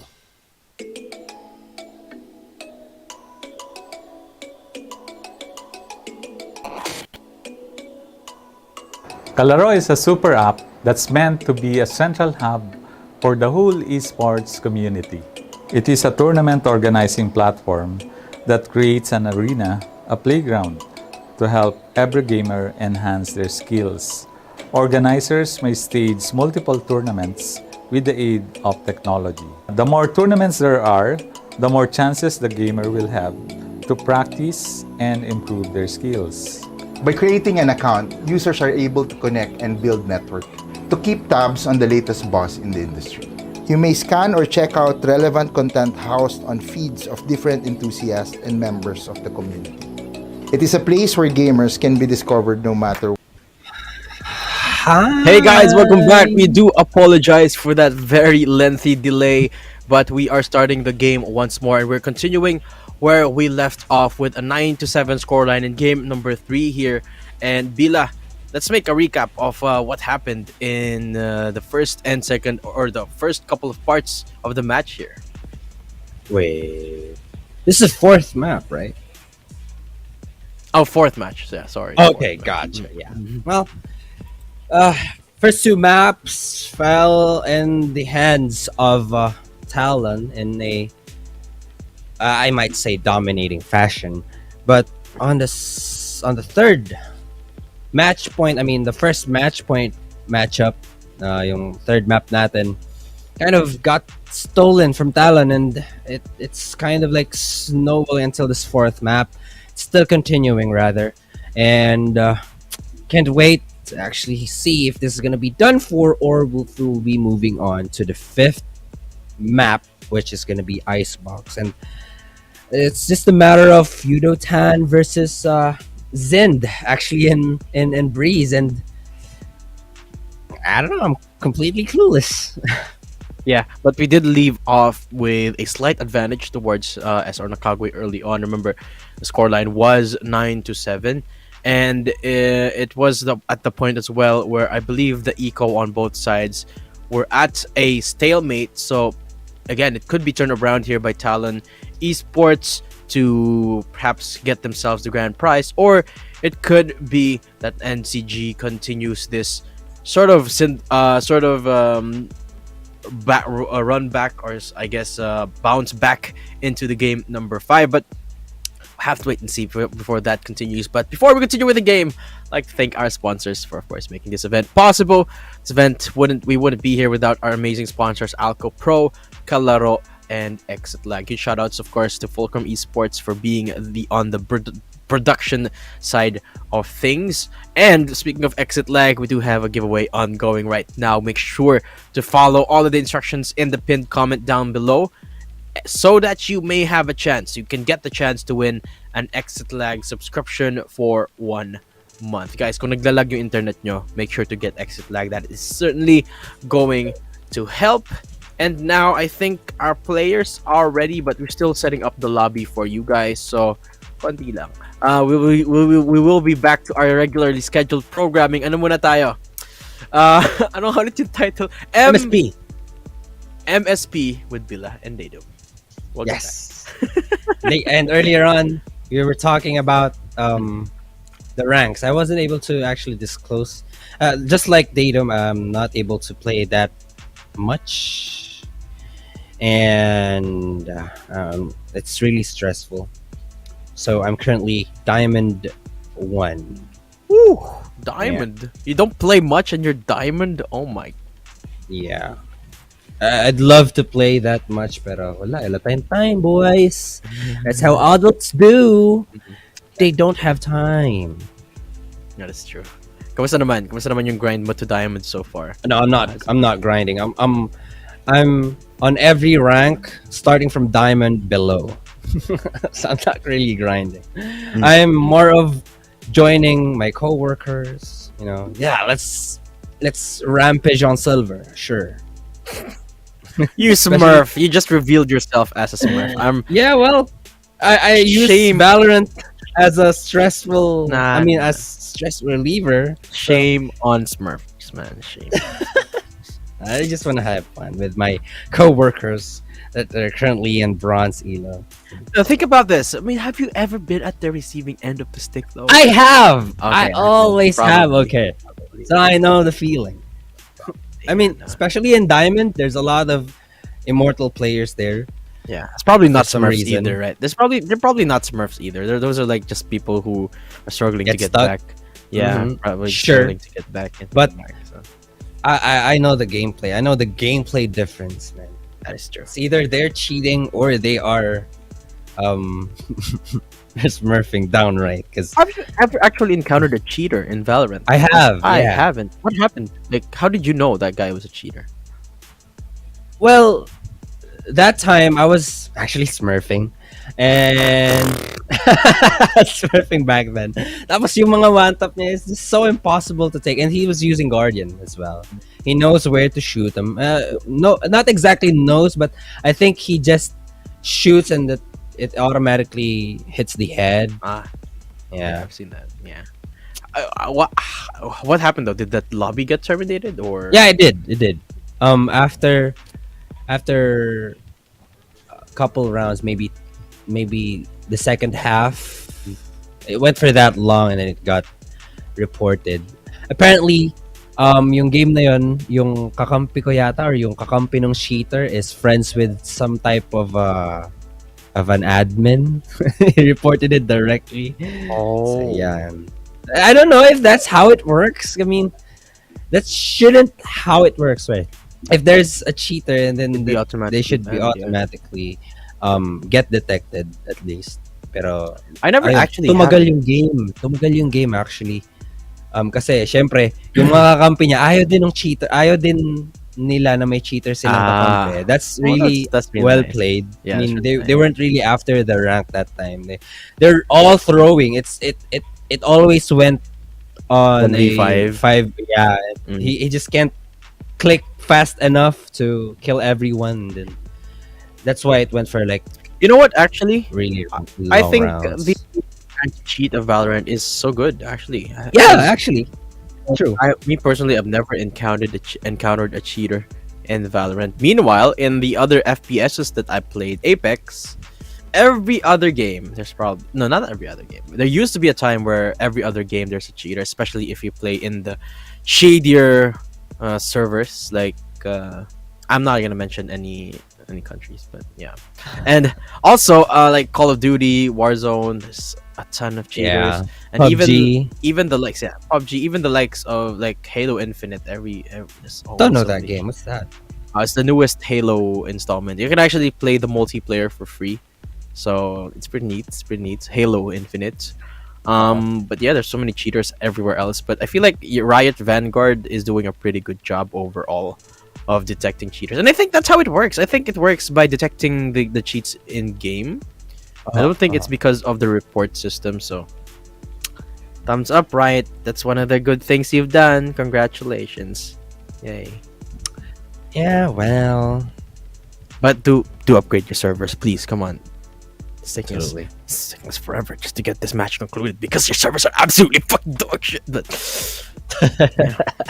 Well, we're about to. Oh, they're closing it down. Look at that. Now we're just down to 4. Yeah, 4 agents. It's gonna get concluded, and it's the long way around. We're still gonna be here for quite some moment. I think Bila, your mic is getting a little bit cut off there, buddy. Oh my god. Yeah, I'm sorry. But yeah, having a great night here so far. How about everyone else? How has everyone's nights been, guys? Do give us some love. Sanguine Rebels does have some socials. We are streaming at their page right now. Do give them a follow. And I think Sanguine Rebels have a Twitter account as well. do. Hey, yeah, there we go. Kuraba, you're back. I think just talk closer to your mic. I think that's the issue here. Yeah, the thing about this mic, it's really the thing about this mic. If it gets used, um, in a Too matter long. of too long. If it gets used too long, it's gonna mess up the whole thing. Get a It new mic. happens. Bila, he loaded anyway. Just get like a Shure SM7B. I can't afford that for sure. I cannot. I do. Yeah, not. I'd love to get a new mic, especially after the event. I think I'd get a new mic. Let's I'll actually ask talk my about wife. mics, guys. For those of you who are inspiring streamers or casters like us, let's talk about the best mics you can get, like Best budget mics. bang for Sure. buck. What mic actually are you using right now, Bila? This is Fantech Leviosa, the first version, because there's apparently the second one, and I've listened to it. Not Leviosa. Anyway. Leviosa. Okay, didn't know that. But yeah, That's a Harry Potter joke. Did you know? Did you know that? yeah, I knew. I know that joke, but not really a Harry Potter. Harry Potter. Harry Potter fanatic, but second version sounded a bit better than this. Would you recommend up and coming casters to get that mic though? If you have 1.6, if you only have 1.6, get the second version. I think this one is out of phased out and already. There we have it. Oh my gosh! What happened? Take a look at it. Everything is not there. Anyway, yeah, let's talk about Mike again. Let's not look at what's happening because it's apparently. Yeah, the mic here is really good. I think this is all just 1.3. Really? 1.3 na lang to. Yeah. Wait, I really? think this is the first version. What? That is so good for a mic that is. Nah, it's just not good. above. It just has. Oh well, the one you're listening to right now is plainly Leviosa. Yeah, that sounds good. What do you mean it's not good? It sounds good. It sounds better with voice meter though. But you're dying. I mean, again. in I'm cutting Okay, again. fine. No, it's Okay, not kidding. it sounds better with voice meter. That's one. But to be fair, that sounds pretty nice for. It like, does. it's Yeah. less than 2K. That sounds pretty. Yeah, nice. let's check it out. I mean, come on, Fantech Yeah. Leviosa. Does it have the knob? Because I always Yeah. like the knob, like for gain. Because I always recommend whenever like casters ask me what's a good quality mic. I my answer is always uncertain, but it has to have the mic knob on, or at True. least if you don't have like an audio interface, if you're going for a USB mic, it's just always gonna be better if it has the knob, because you can control the gain, and ergo it's gonna prevent explosions. There you go.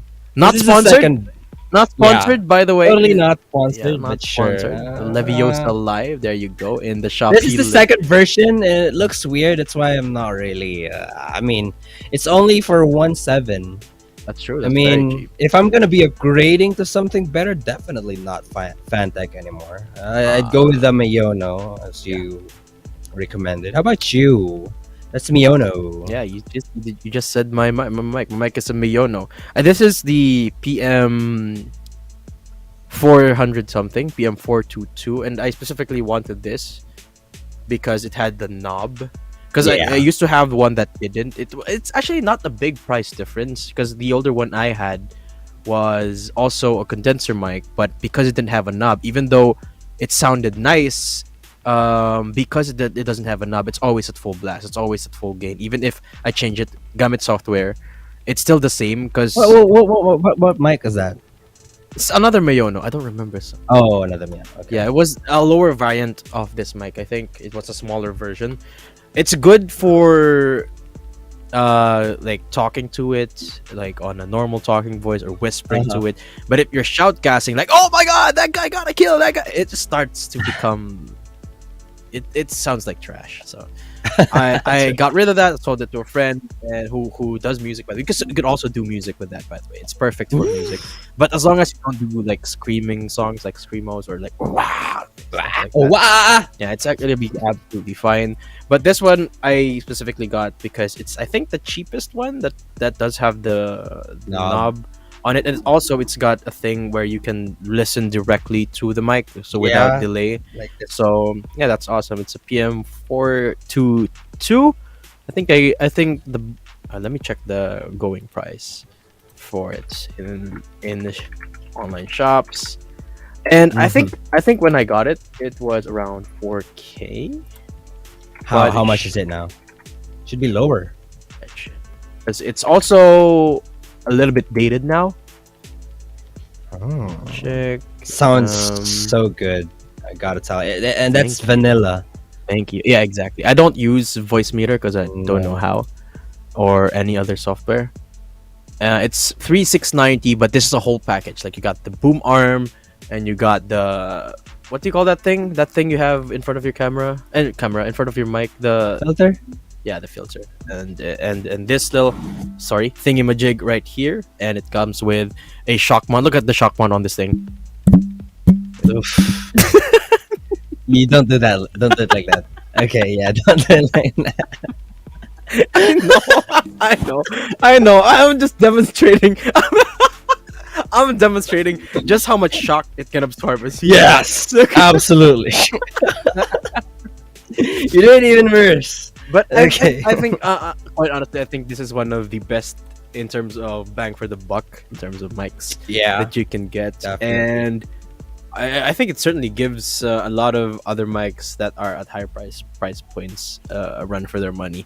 But my biggest tip is, don't get a mic just because it's famous. Don't get a mic just because it's got RGB quadcast. Oh, sorry, what? Yeah, 9 to 7 is our score. Yeah, but if you do want Biglang to 9 to 7 and if you do want to get into casting esports, do get in touch with us. Bila and Dayton would love to help you out. help you guys out. Yeah. Actually, Obli mentioned na yung quadcast is meron siyang knob sa likod for volume. So, I'm sorry, for what? For what? for volume. Oh, meron yeah. na siyang, meron na It's siyang- not a bad mic. It's a pretty good mic. If Yeah. it was half its price, yeah, I'd consider buying. True. But Mhm. you know, it's way too expensive. There's a lot of budget mics like Razer Siren Mini, I think. Doesn't have. That's a Siren Mini, right? Am I? Basta yung maliit na hindi siya, wala siyang knob. It's also the solo cast doesn't also have the what do you call this, the volume knob. So if you're gonna be shoutcasting, we recommend for you to turn it down. And Yeah, how much do you turn it down, by the way? it's on 9 o'clock right now. 9 what the hell is 9 o'clock, bro? Just give me like figures, like 3/4, half, or whatever. I don't know, man, because it's like okay, I'm putting it on the right direction. So it's lowest here and then highest here. So it's currently at 9 o'clock. Oh, so like a 25%, like 30%. Kind of, yeah, kind of. Oh, that's actually very low. Mine is like half. Mine is like at 50%. Half? Oh. Yeah, that's good enough. 'Cause I find that if it's lower than that, it's too low on some apps, like on Discord. A lot of people complain. Oh, Barely. yeah. Well, that's why I have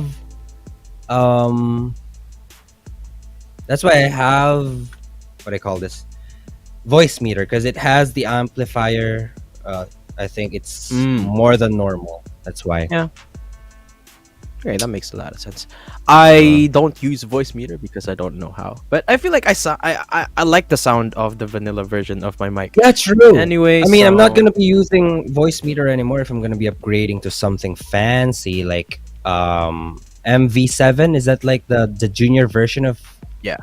the SM7B? Yeah, the junior version of it. The So let's go 13,000. towards the higher end stuff now. If you have the budget to blow, but you're not a millionaire, so go for those like Shure or Oh my God. a Fifine. Fifine is absolutely amazing as well. If actually, you know what a lot of people don't realize is that a good audio interface coupled with a cheap mic actually works. Like, I have a friend who casts and does production, like does his own live recording of music, and he uses this Yamaha something audio Mixer? interface. I don't know the exact model, but it's an audio interface where he puts A real interface? yeah, it's like worth like Yeah, I think- 5,000. No, I think he got his for 9K, and then he's got a BM800 mic. So it's like a cheapo mic into an expensive. How did it sound though? It sounds amazing, actually, quite surprisingly. I'm actually surprised how good a BM800 does sound. So yeah, it's either you go for a USB option, which actually, honestly, a USB is the most sort of compact and I guess bang for the buck. But if you want to go that route, sure, why not? You can audio interface and then go for a cheap mic, and it still sounds amazing. For real? Mm. Didn't realize. Yeah, and I feel like you can get away with that even with cheaper audio interfaces. You don't necessarily have to go for the 9K Yamaha variant. You can, Yeah, is that like the small one or I the have no clue. DJ? Because I have one. Well, I don't. My mom has the audio interface, the Yamaha one. I don't know. I'm not the sure. model. The only thing, yeah, Like I'm the not sure. DJ thing. I you just know, don't- wherein there's a lot of knob. Yeah, exactly. It's got knobs. It doesn't have the disc though. Like when you say disc, DJ, I imagine like with the disc. It doesn't have that. It just has like a lot of knobs. But I don't really know anything about it because I've never dabbled into it. And my Mayono works well. I can even record music with it. What are you laughing about, Bila? I'm just demonstrating the shock mount. This is a pretty Yeah. good shock mount. I mean, look. Really good demonstration Yeah. there. God. Anyway, I'd love to upgrade a mic. So I think I'll be buying. I recommend this Mayono. one. Yeah, I Yeah, recommend this definitely that one. Or I don't know. Or if you have Definitely that the budget to blow, sure is the way to go. Or Fifine, actually. Fifine is pretty good as well. Yeah, Fifine's pretty good as well. Is that actually how you read it though? Fifine? Fifine? I'm thinking of Fifine? the focus rate. There we have it. Yung Oh, isang focus buong rate, yeah. setup. Oh, it's Fifine, Fifine. Sorry okay. again. Okay, Gotcha. so sneaky. Thanks for looking that up for us. So Fifine. That sounds so weird though. Fifine. It's his mic. Oh my gosh, do Is you that use the it? long variant? Is that the long like, and then you got the speak on top of it like this? Can you get him again here? No. I think yeah, I think Sneaky Okay, is a little okay, bit busy. He's just listening It to our is busy. podcast while he's playing League of Legends. So I hope our friend Sneaky there in the background is It's having fun, and I hope Fine. Does I he hope use you it vanilla as well, like you do? yeah. Do you use like a voice meter or something? Interface, virtual software. Yeah. I think for most don't you have to use a interface for most Fifine mics? You don't? Oh, it's USB as well. Okay. It's pretty cool. Yeah, there you go. Very cool. Pretty cool. Okay, guys, again, a quick update on the situation. We're still fixing things. It's a little bit of a struggle getting the lobby set up the way it was, as exactly as it was at the moment we stopped. So, hence the delay. But I hope you're enjoying your stay here with the MSP. Yeah, MSP with the Datum and Bila. Yeah, Bila, any other games that you play? Any other video games? Well, back then I started playing Special Force. Oh, I did too. I think we all start at that era, like Special Force, Grand Chase, Crossfire, Grand Chase, Call of definitely. Duty. Yeah. What was But I that one didn't- game? Wait, there was a one game where it's all about Gera talaga siya. Like you can ride cars. War Rock. Have you ever played War Rock? I don't know that game. Oh yeah, I played that game. Yeah. I love that game. I didn't have the budget, I might say. No, I just played in computer shops, bro. Yeah, I mean, I didn't have a lot of budget for a computer shop. And yung computer shop pa na nilalaro ko nun is just so entry level specs. And oh yeah. Yeah. Eh, that's the key, right? Kailangan mo maghanap ng com shop na good enough. Kasi nung mga panahon natin, wala pa namang mga Mineski and TNC na computer shop. True, Diba? So true. you have to really do your homework to get to find the good computer shops. For me, that was looking for a computer shop with the Call of Duty Modern Warfare series, because I didn't have a PC yet when those were released, and I absolutely love Call of Duty. So hinahanap ko talaga yung may Modern Warfare 1, Modern Warfare 2, and then Modern Warfare 3. And of course, Okay. nag-grind din ako ng Grand Chase. Grand Chase and Grand Special Chase, yeah, Forces. definitely. Grand Chase, I played. This is the most hardcore game I ever played. Dota 1. We used to Dayo. We used to Dayo. Really? Dumaya So Dayo you're one of kami. those. You're one of those. Yeah, one of those trash talkers when you encounter people with very long hair and they look And like Sasuke. you're checkered definitely- shorts and Yeah. then the bag up front. Yeah, man. If the player looks like Sasuke in Naruto, definitely, man. You're done. You're done You're- for. you're Say done. goodbye your 20 pesos. Absolutely, not just 20 exactly. Those are the days. I actually just touched up on Dota 1, but I never got good at it. I never was a MOBA person until I wasn't good at it either. I wasn't good at Dota 1 until League.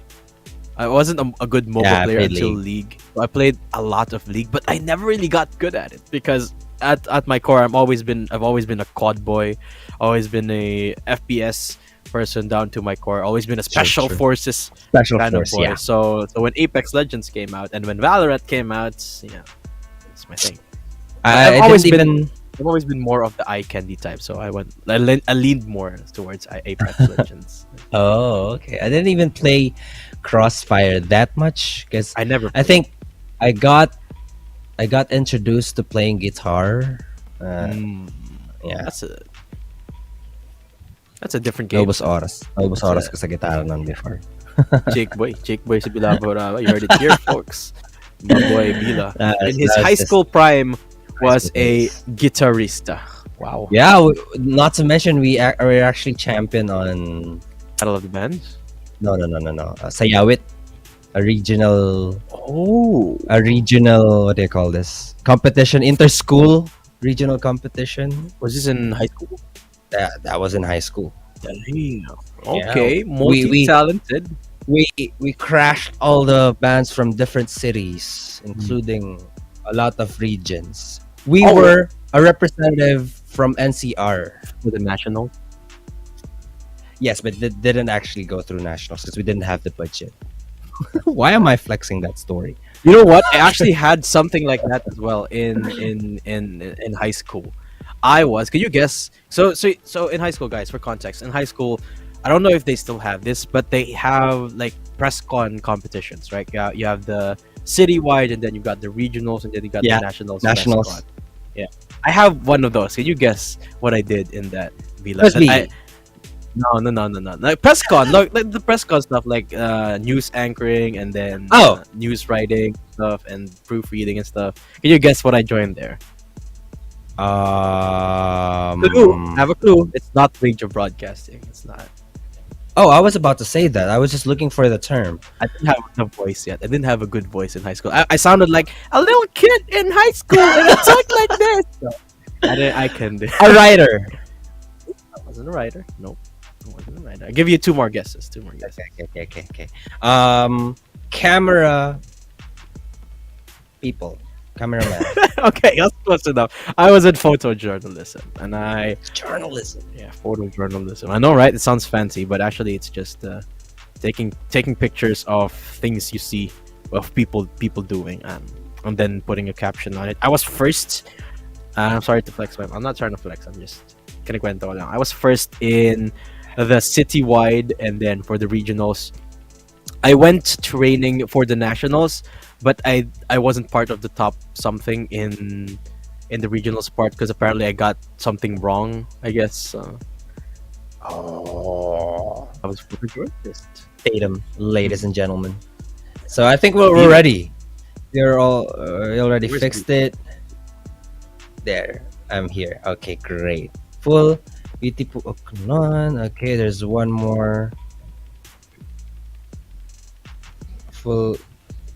Okay, they need more money for the utilities. Okay, they're trying to fix it, but definitely we're close to it, guys.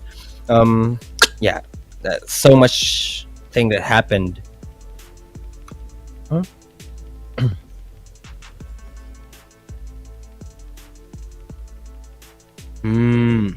Still trying to fix out the stuff here, guys. It's very, very uh complicated, but yeah, guys. Thanks for waiting with us. Thanks for joining the MSP with Bila and Datum. But before we draw close to the MSP with Bila and Datum, we're still actually hanging a little bit more here. Bila. I thought we're starting with the game, but we're so close, guys. So Bear close, with yeah, us. We're so really close, man. we I'm can, we telling can you. see the players like buying their guns right now. Literally, Mhm. they're buying their guns. They're buying their Yeah, meat. So scores so are close. there and stuff. Yeah. So Yeah. yeah, 9 to Talk more. 7. Did, Nine you, to s- did you Mm. study college? Said didn't. I am still in college right now, but Still actually, are in college. actually, I am thinking of. I don't know. My college journey is a little bit weird because the pandemic really made it hard. I need to get my on the job training done in Fourth year. 2020. Yeah, but ever since then, I haven't been able to find a company that will let me do OJT because pandemic. They wouldn't let. Yeah, they wouldn't let. So in because the of that, what office. my school did was, what my uni did was, they made a new curriculum so that newer students wouldn't have to need to look for a company for an OJT, right? It's a school that looks for a company for them, right? So the younger generations, the younger batches, they can move on. They can get their own OJTs. So there's just one batch of just us, like my batch, that can't move on because one, our curriculum is old, so we can't shift to the new one. So we still have to undergo OJT. And two, companies just aren't accepting. Even now, it's really hard unless you have like connections, unless you know someone from inside the company. True. So I don't know. It's Connections a really blurry line right now. Even though it's like my last year, it's still really filled with uncertainty. But casting's working out great. So I guess I guess we're here. What's your course, by the way? Don't mind. electrical engineering. How about you? I actually don't know that about you. Yeah. Actually, No, I don't know didn't take that about college. I I went straight to down work. straight to call center.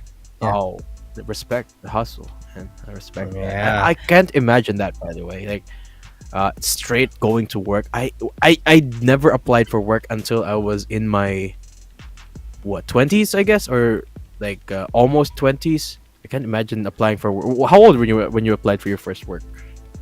18. I can't imagine that. 18, I was still a child. I went down straight to hell. I mean, that's a funny story because I was actually that my dream was to become a teacher. So when I applied in PNU, Yeah. I actually passed the exam. It's just that Really? the medical messed all things up. So even my What do you high mean? school, the school, yeah, the school that I went in high school, even made a poster. What do you call this? A tarpaulin. Congratulations. Congratulating me that I passed the exam. What do you call that exam? Is it LETS? Is it the licensure? No. The for you to get in for you to get in PNU. I forgot the term. But it was an CET? exam. Is it the CET? CAT? College entrance test? Yeah, college entrance exam. Okay. I passed it, and they apparently congratulated me. But medical results messed it up. What do you Apparently, mean? Like, what's wrong with you? What? Medical back results? then I don't understand. I didn't really understand because there's a spot apparently in my lungs. Oh my gosh, are you okay? Yeah. Is everything okay though? Yeah, everything's all good. I mean, I had that cleared. Funny thing is, when I applied in Alorica, I'm sorry, when I applied in call center, they didn't really, I don't know, they didn't really see That that same in thing? the X-ray. Yeah. What the heck? What is that? So yeah, What is when that? by that time, I also got the news that the salary I was having in the call center industry is much higher than what they pay teachers, and the Yeah. workload's Much lower. stressful for teachers. And then, dude, I'm earning much here. Okay, I'm you not heard it. gonna stress you're- myself. You heard it here first, folks. Bila is loaded. No. I mean, I'm earning as much as a teacher back then, but the stress is Yeah. much more. Toned Can down. be can be hold on to. Yeah. I feel like that's one of the things, right, that people don't take into account, like the stress of the work, like not just the bulk of the work. And even then, even if it's just the bulk of the work, teachers have it. They don't have it good because after they go to school, they prep their lessons and what have you. They have to check papers, and it's just way too much work. True. And it's just not. Salute talaga and sa the mga salary teachers. is not that big. They really are the heroes of it all. One more thing, I actually realized that I could actually be teaching people in call center. That's why I've been aiming to be promoted. Ano lang tinatamad kasi ako. Sarap kasi ng buhay ahente, guys. Mas, alam mo yun, I'm just gonna explain it, that the higher your position, actually in every company, in every industry, the higher your position is, the higher your responsibility is. And in the call center, if you're an agent, your responsibility is just gonna take in calls. Or in my case, I'm actually the one calling people. So I'm just gonna chill here. But still, I'm not discouraging everyone to, or encouraging rather anyone to, take off that grid and go to call center. No. Just pursue your dreams. I mean, But if you a lot can, could happen. finish college. Don't be like us. Yeah, if you can, definitely go with it. Especially don't be like me. Yeah, it's so close, but I still haven't finished it yet. So anyway, guys, we're getting sidetracked here. We're gonna have to take a break from the Mid Show podcast. Datum and Bila saying we'll be right back with Sanguine Rebels Cup, and we'll try to fix up stuff for you. But hopefully, when we get back, we have the game going. So don't go anywhere. Where they reside, where one can show support, do transactions, and more with your own digital wallet. Brand and sponsors are also invited to show their support as we create a space to nurture the culture of camaraderie and sportsmanship, and even give a chance for business relations to prosper. We believe that esports can be a tool to uplift the quality of life of every gamer, from learning the discipline, nurturing their strategic skills, enhancing their sportsmanship spirit, to possibly achieving financial stability by maximizing a gamer's innate talent. All this while doing something that they enjoy and are passionate about. Let us work together to help every gamer in the country and beyond to truly win in the game and in life. Kalaro, we play as one.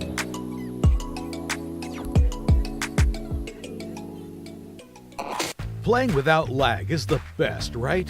You open the game, don't worry about ping, and wreck your opponents on ranked matches. Without lag, you play with more confidence. You play better. That's why Exit Lag is the choice of pro players.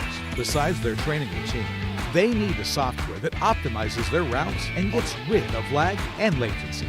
Go now to exitlag.com, sign up, and get rid of lag once and for all. Exit Lag, it's the pro's choice.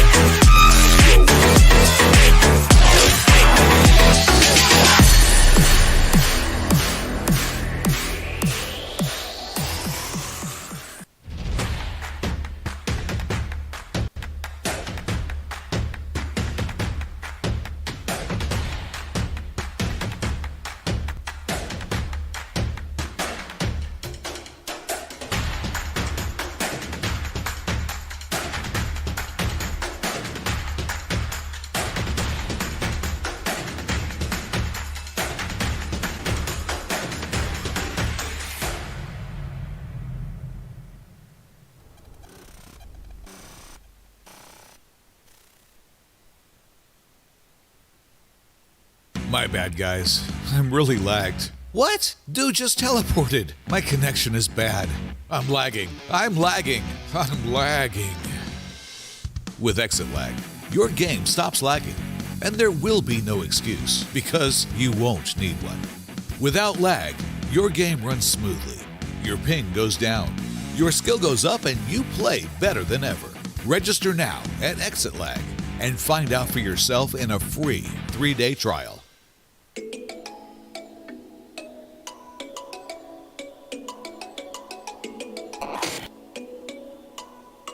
Kalaro is a super app that's meant to be a central hub for the whole esports community. It is a tournament organizing platform that creates an arena, a playground, to help every gamer enhance their skills. Organizers may stage multiple tournaments with the aid of technology. The more tournaments there are, the more chances the gamer will have to practice and improve their skills. By creating an account, users are able to connect and build network to keep tabs on the latest buzz in the industry. You may scan or check out relevant content housed on feeds of different enthusiasts and members of the community. It is a place where gamers can be discovered no matter where they reside, where one can show support, do transactions, and more with your own digital wallet. Brand and sponsors are also invited. Ta-da! We're back at it.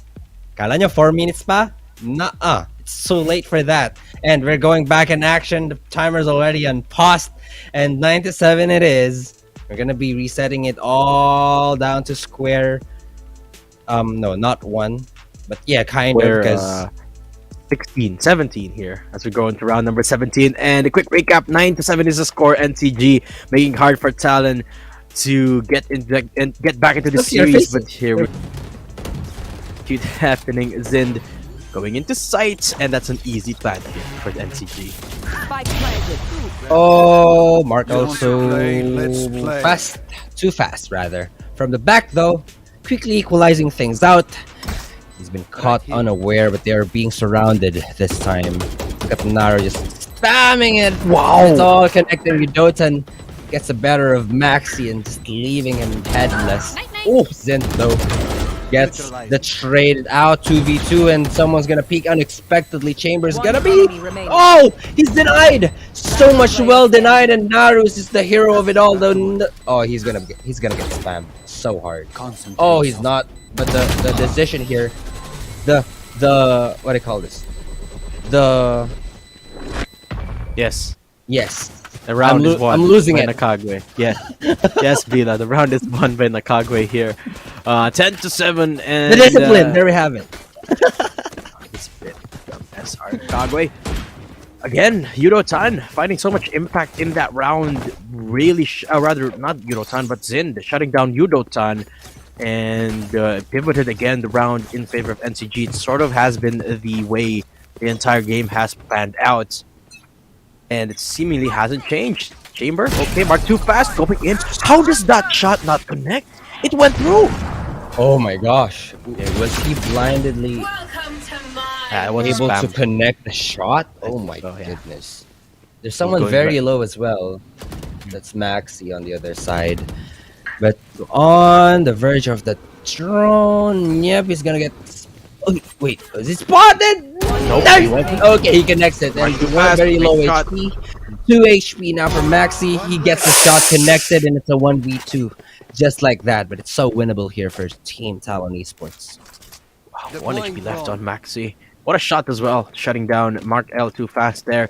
By the way, guys, that is Mark L too fast on the Chamber on Talon. Unfortunately, for some reason, we can't get his name to go back to the Mark L too fast plates, but Yeah. it really shows with the way he's been playing it with the Chamber. Now, though, Talon still at the backpedal position and still running to save this round from falling apart. And now Oh my shutting gosh. down Maxi. So they will be putting themselves again at a 2-round deficit. But if they want to break bank from NCG here, the job is not close to being done. There's one more round in the bank here for NCG. And after that is where things really get rocky for them if Talon wins the next round. Yep. They're playing time here. There we have it. want to defuse the spike before it explodes. 8 on the board for Talon Esports, and they're slowly. Oh, they broke the economy here for NCG. Yep, they did. Are they able to buy? They are, because they have They the are. Blade Storm. Yeah, they have Yeah, the Blade Storm. definitely. Senor Carl, though, still has the composure and will be Oh, okay. All right. Now, round number 19, and we're still on it. Map number 4 of Breeze. Again, guys, 2-1 on the finals board. And we're heading into round number 19, where things are gonna get more fast. The recon dart from here and there. Zen just getting the headshot connected to Naru, and now Naru is out of the list. It's been taken off, and Chamber on this position. Mark out too fast on a very lovely spot. Is he gonna be able to be? Yeah, I think he will. He's able to get out of it, but there's no one really trying to contest him.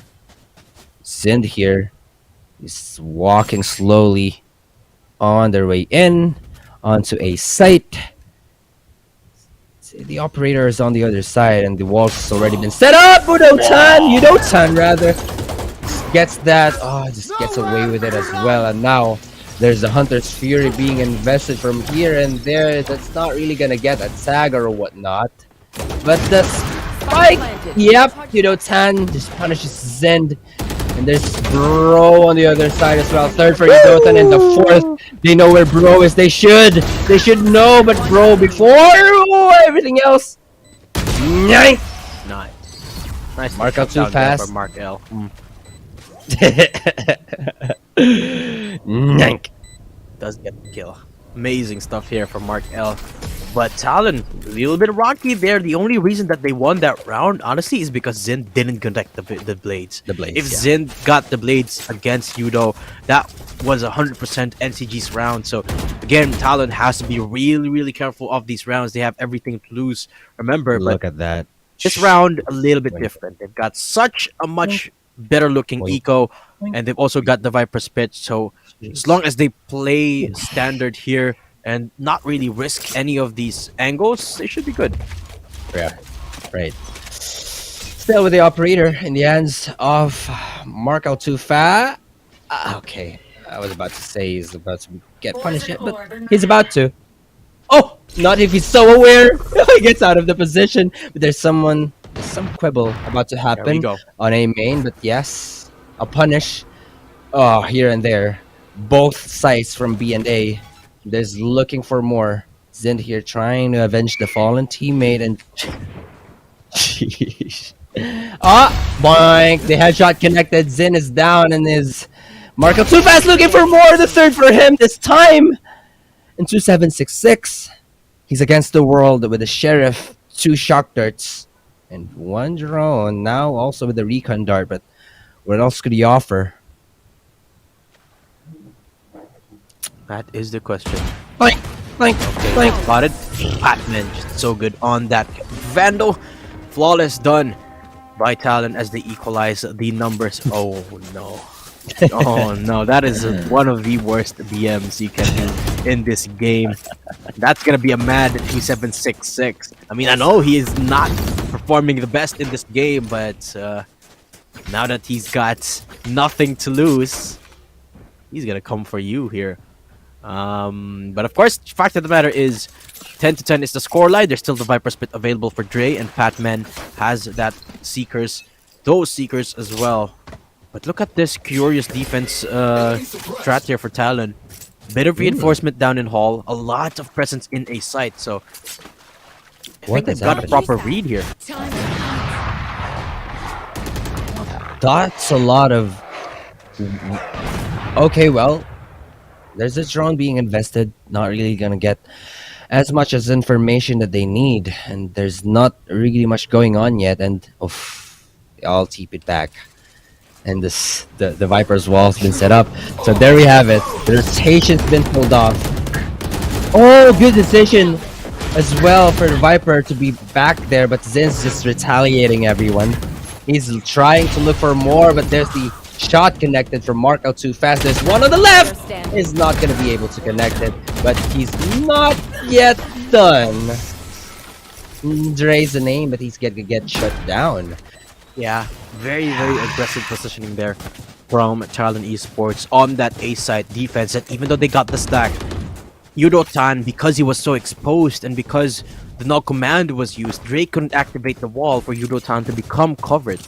That's why Yudo-tan fell oh so early and really signaled the downfall of the defense there for Talon Esports. So back to the deficit they go. But the key thing is, because of the null command, they didn't lose any of their ults, and they have enough in the bank for another op in the hands of Mark L. So really, they should get the first frag here if they want to secure the grand prize right now, either on Yudo's Blades or Chambers op. Either way, it's a really pivotal first kill. True. Blade Storm's being activated, but that Rondo tries to get as much as information that they need. Not quite getting a lot unless he turns... Nope, he didn't. So that's going to be really dangerous for them. A quick A split, but Yudo turns ready for the entrance. Right click will miss, and he's going to get punished. Zend gets the punish onto him, and Dre... Kumukulit! He gets one. He gets... Down A. He gets what? No, he gets punished. Yes, that's what. That's what's up. But then, He just saved him. Spike planted. yeah, he's about to convert it into a rifle, I think. But Senior Call already gets the better of Naru there, and Just save, I think please. Mark I L. think we're on to the match point. If Mark L will, well, kumukulit eh. Confident with that buy, but that's like beautifully done by Senior Carl. 12-10, and we're looking onto Match point. a match point here. It's a very Not heavy if- whiff. Yeah, not if they push this into an overtime. That's where it's all gonna get changed. That's a very heavy whiff there from Yudo-tan, though. Everything was banking on that right click. Maybe if he got the right click, he'll be able to cloud burst and then run away. Or even if he got traded off, it's still an even trade. And it's gonna stop an NCG right in their tracks. And Mark L going for the push as well. Could have opted for the save instead because he does have the Tour de Force anyway. So they could have, instead of this buy, could have had a little bit more into a Tour de Force. But at least he gets the first pick. Redeems himself a little bit. Yeah. Still, though, the Viper Spit's still available for the side of Talon, so this might be still winnable for them. However, it might be easily contradicted. Easily, not just contradicted. It's just gonna get responded by another Viper Spit. On a 4v5, still quite possible for them, especially if Viper Spit's available, but there's a lot of presence in mid. Smoke's been set up on B, and 2766 does that. The peak. the oh my gosh. Okay, well, you get punished by bro, and that's immediately already a man advantage for the side. Oh, and Maxi just does that. This is done for. Yudo-tan has 30 not seconds been left. finding his rhythm. Spike planted. 2v4.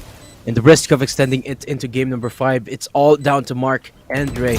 They do have the Tour de Force, but the walls making it really hard for them to find their footing. And the recon bolt shuts down Dre. It's all down to Mark too fast.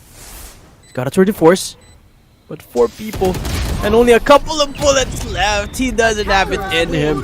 And we're going into game number 5 here, Bila. For the grand finals, we're going the whole 9 yards. And wow, Talon Esports, they really have to get their stuff together. True. That's 2, then 2. Had a lot of breaks, so 2 minutes is actually gonna be enough. It's already just drop it down to the break screen, and then we'll get back for more action. Are we actually going for a break though? Prod, do clear it up. I think. Yeah, I see it here.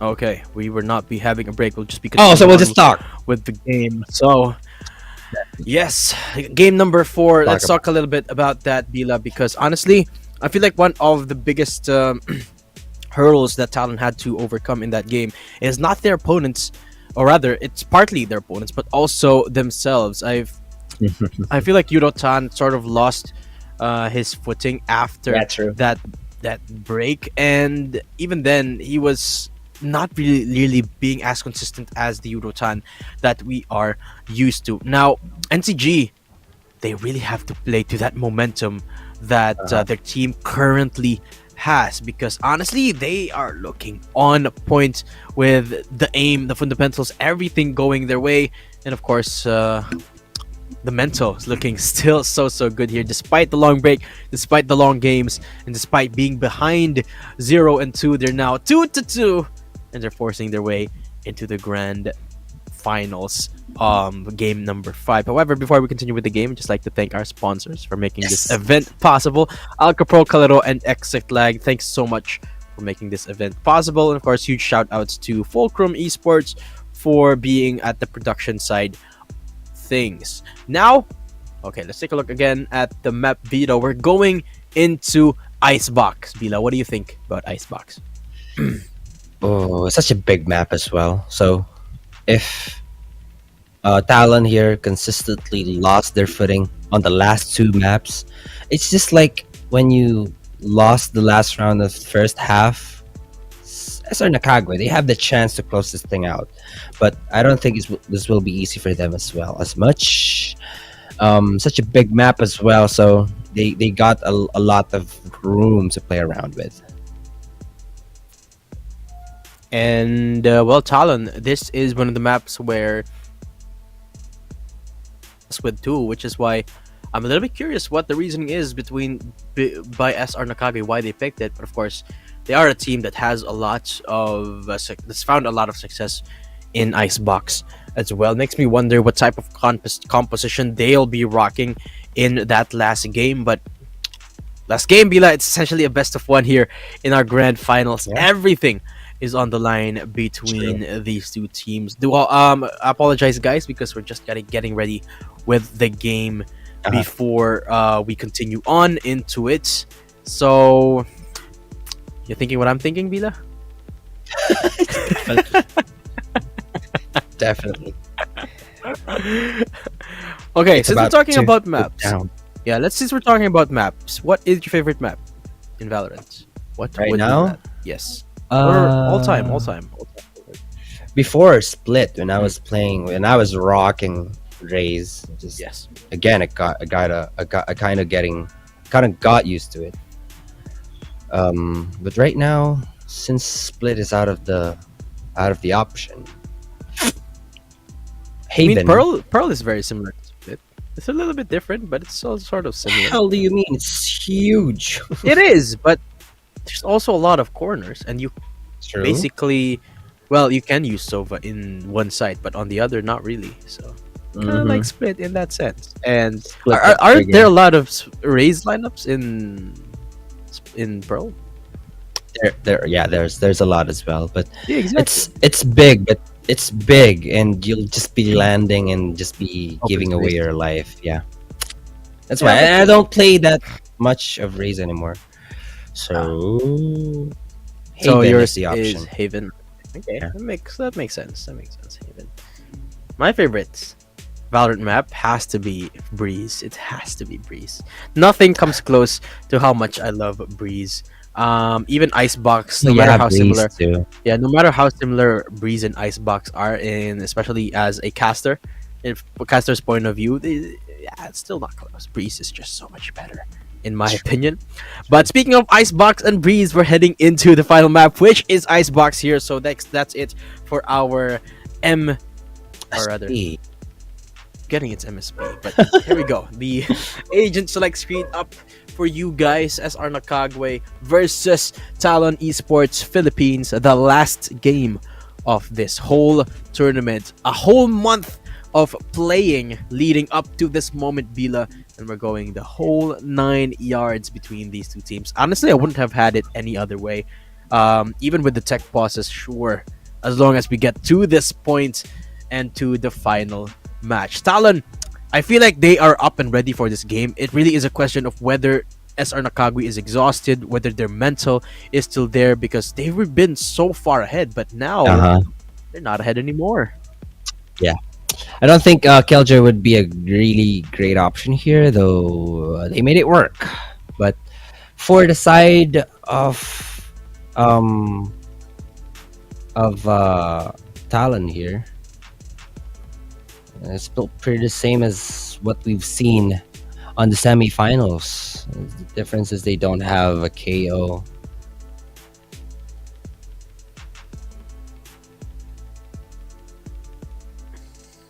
But we're actually looking at it in game. Oh, hello.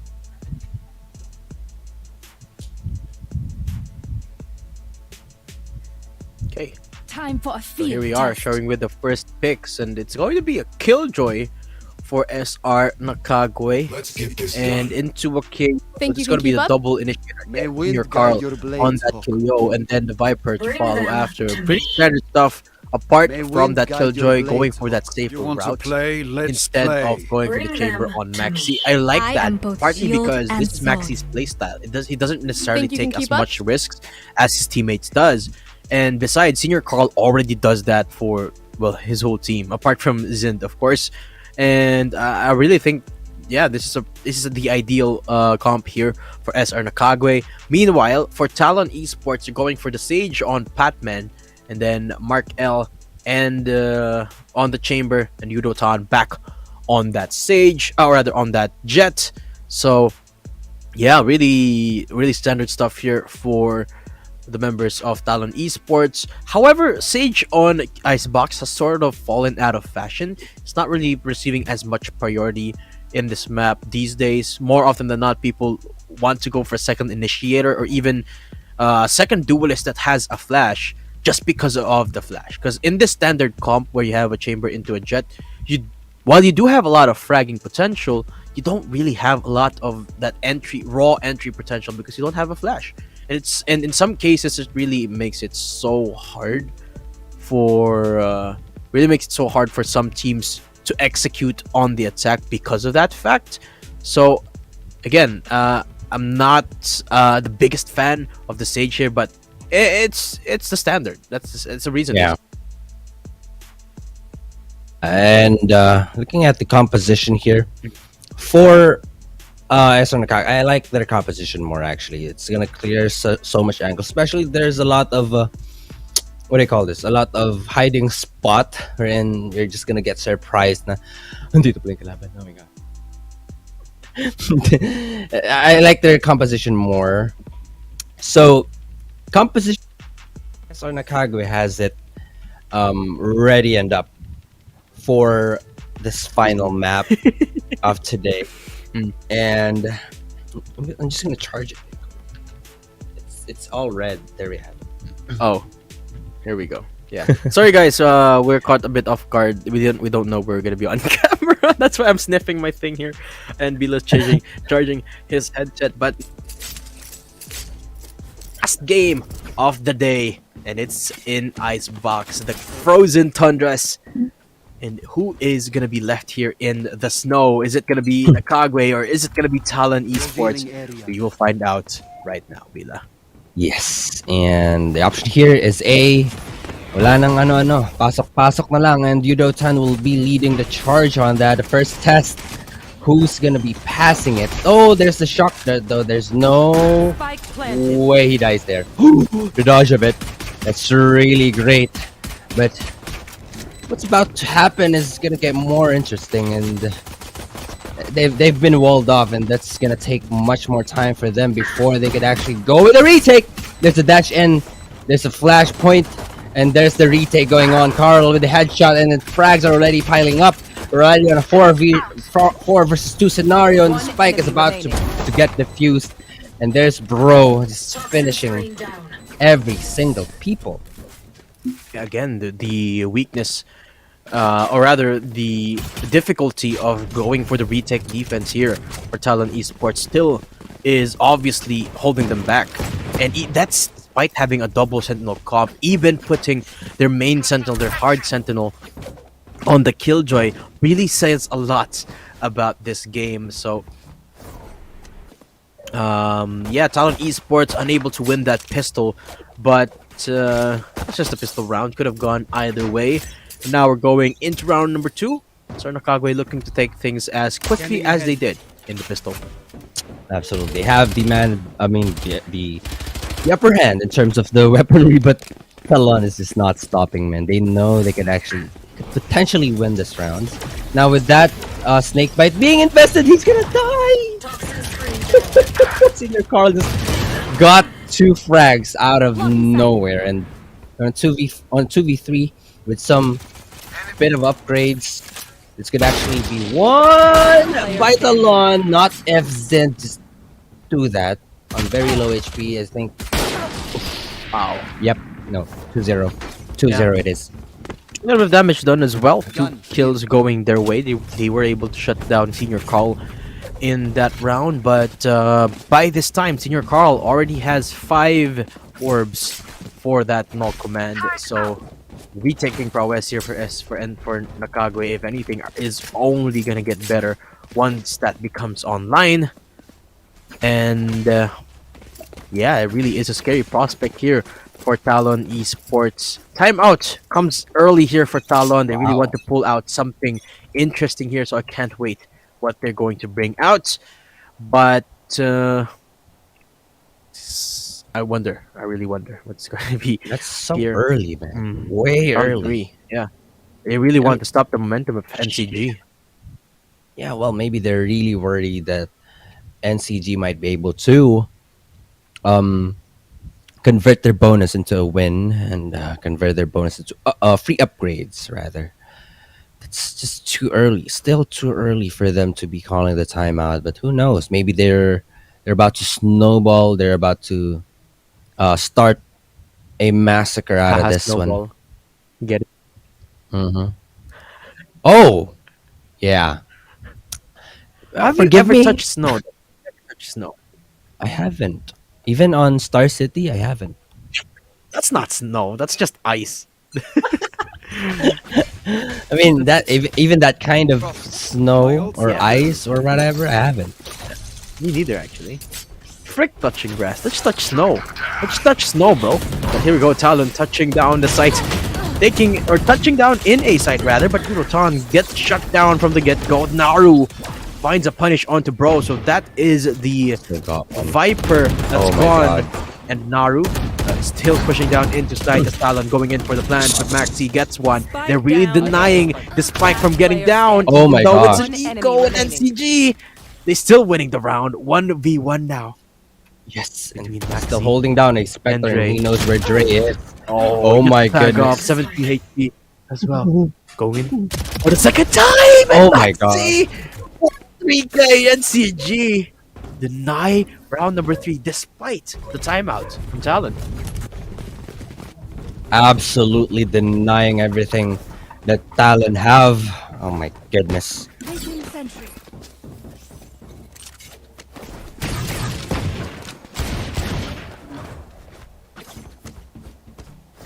Really great start here for Nakagwe once more. And I gotta tell you, it's because their mental is looking on point. They are not exhausted at all. Not bothered by the fact that they've been playing for, since 12 p.m., since 1 p.m. they've been playing. Oh my so god. almost 10 hours now. Still going in for as much aggression, as much composure as they did going into this game. Bro picked up Nudo Tan. Now they have to watch in from behind, but there's not really a lot of flanks ongoing in the works. Instead, you have to be careful of what's in front of them, because look, it's a 4-stack in A now. Yep, 4-stack indeed, and not to mention they're in Eco and Senior Carl along with 2766 just does all those frags, and Dre the last person alone versus 90% of the world. Ooh, if he's been spotted. Oh yes, he's been spotted, but he gets the headshot. Senior Carl has just been retaliated completely, and that might be a bait. You might be thinking that he's gonna be coming from that downside. There's a lot of investments being 30 pulled seconds up, even though they're expecting him. Okay, he's been spotted, and Zen's about to finish it. With 4-0 on the board, Talon just completely got decimated. Eco after all, so they wouldn't really be as disappointed as they would in other rounds where they had the full buy. But 4-0 though, this is the best start that Kaguya has had this entire series. And from what we've learned, Bila, once you give them the advantage or even the equal footing, they're always gonna come back. They're always gonna go for the win. And now that they have this amazing start, I can't think of how Talon are just gonna be able to slow them down. Now though, Yeah. it seems like they're gonna speed things up anyway. But Yudong gets destroyed. Oh and bro my is not God. done. He's done with the 3K. And the spike is in the middle of nowhere. Not anywhere near. The spike is nowhere, and he's been spotted blindly shooting the head of Dre. Courtesy of that smoke that he had. Oh my goodness, on a 1v5?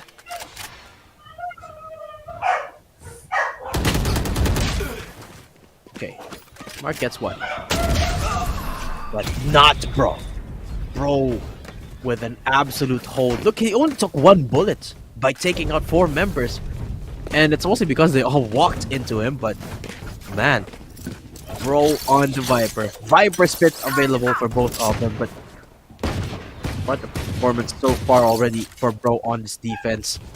And well, their composition really working out here, Bila. They want to rack up as many rounds as they could while they are on the defense. That's exactly what they're doing. Well, Dre has the hero buy after. Okay, well, not anymore. Just need to fight their. Wait, what? Now he has it again. Okay, well, change, scrap that. I think they've found at least the barrel of it, but he's been covered up by the wall. That's not really an option right now. And an eco. Oh, he just got completely denied by that. And your Carl and Zen flags for themselves. Bro is still there, and now he's so alone, and he's suppressed. He's only have. Oh, right here. Yep. Okay, well, he's gonna get back in the game, and Senior Carl is indeed back in the game, but he could still get suppressed, and he's nowhere near. Oh, now they have the information as to where he is. Tan is just about to plant the spike here. Oh, okay. Not really denied the plan, but he's hearing a lot of footsteps, and he might be able to connect the one shot, but got completely denied by Maxi. And 6 on the board ongoing, completely leaning on towards SR Nakagawa's side. Team Ace. It's a completely flip of the script here, Bila. This is exactly how Talon started out the series. And now it's what the Kagwe is doing to Talon. That's exactly what they received early on. Such a different look as well, because look, every single one of the SR Nakagwe squad is performing. I mean, earlier it was just Zind and Senior Carl at the top of the board, and then everyone below them sort of just like being the assistants. But now look, Senior Carl is bot fragging, not because he's performing bad, but because everyone from the Kagwe is on point, particularly Bro. And look at Maxi as well, 0 deaths. True. Oof. Such an inch just below his knee, and a lot of full buys now.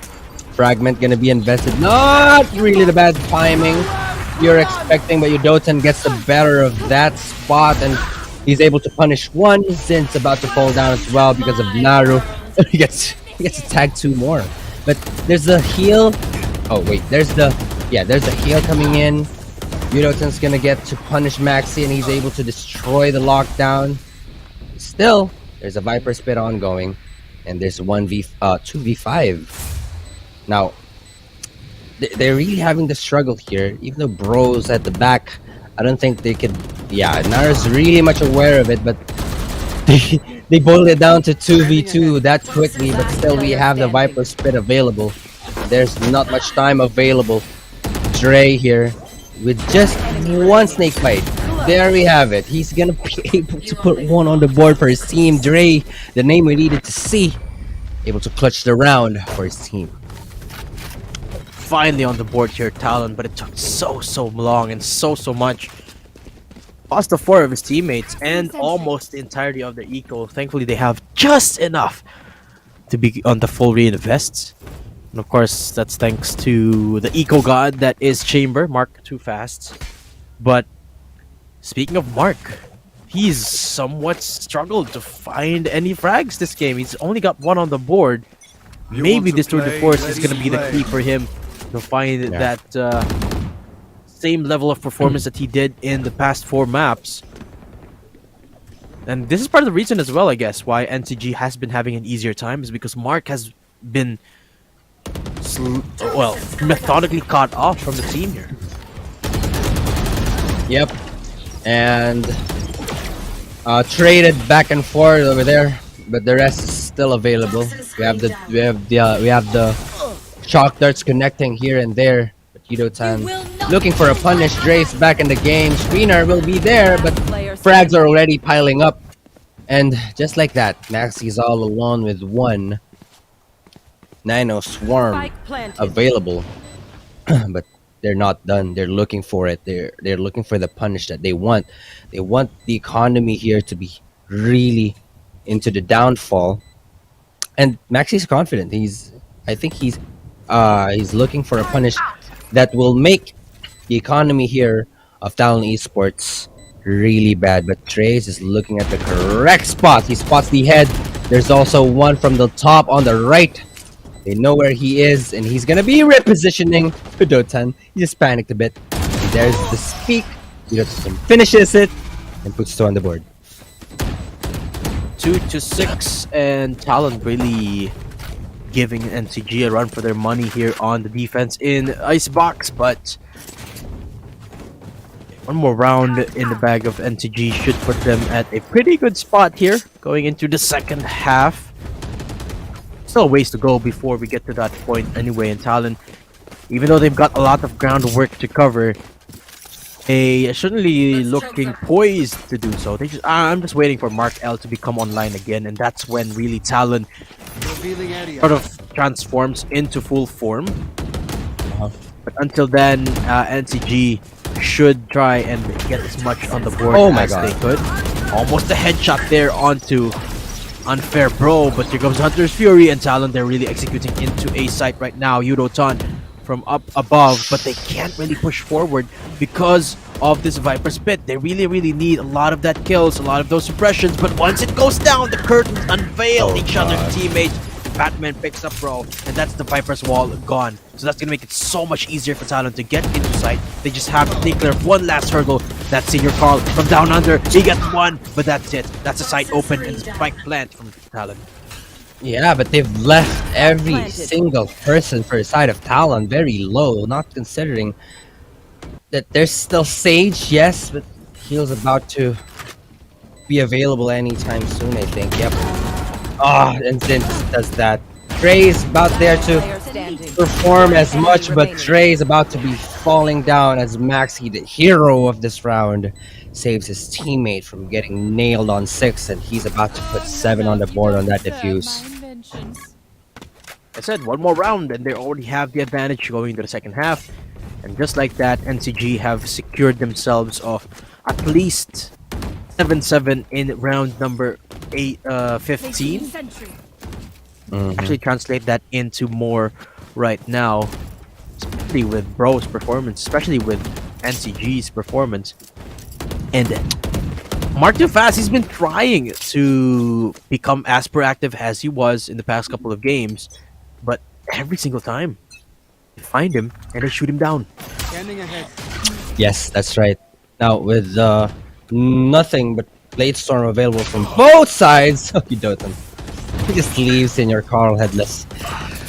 And Mark L too fast as well. He takes 2. But there's one here named Zend.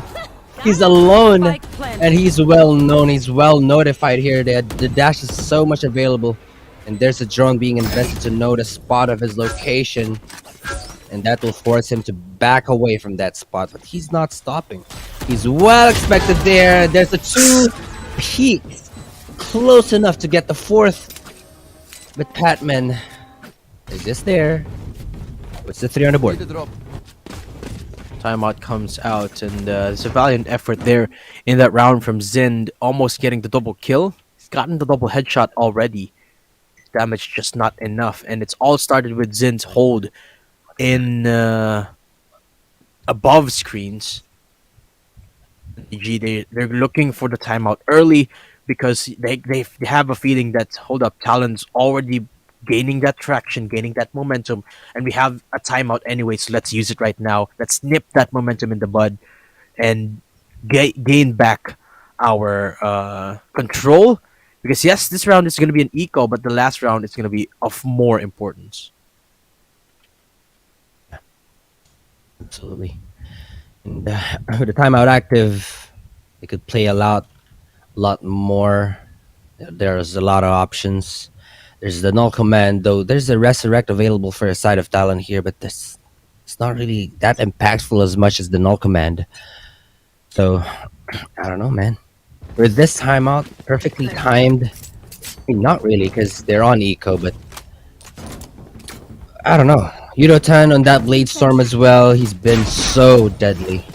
He's gonna opt in. He's gonna downright invest to it as soon as these barriers go down. Pero let's move on to it.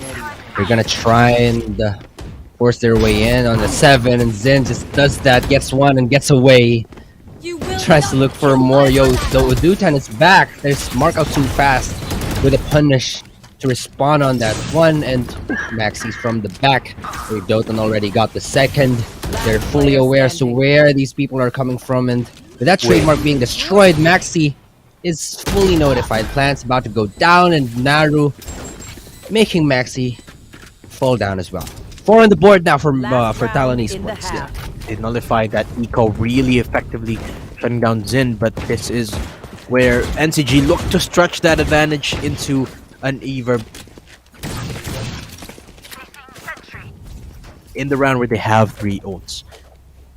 Have the lockdown, they have the Viper's Bit, they have a KO ult, so the post plant there, should we get to that point, it's gonna be relatively easy here for Nakagwe. I expect them to play back here, play reservedly, particularly for Maxi, because the lockdown is going to be of absolute importance. And once the wall goes down, this is where those key members are going to be playing back, and they do exactly that. Look, Sid is the only one in sight, and it's okay if he gets taken down, because the lockdown is going to be used, and then the null command is going to be used. And here we go, lockdown already done and dusted. They're forcing Talon away to walk into somewhere else, and if they go into B, there's a Viper's Pit. If they go into mid, there is an alarm bot. So really, there's very few options here for NCG, or for Talon, sorry.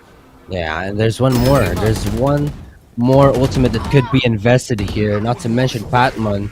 Oh my gosh, he was just about to wall it, but that got completely denied. It's, yes, a 3 versus 4, but Yudotan is already in mid. He's much aware of it, and he gets the punish to Yudotan. They are fully aware that they could potentially be going on to mid since Maxi is already out of the list. It's a 3v3. The null command's done, and there's no, well, there's the presence. 30 seconds as left. I was about to be mentioning. Oh my gosh, he gets the punish. And 766. This decapitating Patman, and the spike went down, yes, but there is, oh my gosh, bro. I mean, just bro, man. Yeah, now those are 1v2. Yes, 71 HP for Dre now. What on earth? What took you so long to shoot? That just gave you the just gave 2766 the opportunity to put 8 on the board, and that's the first half for SR Nakagwe on this last map on Icebox. 8-4 is the score, and this is a pretty good start here for SR Nakagwe. This is one of the few times here in the series where they have no mountain to climb. They just have to end the game and keep their composure like this, and they should be good to go for the grand prize. However, in pistols, it's sort of a 50-50, but ever since, or rather, whenever NCG win the last round, it's more often than not they secure the next pistol afterwards. So, yeah, more things working against Talon here. And I wonder how they're going to approach this defense. And it seems like they are again relying on that push from Mark L and everyone else playing back. I like that lineup as well. It's just gonna deny one spot already that they can be the spots that they should be looking out for is just gonna be clear. But now on the, oh well, yeah, the toxin's already failing and Zen's about to go in. He's been spotted and frags are not yet there, but Dre is just completely denying the entrance along with Naru and Patman. Immediately a 1v5. Yeah, 1v5. They know where he is. Yep, a flawless round for Talon. Composure taken. A flawless round for the pistol for them to win. Great start there. It was so quick as well, shutting down the push down A. They completely shut the gates from the ravaging members of NCG. What's a start to the second half? 5-8. Talon not done with this series yet, not done with the game as of yet. And I was wondering how they were going to approach that, and seems like the 4-man stack in A absolutely worked this time. They're going down into B side, or rather into mid. Senior Carl, because of the gun deficit, pushing up inside the kitchen. And Zin gets to the tower that he is. Oh, there we It will have be it. sent out by Talon, but the spike is in control here. And Oh, Bro gosh. picks up Naru, and suddenly it's a game that cannot be turned around here by Talon. Eurotan is the last one standing. Let's turn around. Bro, 1 HP. Oh my god. Senior Carl for the trade. There you go. There you go. 9-5 is the scoreline in NCG. 1 They HP. keep the lead. 1 HP even. And that's not really an eco that you should be winning. Talon here left with shambles. They're all, well, not Trey, but I think he's gonna change his mind in a bit. They're all in sheriffs, man. And on the other side, they were able to convert all those marshals onto specters now with vandals even. Round 15 going to happen, and he's hearing a lot of footsteps. He's been notified by that dash in, and they're all just going in. That's a lot of information already, and they've pulled up the rotation, especially that shot from Marco too fast, just completely decimated someone, and a lot of space taken as well. You look at the back, there's already Yudo Tan. Yes, he can be smoking that one off, but he's already been spotted. Dre just denying 2766 unfairly, right? So 2v3, I mean 2v4 as Marco too fast decapitates unfair. Maxi just denied one as well. Oh my goodness, they're just sticking this. Maxi 1 HP, Dre with 3k, 6 on the board for Talon. It's just a back and forth. Trying to minimize the losses here, but Talon doing the same. They're trying to minimize the deficit that they've had. And of course, it started with 8-4. Now it's 9-6. So NCG is still in it, but things are looking dead even right now, and not necessarily a good thing here for Talon. Because yes, that wasn't a close round because of the fact that they had the Viper Spit on Dre. Or rather, yeah, they had the Viper Spit on Dre. But, ooh, what Oh an my opening God. pick here for Talon. Great little start here for you, though. Oh, Senior there's Carl to Carl. double down. 3v3 as things equalize, but Senior Carl, remember, has the hero buy. And 2766 and Maxi don't have the same weaponry, but NCG can actually get that Vandal.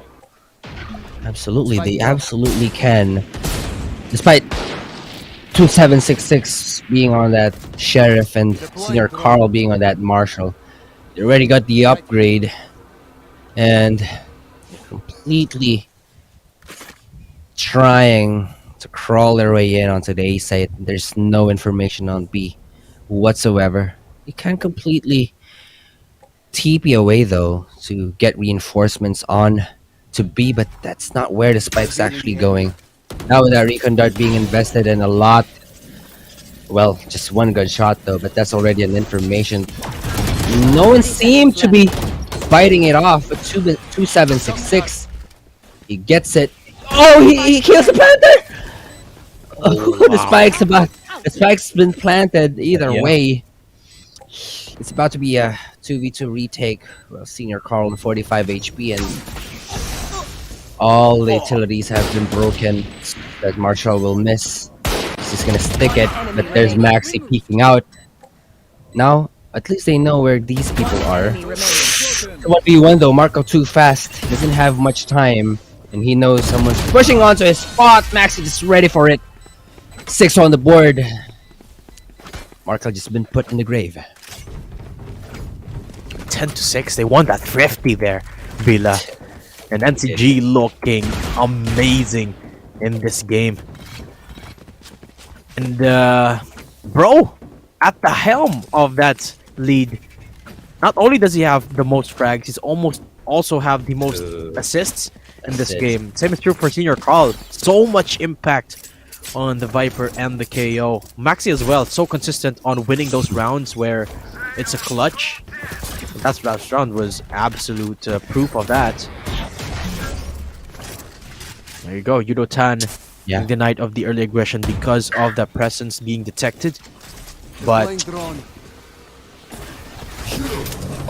command. NCG looking for the execute here. Their Center's Fury is so far away from the null command. He's not gonna be denied by that. The only ones. Yeah. There's also Senior Carl back in the game. Thanks to that null command, Senior Carl just retaliates everyone by that fragment. That's so. And he's alone. He is so alone. There's gonna be 11 on the board for sure. There's a lot of ultimates to be invested as well, but they don't need it. Very much so, they don't. Last one standing. Is he gonna get anything with this tour de force? He's got 5 bullets left. So he theoretically can get 1 bullet apiece if he gets the shot connecting, but unfair bro. Not looking at the right angle, but he still gets the kill. The end, flawless. And that was such a funny interaction.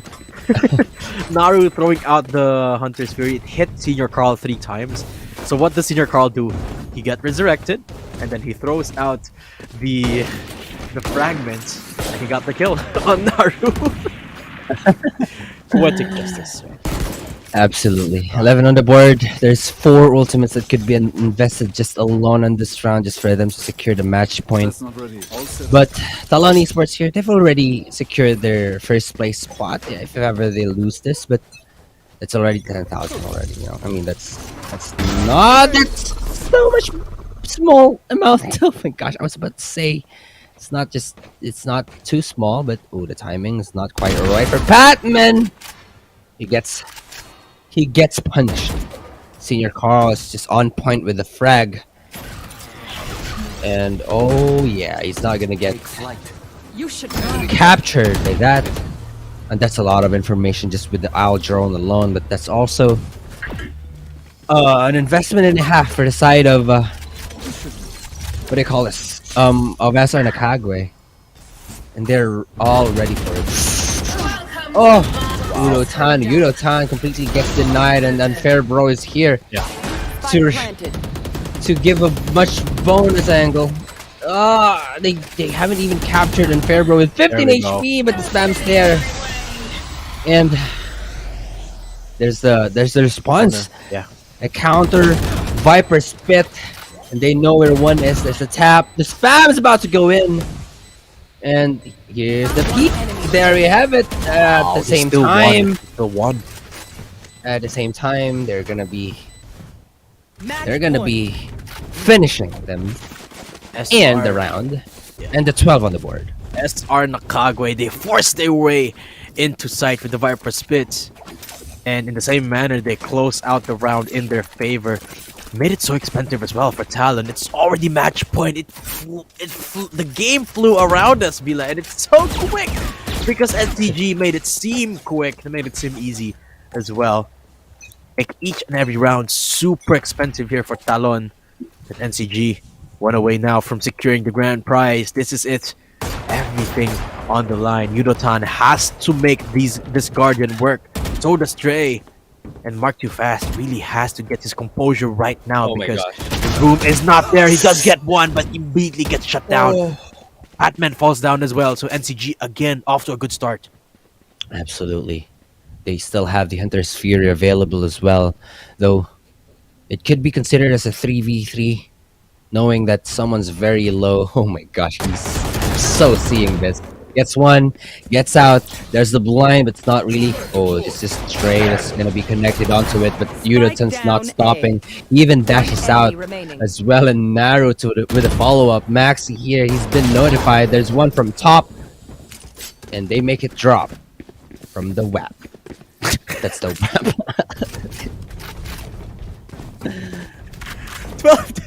12 to 7 here. And Talon, well, the game's gotten extended a little bit, but even though they secured that round, it's still on a seemingly unclimbable mountain here. Especially considering there is the Hunter's Fury on 2766, and Zen can go wild with the blades again. And with Light Shield bodes that doesn't really bode well for them. So Talon Esports really have to get creative and really have to find those impact frags like Mark L did in the past round. But Yudotan looking to take matters into his own hands. He does get spotted out, so the dash already baited out. Oh, here comes the Hunter's Fury though. Is Yudotan actually going to survive this? Yes, he will. He picks up Senior Carl. That is one of the impact frags that I'm looking for. Zid goes down as well. So that entry is going to be shut down, especially with the spike right there. Spike's just sitting. Trey's about to just punish one more. Maxi gets to respond with that though, but still 2v3. And shots are missing. Though Bro gets the head. He's down at 22 HP and the spike's not down yet. There's one from behind. And he's missing from the map. Bro, he might get this. But no, Nar says no. 8 on the board for Talon Esports, and they are not stopping. They're not done yet. They might even try their way in, push this into an OT, but they cannot let any mistake enter the room. NCG, they just pull a timeout right now. Or maybe even in the next one. Honestly, at any point, they should pull a timeout pretty soon because... there you go, NCG. This is the last round, I believe, that they can afford these guns as well. So, might as well pull it right now while they still have a 4-round advantage. And should be good here. Yeah. All it takes is 1 round anyway. They've been sitting at match point for the past 10 minutes. Or so. So, 1 round away. Just one mistake from Talon. That's all it takes. Yeah, just one little mistake. Now they still have the null command available, but looking pretty slick here for TLN. They might take this opportunity though as well to wrap up on what they could do to punish and deny the entrances of NCG here. But Talon again, this is their last chance. Especially, this is so pivotal for them as well, because one mistake, you're done. You're just gonna be well, taking home 10,000. Oh, he's been spotted. Oh my gosh. Oh, no commands being invested right now, and they're looking to finish everything on this one. Yudotan completely denying it. Oof, gets another. Oh, tries to get one. Bro gets it. Naru gets the headshot for the trade, and Maxi just punishes Yudotan. Wow. Senior Carl being back in the game. There's the rest available for someone. There's someone near. They know. Okay. Well, there's no one rotating as of yet. They could potentially bring back someone in the game. That's Yudotan, the most impactful player here. Oh, Mark Too Fast is just. He just does that. And now, about to invest something. Not really beneficial for them. 9 on the board now for Talon Esports. Date him. No. I'm not I don't even want to say what you're thinking right now. No, Nuh-uh. you're thinking of a specific word or a specific two word phrase that I am not even going to address. NCG. Fact of the matter is they're one away from winning this series, this game, this Yeah. tournament, and it's so close they could touch it, they could smell it. All it's gonna take a little bit more of this proactivity. Oh, but Mark, his position is up close. Oh, they're Shutting so down. weird. This might be it. Mark L goes down, means that Talon, their defense is spread very, very thin. Naru goes down as well. Batman has to find a killer, otherwise it's lights out here for Talon Esports. He doesn't have the rest either, and Yudotan does have the blade, but what can he do? 3 people alive and kicking against a full-on team here, and with the position of the blades getting revealed here as well, NCG know what they have to do. Yeah. This position, Andre, is definitely gonna be cleared, and there's the. Oh my gosh, is he not dead? Oh my goodness, he's not dead. But there's the lockdown being invested, and Dre is gonna fall down, and this is it, the beginning of the end. There's the Viper Spit as a consolation prize. Spike's about to go down. Yudo-tan gets one, and Patman as well, but now the last player There you go. will fall down as well. 13-9 to conclude this matchup and this tournament. Congratulations! Oh my gosh, they're so heated. They're in a boot camp. Look at the Beautiful. boys. Yeah, look at the boys. SR Nakagwe, a well-deserved win on this series. They started off very, very slowly, but they came back. They won it all. I mean, the entire time I was looking at the faces of these boys, Bila, and they were just also chill, also consistent. They knew they had under control, no matter how bad things looked, and they certainly did. This is an absolute testament to just how good the composure of SR Nakagwe is. I can't wait to see them in future tournaments. Yeah, mental, their composure, their stability, man, it's all there. I mean, getting 2-0'd on the first part. Oh, beautifully done. Congratulations once again to SR Nakagwe on winning. You're the holder now of Sanguine Rebels Valorant Tournament, Sanguine Rebels Cup Valorant Tournament Year 2 champion, and you'll be getting a 35,000 pesos. That's what you get for comebacking this tournament. That's so well deserved. I mean, getting 2-0'd on our early matchup. I mean, if that's me. I mean, if I get 2-0'd early on, I'm gonna get lost. But they didn't. Yeah. SR Nakagwe, they just hold on to it, and Talon Esports, they will still be getting 10,000s on their way home. And Zol Esports, by the way, they won the battle of the third. They'll be as I remember, I think that's 5,000. Yeah, I think so too. 5,000. Oh. There we have it. Yeah.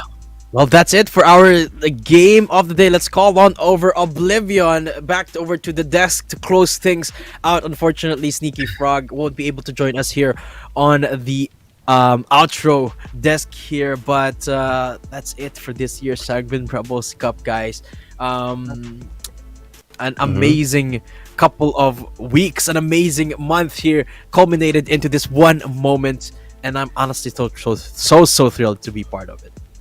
Absolutely, I really am as well. And geez, man, what do you guys have to say? Do you guys want to say anything about, what do you guys want to promote or stuff?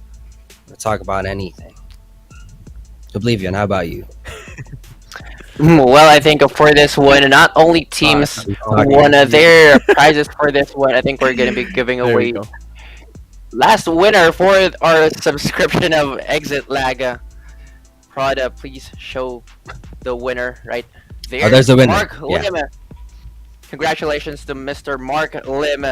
Please claim your Exit Lag subscription sa page dito nating Sanguine Rebels Cup. But again, congratulations to the side of the winner ng ating 35,000 pesos. So definitely that is one heck of a prize. But I'd say that was a worth of prize for, 70 plus teams who joined this year number 2 for this Valorant tournament. But it's gonna be the SR Nakage going into the top of all those teams, and that was really 70 hard work. teams, man. 70 teams. Jeez. Yeah, and of course, I'd like to thank everyone for making this event possible. This event would not be possible without, of course, Sanguine Rebels, the org that organized it all. Shoutouts to the owner of Sanguine Rebels, Sir Dars.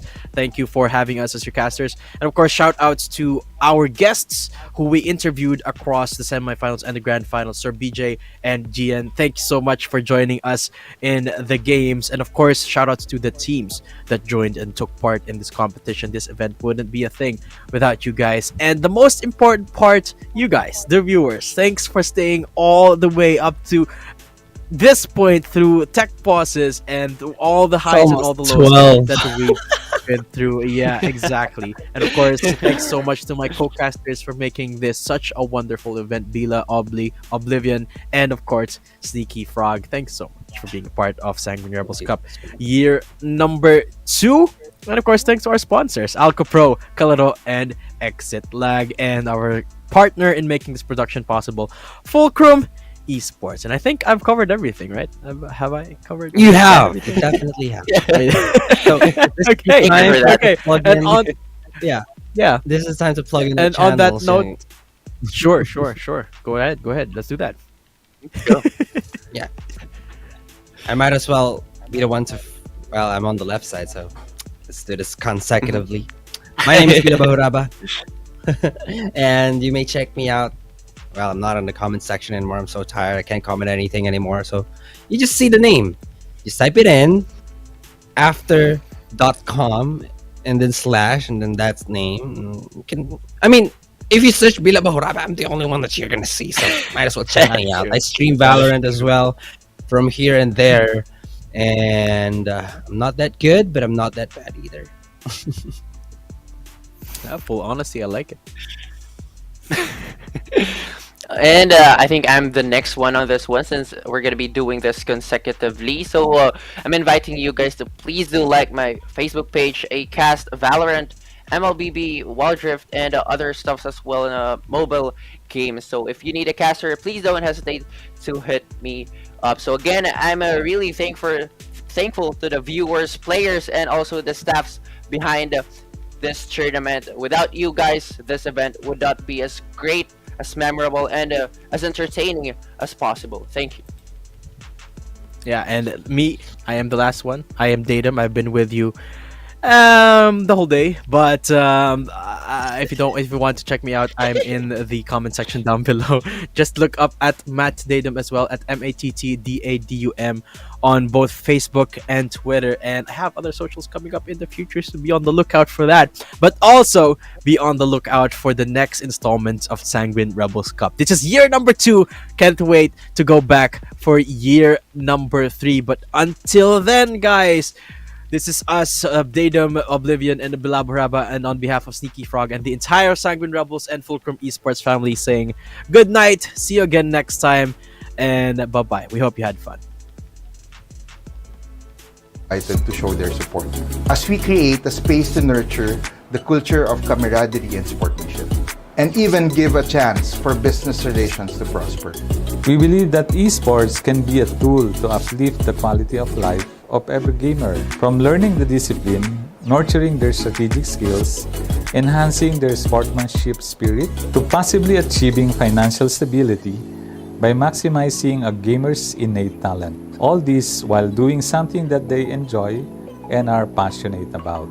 Let us work together to help every gamer in the country and beyond to truly win in the game and in life. Kalaro, we play as one.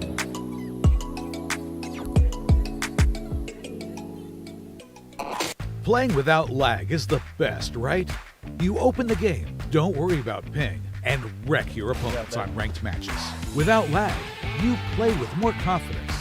You play better. That's why Exit Lag is the choice of pro players. Besides their training routine, They need a software that optimizes their routes and gets rid of lag and latency. Go now to exitlag.com, sign up, and get rid of lag once and for all. Exit Lag, it's the pro's choice.